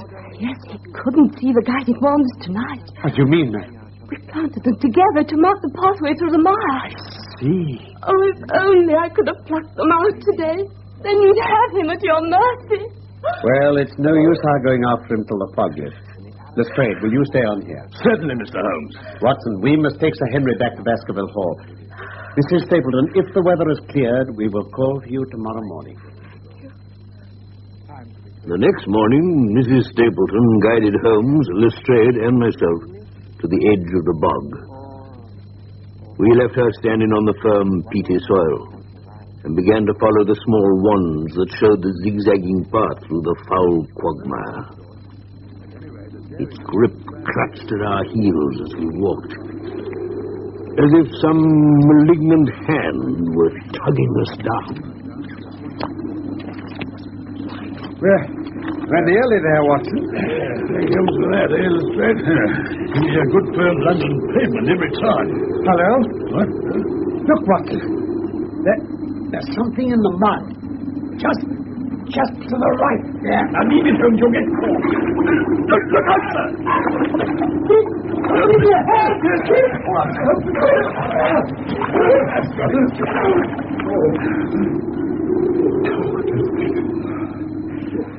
Look at this.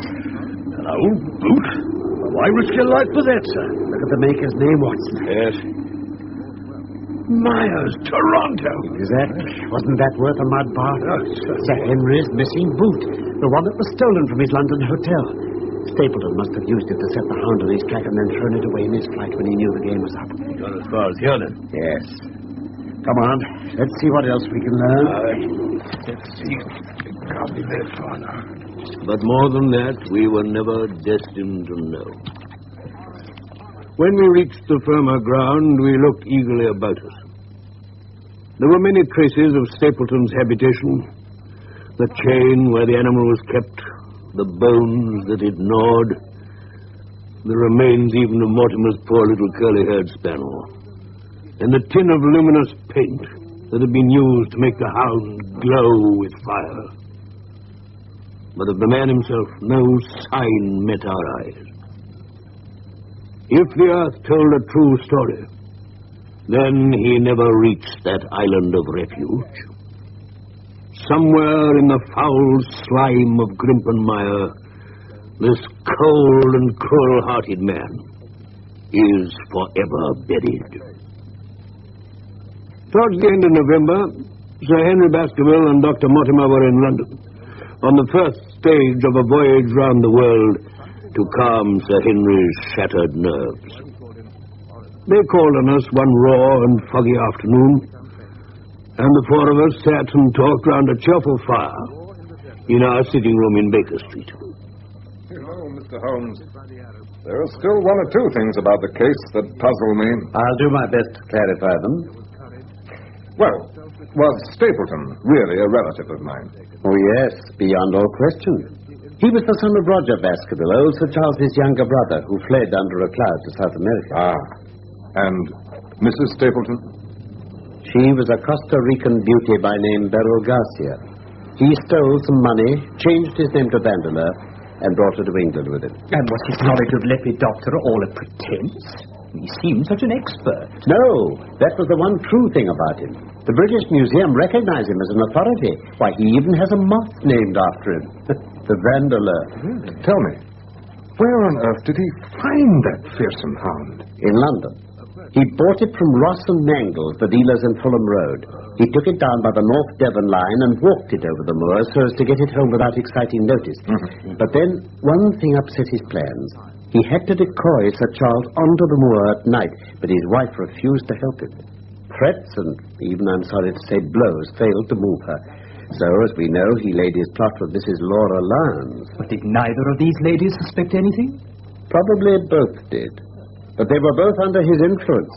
And his main accomplice was a dumb animal who could never give him away. Indeed. Then your arrival on the scene, Sir Henry, brought him to London with his wife. He dared not leave her behind. Then she sent me that note of warning. Yes. I knew all along that it had been sent by a woman. How could you know that? Do you remember when I examined that piece of notepaper for watermarks? Yes. In doing so, I was conscious of the scent known as white jessamine. It's very necessary for the criminal expert to be able to distinguish between the 75 perfumes.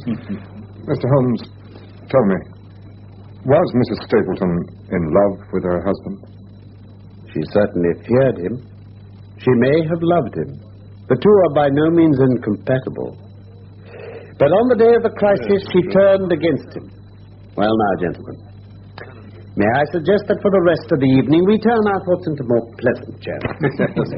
I have a box for Les Huguenots. Oh. Have you heard the rescue? No, I don't. Perhaps we can stop at Marcini's for a little dinner on the way.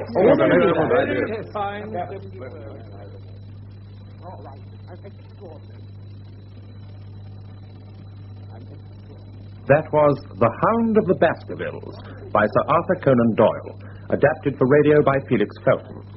Sherlock Holmes was played by Carlton Hobbs and Dr. Watson by Norman Shelley. Mr. Stapleton by Michael Bilton, Sir Henry Baskerville by Manning Wilson, Dr. Mortimer by Kenneth Dite, Beryl Stapleton by Dorrit Wells, Laura Lyons by Shirley Cooklin, Barrymore by Charles Simon, Eliza Barrymore by Gladys Spencer, Lestrade by Humphrey Morton, Perkins by William Edel, and The Postmaster by Anthony Hall. The recorded production was by Robin Midgley.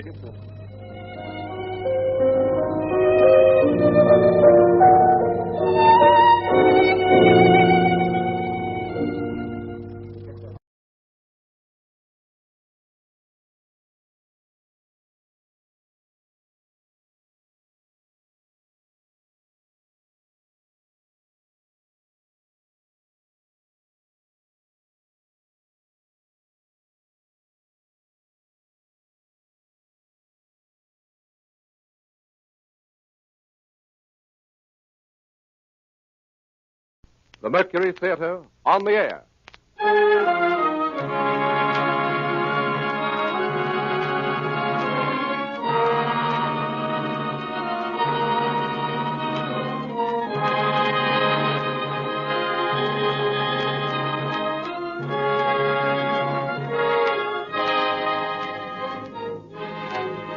The Columbia Broadcasting System takes pleasure in bringing you the 12th in its series of weekly broadcasts featuring Orson Welles and the Mercury Theater on the air.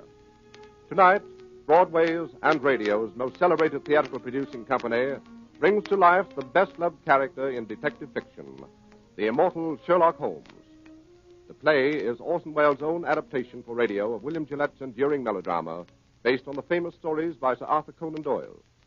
Before the performance begins, here is the director of the Mercury Theater, the star and producer of these unique broadcasts, Orson Welles. Good evening. Well, tonight it's back to Baker Street. Back to that unlikely London of the 19th century where high adventure awaits all who would seek it, in a hansom cab or under a gas lamp in an Inverness cape. For tonight we pay tribute to the most wonderful member of that most wonderful world, a gentleman who never lived and who will never die. There are only a few of them, these permanent profiles, everlasting silhouettes on the edge of the world. There is first the little hunchback with a slapstick whose hooked nose is shaped like his cap. There is now and always will be the penguin-footed hobo in the derby and the baggy pants, and the small boy with the wooden head, and the long, rusty knight on horseback, and the fat knight who could only procure a charge on foot. There is also the tall gentleman with the hawk's face, and the underslung pipe, and the fore and aft cap. We'd know them anywhere and call them easily by name. Punch and the Charlies, Chaplin and McCarthy, Quixote, Sir John, and Sherlock Holmes. Now, irrelevant as this may seem, we of the Mercury Theater are very much occupied these days with rehearsals for a revival of a fine old American farce. A lot of you will remember, if only for its lovely title, which is Too Much Johnson. Its author was William Gillette, which reminded us, as it reminds you, of Sherlock Holmes. As everybody knows, that celebrated American inventor of underacting lent his considerable gifts as a playwright to the indestructible legend of the Conan Doyle detective, and produced the play which is as much a part of the Holmes literature as any of Sir Arthur's own romances, and, as nobody will ever forget, he gave his face to him. For William Gillette was the aquiline and actual embodiment of Holmes himself. It is too little to say that William Gillette resembled Sherlock Holmes. Sherlock Holmes looks exactly like William Gillette. Sounds like him, too, we're afraid, and hope devoutly that the Mercury Theater and the radio will take none of the glamour from the beloved fable of Baker Street, from the pipe and the violin and the hideous purple dressing gown, from the needle and the cigar on the window ledge, and the dry, final, famous lines. Elementary, my dear Watson, elementary, the mere child's play of deduction.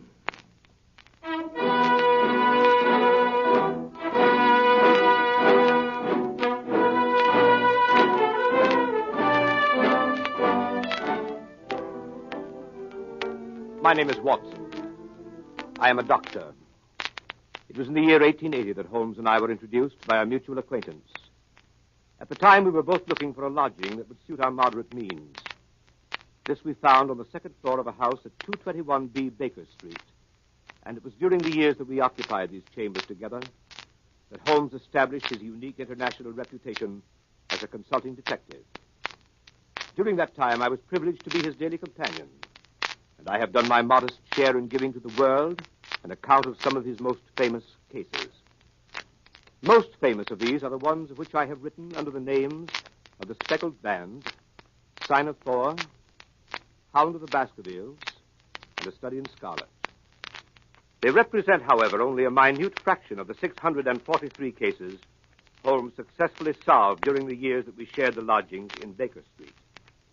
Other cases I hope one day to give to the world include the Tarleton murders, the sudden death of Cardinal Tosca, the adventure of Ricoletti, of the clubfoot and his abominable wife, the case of Mrs. Farintosh, the circus belle, and the case of the royal family of Scandinavia. Each illustrate in their own way the remarkable genius of my friend Sherlock Holmes. Since my marriage 3 years ago, Holmes has continued to occupy the Baker Street lodgings by himself. And here almost every afternoon when my work in the office is finished, I am in the habit of calling on him. The sitting room as you go in is exactly as it has been for the past 13 years. The worn bearskin rug, the huge sofa, covered with faded chintz, the mantelpiece cluttered with miscellaneous objects, unanswered letters, and piles of loose tobacco. On one side of the fireplace, in a deep armchair, his pipe curling forth slow wreaths of acrid tobacco, draped in his hideous purple dressing gown, sits Sherlock Holmes with his violin under his chin.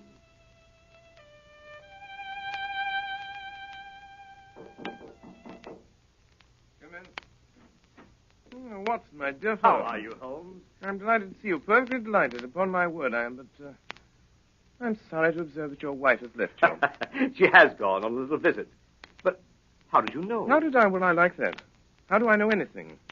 How do I know you've been getting yourself very wet lately, that you're an extremely careless servant girl, and that you've moved your dressing table to the other side of the room? Holmes, If you had lived a few centuries ago, they'd have burned you alive. Such a conflagration would have saved me a great deal of trouble and expense. Tell me now, how did you know all that? Too simple to talk about. Scratches and clumsy cuts, my dear fellow, on the inner side of your shoe there, just where the firelight strikes it. Scratches, cuts.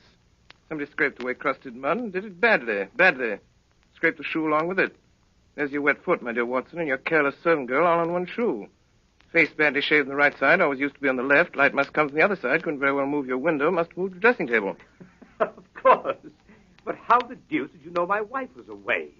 Well, what the deuce is your second waistcoat button, Watson? And what the deuce is yesterday's buttonniere doing in today's lapel? And why the deuce do you wear the expression of a... Oh, marvelous. Elementary, my dear fellow, elementary. The child's play of deduction.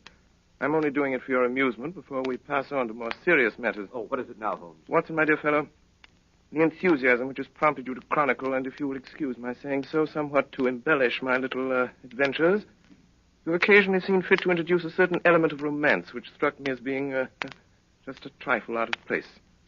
Something like working an elopement into the fifth proposition of Euclid.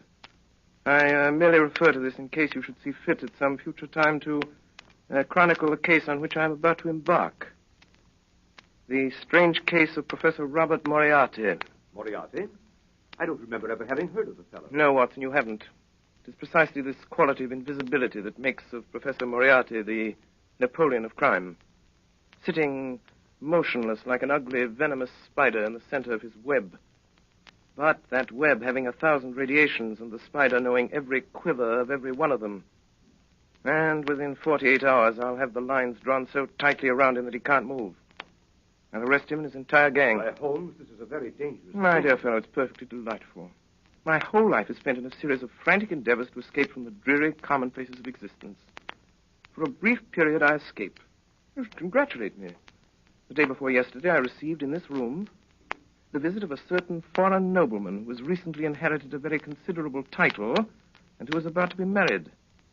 Seems that this titled gentleman was so indiscreet as to fall in love with a young English lady by the name of Faulkner, socially his inferior, and to make her a promise of marriage. Later, at his family's insistence, the thing was broken off, and the young lady died shortly after of a broken heart, leaving behind a sister. Also, considerable evidence in the form of letters, photographs, and jewelry with inscriptions. These the sister kept. These, together with the sister, are now being held in a house in St. John's Wood by a pair of blackmailers who go by the name of Chetwood. So far as you see, my dear Watson, a fairly ordinary case of blackmail, hardly worth my attention. Last night, on my inspection, a certain element revealed itself which renders the case far more important than I had expected. And that element was? Professor Moriarty. Come in. Beg pardon, Mr. Holmes. Yes, Billy, what is it? Gentleman to see you by the name of Foreman. Show him in, Billy. Show him in. Yes, Mr. Holmes. Come in, Mr. Foreman. Good evening, Foreman. Good evening, Mr. Holmes. Watson, this is Inspector Foreman. Since the day before yesterday, he occupies the position of butler under the name of Judson in the home of Mr. and Mrs. Chetwood, blackmailers of St. John's Wood. Well, Foreman, any news? Yes, sir. This morning, a little after 9, Chetwood and his wife drove away in a four-wheeler. They returned about 11. Bassett was with them. You know him, though? Yes. When I last had the occasion to meet Mr. Bassett, he got 2 years for safecracking. You go on, Foreman. Well, they took this man Bassett into the library. I got a look at him from the outside. And there he was opening up the safe where they'd been keeping the letters. Go on. In the end, when they got the safe open, it was empty. The letters were gone. It seems like the Faulkner girl got them back somehow. That got them pretty excited. Bassett went out to send a telegram. Have you got a copy of it? Yes. Here it is, sir. It's in code. Moriarty. I thought so, Watson. This case is taking a most promising turn. Foreman, you return at once to the house at St. John's Wood. Within 10 minutes, I shall be there myself. If I remember correctly, the kitchen is immediately below the drawing room. Yes. When I knock over a chair in the drawing room, you'll overturn a lamp in the kitchen, scatter smoke balls, and give an alarm of fire. All other instructions remain unchanged. Very good, sir. Hurry, Foreman. Yes, Mr. Holmes. Well, my dear Watson, begins to look like a most interesting evening.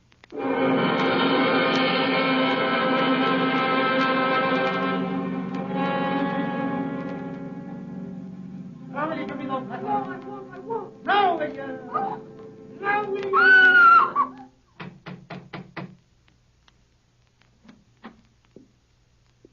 Good evening. My name is Sherlock Holmes. Whom did you wish to see, Mr. Holmes? Oh, thank you so much, Mr. Chetwood. I had myself announced by the butler on my way up. Butler? I didn't. Oh, very well. Oh, here he is. Yes, Judson. Miss Faulkner begs Mr. Holmes to excuse her. She is not well enough to see anyone this evening. Will you please hand this card to Miss Faulkner and say that I beg your pardon, Mr. Holmes, but it's quite useless, really. Oh, I'm so sorry to hear it. Yes, Miss Faulkner is, I regret to say, quite an invalid. She is unable to see anyone. Her health is so poor. Has it ever occurred to you, Mr. Chetwood, that she might be confined to the house too much? How does that concern you? It doesn't. I simply make the suggestion. Might like to think it over. What's your butler's name? Judson, sir. Very well, Judson. Go on, take my card up. Very good, sir. Well, this is really too good. Why, of course, he can take up your card or your note or whatever it is if you wish it so much. I was only trying to save you the trouble. Thanks. It's hardly any trouble at all to send up a card. You know, Mr. Holmes, you interest me very much. Oh, really? Upon my word, yes. We've all heard of your wonderful methods, the astonishing manner in which you gain information from the most trifling details. Now, I dare say, in this brief moment or two, you've discovered any number of things about me. Nothing of consequence, Mr. Chetwood. I've hardly more than asked myself why you were so distressed to see me at this particular moment, and what there can possibly be about the safe in the lower part of that desk to cause you such painful anxiety. Yes, very good. Very good indeed. If those things were only true now, I'd be wonderfully impressed. It would be absolutely remarkable. Excuse me, sir. Judson. A message for you, Mr. Chetwood. You'll excuse me, I trust. It's from Miss Faulkner. Well, really, she begs to be allowed to see you, Mr. Holmes. She absolutely implores it. Well, I suppose I shall have to give way. Judson, ask Miss Faulkner to come down to the drawing room. Say that Mr. Holmes is waiting to see her. Very good, sir. Quite remarkable, upon my soul. May I ask, if it's not an impertinent question, what message you sent up that could so have aroused Miss Faulkner's desire to come down? Merely if that she wasn't down here in 5 minutes, I'd go up. Oh, that was it. Yes, quite so. And unless I'm greatly mistaken, I hear the young lady on the stairs. In which case she has a minute and a half to spare. Alice, that is Miss Faulkner. Let me introduce Mr. Sherlock Holmes. Mr. Holmes. Miss Faulkner. I'm really most charmed to meet you. Although it does look as if you'd made me come down in spite of myself, doesn't it? I thank you very much indeed for consenting to see me, Miss Faulkner, but regret to observe that you were put to the trouble of making such a very rapid change of dress. Oh, yes. I did hurry a trifle, I confess. Mr. Holmes is quite living up to his reputation, isn't he, Freddie? Come in. Yes, ma'am. What are you doing here, Judson? I beg pardon, ma'am. I was answering the bell. What bell? The drawing room bell, sir. What do you mean, you blockhead? No one rang the bell. I'm quite sure it was rung, sir. Well, I tell you it did not ring. Your butler is right, Mr. Chetwood. The bell did ring. How do you know? I rang it. What do you want? I want to send my card to the real Miss Faulkner. The real? I said the real Miss Faulkner. Judson. Yes, sir? Holmes, what right have you to ring for servants and give orders in my house? What right have you to prevent my cards from reaching their destination? And how does it happen that you and this woman are resorting to trickery and deceit to prevent me from seeing Alice Faulkner? Through some trifling oversight, Judson, neither of the cards I handed to him has been delivered. Kindly see that this error does not occur again. My orders, sir? Ah, you have orders. I can't say, sir. You were told not to deliver my card. What business is it of yours, I'd like to know? I shall satisfy your curiosity on that point in a very short time, Mr. Chetwood. Yes, and you'll find out in a very short time that it isn't safe to meddle with me. It wouldn't be any trouble at all for me to throw you out into the street. Possibly not, but trouble would swiftly follow such an experiment on your part. It's a cursed lucky thing for you I'm not armed. Yes, well, Miss Faulkner comes down, you go and arm yourself. Arm myself? I'll call the police. What's more, I'll do it now. Oh, no, you will not do it now. You will remain where you are until the lady I came here to see has entered this room. What makes you so sure of that? Because you will prefer to avoid an investigation of your suspicious conduct, Mr. James Larrabee. Larrabee? That is the name under which you are known to Scotland Yard, I believe, Mr. Chetwood. This lady here is your wife. To you, Judson, you will either deliver that card to Miss Faulkner at once or sleep in the police station tonight. That is of small consequence to me, which you do. Shall I go, sir? Go on. Take up the card. It makes no difference to me. A short time since, Larrabee, you displayed an acute anxiety to leave the room. Pray do not let me detain you or your wife any longer. Take it you prefer to remain while I talk to Miss Faulkner? We do, Mr. Holmes. last, Miss Faulkner. This is Mr. Holmes. Yes, You wish to see me? very much indeed, Miss Faulkner, but I'm sorry to see that you are far from well. Oh, no, No?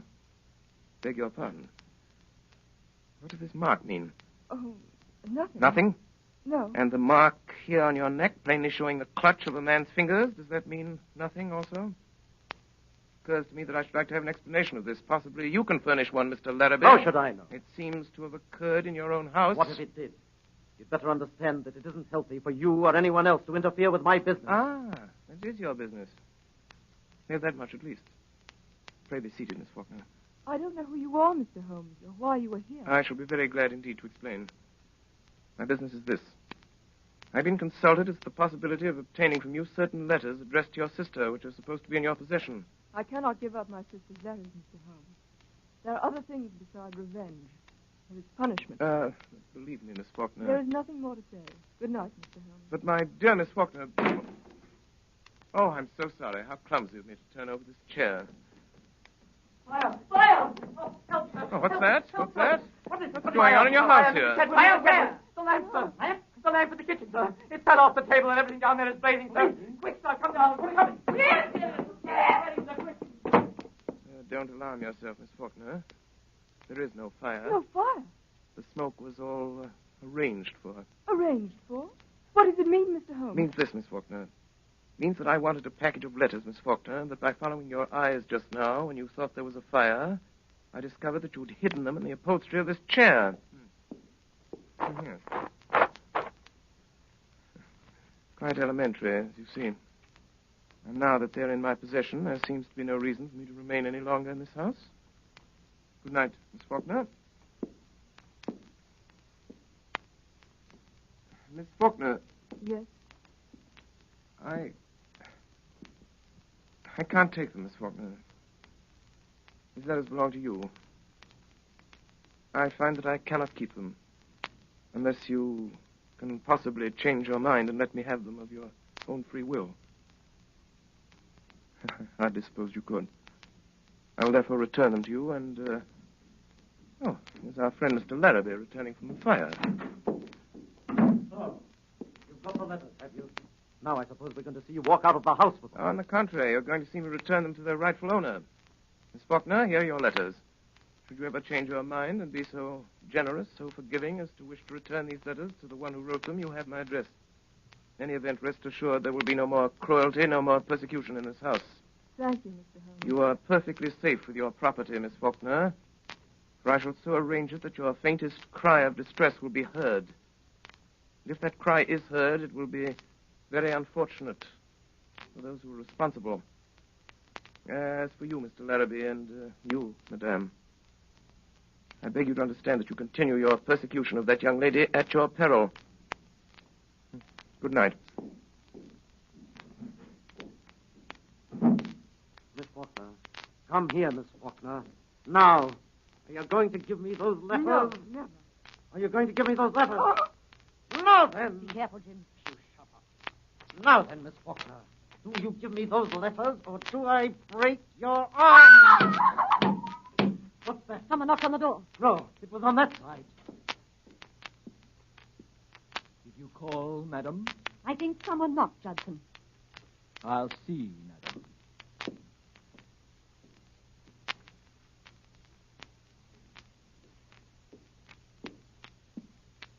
I beg pardon, madam, but there's no one at the door.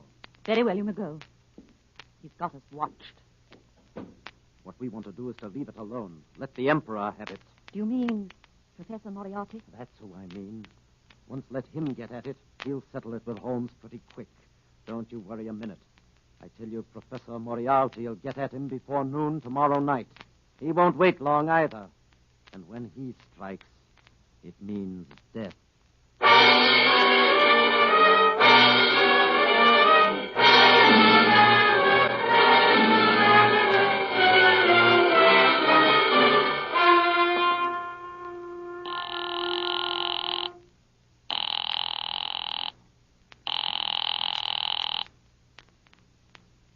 Number?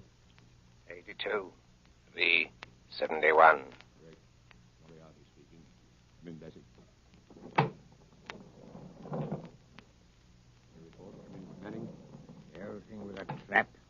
getting baited by an expert. Manning?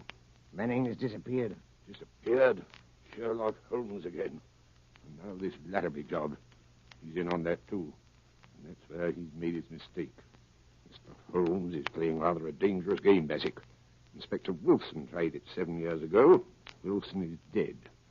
2 years later, Henderson took it up. You haven't heard anything of Henderson lately, eh? Not a thing, sir. You'll see about that. This Holmes is rather a talented man. He doesn't realize there isn't a street in London that'll be safe for him if I whisper his name to Cragen. I might even make him a little call myself, just for the satisfaction of it. Just for the satisfaction of it. Baker Street, isn't it, his place? Baker Street, eh? Baker Street, sir. We could make it safe. We could make it absolutely safe for 3 streets in every direction. Yes, sir, but we could. We've done it over and over again elsewhere. Police deployed, men in every doorway. Do this tonight in Baker Street. At 9 o'clock, call his attendants out on one pretext or another and keep them out. You understand? I'll see this Sherlock Holmes myself. I'll give him a chance for his life. That's it. Yes, sir. Notify the Lascar that I may require the gas chamber at Stepney tomorrow night. And have Craig in there at 10:15 with his crew. Tell Larrabee I shall want him to write a letter to Mr. Sherlock Holmes, which I shall dictate. Meet me here at 7. And Bassett, place your men at 9 tonight for Sherlock Holmes's house in Baker Street. You'll still go there yourself, sir? I will still go there myself. At this meeting tomorrow night, sir, to get him in the gas chamber. If I fail to kill him in Baker Street, you'll have him in Swandam Lane. Either way, I have him, Bassett. 2 strings to our bow. 2 strings, eh, Bassett? Yes.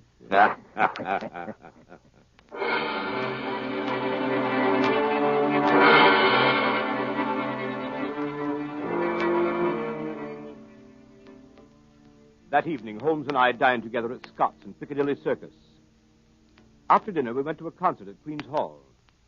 I can still see him on this particular night of the Moriarty case, well knowing that his life was in peril, sitting beside me in the stalls, wrapped in the most perfect happiness, listening to Sarasate play the violin, gently waving his long, thin fingers in time to the music.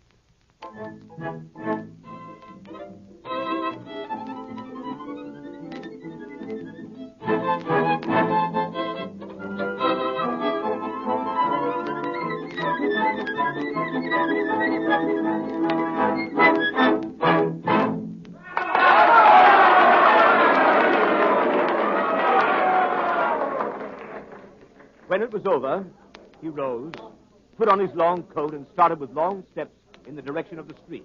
Come, my dear Watson. Let's go on to Baker Street. I have an idea that very soon we shall be receiving a most interesting visit. In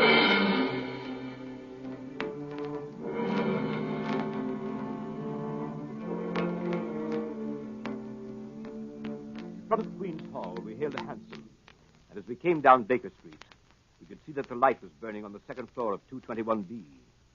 We went up the dark, narrow stairs.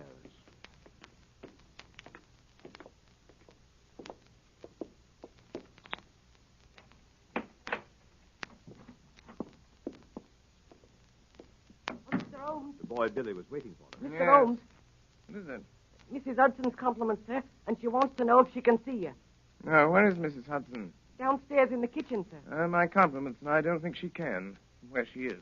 She'll be very sorry, sir. Our regret will be mutual. It was most terribly important, sir, being as she wants to know what you'll have for breakfast in the morning. The same. Same as when, sir? This morning. But you didn't have nothing, sir. You wasn't here. I won't be here tomorrow. Yes, sir. Was that all, sir? Quite so. Yes, sir. Thank you, sir. Oh, Mr. Holmes, here's a letter for you, sir, on the table. Delivered 10 minutes ago. Well, read it, Watson. There's a good fellow. I put on my dressing gown. Yes. Dear sir. Thus addresses me. Why, James Larrabee. And what has James to say this evening? Dear sir. I hope he won't say that again. I have the honor to inform you that Miss Faulkner has changed her mind regarding the letters, etc., which you wish to obtain, and has decided to dispose of them for a monetary consideration. If you wish to negotiate, will you be at 9 o'clock at the Guards Monument at the foot of Waterloo Place. You will see a four-wheeler with wooden shutters to the windows. If you have the cab followed or try any other underhand trick, you won't get what you want. Let me know your decisions. Yours truly, James Larrabee. Mine truly. Well, later, perhaps. What does the fellow mean? The fellow means to sell me a base imitation for a large sum of money of certain letters that he does not possess. I shall probably buy them from him. Now, see if I have the points. Tonight, 11 o'clock, Guards Monument, cab with wooden shutters, no one to come with me, no one to follow. Or I don't get what I want. Quite right.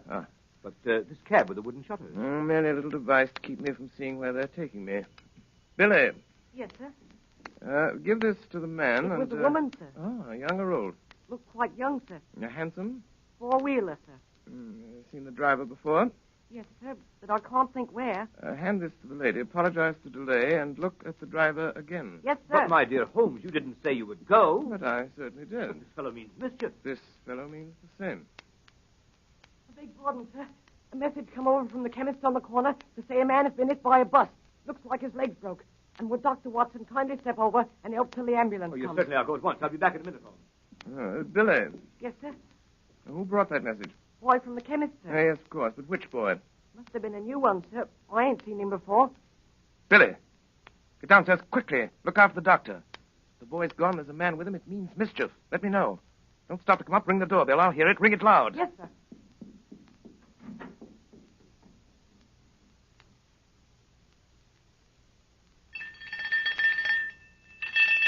Look out, sir. Look out. Look out.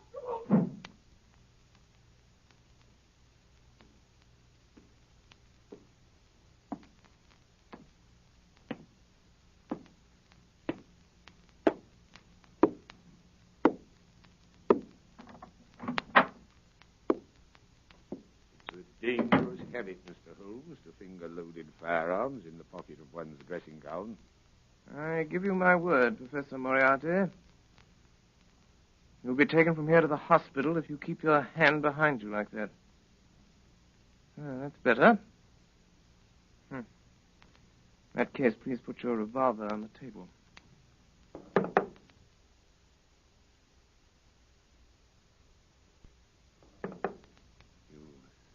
Evidently don't know me. I think it's quite evident that I do.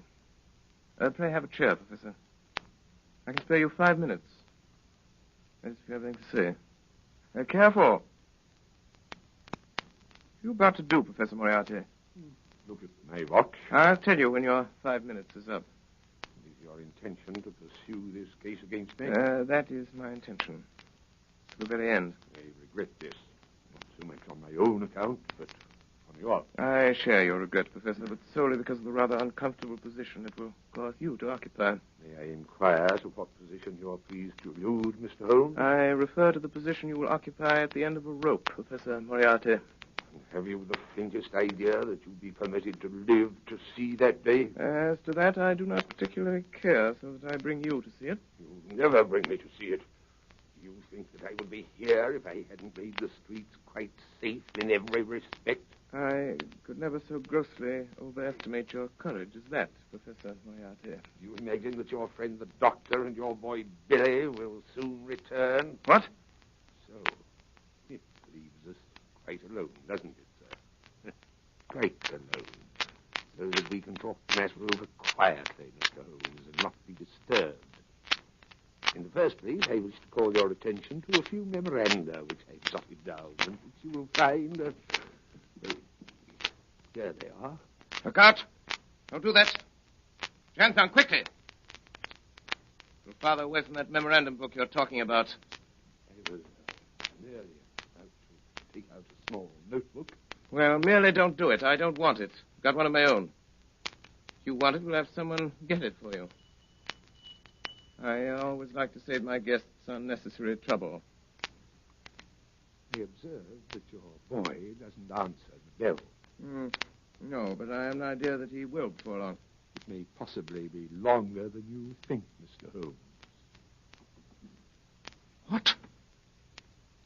That boy? Yes, that boy. At least we'll try the bell once more, Professor. Doesn't it occur to you that he may possibly have been detained, Mr. Holmes?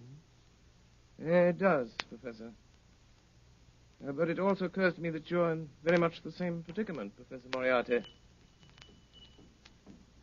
I beg pardon, sir. Someone tried to hold me, sir. Yeah, it's quite evident, however, that he failed to do so. Yes, sir. He's got my coat, sir, but he ain't got me. Billy. Yes, sir. Billy, the gentleman I'm carefully pointing out to you with this 45 desires to have us get us something of his left-hand inside coat pocket.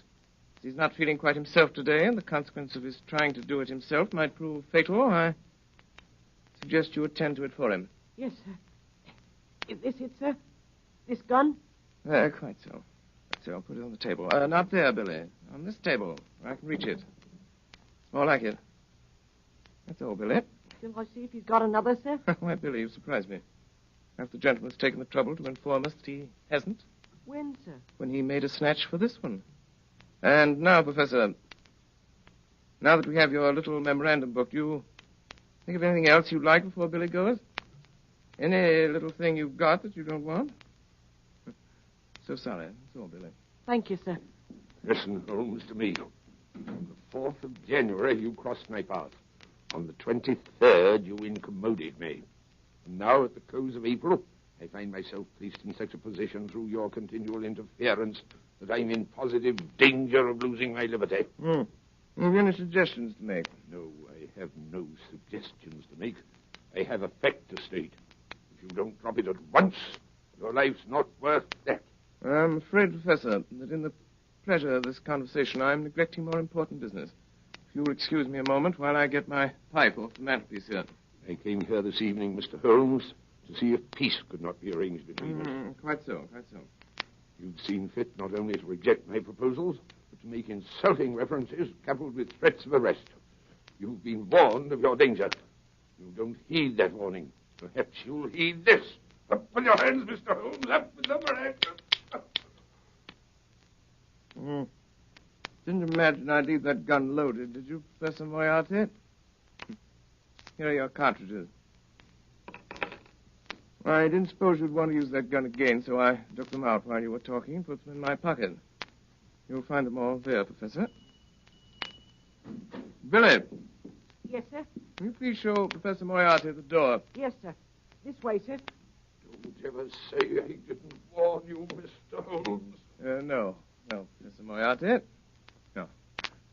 I never will. Billy, come here.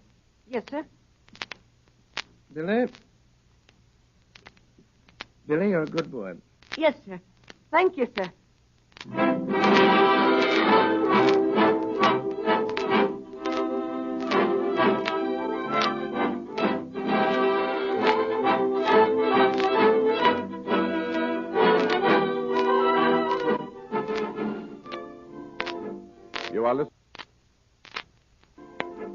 You are listening to the Columbia Broadcasting System's presentation of Orson Welles and the Mercury Theater on the Air in Sherlock Holmes, with Orson Welles in the title role and Ray Collins as Dr. Watson. We pause a moment for station identification. This is the Columbia Broadcasting System.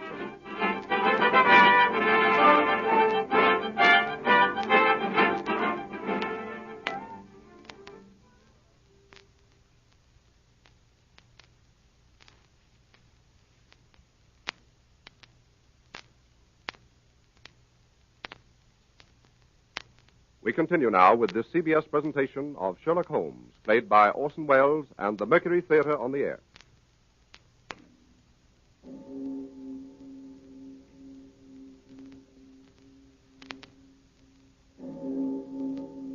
It was exactly 9 o'clock when Sherlock Holmes left the house in Baker Street. He had given the strictest instructions that no one was to follow him. If there had been no word from him by noon of the following day, we must notify Scotland Yard. I went to the window and looked after him as he went down Baker Street. A tall, thin figure in a gray ulster, walking with long, smooth steps in the direction of Langham Place. There he entered a cab.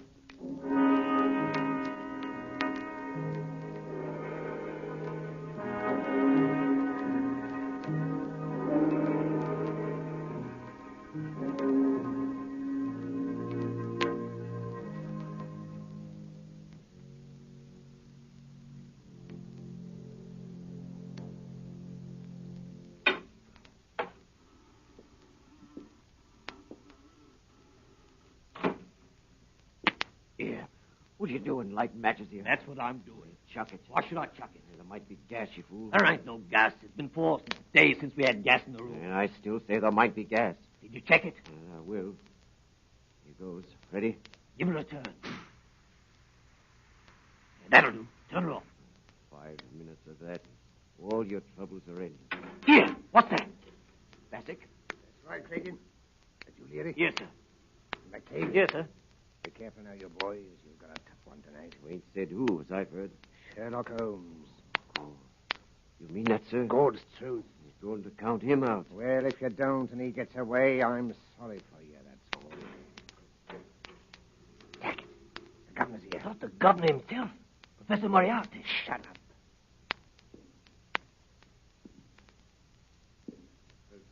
Yes, sir. Got your full crew? All here, sir.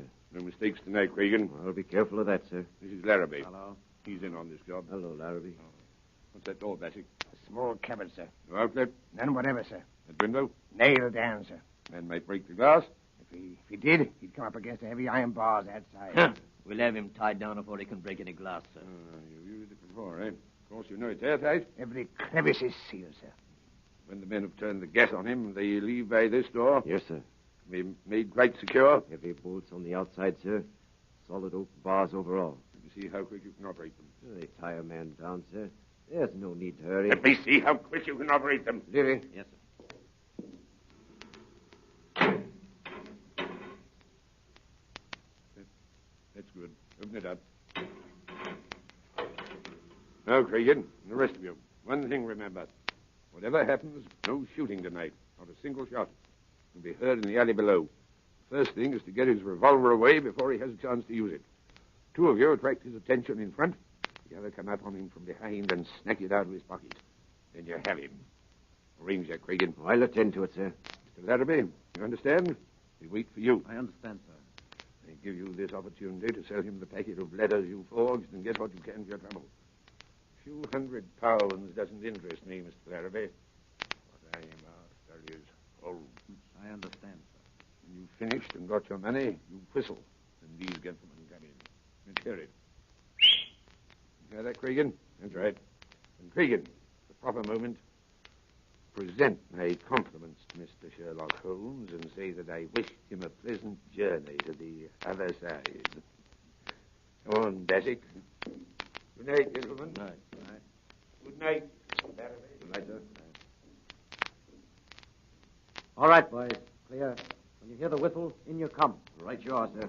Larry. Yes, sir. You get down on the corner below. Let me know when he comes. I will let you know. Well, when you see him driving up, come down the alley and whistle 3 times. Very good, sir. Here. What's this? How did you get in? What are you doing there in the back? Hey! What is it, Larry? A woman here in the back. Bring her in. Come on, you. Come on. Oh, it's you, Miss Faulkner. It's true, then. How did you get to this place? I followed you in a cab. What have you been doing since I came up here? Informing the police, perhaps? No. I was afraid he'd come, so I waited. To warn him, I suppose. No. To warn him, yes.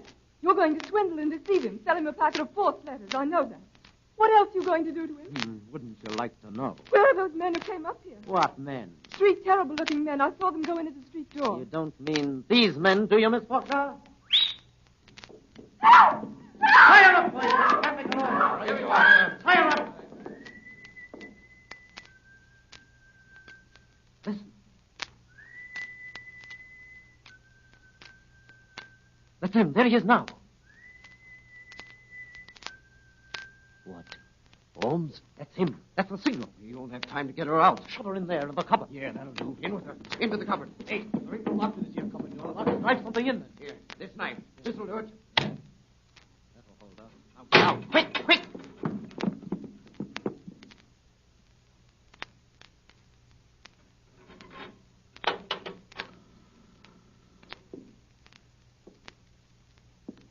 Good evening, Mr. Holmes.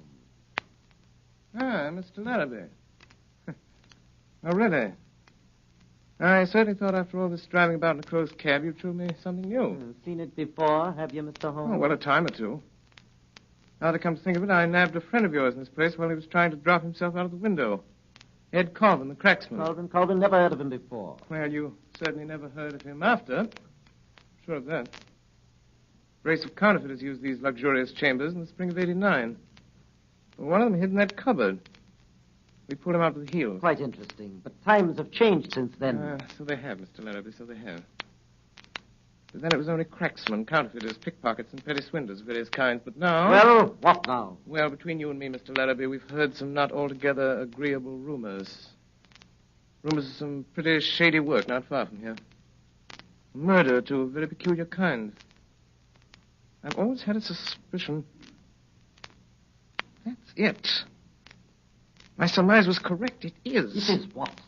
This room is corked, sealed. What does that signify to us? Nothing to us, Mr. Larrabee, nothing to us. But it might signify a good deal to some poor devil who's been caught and gassed in this trap. Well, if it's nothing to us, suppose we leave it alone and get to business. My time is limited. Yeah, of course. I should have realized that these reflections could not possibly appeal to you. Well, have a cigar, Mr. Holmes? Oh, thanks. Oh, good cigar, this, Mr. Larrabee. A genuine Havana. Glad you like it. Now, here is the little packet of letters which is the object of this meeting. I haven't opened it yet, but Miss Faulkner tells me everything is there. I suppose, Mr. Larrabee, that as Miss Faulkner knows nothing about this affair, we omit her name from the discussion. What do you mean? Who told you she doesn't know? You did. Every look, tone, gesture, everything you've said and done since I've been in this room has informed me that Miss Faulkner has never consented to this transaction. It is a little speculation of your own. Oh, I suppose you think you can read me like a book. Oh, no, like a primer. Well, let it pass. How much will you give? £1,000. I couldn't take it. What do you ask? 5,000. I couldn't give it. Why, I've been offered 4,000 for this little packet. Why didn't you take it? Because I intended to get more. Oh, that's too bad. They offered 4,000. They'll give 5. They won't give anything. Why not? They've turned the case over to me. Will you give 3,000? Mr. Larrabee, strange as it may appear, my time is limited as well as yours. I have brought with me the sum of £1,000, which is all that I wish to pay. If it is your desire to sell at this figure, kindly appraise me of the fact at once. If not, permit me to wish you a very good evening. Well? You can have it. It's too small a matter to haggle over. Give me the money. Yes, certainly. I thought you said you'd only brought just 1,000. I did. This is it. You brought a trifle more, I see. Quite so. I didn't say I hadn't brought any more. You can do your little tricks when it comes to it, can't you? It depends on who I'm dealing with. Yeah. You give me that money. Come on, quick. Hand it over. Now, I've got you where I want you, James Larrabee. You've been so cunning and so cautious and so wise, we couldn't find a thing to hold you for, but this little slip will get you in for robbery. You'll have me in for you. What are your views about being able to get away from here yourself? I do not anticipate any particular difficulty. Robbery, eh? Why, even if you got away from here, you haven't got a witness. You haven't got a witness to your name. I'm not so sure of that, Mr. Larrabee. Not so sure of that. You usually fasten this cupboard door with a knife? Come away from that door! Faulkner! Stand back. Contemptible scoundrel, what does this mean? I'll show you what it means. Pass it quick. I'm afraid you're badly hurt, Miss Faulkner. Mr. Holmes, look behind you! James! Hold it there, boy.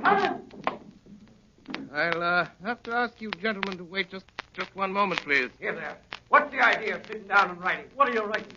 Writing your will, I think. No, only a brief description of one or two of your gentlemen. The police. I'm ready now. Wait a bit. You better listen to me, Mr. Holmes. We're going to tie you down nice and tight to the top of that table. Why, you surprised me, gentlemen. Thinking you're so sure of anybody in this room.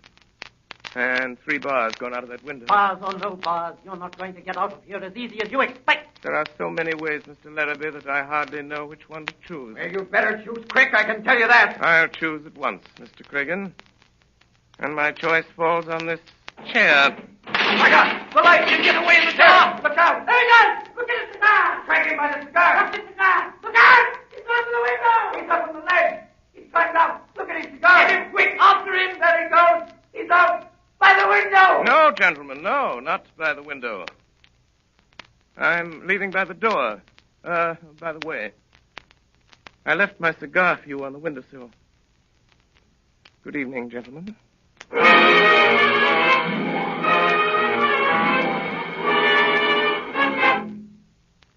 was no news of Holmes that night, and Billy reported next morning that he had not breakfasted at home. I had a busy morning at my office in Harley Street. It was after 11 before the last of my appointments was over, and still no news of Holmes. Did you ring Dr. Watson? Oh, Parsons, is there anyone waiting? I have to be in Baker Street at noon. There's one person in the waiting room, Doctor. A lady, sir, and she wants to see you most particular. Hey, what about? She didn't say, sir, only she said it was of utmost importance to her if you'll see her, sir. Oh, very well, I'll see her and call a cab for me at the same time and have it wait. Show the lady in. Yes, sir. This way, ma'am. This way. Ah, Doctor, it's awfully good of you to see me. I'm Mrs. H. DeWitt Seaton. Dear me, I didn't bring my card case. Or if I did, I've lost it. Don't trouble about a card, Mrs. Seaton. They said you were Mr. Holmes's friend. Several people told me that. Several. They advised me to ask you where I could find him today, this morning. And everything depends on it, Doctor. Everything. I'd go to Mr. Holmes at once. But I've been, and he wasn't there. You went to Mr. Holmes' house? Yes, in Baker Street. That's why I came to you. They said he might be here. No, he isn't here. But don't you expect him this morning? No, there's no possibility of Mr. Holmes coming, as far as I know. But couldn't you get him to come? It would be such a great favor to me. I'm almost worn out with going about him with this dreadful anxiety. If you could get word to Mr. Holmes to come. I could not get him to come, madam, and I beg you to excuse me. I'm going out myself on urgent business. I have no idea where Mr. Holmes could be. What's that, Parsons? Sounded like a accident, sir. Probably nothing more than a broken-down hansom. See what it is, Parsons. That's the bell, sir. Somebody's hurt, sir, and they're wanting you. Well, don't allow anybody to come in. I have no more time. Very well, sir. But they're coming in, Doctor. Let the old man come in, can't you? Yes, to bring him in. There ain't nowhere else for him to go. Can't the doctor's office is this, and he can't come in when he's there. The doctors can't see anybody. He's got to come in. We can't leave that in the street, can we? All right, help him in, Parsons. Oh, Doctor, isn't it frightful? Can I be of some use? None Doctor? whatever, none whatever. But, Doctor, I must see the poor fellow. Oh, my leg, my leg. Right this way, sir. Be careful of the sill, sir. That's it. The accident. You can't help a accident. Oh, you can't. That's plain enough. He was on the wrong side of the street, he was. Now, over to this chair. No, I'll sit here. No, this is the chair, sir. Don't you suppose I know where I want to sit down? You'll sit down here. That isn't the doctor. The doctor will have a look at you. Here's the doctor. That isn't the doctor. Yes, it is a doctor. Here, doctor. You just come and have a look at this old bloke, will you? He's hurt himself a little, then. Are you a cabman? Yes, I'm the cabman. Well, I'll have you arrested for this. Arrested? Arrested! You can't arrest me. No, I can't, but somebody else can. Where's my hat? Never mind your hat. I will mind my hat, and I'll hold you responsible. There's your hat in your hand. Go on, sit down. That isn't my hat. Here, you're responsible. I'll have you arrested. Here, come back. I'll go and stick around here. You know, I got to go and attend to my meeting all. Bring your horse in here. I want to speak to him. Conspiracy. I won't stay in this place. If I ever get out of here alive. What are you staring at me for, lady? Parsons, tell that cab to wait for me. I must see if he's badly hurt. Yes, sir. Now, my friend, if you'll sit quiet for one moment, I'll have a look at you. Well, stay still, will you? Well, how can I... Remarkable weather we're having. Eh, Doctor? Holmes! What on earth? How about helping me remove some of this ridiculous disguise, Watson? Holmes! Is that you? Quite so, my dear fellow, quite so. Holmes! Watson, don't get out that window. Look out, the blind! What do you want me to do? Nothing. Already been done by Mrs. Larrabee here. Look out, Holmes. She can get out that way. I don't think so, Watson. Foreman! I've got her, sir. Good work, Foreman. I'll take this lady in charge. Yes, sir. Very good, Foreman. Wait for me outside. Yes, sir. Oh, Watson, my dear fellow, I regret to say that up to the present time, Professor Moriarty himself has not risen to the bait. Where do you think he is? In the open streets, under some clever disguise. Watching for a chance to get at me. And was this woman sent in here? Quite so. A spy. To let them know by some signal if she found me in the house. Now they know. Pull down that blind, Watson. I don't care to be shot at from the street. I imagine we shall hear from Professor Moriarty very soon now. Mr. Holmes! Mr. Holmes! What did I tell you? He's come, sir. From where? The house across the street. He was in there watching these windows. He must have seen something, for he's just come out. There was a cab waiting in front of this house, sir, and he's climbed up and changed places with the driver. Get out again quick, Billy, and keep your eye on him. Yes, sir. Thank you, sir. Watson, if you let me have a rather heavy portmanteau for a few moments, I won't do it any harm. Parsons, my large Gladstone over there in the corner. Bring it here, please. Yes, sir. Here you are, sir. Here's the portmanteau. Thank you, Parsons. Put it down there. Thank you so much. Parsons, you ordered a cab for the doctor a short time ago. It's been waiting, I believe. Yes, sir. I think it has, sir. Be so good as to tell the driver to come in here and get a valise. When he comes, tell him That's the one. Very good, sir. My dear Watson, times like these you should tell your man never to take the first cab that comes on call, nor yet the second. The third may be safe. But Holmes, All right, I'm cabby. Yes, yes, cabby. Here, right in this way. This bag. I want taken down Right, the I'll street. give that. Right. All right. Goodbye, Watson. Bye, Watson, old fellow. Wait a minute, driver. Pretty heavy, I'm afraid. Let me help you. Watson, I'll write to you from Budapest. Yes, but Holmes... Here, driver. Let me tighten up these straps a bit. There we are, that's right. I'll hold it, driver. You pull the strap. A few little things in this bag that I wouldn't like to lose. Right, you will, sir. And it's just as well to make quite sure. Is it not, Professor Moriarty? By means of a simple pair of handcuffs. Blast you, Holmes. Do you imagine, Sherlock Holmes, that this is the end? I ventured to dream that it might be. Are you quite sure the police will be able to hold me? Professor Moriarty, I'm quite sure of nothing. Take him away, Foreman.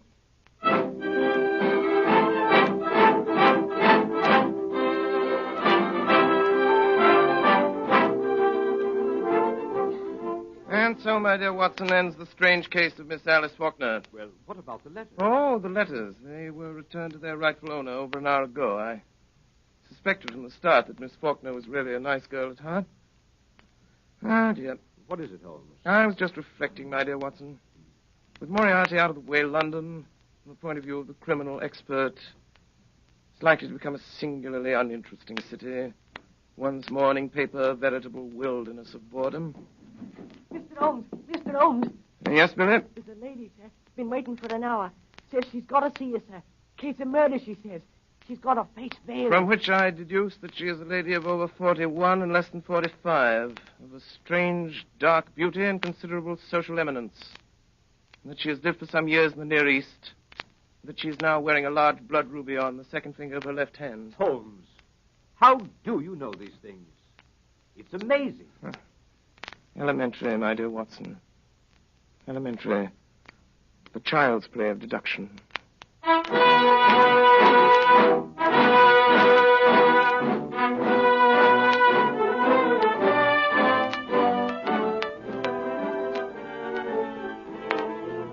Again tonight, the Columbia Broadcasting System, through its affiliated stations coast to coast, has brought you Orson Welles and the Mercury Theater on the Air, the 12th production in this unique series featuring Broadway's and radio's most celebrated theatrical producing company.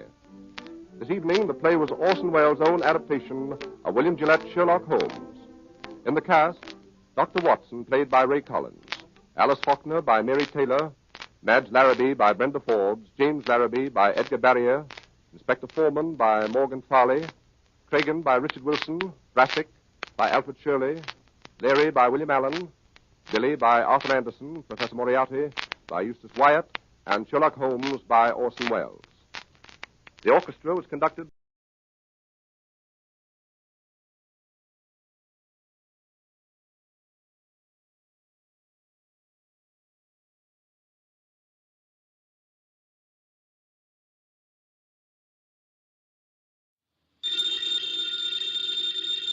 Ladies and gentlemen, the ringing of that phone bell means mystery, adventure.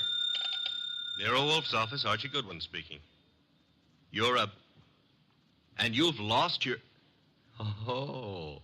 Archie, the answer is no. Hold on a second. The answer to what is no, Mr. Wolf? I shall not attempt to find a blonde for anyone. You've got the man on the phone a little wrong, Mr. Wolf. He's not looking for a blonde. He's looking for a prize fighter. Indeed. Have him come here. Okay. Mr. Wolf will see you at 8. So long. I was all set to argue with you about taking the case. You gave in too fast. Nonsense. I'm fascinated by the thought of anyone misplacing a prize fighter. They're usually quite large, aren't they? They are. But what this guy is worried about is not only finding his boy, but finding him alive.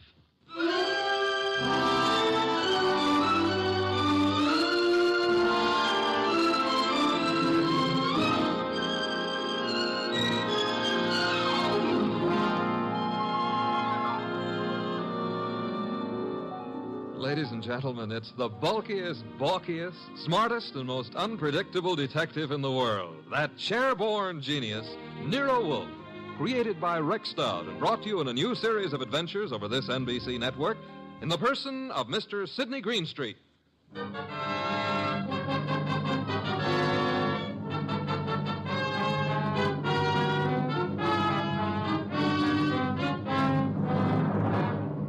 The case of the deadly sellout.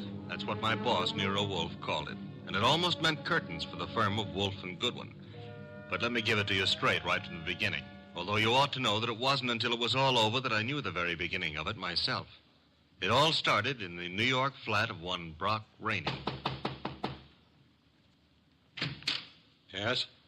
The name is Jerry Fay. I'm supposed to know you? Being a very good friend of Pepe Gatto's, it's time you got to know me. May I come in? Oh, sure. You've got a problem, Miss Fay?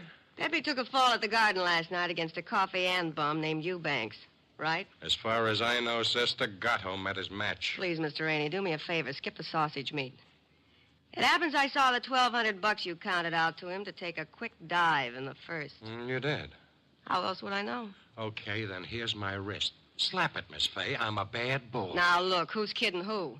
I don't care if Pepe makes himself a few deals on the side. I should worry whether he gives those meat eaters on the benches a run for the ducats. What's it to me? If you're not worried, Sugar Plum, then neither am I. Also, I'm a very busy man. Not too busy to pay off, I hope. Pay off? To who? To me. For what? By keeping it to myself that you collected $5,000 from the Eubanks crowd for getting Pepe to take that dive. Certain people might not like to hear it. Miss Fay. Yeah? Drop dead. I don't think we understand each other. Which is just as well. Now get out of here. There's something Blow, else. bimbo. Okay, Mr. Rainey. Have it your way. I'll go find someone with a more sympathetic ear. Someone like Lawson. Arnold F. Lawson. So long. Wait. Where does Lawson come into this? You asking is stalling. Lawson dropped a sizable piece of change on last night's two-step. No. Close the door, Jerry. Oh, yeah. $25,000 to be exact. That's a lot of corn to lose because a cheap fight manager arranges a frame. At least Arnold Lawson might think so. Sit down. Who's tired? Look, Mr. Rainey, it goes very simply in only one way. Lawson at yet knows from nothing except that your boy Gatto lost the fight. He may suspect, but he don't know. And he really don't have to know. Glad to hear you say that. And I'll be glad to see the shade of 3,000 long green banknotes. How much? You heard me, $3,000. Get out. Okay, I'm going. To the next phone and call Lawson. Look, Jerry, give me time, huh? I haven't got that kind of dough right now. Tell it to Lawson. When he gets through with you, you won't need any kind of dough. You know, I've got Gatto set for a go with Mellish, the title contender. Gatto can take him. Please believe me, he's going to take him. So? So after what happened in the Eubanks fight, the odds on Gatto will be like a war debt. We can clean up. Listen, we can make Heel, I wouldn't trust you from 11:59 to midnight. Get it up. Now. I'll give you 6 hours. After that, Lawson. So long.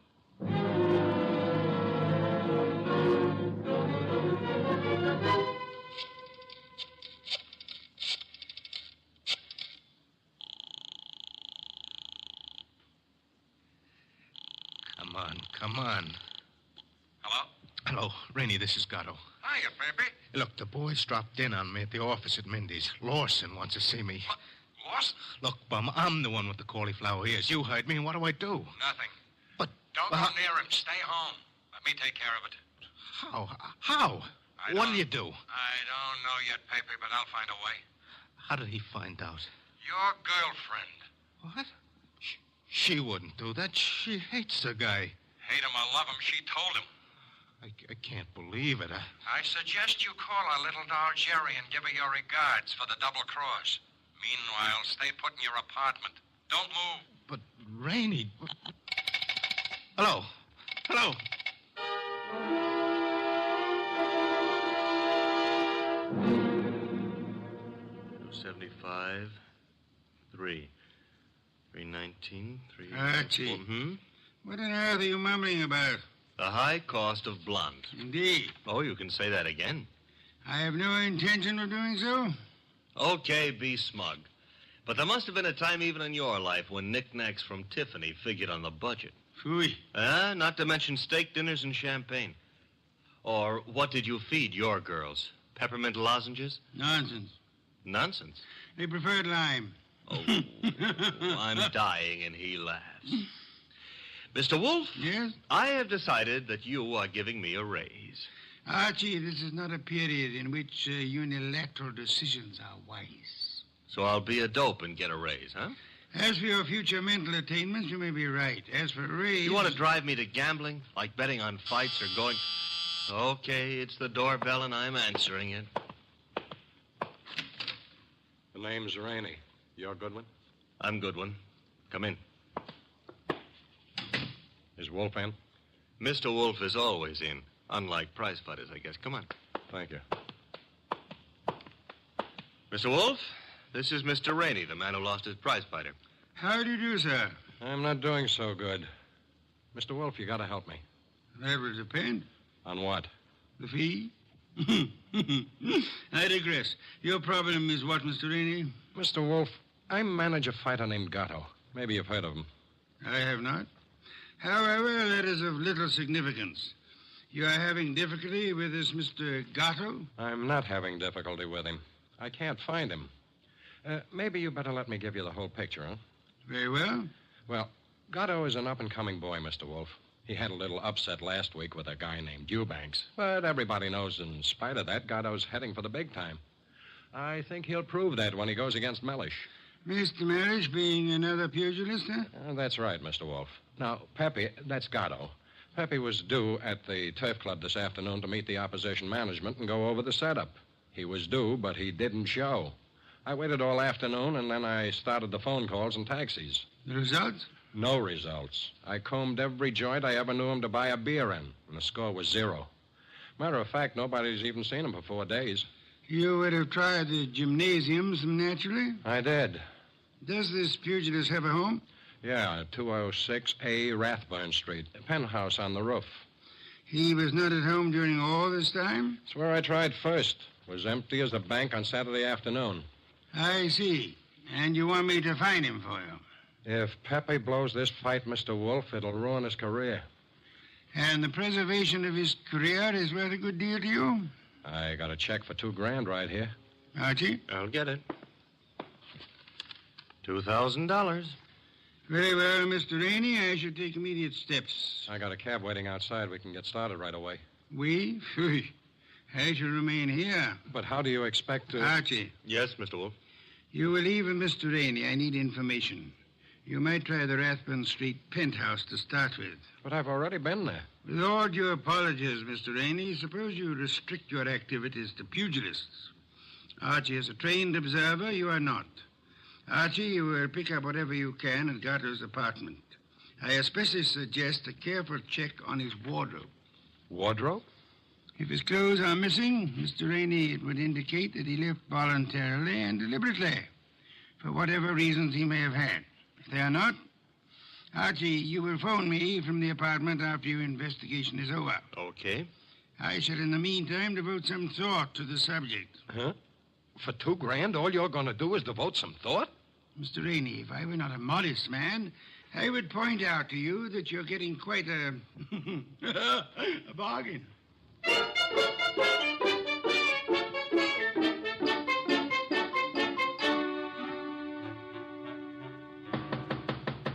Gatto? Gatto? He's not here. I told you that.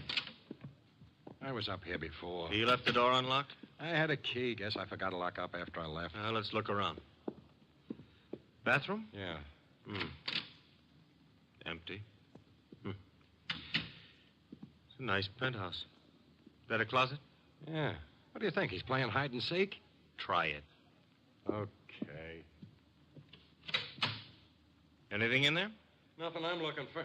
What's that you found? A hat. Well, let's see. Lady's hat. Yeah, smart and expensive. Label reads a Madame Yetta original. That bunch of lace and feathers cost somebody a fast $50. Yeah, probably one of his girls left it behind. And maybe she'll call for it. Come on, we'll take a gander out on the roof. I took a gander out there. It's bare as a bone. What have we got over there by the chimney? Where? Over there. Just an old awning. Got blown down in the storm last month. Be right with you. What are you doing? Looking under it. Oh, brother. You found him? Yeah, we found him, chum. A little late. 2 holes in his dorsal development and dead as a clay pigeon. Yeah. Well, what have you got to say? Well, now at least the bookies will cancel all bets. We both save our dough. Yeah. I got a phone, Mr. Wolf.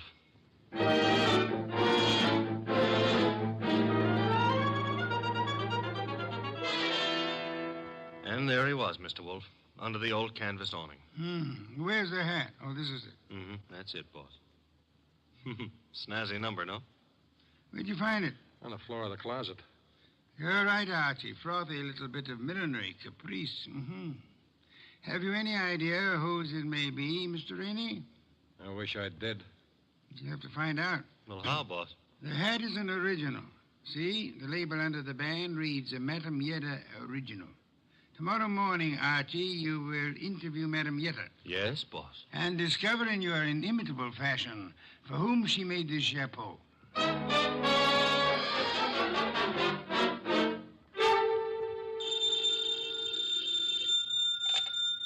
Hello? Archie again, Mr. Wolf. Per your instructions, I have just talked to Madame Yetta. What did you learn? Madame Yetta tells me she made that hat for a Mrs. Lawson. Who is Mrs. Lawson? Wife of an ex-beer hustler who's in the chips and puts on airs. Lives in the penthouse of the Bradford Arms. I was just about to hop a cab and go up there, boss. Good. Keep this up, Archie. And through sheer practice, you may yet develop a full-blown intelligence. Well, I'm trying, Mr. Wolf. And after the Lawsons, I do what? Return here immediately and hurry. How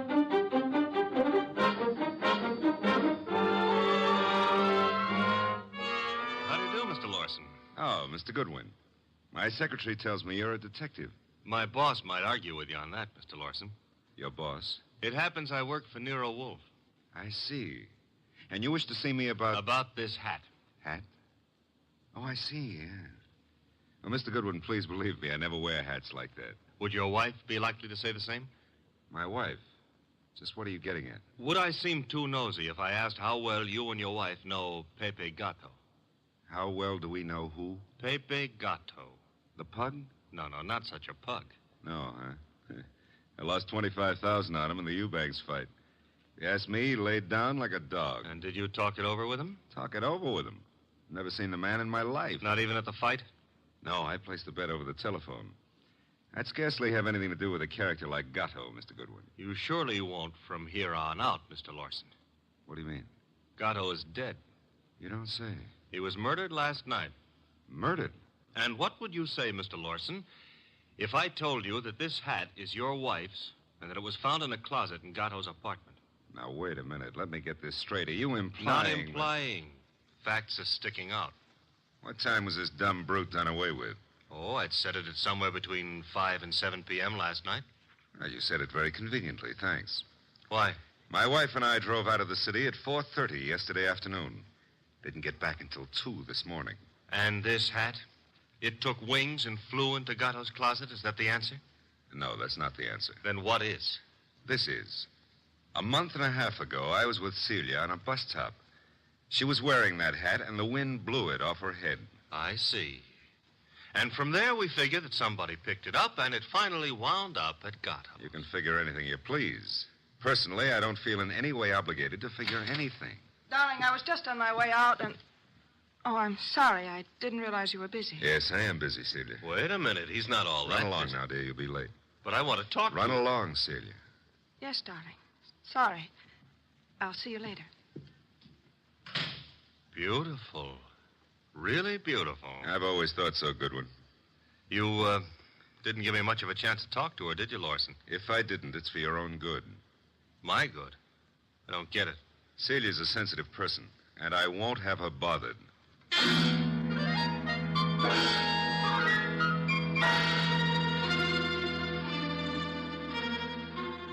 And do you mean to tell me you let him scare you? Let him scare me? Say, will you stop being so fearless with my life? The guy said don't bother my wife, so I didn't bother his wife. It was that simple. Apparently his wife is not blonde. Answer the phone, Archie. No, you answer it. Now you've hurt my feelings. Oh, well. Hello? I want to speak to Mr. Nero Wolfe. Mr. Wolfe speaking. Oh? Is it true that you're interested in the Gatto murder? Who are you, and how do you know he's been murdered? The second question is none of your business. And as for the first, call me Jerry. J-E-R-I. How do you do, Jerry? J-E-R-I. Where do you call? Would you like to come to an auction? An auction? You know, going, gone, to the highest bidder. And what are you placing on the auction block, Miss Jerry? A few facts. All in good condition and guaranteed to make it a cinch to snag the Gatto killer. Sounds promising. Only you'll have to bid against real money. May I have the address of the auction room? You'll have no trouble finding it. Your assistant was there last night. Where? The penthouse on top of 206A Rathburn Street. The big item goes on at 4 bells.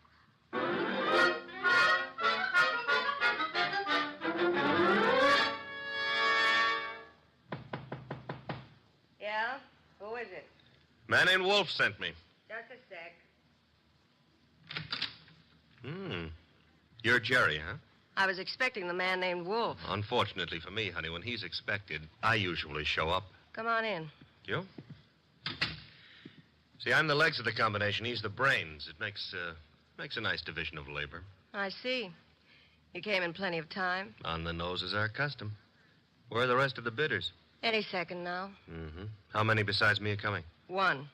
Small auction. But big action. How'd you happen to decide on this? I knew Gatto pretty good. And you were fond of him pretty good, huh? How did you guess? Well, you've got a key to this place of his, or you couldn't let yourself in. It adds, no? Gee, you should have been a detective. Just what I keep telling Mr. Wolfe. Look, tell me, Jerry, darling, this other person who was coming to the auction, who?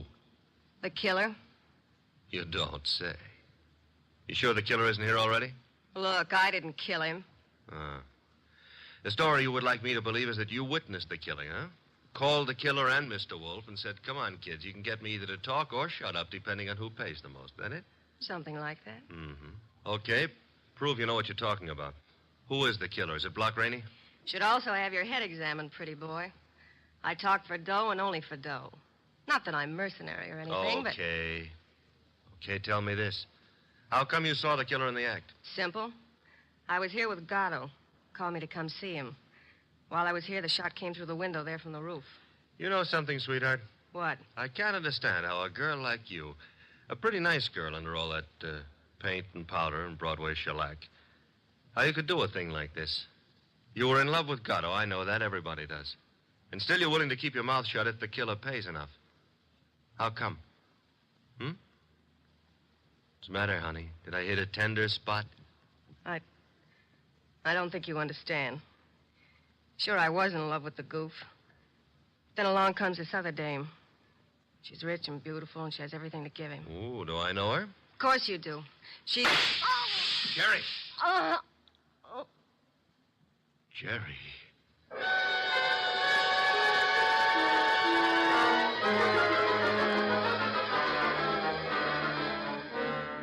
She was just about to tell me, and then the shot came through the window from the roof, boss. It's a flat roof outside. You didn't, I suppose, see the murderer? No. I caught Jerry in my arms. By the time I laid her down on the couch and got out on the roof, the killer was gone. Get right over here and bring our client with you, if you can find him. Rainey? That's right.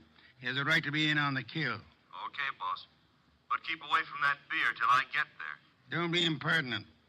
I shall be busy phoning Mr. and Mrs. Lawson. Meanwhile, I want them here, too. Besides, one bottle won't do any harm.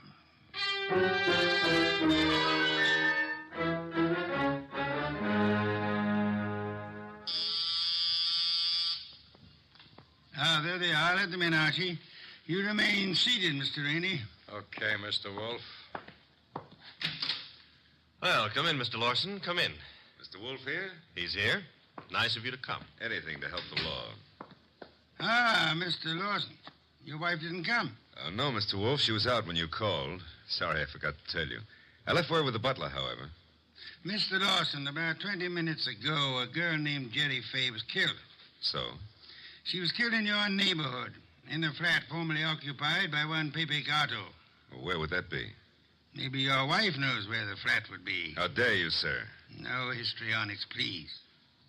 Where was your wife when the girl was killed? I'm advising you that if there is an alibi, now's the time to state it. I wouldn't humiliate Celia by alibying for her. Then the police will pick her up. But she didn't kill this girl, Mr. Wolf. You have reasons for that opinion? The best of reasons. I'd be grateful if you'd state them and let me be the judge of their excellence. One should do. This one. Celia's out in the country visiting her mother. Oh? Does that settle it? Possibly. What's her mother's telephone number? Why, Merely a routine check. Well, can't you take my word? I'll take her mother's number. Well, Mr. Lawson? I'm sorry. I hoped you'd buy this story. What do you mean? Her mother's been dead for 10 years. I see. Well, I don't. What's the idea? It's known as marital devotion, Archie. I suppose you realize, Mr. Lawson, that in shielding your wife, you're aiding and abetting a murderess? I haven't stopped to realize anything. When Goodwin brought me that hat, I didn't know what to say. Oh, you pitched me a curve then, too. Well, I suppose you might call it that, but... And she didn't lose the chapeau off a bus top. No, but you've got to understand. Celia's the dearest thing in life to me. Yeah, so's a lady rattlesnake to its husband. I suggest it is time for you to be objective in this matter, Mr. Lawson. What do you want to know? Tell us where she can be found. I have no idea. When is she expected to return home? Never. Oh? You see, we had an argument. I doubt that I'll ever see her again. Then we're quite on our own, Archie. To do what? Make a journey to Gatto's apartment. Gatto's apartment? She probably has a key to that popular abode. But she wouldn't go there, boss. On the contrary, I am of the opinion that that's just where she would go. Give me my hat. Don't tell me you're going to stir yourself. It's a most unpleasant necessity, Archie. But the lady in question is dangerous and not at all hesitant about indiscriminate gunplay. Get out the car, Archie. We'll make the journey to Rathbun Street penthouse with the hope that Celia Lawson will show up in time to mourn her lost love. You want me to go along with you, too, Mr. Wolf? Yes, indeed, Mr. Rainey, I do.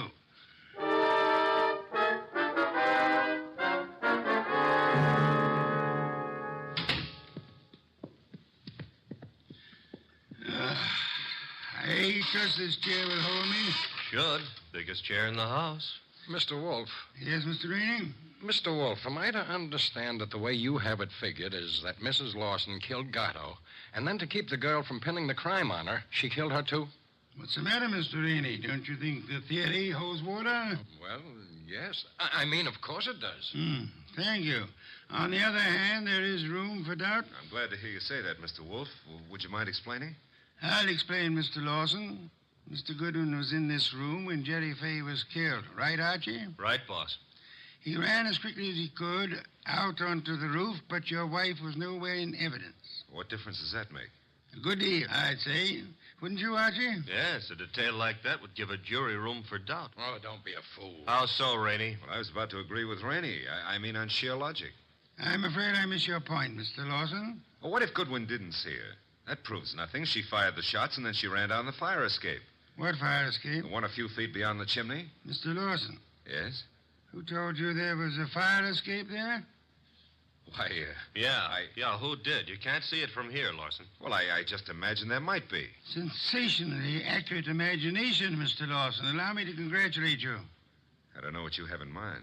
You have in mind to see your wife convicted of the murder of Pepe Gatto, and so punish them both for having dared to fall in love. I love Celia. I worship her. Yes, that's what you expected me to believe, hoping, meanwhile, that a hat would convict her. You worshipped her until she became fascinated by a young savage animal known as Pepe Gatto. No. At that point, the worship shifted into reverse, and you went green with hate. Hate that drove you to climb that fire escape that you know so much about and shoot him in the back. You're dreaming. Jerry Fay saw you in the act, and when she was about to divulge your identity to Archie, you killed her too, meaning to hang her murder on your wife along with the other killing. That's a lie. Mr. Lawson, I didn't bring you here to apprehend your wife. There's really no reason why she should come here. I suggested this visit in the belief that you'd betray some guilty knowledge of the place and circumstances, as you have so obligingly just done. You're clever, aren't you? Monumentally. But a little hasty. So? Why? This gun in my hand. Haven't you noticed? Of course, sir, but yours is not the only gun in the world. What? Sit still, Arnold, and don't turn around. Your wife, Mr. Lawson. Come in, my dear. Celia, what are you doing here? I came to get a hat that I'd left in Pepe's closet. It suddenly was clear to me what was in the wind. And I thought I'd better remove all evidence that you could possibly use against me. Celia, listen, you must understand I it's for you. understand one thing only. Pepe's gone. And you took him away. Listen, please, if you let me explain, you'll understand. Yeah? Please, honey, help me. Sure, I'll help you. Celia. Well, that's all, Mr. Wolf. What now?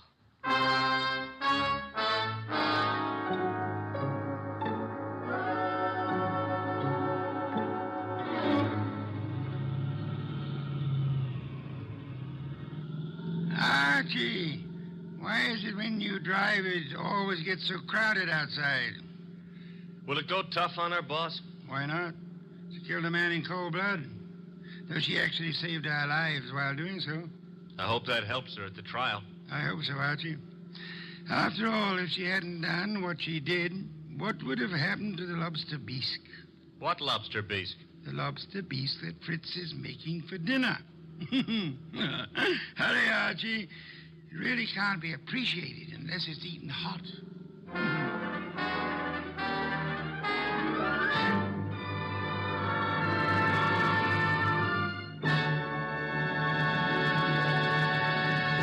You have been listening to The New Adventures of Nero Wolfe, starring Sidney Greenstreet.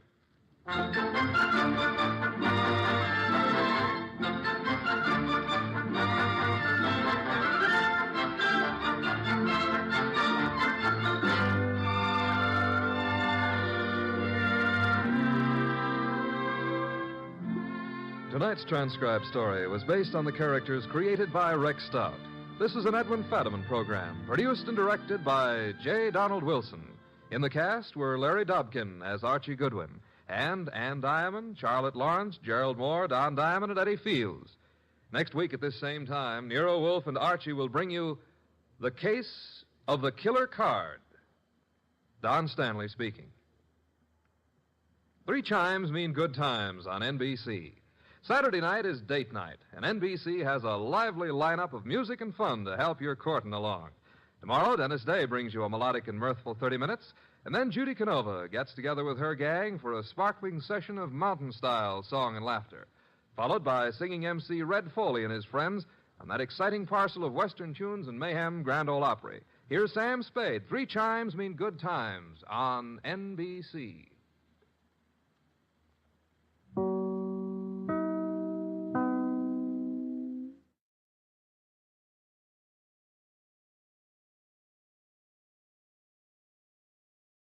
This episode from the life of Sherlock Holmes will be transmitted to our men and women overseas by shortwave and through the worldwide facilities of the Armed Forces Radio Service. Petri Wine brings you Basil Rathbone and Nigel Bruce in the new adventures of Sherlock Holmes.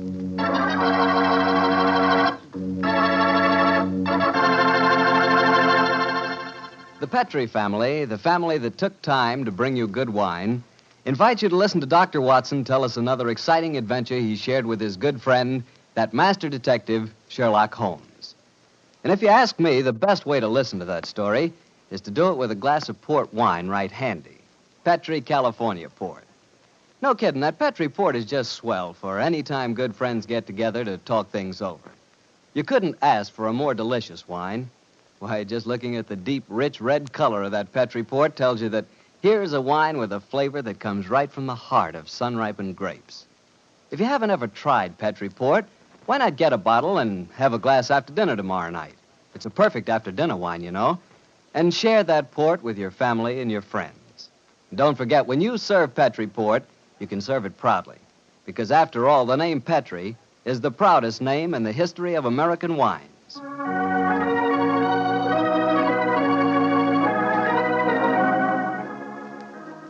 And now let's keep our weekly appointment.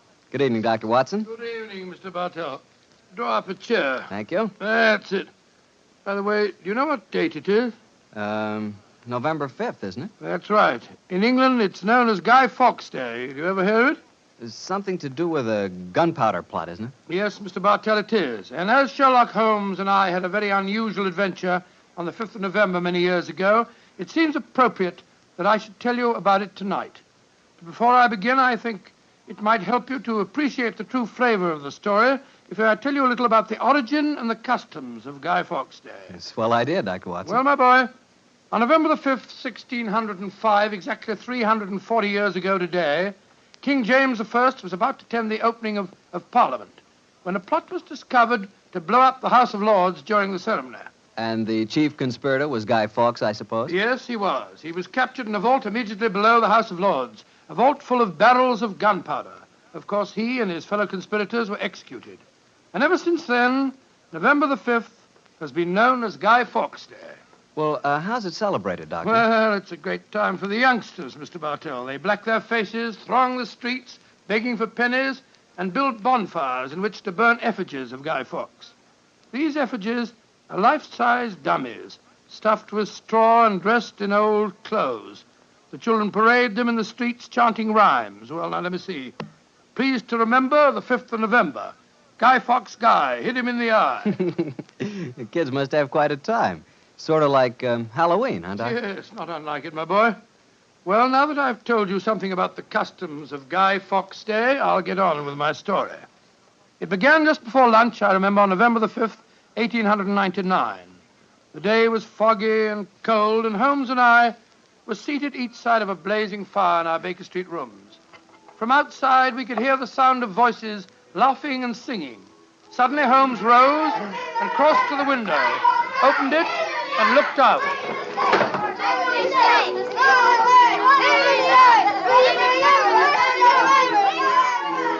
Then he turned to me and spoke. Children are having a great time, Watson, aren't they? Yes, it cost me a shilling worth of pennies to walk here this morning. Has it occurred to you, Watson, that the gunpowder plot offers very promising material to the speculative mind? In what way, Holmes? I say it's confoundedly chilly in here. Don't you think you might shut that window? Sorry, old chap. As I was saying, the gunpowder plot offers very promising material to the speculative mind. I've made something of a study of the historical records of the case. There is more than a little evidence to suggest that King James was never in any real danger. Never in any danger? Well, what makes you say that? Knowledge of the proposed dastardly scheme came to light early. But James Stuart, King of England, the possessor of a shrewd and diabolical mind, used the spectacular discovery of the plot to try and bolster his waning popularity, as well as to justify increased religious persecutions. Well, that's the first I've heard of it, Holmes. I dare say, old fellow, but it's true just the same. I'm afraid James Stuart, King of England, was an unscrupulous tyrant. Come in. Oh, yes, Mrs. Hudson? There is a gentleman to see you, Mr. Holmes. He said it was very important, and he asked me to give you his card. Oh, thank you, Mrs. Hudson. Oh, ask him to come up, please, will you? Aye, sir. Who is it, Holmes? A gentleman with a remarkably fine sense of timing. Read his card for yourself. Let's have a look. Mr. James Stuart. Great Scott, that's an extraordinary coincidence that he should arrive just as we're talking about James Stuart, King of England. Come in. Mr. James Stuart. How do you do, Mr. Stuart? My name is Sherlock Holmes, and this is my colleague, Dr. Watson. How do you do, sir? How do you do? Mr. Holmes, you've got to help me. I'm walking about in mortal fear of my life. You've got to help me. Mr. Stuart, I suggest that you sit down. I'll do anything in my power to help you, but you must compose yourself first and tell me quietly what it is that's frightening you. How can I compose myself when I may be dead within a few hours? No, Mr. Stuart. I'm a doctor. I really think if I were to give you a sedative that you'd find... How can you talk of sedatives when I... My heart. Doctor. My heart. All right. Now, here, let me help you into this sofa. There you are now. Imagine that brandy would be in order, Watson. Yes, Holmes, and I'll give him some digitalis. A fellow with a bad heart like this shouldn't allow himself to get so excited. Here you are, Mr. Stuart. Drink this. That's it. And now this, Mr. Stuart. What is it? It's digitalis. Very well. There now. Feel better, sir? Yes, Mr. Holmes.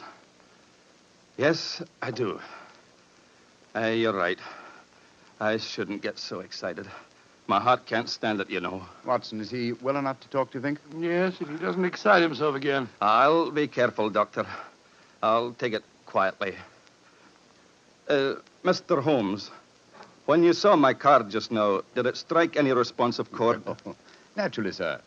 Who could fail to be intrigued when a James Stewart calls to see one on Guy Fawkes Day? It isn't just coincidence that my name is James Stewart. I've got royal blood in my veins. People know of it. And that's another reason they're out to kill me. They're jealous of my heritage. Every instinct I have is a royal one. Now, you gentlemen know that falconry is a king's sport. And my greatest hobby is the breeding and the training of falcons. Stewart, please, Mr. Stewart. Owing to the state of your health, I suggest that you be as economical as possible in your explanation. In fact, I think it might be better if I were to question you. Very well, Mr. Holmes. Now, you say that your life is in danger. What evidence do you have to substantiate that claim? My cousin, Guy Falconby, has threatened it. You see, Mr. Holmes, he and I are the only heirs to a wealthy uncle. His fortune will go to the surviving heir.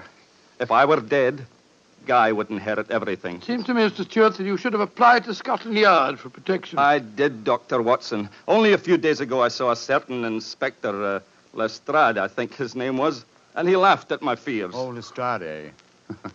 And he laughed, did he? Well, then in that case, there may be something in your story, sir. You say that your cousin has threatened to kill you. Has he indicated the method he intends to employ? He has, and it's a devilish plot. Guy has a bitter, twisted sense of humor, gentlemen, even when he's planning as dastardly a thing as a murder. I am James Stewart. He is Guy Falconby, which is near enough to Guy Fawkes. Today is the 5th of November, and he's planning to blow me up. Oh, come, sir. You can't expect us to believe that. But it's true. He warned me. And the celebrations that are going on in the streets of London today would make a rare cloak for his activities. I must confess, Mr. Stewart, that I find your story most unconvincing. All your evidence appears to depend on conversations held between you and this cousin of yours. You have no facts, sir, to substantiate your claims. But I have. Then please let us hear them. I live at 23 Cavendish Square. A week ago, the house next door to me was let to a new tenant. Almost immediately, workmen became very active there. They were digging in the cellars, Mr. Holmes. I could hear the sounds of picks and shovels through the walls. Digging in the cellars? That does sound significant, doesn't it, Holmes? Extremely. Did you observe any other activities of the workmen, Mr. Stewart? Mr. Holmes. Vans have been delivering large packing cases to the basement during the last 2 days. Mm-hmm.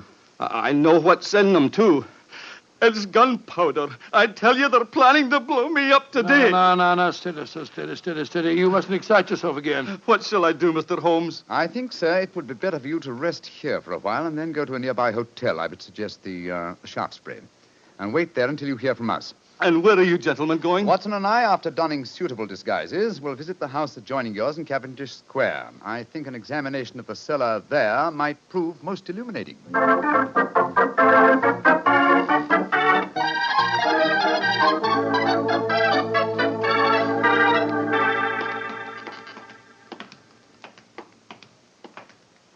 This must be the house, all right, Holmes. The empty packing cases are still by the foot of the basement steps. Come on, Watson. Let's go down and explore. Pardon my soul, I feel a little self-conscious in these clothes. No need to, my dear chap.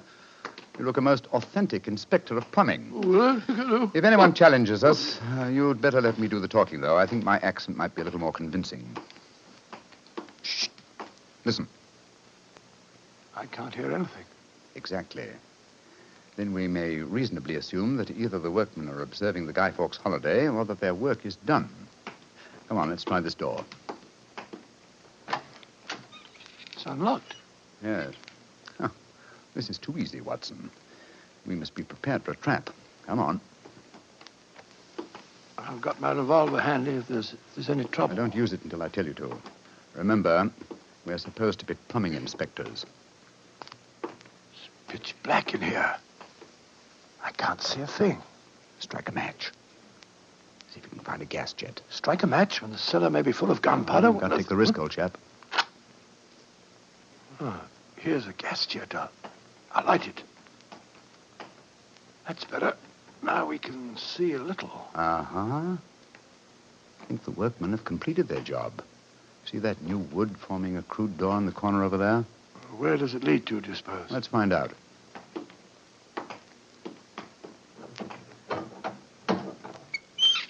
Oh, also unlocked. And here's a miner's lantern, waiting conveniently for us on this ledge. Oh, this is ridiculously easy. Now I'm sure it's a trap. I like the lantern. Great Scott, It's a tunnel. Yes, it's a tunnel leading into Mr. Stewart's house next door. Let's explore it.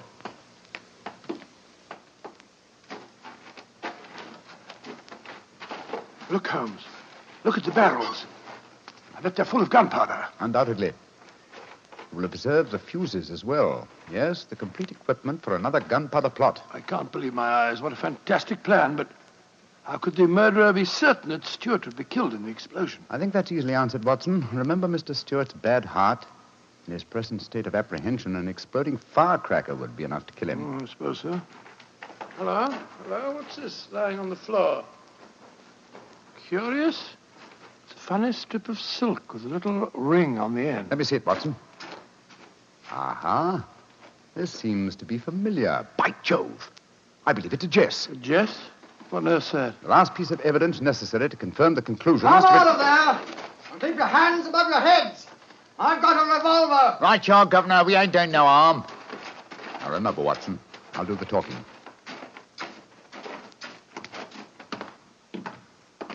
Come on! Out you come! Well, well, you're a comical-looking pair. What are you doing in there? Me and my mate got a message to come over here and see to the plumbing, mister. Plumbers, eh? Do you have any identification? Yes, sir. Here's my badge. We're inspectors for the London County Council. Oh, that's all right, my man. I saw the basement door open, and I thought burglars might be here. You're the owner of this house, sir? Yes, but my agent let it recently to some tenants who've been behaving rather queerly, I'm told. So I came round here to see what was happening. If you're the owner, sir, perhaps you can give me some facts for me records. Gotta fill me records, you know. What do you want to know? Well, your name, please, sir. Falconby. Guy Falconby. Look here. Alfie, hold your nose. What did he say? Nothing, sir, nothing. He's got bad hiccups. Had him for months now. Can't stop him. Alfie, here, give me a pencil, will you? Thank you, Alf. Now, sir, your name is Guy Falconby. What's the name of the tenant this house is let to? There are 3 of them. Oh, do you know their names, sir?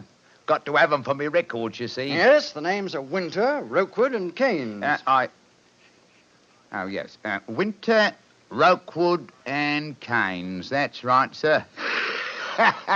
Sounds as if they might be a firm of solicitors, don't they, sir? Well, perhaps they are. I haven't met them. Just one more question, sir, and then I needn't bother you no more. Well, what is it? My religion or my grandmother's maiden name? No, sir. No, nothing like that. I just wondered who lived in the house next door on that side. We've had a complaint from there, too. Their pipes is bunged up. My cousin lives there. His name's James Stewart. Mr. James Stewart, eh? Oh, much obliged, sir. Me and my mate will be... I'm not surprised his pipes are bunged up, as you so graphically put it. He's a great one for practical jokes about the house. As a matter of fact, he's planning one of them tonight. Well, that's no concern of yours. By the way, my man, what's your name? Nivitt, sir. Tom Nivitt. Come on, Alfie. We got work to do.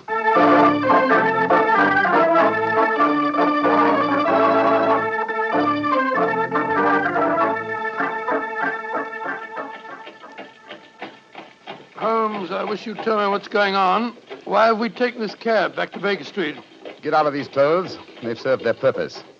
Now there's more serious work afoot. Well, I'm still confused about our interview with Guy Falconby. Why did you say your name was Tom Nivitt? More touch of vanity, old fellow. Vanity? How do you mean? Well, consider the names in this case so far, Watson. James Stewart says that he's been threatened by Guy Falconby.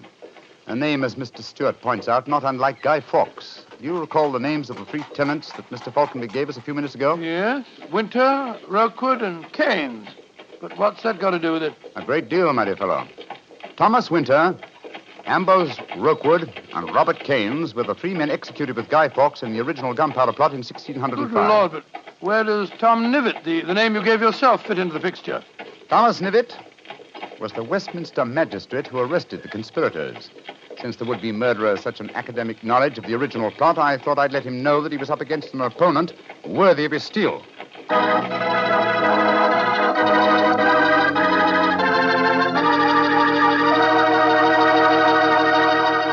We'll hear the rest of Dr. Watson's story in just a few seconds. Just about time for me to remind you that if you want a wine that's sure to please the ladies, you can't miss with Petri California Muscatel. That's because Petri Muscatel is a golden wine with one of the most luscious flavors you ever tasted. Did you ever taste a big, plump muscat grape that's ripened in the sun? If you have, then you know what to expect when you taste Petri Muscatel. It's a wonderful wine. Perfect after dinner and swell when company comes. Just remember that, won't you? Petri Muscatel. Well, Doctor, you and Mr. Holmes were certainly having yourselves quite a Guy Fawkes Day. What happened when you got back to Baker Street? We quickly changed out of our disguises and back into our ordinary clothes. I was still pretty much in the dark, as usual. And I kept questioning Holmes as to our next move. He was in a state of suppressed excitement. And it was obvious as he spoke to me that he was anxious to be off. Watson, don't dawdle. There's so much work ahead of us. What do you mean, don't dawdle? I'm not dawdling. I'm dressing as fast as I can. What's our next move, anyway? Well, we must split our forces. Must get hold of my band of street urchins, the Baker Street Irregulars. I'm going to surround Mr. Stewart's house in Cavendish Square, and they'll be invaluable for that purpose. So what do you want me to do? Go to the Shaftesbury Hotel and collect Mr. Stewart, then return with him to his house and wait me there. I shall join you as soon as I've rounded up the irregulars, but I must warn you. Don't leave Mr. Stewart for a moment. Don't let him out of your sight until you see me again. Of course I won't, Holmes, but, I must say, the idea of all that gunpowder in the cellar doesn't make me feel any too have happy. Faith in me, old chap. Have faith in me. You know, I wouldn't expose you to any danger if I could avoid it. And I assure you that I shall join you and Mr. Stewart very shortly. You have your revolver? Yes, of course. Good. And, give Mr. Stewart this revolver, will you? Tell him that I insist that he carries it. I fear that his own has probably been tampered with. Right you are, Holmes. I'll see that he has it. This is a strange business, I must say. That Guy Falconberry seemed such a decent sort of fellow. Yes, he appeared to be a most amiable fellow, didn't he? This is indeed an unusual case, Watson. We're up against one of the most sinister and twisted antagonists that we've ever met. Well, old chap, I'm leaving now. I'll join you soon. And don't forget, stay close to Mr. Stewart. Stay very close to him.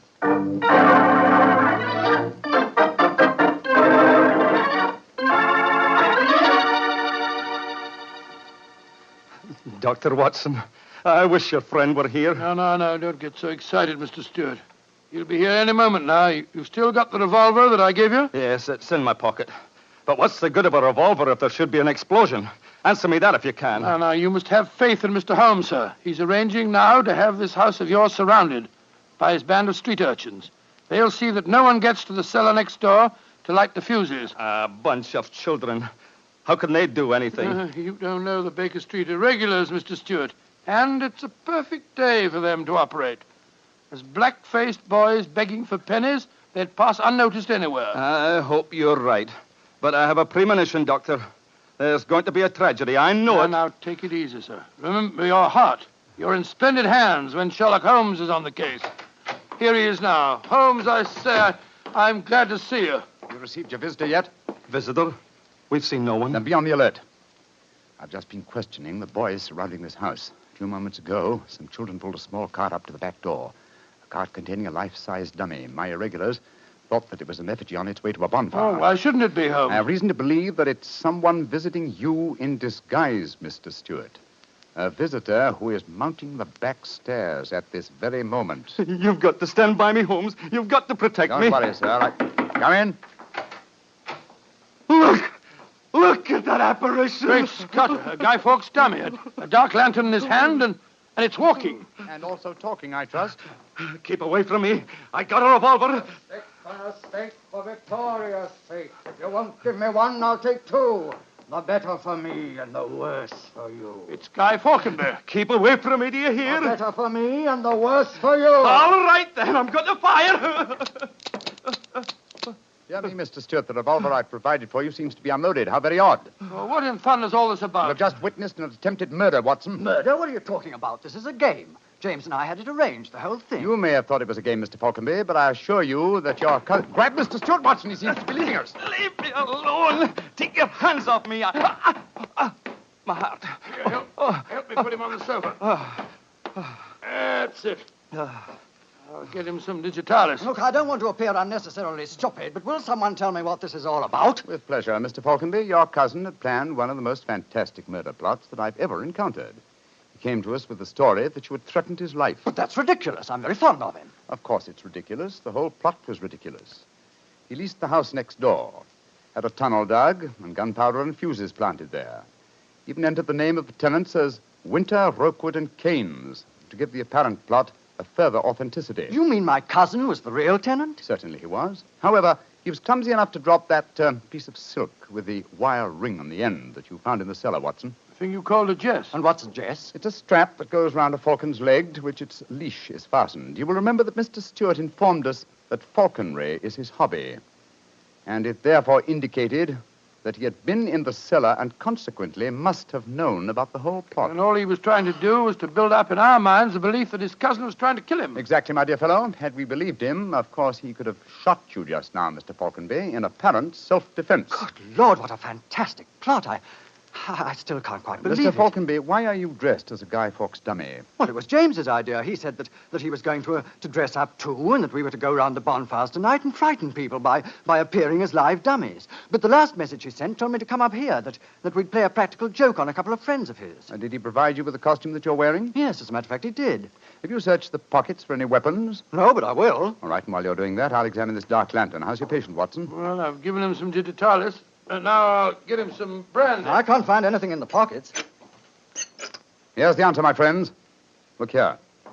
Inside the lantern is a dagger. Your cousin planted it there to substantiate the claim that you were trying to kill him. Had his plans worked, you would have been dead, Mr. Falconby, before you could have told us the truth. Here, come back here, Mr. Stewart. James! He slipped out of the door. Confound it! He's faking the heart attack. Come on, Watson, after him.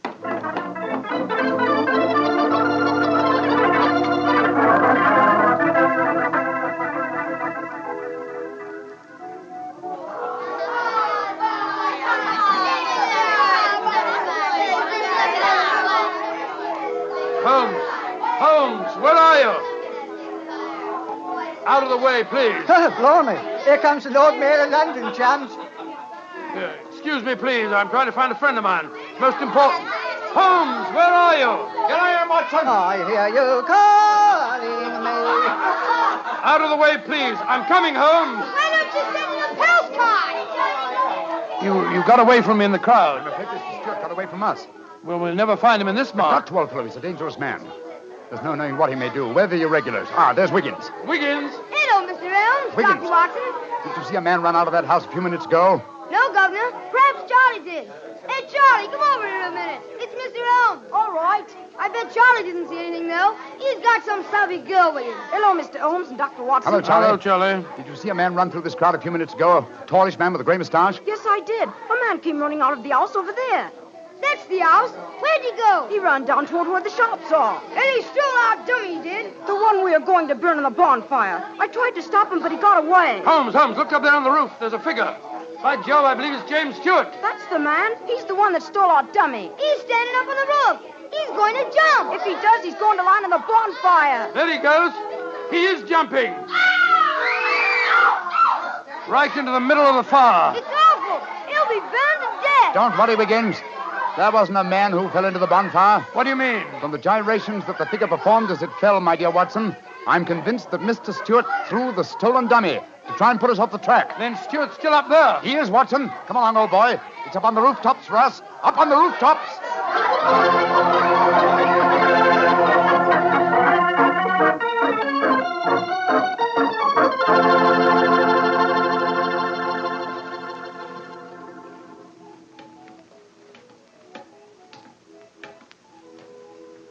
Here, Watson. Let me help you up. Can you reach my hand? Yeah, I got it. All right, then. Up you come. Come on. That's it. Phew. Seems to me that fire escapes must be designed for giants. Keep your eyes skinned, old fellow. Stewart's a dangerous man. Might be hiding behind those chimney stacks. Come on. Upon my soul, this is a strange place to be on Guy Fawkes night. Yes, a comprehensive case, Watson. Starts in a cellar and ends on a rooftop. Look, Holmes. By the parapet there. The crumpled body of Mr. Stewart. Looks to me as if it... Yes. He's dead, Holmes. Well, it's not surprising. The effort of carrying the dummy up here and throwing it, combined with his own state of excitement, were too much for him. Well, quite frankly, I can't say that I'm sorry. No, he planned a murder. If it hadn't been for you, he would have succeeded. An extraordinary case, Holmes. Yes, old chap, and one that should long make us remember the 5th of November. By Jove, yes. Please to remember the 5th of November. Gunpowder treason and plot. I see no reason why gunpowder treason should ever be forgotten.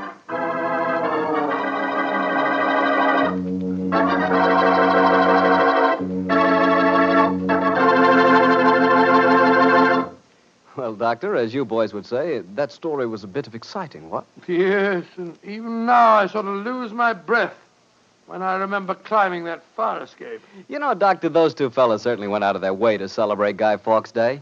Now, take me. When I got a little celebrating to do, I like to do it quietly. Some friends, a glass of port. Yeah, Petri port, of course. What else? Leave it to you. No matter what the occasion is, you can somehow make it a perfect occasion for Petri wine. How do you do it, old fella? Don't ask me how I do it. You mean, how does the Petri family do it? How can they make such swell wine? Well, the answer is experience. The Petri family has been making fine wine for generations. And ever since they first established the Petri business way back in the 1800s, they've handed on down from father to son, the fine art of turning luscious, sun-ripened California grapes into fragrant, delicious wine. That's why when you want a wine for any occasion, before dinner, with your meals, or after dinner, you can't go wrong with a Petri wine, because Petri took time to bring you good wine. And now, Dr. Watson, what Sherlock Holmes adventure are you going to tell us next week? An old favorite, Mr. Bartell, a story that concerns strange music that was heard in a lonely house in the English countryside, and of the living death that stalked there. I call it The Adventure of the Speckled Band.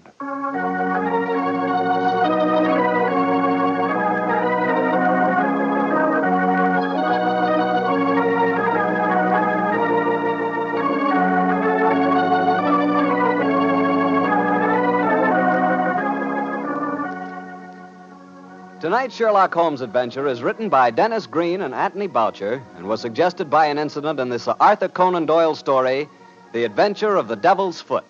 Music was by Dean Fossler.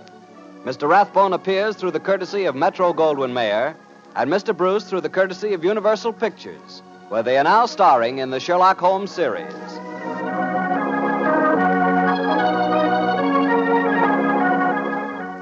The Petri Wine Company of San Francisco, California, invites you to tune in again next week, same time, same station. This is Harry Bartell saying goodnight for the Petri family. Sherlock Holmes comes to you from our Hollywood studio. This is the Mutual Broadcasting System.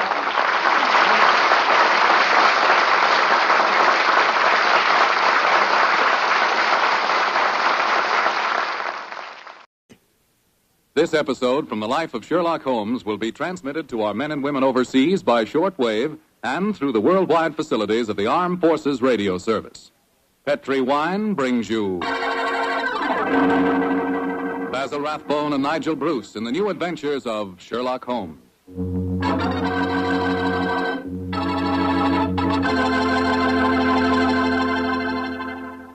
The Petri family, the family that took time to bring you good wine, invite you to listen to Dr. Watson tell about another exciting adventure he shared with that master detective, his old friend Sherlock Holmes. And say, I want to tell you about a little present I've got for you. A present, and it's free. It's a swell recipe calendar printed in full color, and it's good for 2 years, 1945 and 46. But best of all, this calendar not only gives you the dates, it gives you loads of swell recipes and ideas for cooking with Petri wine. Want to know how to make spare ribs that are out of this world? You want to learn a new way to fix liver and onions, a swell way to make soup more delicious than ever. It's a cinch with this calendar handy in your kitchen to tell you how. In fact, this calendar tells you all you ought to know about wine. And remember, it's free. Just write to Petri Wine, P-E-T-R-I, Petri Wine, San Francisco 26, California. Petri Wine, San Francisco 26, California. We'll send you your swell recipe calendar immediately.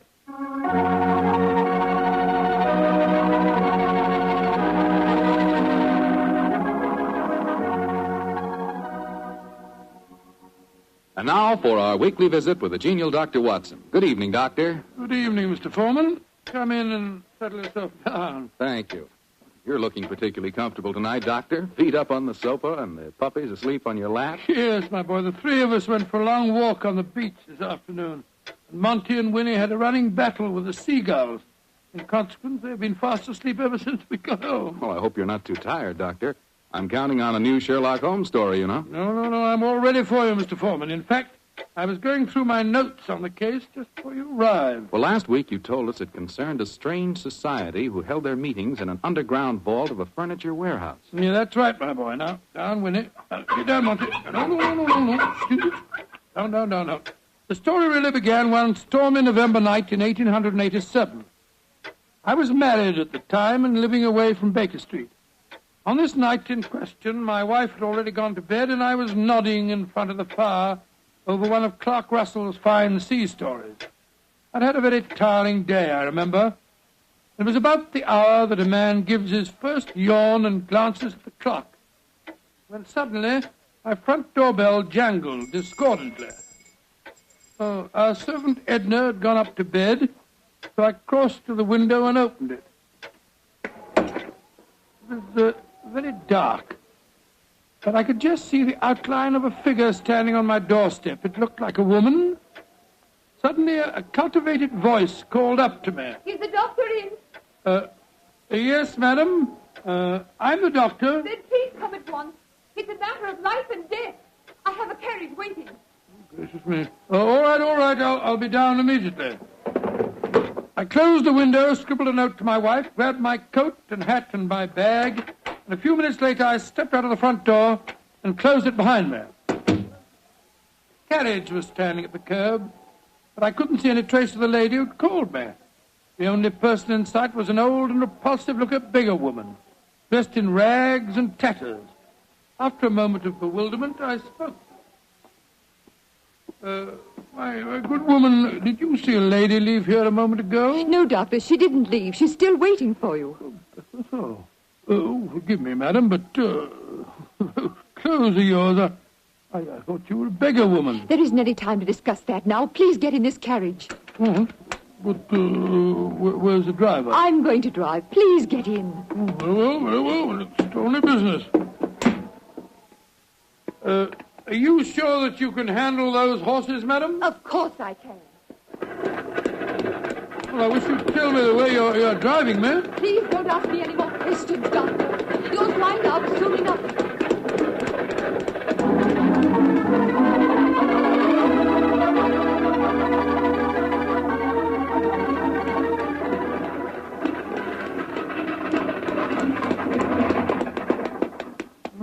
Thank heavens we've finally reached our destination.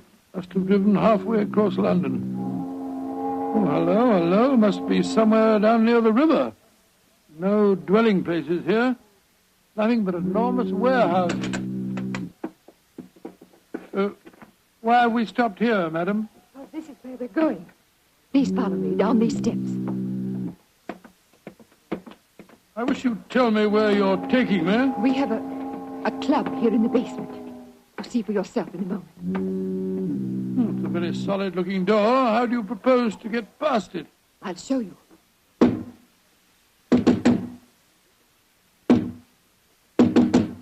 Lord, it must be a very secret club of yours, madam. It is, Doctor.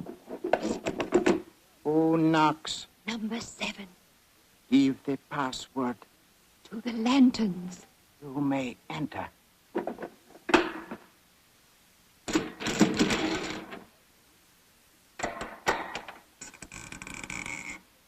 Follow me, Doctor.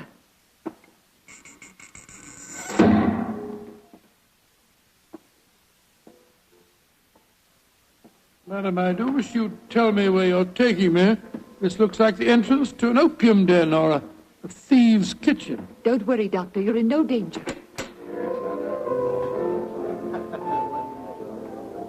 There. Does that look like a thieves' kitchen? Great Scott, I don't believe my eyes. A luxuriously furnished room. What a strange collection of people. Some look like beggars, others in full evening dress. Amazing. Number 7. Who is this man? He's a doctor. I went to fetch him. I thought I said there were to be no strangers inside. Now look here, my good man. I've been extremely patient, but my temper's beginning to wear a little thin. Either let me see your patient at once or show me out. My time's valuable and I don't propose to waste it. I'm sorry, Doctor. Where is Julian? He's in the back room. And if you know what's good for you, Doctor, whatever you call yourself, you'll forget everything you see in here. Stop threatening me, sir. I'm not in the least interested in your blasted club. Just take me to the patient.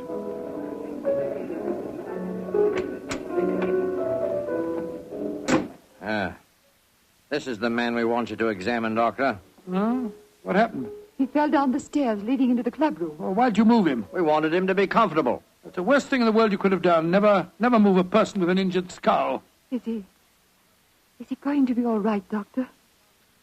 No, madam, I'm afraid he isn't. His neck's broken. He's dead. Huh? Julian, dead. You sure of that, Doctor? Of course I'm sure of it, my good man. I'm afraid you need an undertaker, not a doctor. Well, we must tell the others. All right, quiet, everybody. Quiet. Yes, sir. Quiet. Julian is dead. Julian dead? Oh, this is terrible. Who is this man? He's a doctor. I'd better get him out of here at once. We don't want any strangers nosing about. That's right. Shouldn't have brought him here anyway. Now, just a minute. I assure you, ladies and gentlemen, I haven't the slightest desire to stay here one moment longer. If you'll direct me to the door again, madam, I'll try to find a cab myself in this godforsaken district and go home. Show him out and give him his money. Follow me, please. I'm delighted to. Do you mind if I don't drive you home, Doctor? Well, no, I should prefer it. My nerves aren't in the best of shape. You mustn't be angry with me, Doctor, please. Leaving again, number 7. No, but this gentleman is. Will you see if you can find a cab for him? Right. To whom shall I send in my bill, madam? Oh, here's a £5 note. That should cover your time and trouble, shouldn't it? No. It's far too much, madam. No, Doctor, it's late at night and it hasn't been a very pleasant case for you. Please take it. Oh, it's very kind of you, very generous indeed. But by the way, how did you happen to come to me in the first place? I was driving about looking for a doctor, and a policeman directed me to your house. Oh, I see. I have found a cab for you. Thank you, my man, thank you. Oh, Doctor, may I come round in the morning for a death certificate? Of course. You remember my address? Yes, but I don't know your name. Watson. Dr. Watson. Dr. Watson? Not the Dr. Watson who's associated with Sherlock Holmes. Oh, right, madam, I'm flattered that you know of me. Good night, Doctor. And please forget about everything you've seen here tonight.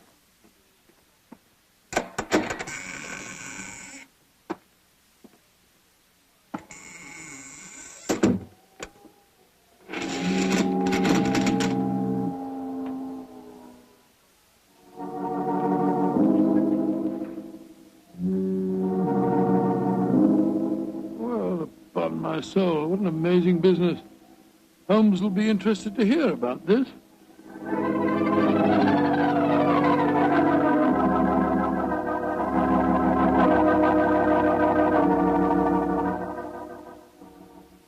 And that's the way it was, Holmes. One of the most curious adventures I ever had without you. Very interesting, Watson. You say this underground cellar was luxuriously furnished. Yes, and the people there were an amazing mixture. Some were in rags and some in evening dress. Huh, like the nursery rhyme, eh? Some in rags and some in tags and some in velvet gowns. Oh, exactly. Gave me the feeling that I was taking part in a story out of the Arabian Nights. I must say, though, I was pretty angry at the time. However, after a good night's rest, I feel quite differently this morning. I thought I'd just drop round and tell you all about it. I'm glad you did, my dear fellow. It would be interesting to see if any repercussions of your strange adventure reach us. Oh, I doubt it. The woman seemed frightened to death when I mentioned your name. We shall see. Meanwhile, I'm expecting a client. You're not too busy. Perhaps you can stay. No, I'd like to very much. Who is it, you know? This telegram will tell you much more than I can. Arrived an hour ago. Let's have a look. Be at your lodgings this morning to discuss our problem. Signed AMS. Pretty high-handed message. Be at your lodgings. Oh, please. What do you suppose AMS stands for? I was just toying with that problem when you arrived. Could it be the American Medical School? No, there's no such body. It's the American Medical Association. Oh, yes. The imperious tone of the message inclines me to believe that the A stands for amateur. Very possibly. Amateur Masker Society. Or the amateur murderers. That would be a nice thought, wouldn't it? That is their representative now, no doubt, to save us further guesswork. Holmes, it looks like the same carriage that I drove in last night. The girl standing on your doorstep, dressed in the height of fashion. Mrs. Hudson's letting her in. Splendid. It seems that we have not heard the end of your adventure. Go and meet the lady at the top of the stairs, will you, old chap, and save Mrs. Hudson's legs. Right, you are, Holmes. Thank you, Mrs. Hudson, thank you. All right, come in, madam. Want to come in? Thank you, Dr. Watson. Mr. Sherlock Holmes. At your service, madam. Won't you sit down? I'm Lady Dorothy Brownlee. It's your voice. You're the lady who fetched me last night, dressed up as a beggar woman. Yes, I am, Dr. Watson. Forgive me for being so mysterious at the time. Doubtless you have come to consult me regarding last night's unfortunate accident at the Amateur Mendicants Society. How did you know what the initials stood for, Mr. Holmes? Well, after hearing Dr. Watson's story of last night's happenings, the connotation seemed obvious. Am I right? Perfectly. Last night, when Dr. Watson told us Julian was dead, we thought it was an accident. And now you think it is murder, eh? Lady Bromley, if you expect my help, there must be no more mystery. Just what is this Amateur Mendicant Society? I'm afraid it'll be a little hard for you to understand our motives. We're a group of people, rather wealthy people, I suppose, who find pleasure in deliberately leading a seamy life disguised as beggars. We use the basement that you were in last night, Doctor, as our headquarters.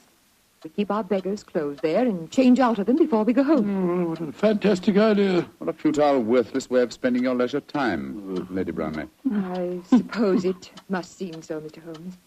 But we're curious to learn how the other half lives. And of course, there's a certain thrill in rubbing shoulders with the police. At least we do some good. Indeed. I should be interested to learn how. All the money we make as beggars, we give to charity. Oh, do you really? And you feel that this gesture on your part absolves you from any responsibility to the real beggars whose livelihood you're impairing? I hadn't thought of it just like that.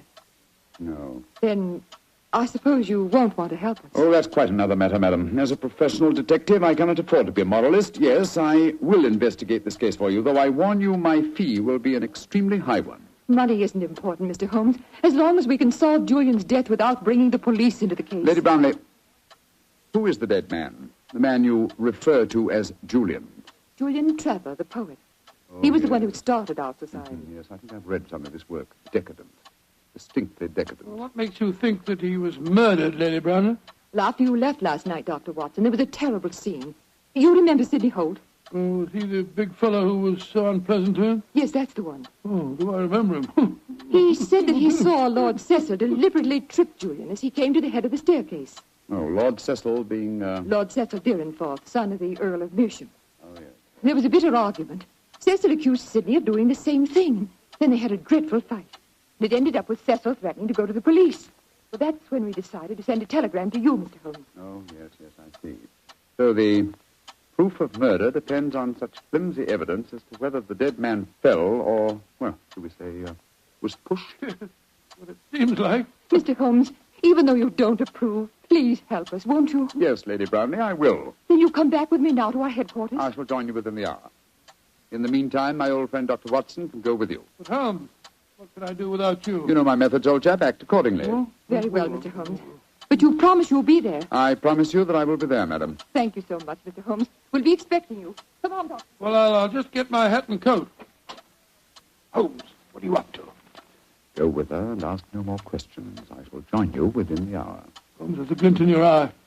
I don't think you believe her story. Of course I don't, Watson. Well, then what? Then go with her, old fellow, and keep your wits about you. The game's afoot.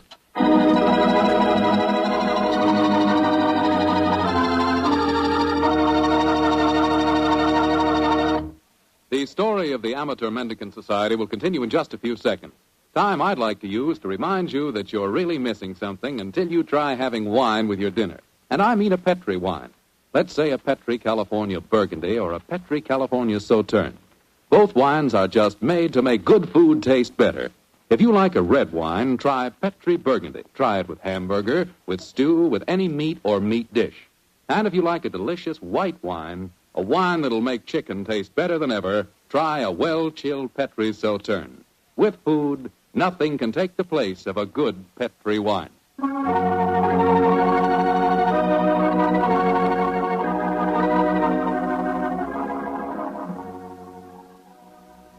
And now back to tonight's new Sherlock Holmes adventure.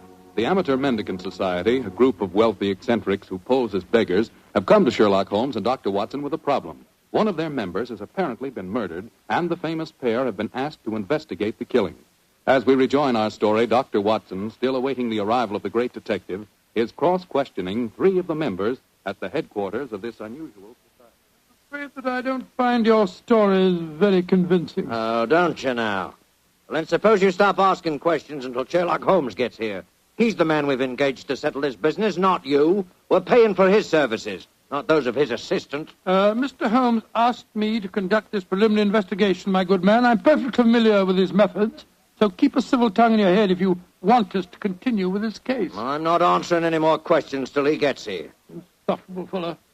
Lord Cecil, you say that you saw Holt deliberately trip the dead man as he came down the stairs last night. Yes, I did. Well, where were you standing, sir? At the head of the staircase. Holt was beside me, and as Julian came by, he deliberately... Excuse me, number 11, excuse me. What is it? There is a strange man just come in. He is dressed as you when you work, but I do not remember to have seen him here before. He speaks very rough. Did he give the correct signal? Yes, and the password. He must be a new member. I suppose we better see him. Bring him in. Oh, bad time for him to come here, confound it. This way, please. Tommy, what a nice place you got here. Yeah, what a nice place. Certainly do yourselves proud, don't you? Who are you, and how did you get in here? I'll give the signal and the password just like Julian told me to. Are you a friend of Julian? Of course I am. You're coming to meet him here today. Who are you, really? Are we all friends here? Yes, you can talk freely. Then permit me to introduce myself. I am Don Luis Jose Fernando de las Torres at your service. Why? Why do you want to join us? When Julian tell me about it, it tickled my, my funny bone. It is a so charming idea, aficionados of mendicancy. I suppose he's all right. Of course I'm all right. Now, where is Julian, please? He will vouch for me. He's in the other room. He had an accident. An accident? Not a bad one, I hope? A very bad one. Dr. Watson, you better take him in there and break the news to him. Very well. Follow me, sir. This is terrible. Please, tell me what happened, Doctor. I'm afraid you must prepare yourself for a shock, sir. Your friend is dead. Dead?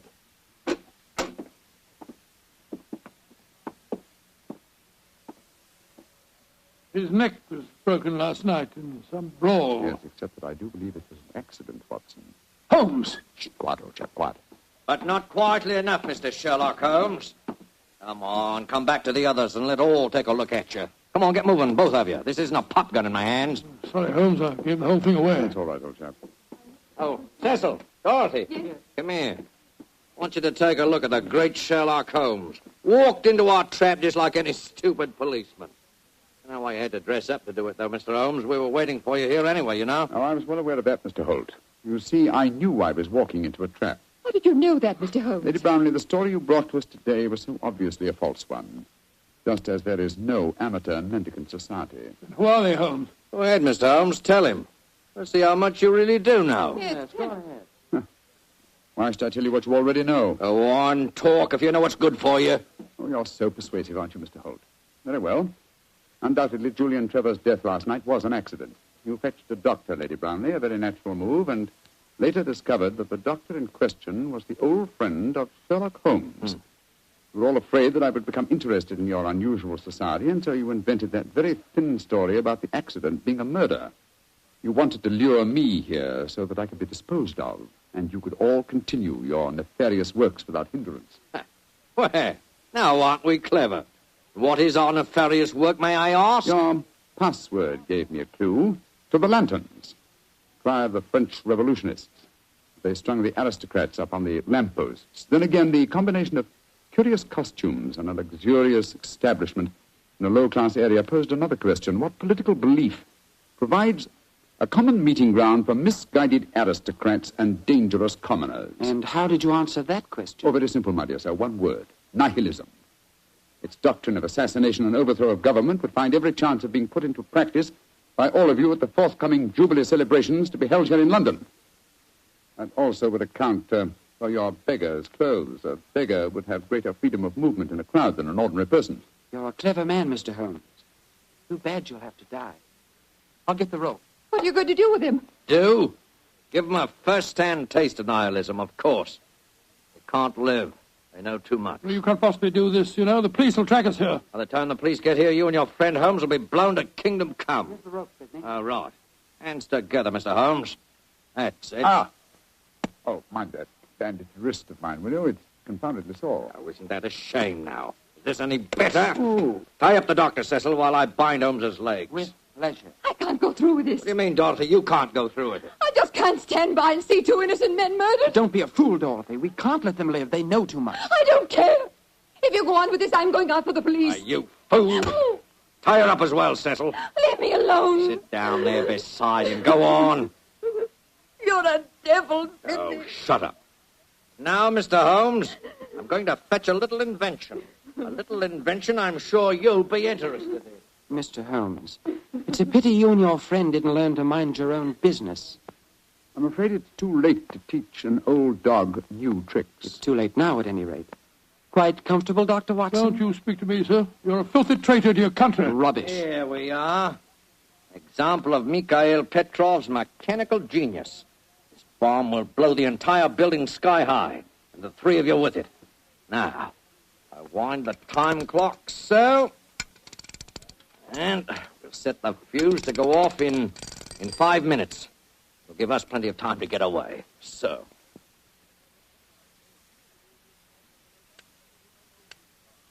Come on, Sidney, let's get out of here. Right. Charming picture. 3 of you bound hand and foot sitting beside each other on the sofa. Well, ta-da, Dorothy. Think of our cause during the 5 minutes. And as for you, Mr. Holmes, and your friend, good riddance to bad rubbish.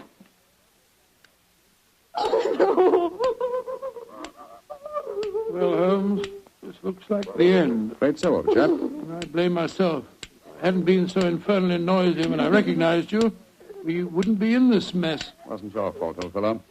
I think they suspected me anyway. Well, I must say it seemed to me that you told them a great deal more than was necessary about your suspicions. Surely you could have pretended ignorance. Oh, I suppose I could have done. I can't die yet. I'm not ready to Courage, die. Lady Brownlee, courage. And by the way, was I right in assuming that your associates are nihilists? Of course they are. They're planning to assassinate the Prime Minister during the Jubilee celebration. Prime Minister, great heavens, Holmes, we've got to get free. Assuming some miracle happened, and we did get free, and your former associates were arraigned in court, would you testify against them? Oh, of course I would. But what chance is there of that? That clock! That devilish clock! Why doesn't it stop ticking? If it bothers you that much, Lady Brownlee, I'll stop it for you. Holmes, your hands are free. Of course they are, my dear fellow. The bandaged wrist I mentioned just now concealed a razor-edged blade. I cut through the ropes almost before our friends had left the room. Then why did you keep us in the suspense, Mr. Holmes? I wanted to be quite sure that you'd testify in the forthcoming trial, madam. There we are. That renders the bomb harmless. Ah! And that means that the police have sprung the trap that I set to your associates, Lady Brownlee. It's lucky for you that you had a change of heart and prevented you from leaving us. Oh, Mr. Holmes, how can I ever thank you? Holmes, you had the place surrounded with police when you came in here. Of course I did, my dear fellow. Here, let me undo your ropes. No wonder you were so calm. No wonder you told them so much. You wanted them to show their hands. Precisely, old fellow. And they obliged me most satisfactorily. They attempted our triple murder. They are self-confessed anarchists. And with the evidence of Lady Brownlee, I'm sure that we can put them where they all belong. Considering it barely noon, I think you'll agree, Watson, that is a very comprehensive morning's work.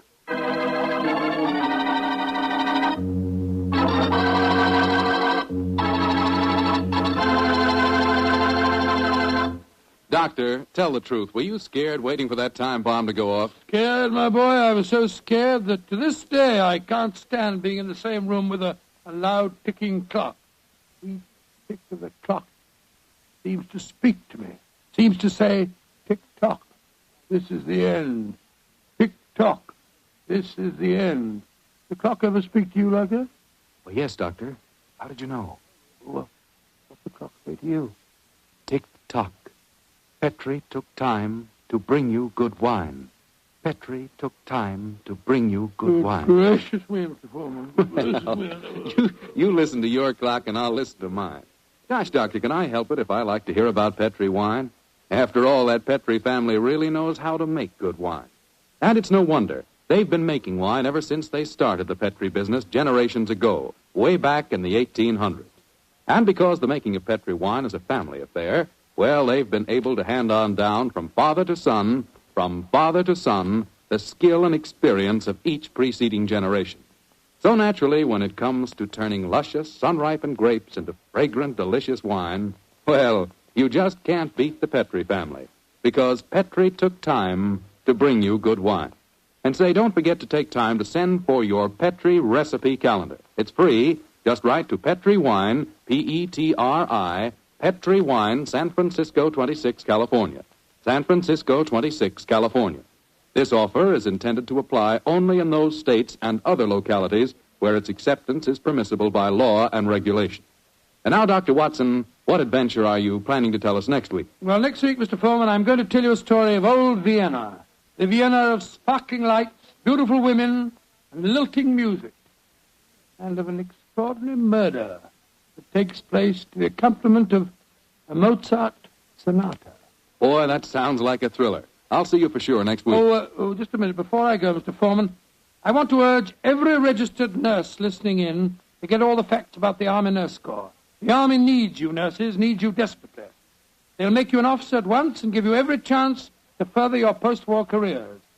So if you're a registered nurse under 45, call at your local Red Cross chapter and get all the details, or wire collect to the Surgeon General, U.S. Army, Washington, D.C. And if you can't qualify for the Nurses Corps, see if you can't get into essential civilian nursing so that you can release a nurse who does qualify. But do something about it first thing tomorrow, won't you?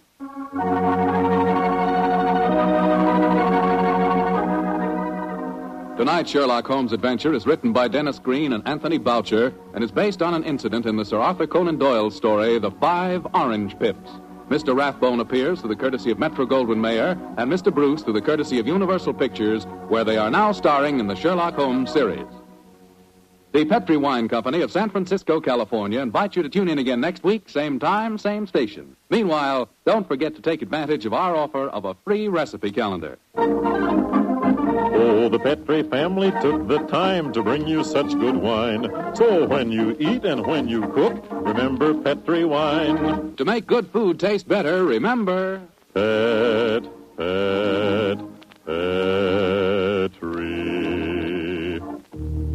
wine. This is Bill Foreman saying goodnight for the Petri family. Sherlock Holmes comes to you from our Hollywood studios. This is the Mutual Broadcasting System.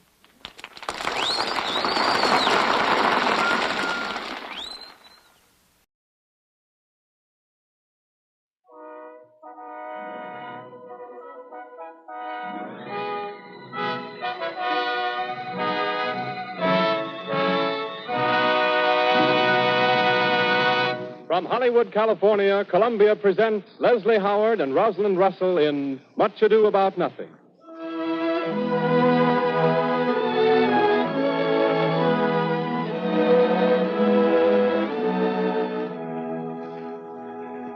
With tonight's production of Much Ado About Nothing, the Columbia Network presents the second in its cycle of Shakespearean plays for the summer season of 1937.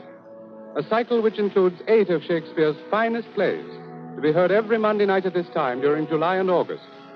In these plays, each especially adapted for a full hour radio presentation, many of the world's most distinguished actors will join with Columbia in bringing the great dramatist's work to a larger audience than he has ever reached before.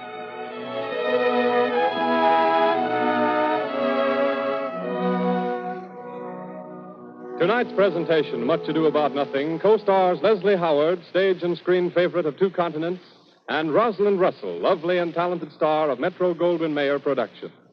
Miss Russell, whose recent successes include China Seas and Night Must Fall, plays the role of Beatrice. Mr. Howard, following his screen triumph as Romeo and his stage success as Hamlet, plays the part of Benedict. A distinguished supporting cast in the order of their appearance includes Dennis Green as Claudio, John Davidson as Don Pedro, Ben Webster as Leonato, Jack Spart as Caraccio, and Lionel Braham as Dogberry. Victor Bay, Columbia's talented young conductor, takes the stand to lead the orchestra in the musical introduction. And as the curtain rises, Conway Turrell, distinguished actor of stage and screen, comes forward as narrator to set the stage for the first scene of Much Ado About Nothing.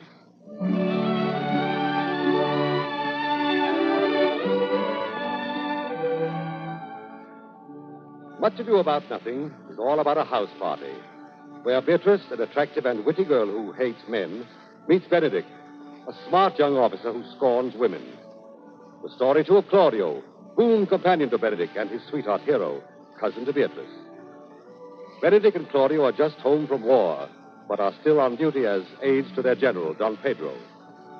As they pass through the town of Messina, Leonato, the governor, naturally entertains them. We say naturally because he has two young ladies in his household who are of marriageable age. The party is just beginning. The young men have met the young ladies. The young ladies have sized up the men. And now Claudio draws his friend Benedict aside. Benedict, didst thou note the daughter of Signor Leonato, the lady hero? Claudio, I noted her not, but I looked on her. Is she not a modest young lady? Do you question me as an honest man should do for my simple, true judgment? Or would you have me speak after my custom as being a professed tyrant to their sex? No, I pray thee speak in sober judgment. Why, faith, methinks she's too low for a high praise, too brown for a fair praise, and too little for a great praise. I do not like her. Thou thinkest I am in sport. I pray thee tell me truly how thou likest her.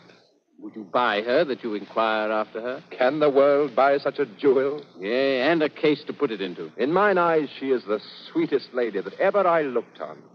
I can see yet without spectacles, and I see no such matter. There's her cousin Beatrice, and she were not possessed with a fury. Exceeds her as much in beauty as the 1st of May doth the last of December. But I hope you have no intent to turn husband, have you? I would scarce trust myself, though I had sworn the contrary, if Hero would be my wife. Is't come to this? Shall I never see a bachelor of 60 again? Go to, faith. And thou wilt needs thrust thy neck into a yoke, wear the print of it, and sigh away Sundays. Look, Don Pedro is returned to seek you. Benedict! Claudio! What secret hath held you here? Don Pedro, I would your grace would constrain me to tell. I charge thee on thy allegiance. You hear, Count Claudio? I can be secret as a dumb man. I would have you think so. But on my allegiance, mark you this, on my allegiance. He is in love. With who? Mark how short his answer is. With Hero, Leonato's short daughter. Amen, if you love her, for the lady is very well worthy. You speak this to fetch me in, my lord. By my troth, I speak my thought. And in faith, my lord, I spoke mine. And by my 2 faiths and trusts, my lord, I spoke mine. That I love her, I feel. That she is worthy, I know. That I neither feel how she should be loved, nor know how she should be worthy, is the opinion that fire cannot melt out of me. I will die in it at the stake. Thou wast ever an obstinate heretic in the despite of beauty. And never could maintain his part, but in the force of his will. That a woman conceived me, I thank her. That she brought me up, I likewise give her most humble thanks. Because I will not do them the wrong to mistrust any, I will do myself the right to trust none. And the fine is, for the which I will live a bachelor. I shall see thee, ere I die, look pale with love. With anger, with sickness, or with hunger, my lord. Not with love. Well, if ever thou dost fall from this faith, thou wilt prove a notable argument. Farewell. If I do, hang me in a bottle like a cat and shoot at me.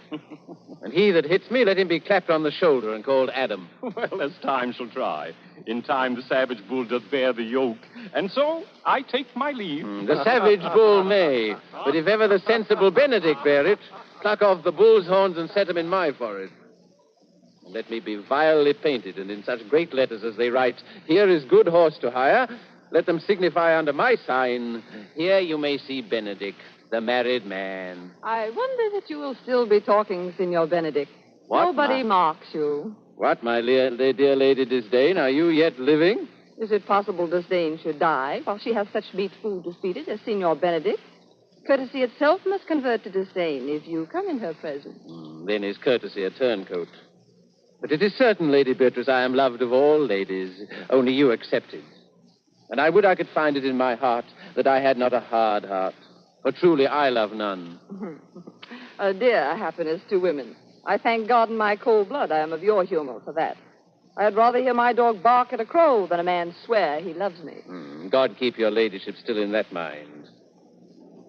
So some gentleman or other shall scape a predestinate scratched face. Scratching could not make it worse, as 'twas such a face as you wear. Well, you are a rare parrot teacher. A bird of my tongue is better than a beast of yours. I would my horse had the speed of your tongue, and so good a continuer. But keep your way, in God's name. I've done. You always end with the jade's trick. I know you of old.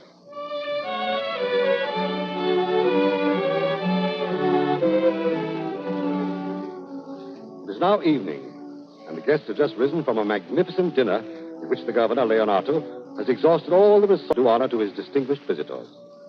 The dancing is about to begin. The guests have hurried to their rooms to don the masks, which make flirtation easier.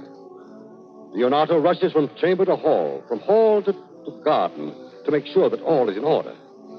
He comes upon Beatrice sitting alone in the garden and pauses to shake his finger at her. By my troth, Beatrice, thou'lt never get thee a husband if thou be so shrewd of thy tongue. With the which blessing, Uncle, I am upon my knees every morning and evening. Well, niece, I hope to see you one day fitted with a husband. No, not till God make men of some other metal than earth. Would it not grieve a woman to be overmastered with a piece of valiant dust, to make an account of her life to a clod of wayward marl? No, Uncle, I'll none. Wooing, wedding, and repenting is a Scotch jig, a measure and a sync pace. The first suit is hot and hasty like a Scotch jig, and full as fantastical. The wedding, mannerly, modest, as a measure, full of state and ancientry. And then comes repentance, and with his bad legs falls into the sync pace faster and faster till he sinks into his grave. Cousin, you apprehend passing shrewdly. I have a good eye, Uncle. I can see a church by daylight.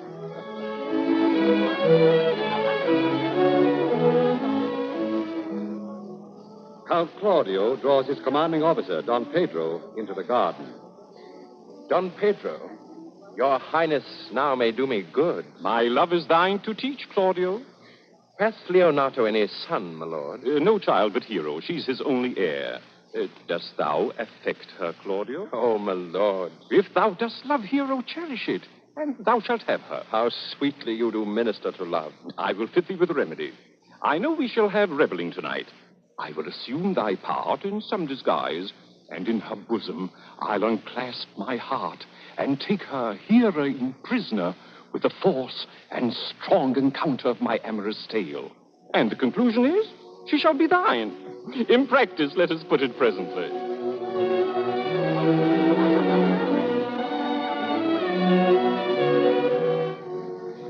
Beatrice, meanwhile, reluctantly enters the ballroom, where the masked couples are gaily chatting. A young man in a crimson doublet with a mask of the same color bows gallantly, asks her to dance. This is Benedict, though she does not recognize him. The opportunity is too good to miss. He tells her a few home truths. Will you not tell me who told you so? No, you shall pardon me. No, will you not tell me who you are? Not now. That I was disdainful. That I had my good wit out of the 100 merry tales. Well, this was Signor Benedict that said so. What's he? I'm sure you know him well enough. Not I, believe me. Did he never make you laugh? I pray you, what is he? Why, he is the Prince's jester, a very dull fool. Only his gift is in devising impossible slanders. None but libertines delight in him. And the commendation is not in his wit, but in his villainy. For he both pleases men and angers them, and then they laugh at him and beat him. When I know the gentleman, I'll tell him what you say. Do.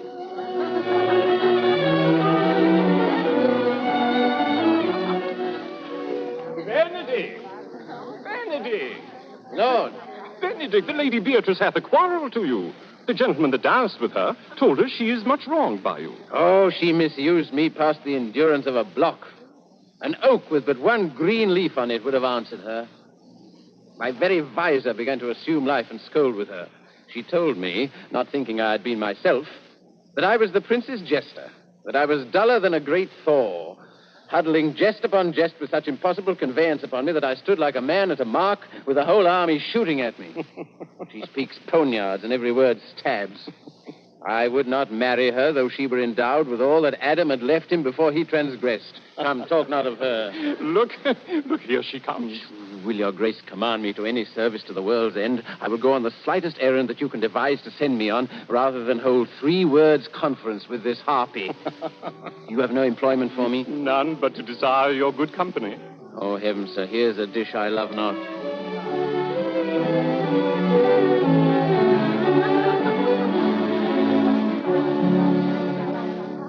Don Pedro, I have brought Count Claudio, whom you sent me to seek. Why, how now, Count? Wherefore are you sad? Not sad, my lord. How then? Sick?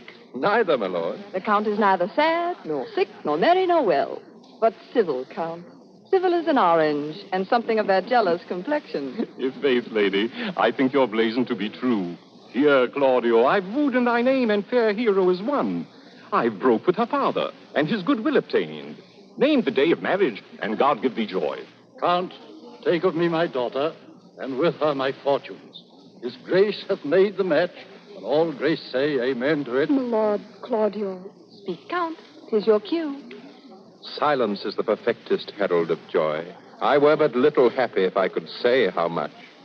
Lady, as you are mine, I am yours. I give away myself for you and dote upon the exchange. Speak, cousin, or if you cannot, stop his mouth with a kiss, and let not him speak neither.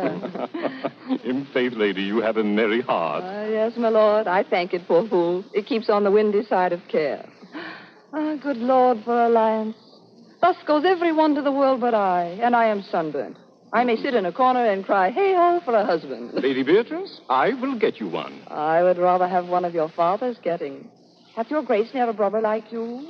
Your father got excellent husbands if a maid could come by them. Will you have me, lady? No, my lord. Unless I might have another for working days. Your grace is too costly to wear every day. But I beseech your grace, pardon me. I was born to speak all mirth and no matter. Your silence most offends me, and to be merry best becomes you. For out of question, you were born in a merry hour. No, sure, my lord. My mother cried. But then there was a star danced, and under that I was born.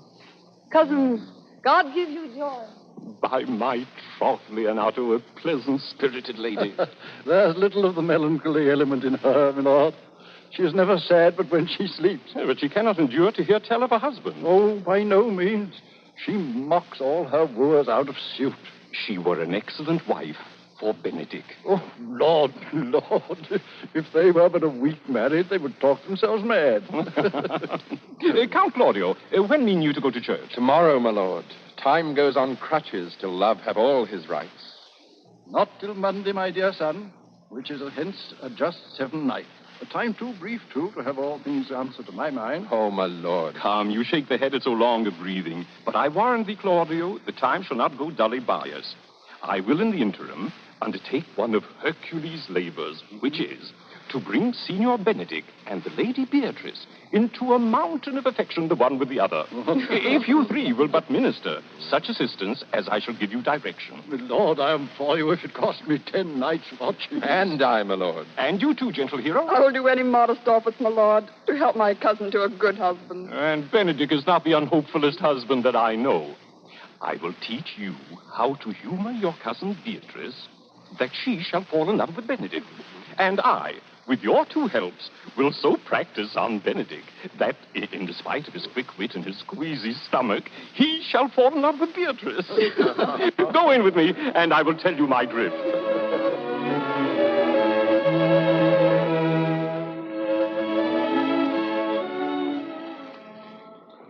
It is now the next afternoon. Don Pedro has rehearsed his fellow conspirators in their parts, and he is now ready to open up the campaign to make Benedict fall in love with Beatrice.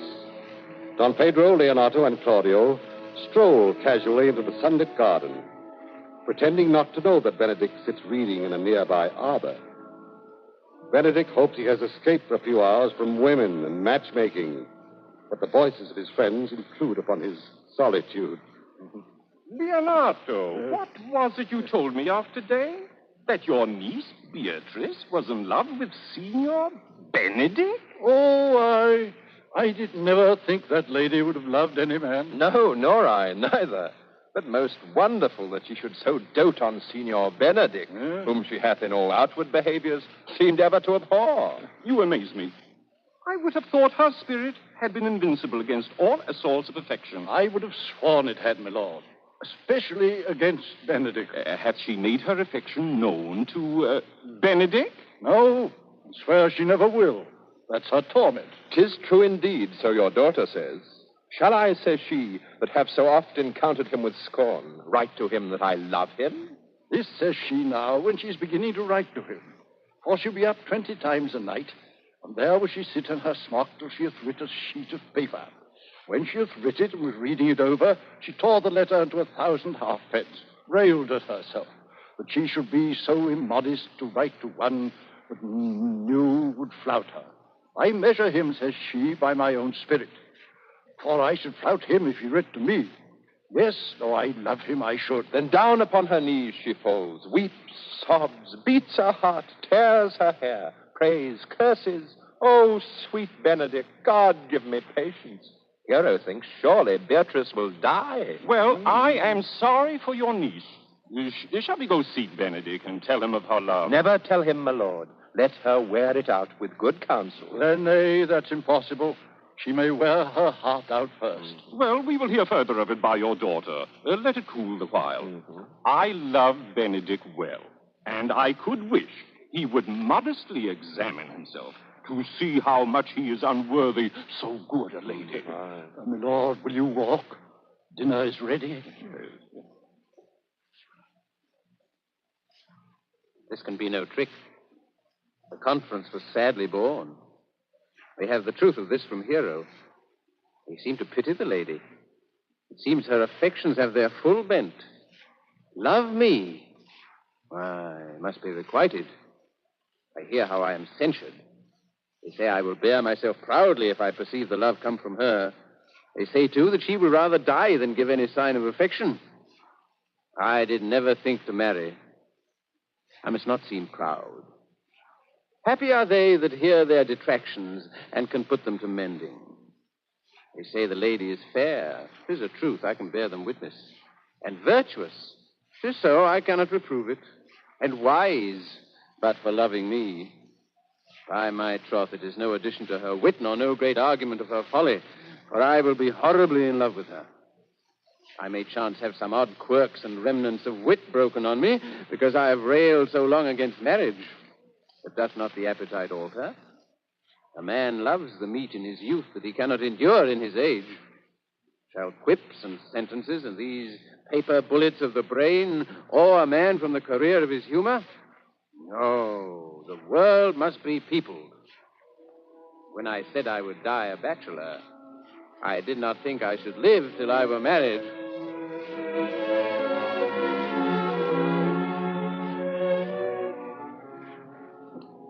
Poison is working. Benedict is caught. Now it remains for the conspirators to work on Beatrice. Dinner is over, and Beatrice steals away into the garden, weary of her uncle's matchmaking. Hero and her lady-in-waiting receive their instructions from Don Pedro and follow after her. Beatrice withdraws behind a flowering hedge, but she cannot escape their voices. No, truly, Ursula. She is too disdainful. But are you sure that Benedict loved Beatrice so entirely? So says the prince and my new trusted lord. They did entreat me to acquaint her of it. But I persuaded them, if they loved Benedict, to wish him lesser with affection, never to let Beatrice know of it. For nature never framed a woman's heart of prouder stuff than that of Beatrice. She cannot love, nor take no shape, nor project of affection. She is so self endeared. Sure, I think so. And therefore, certainly it were not good she knew his love, that she makes sport at it. Why, you speak true. I never yet saw a man how wise, how noble, young, how rarely featured, but she would spell him backwards. Sure. Such carping is not commendable. No, not to be so ardent from all fashions as Beatrice is cannot be commendable. But who dare tell her so? If I should speak, she would mock me into air. Therefore, let Benedict, like covered fire, consume away in sighs, waste inwardly. It were a better death than die with mocks, which is as bad as to die with tickling. Yet tell her of it. Hear what she will say. No. Rather, I will go to Benedict and counsel him to fight against his passion. She's lined, I warrant you. We've caught her, madam. If it proves so. And nothing goes by half. Some Cupid kills with arrows, some with traps.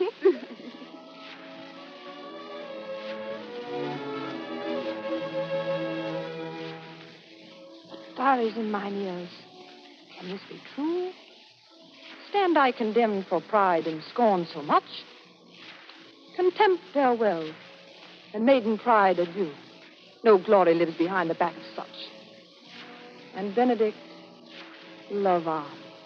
I will requite thee, taming my wild heart to thy loving hand. If thou dost love, my kindness shall incite thee to bind our loves up in a holy band.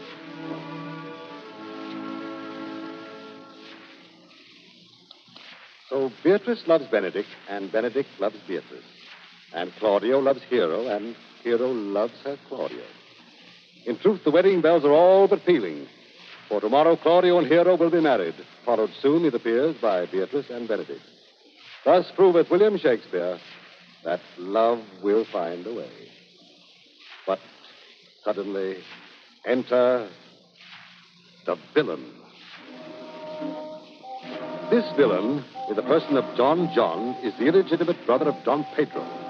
After a life of knavery, he has been taken back into his brother's good graces and travels in the prince's train with his two henchmen, Conrad and Borachio. But during the house party, he has held sullenly aloof. Now, with his equally villainous henchmen, he sits brooding. His henchman, Conrad, speaks. What the good year, my lord? Why are you thus out of measure sad? There is no measure in the occasion that breeds. Therefore the sadness is without limit. You should hear reason. And when I've heard it, what blessing brings it? If not a present remedy, at least a patient sufferance. You have of late stood out against your brother Don Pedro, and he has taken you newly into his grace, where it is impossible you should take true root, but by the fair weather that you make yourself. It is needful that you frame the season for your own harvest. I had rather be a canker in a hedge than a rose in his grace.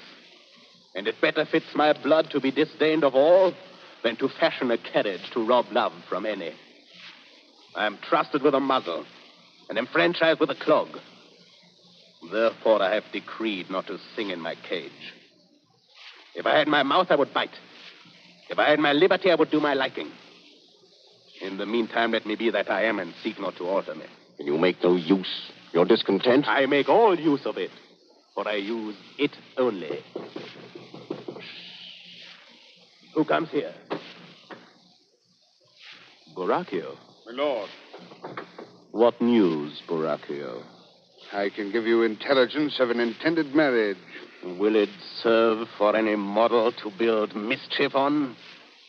Or what is he for a fool that betroths himself to unquietness?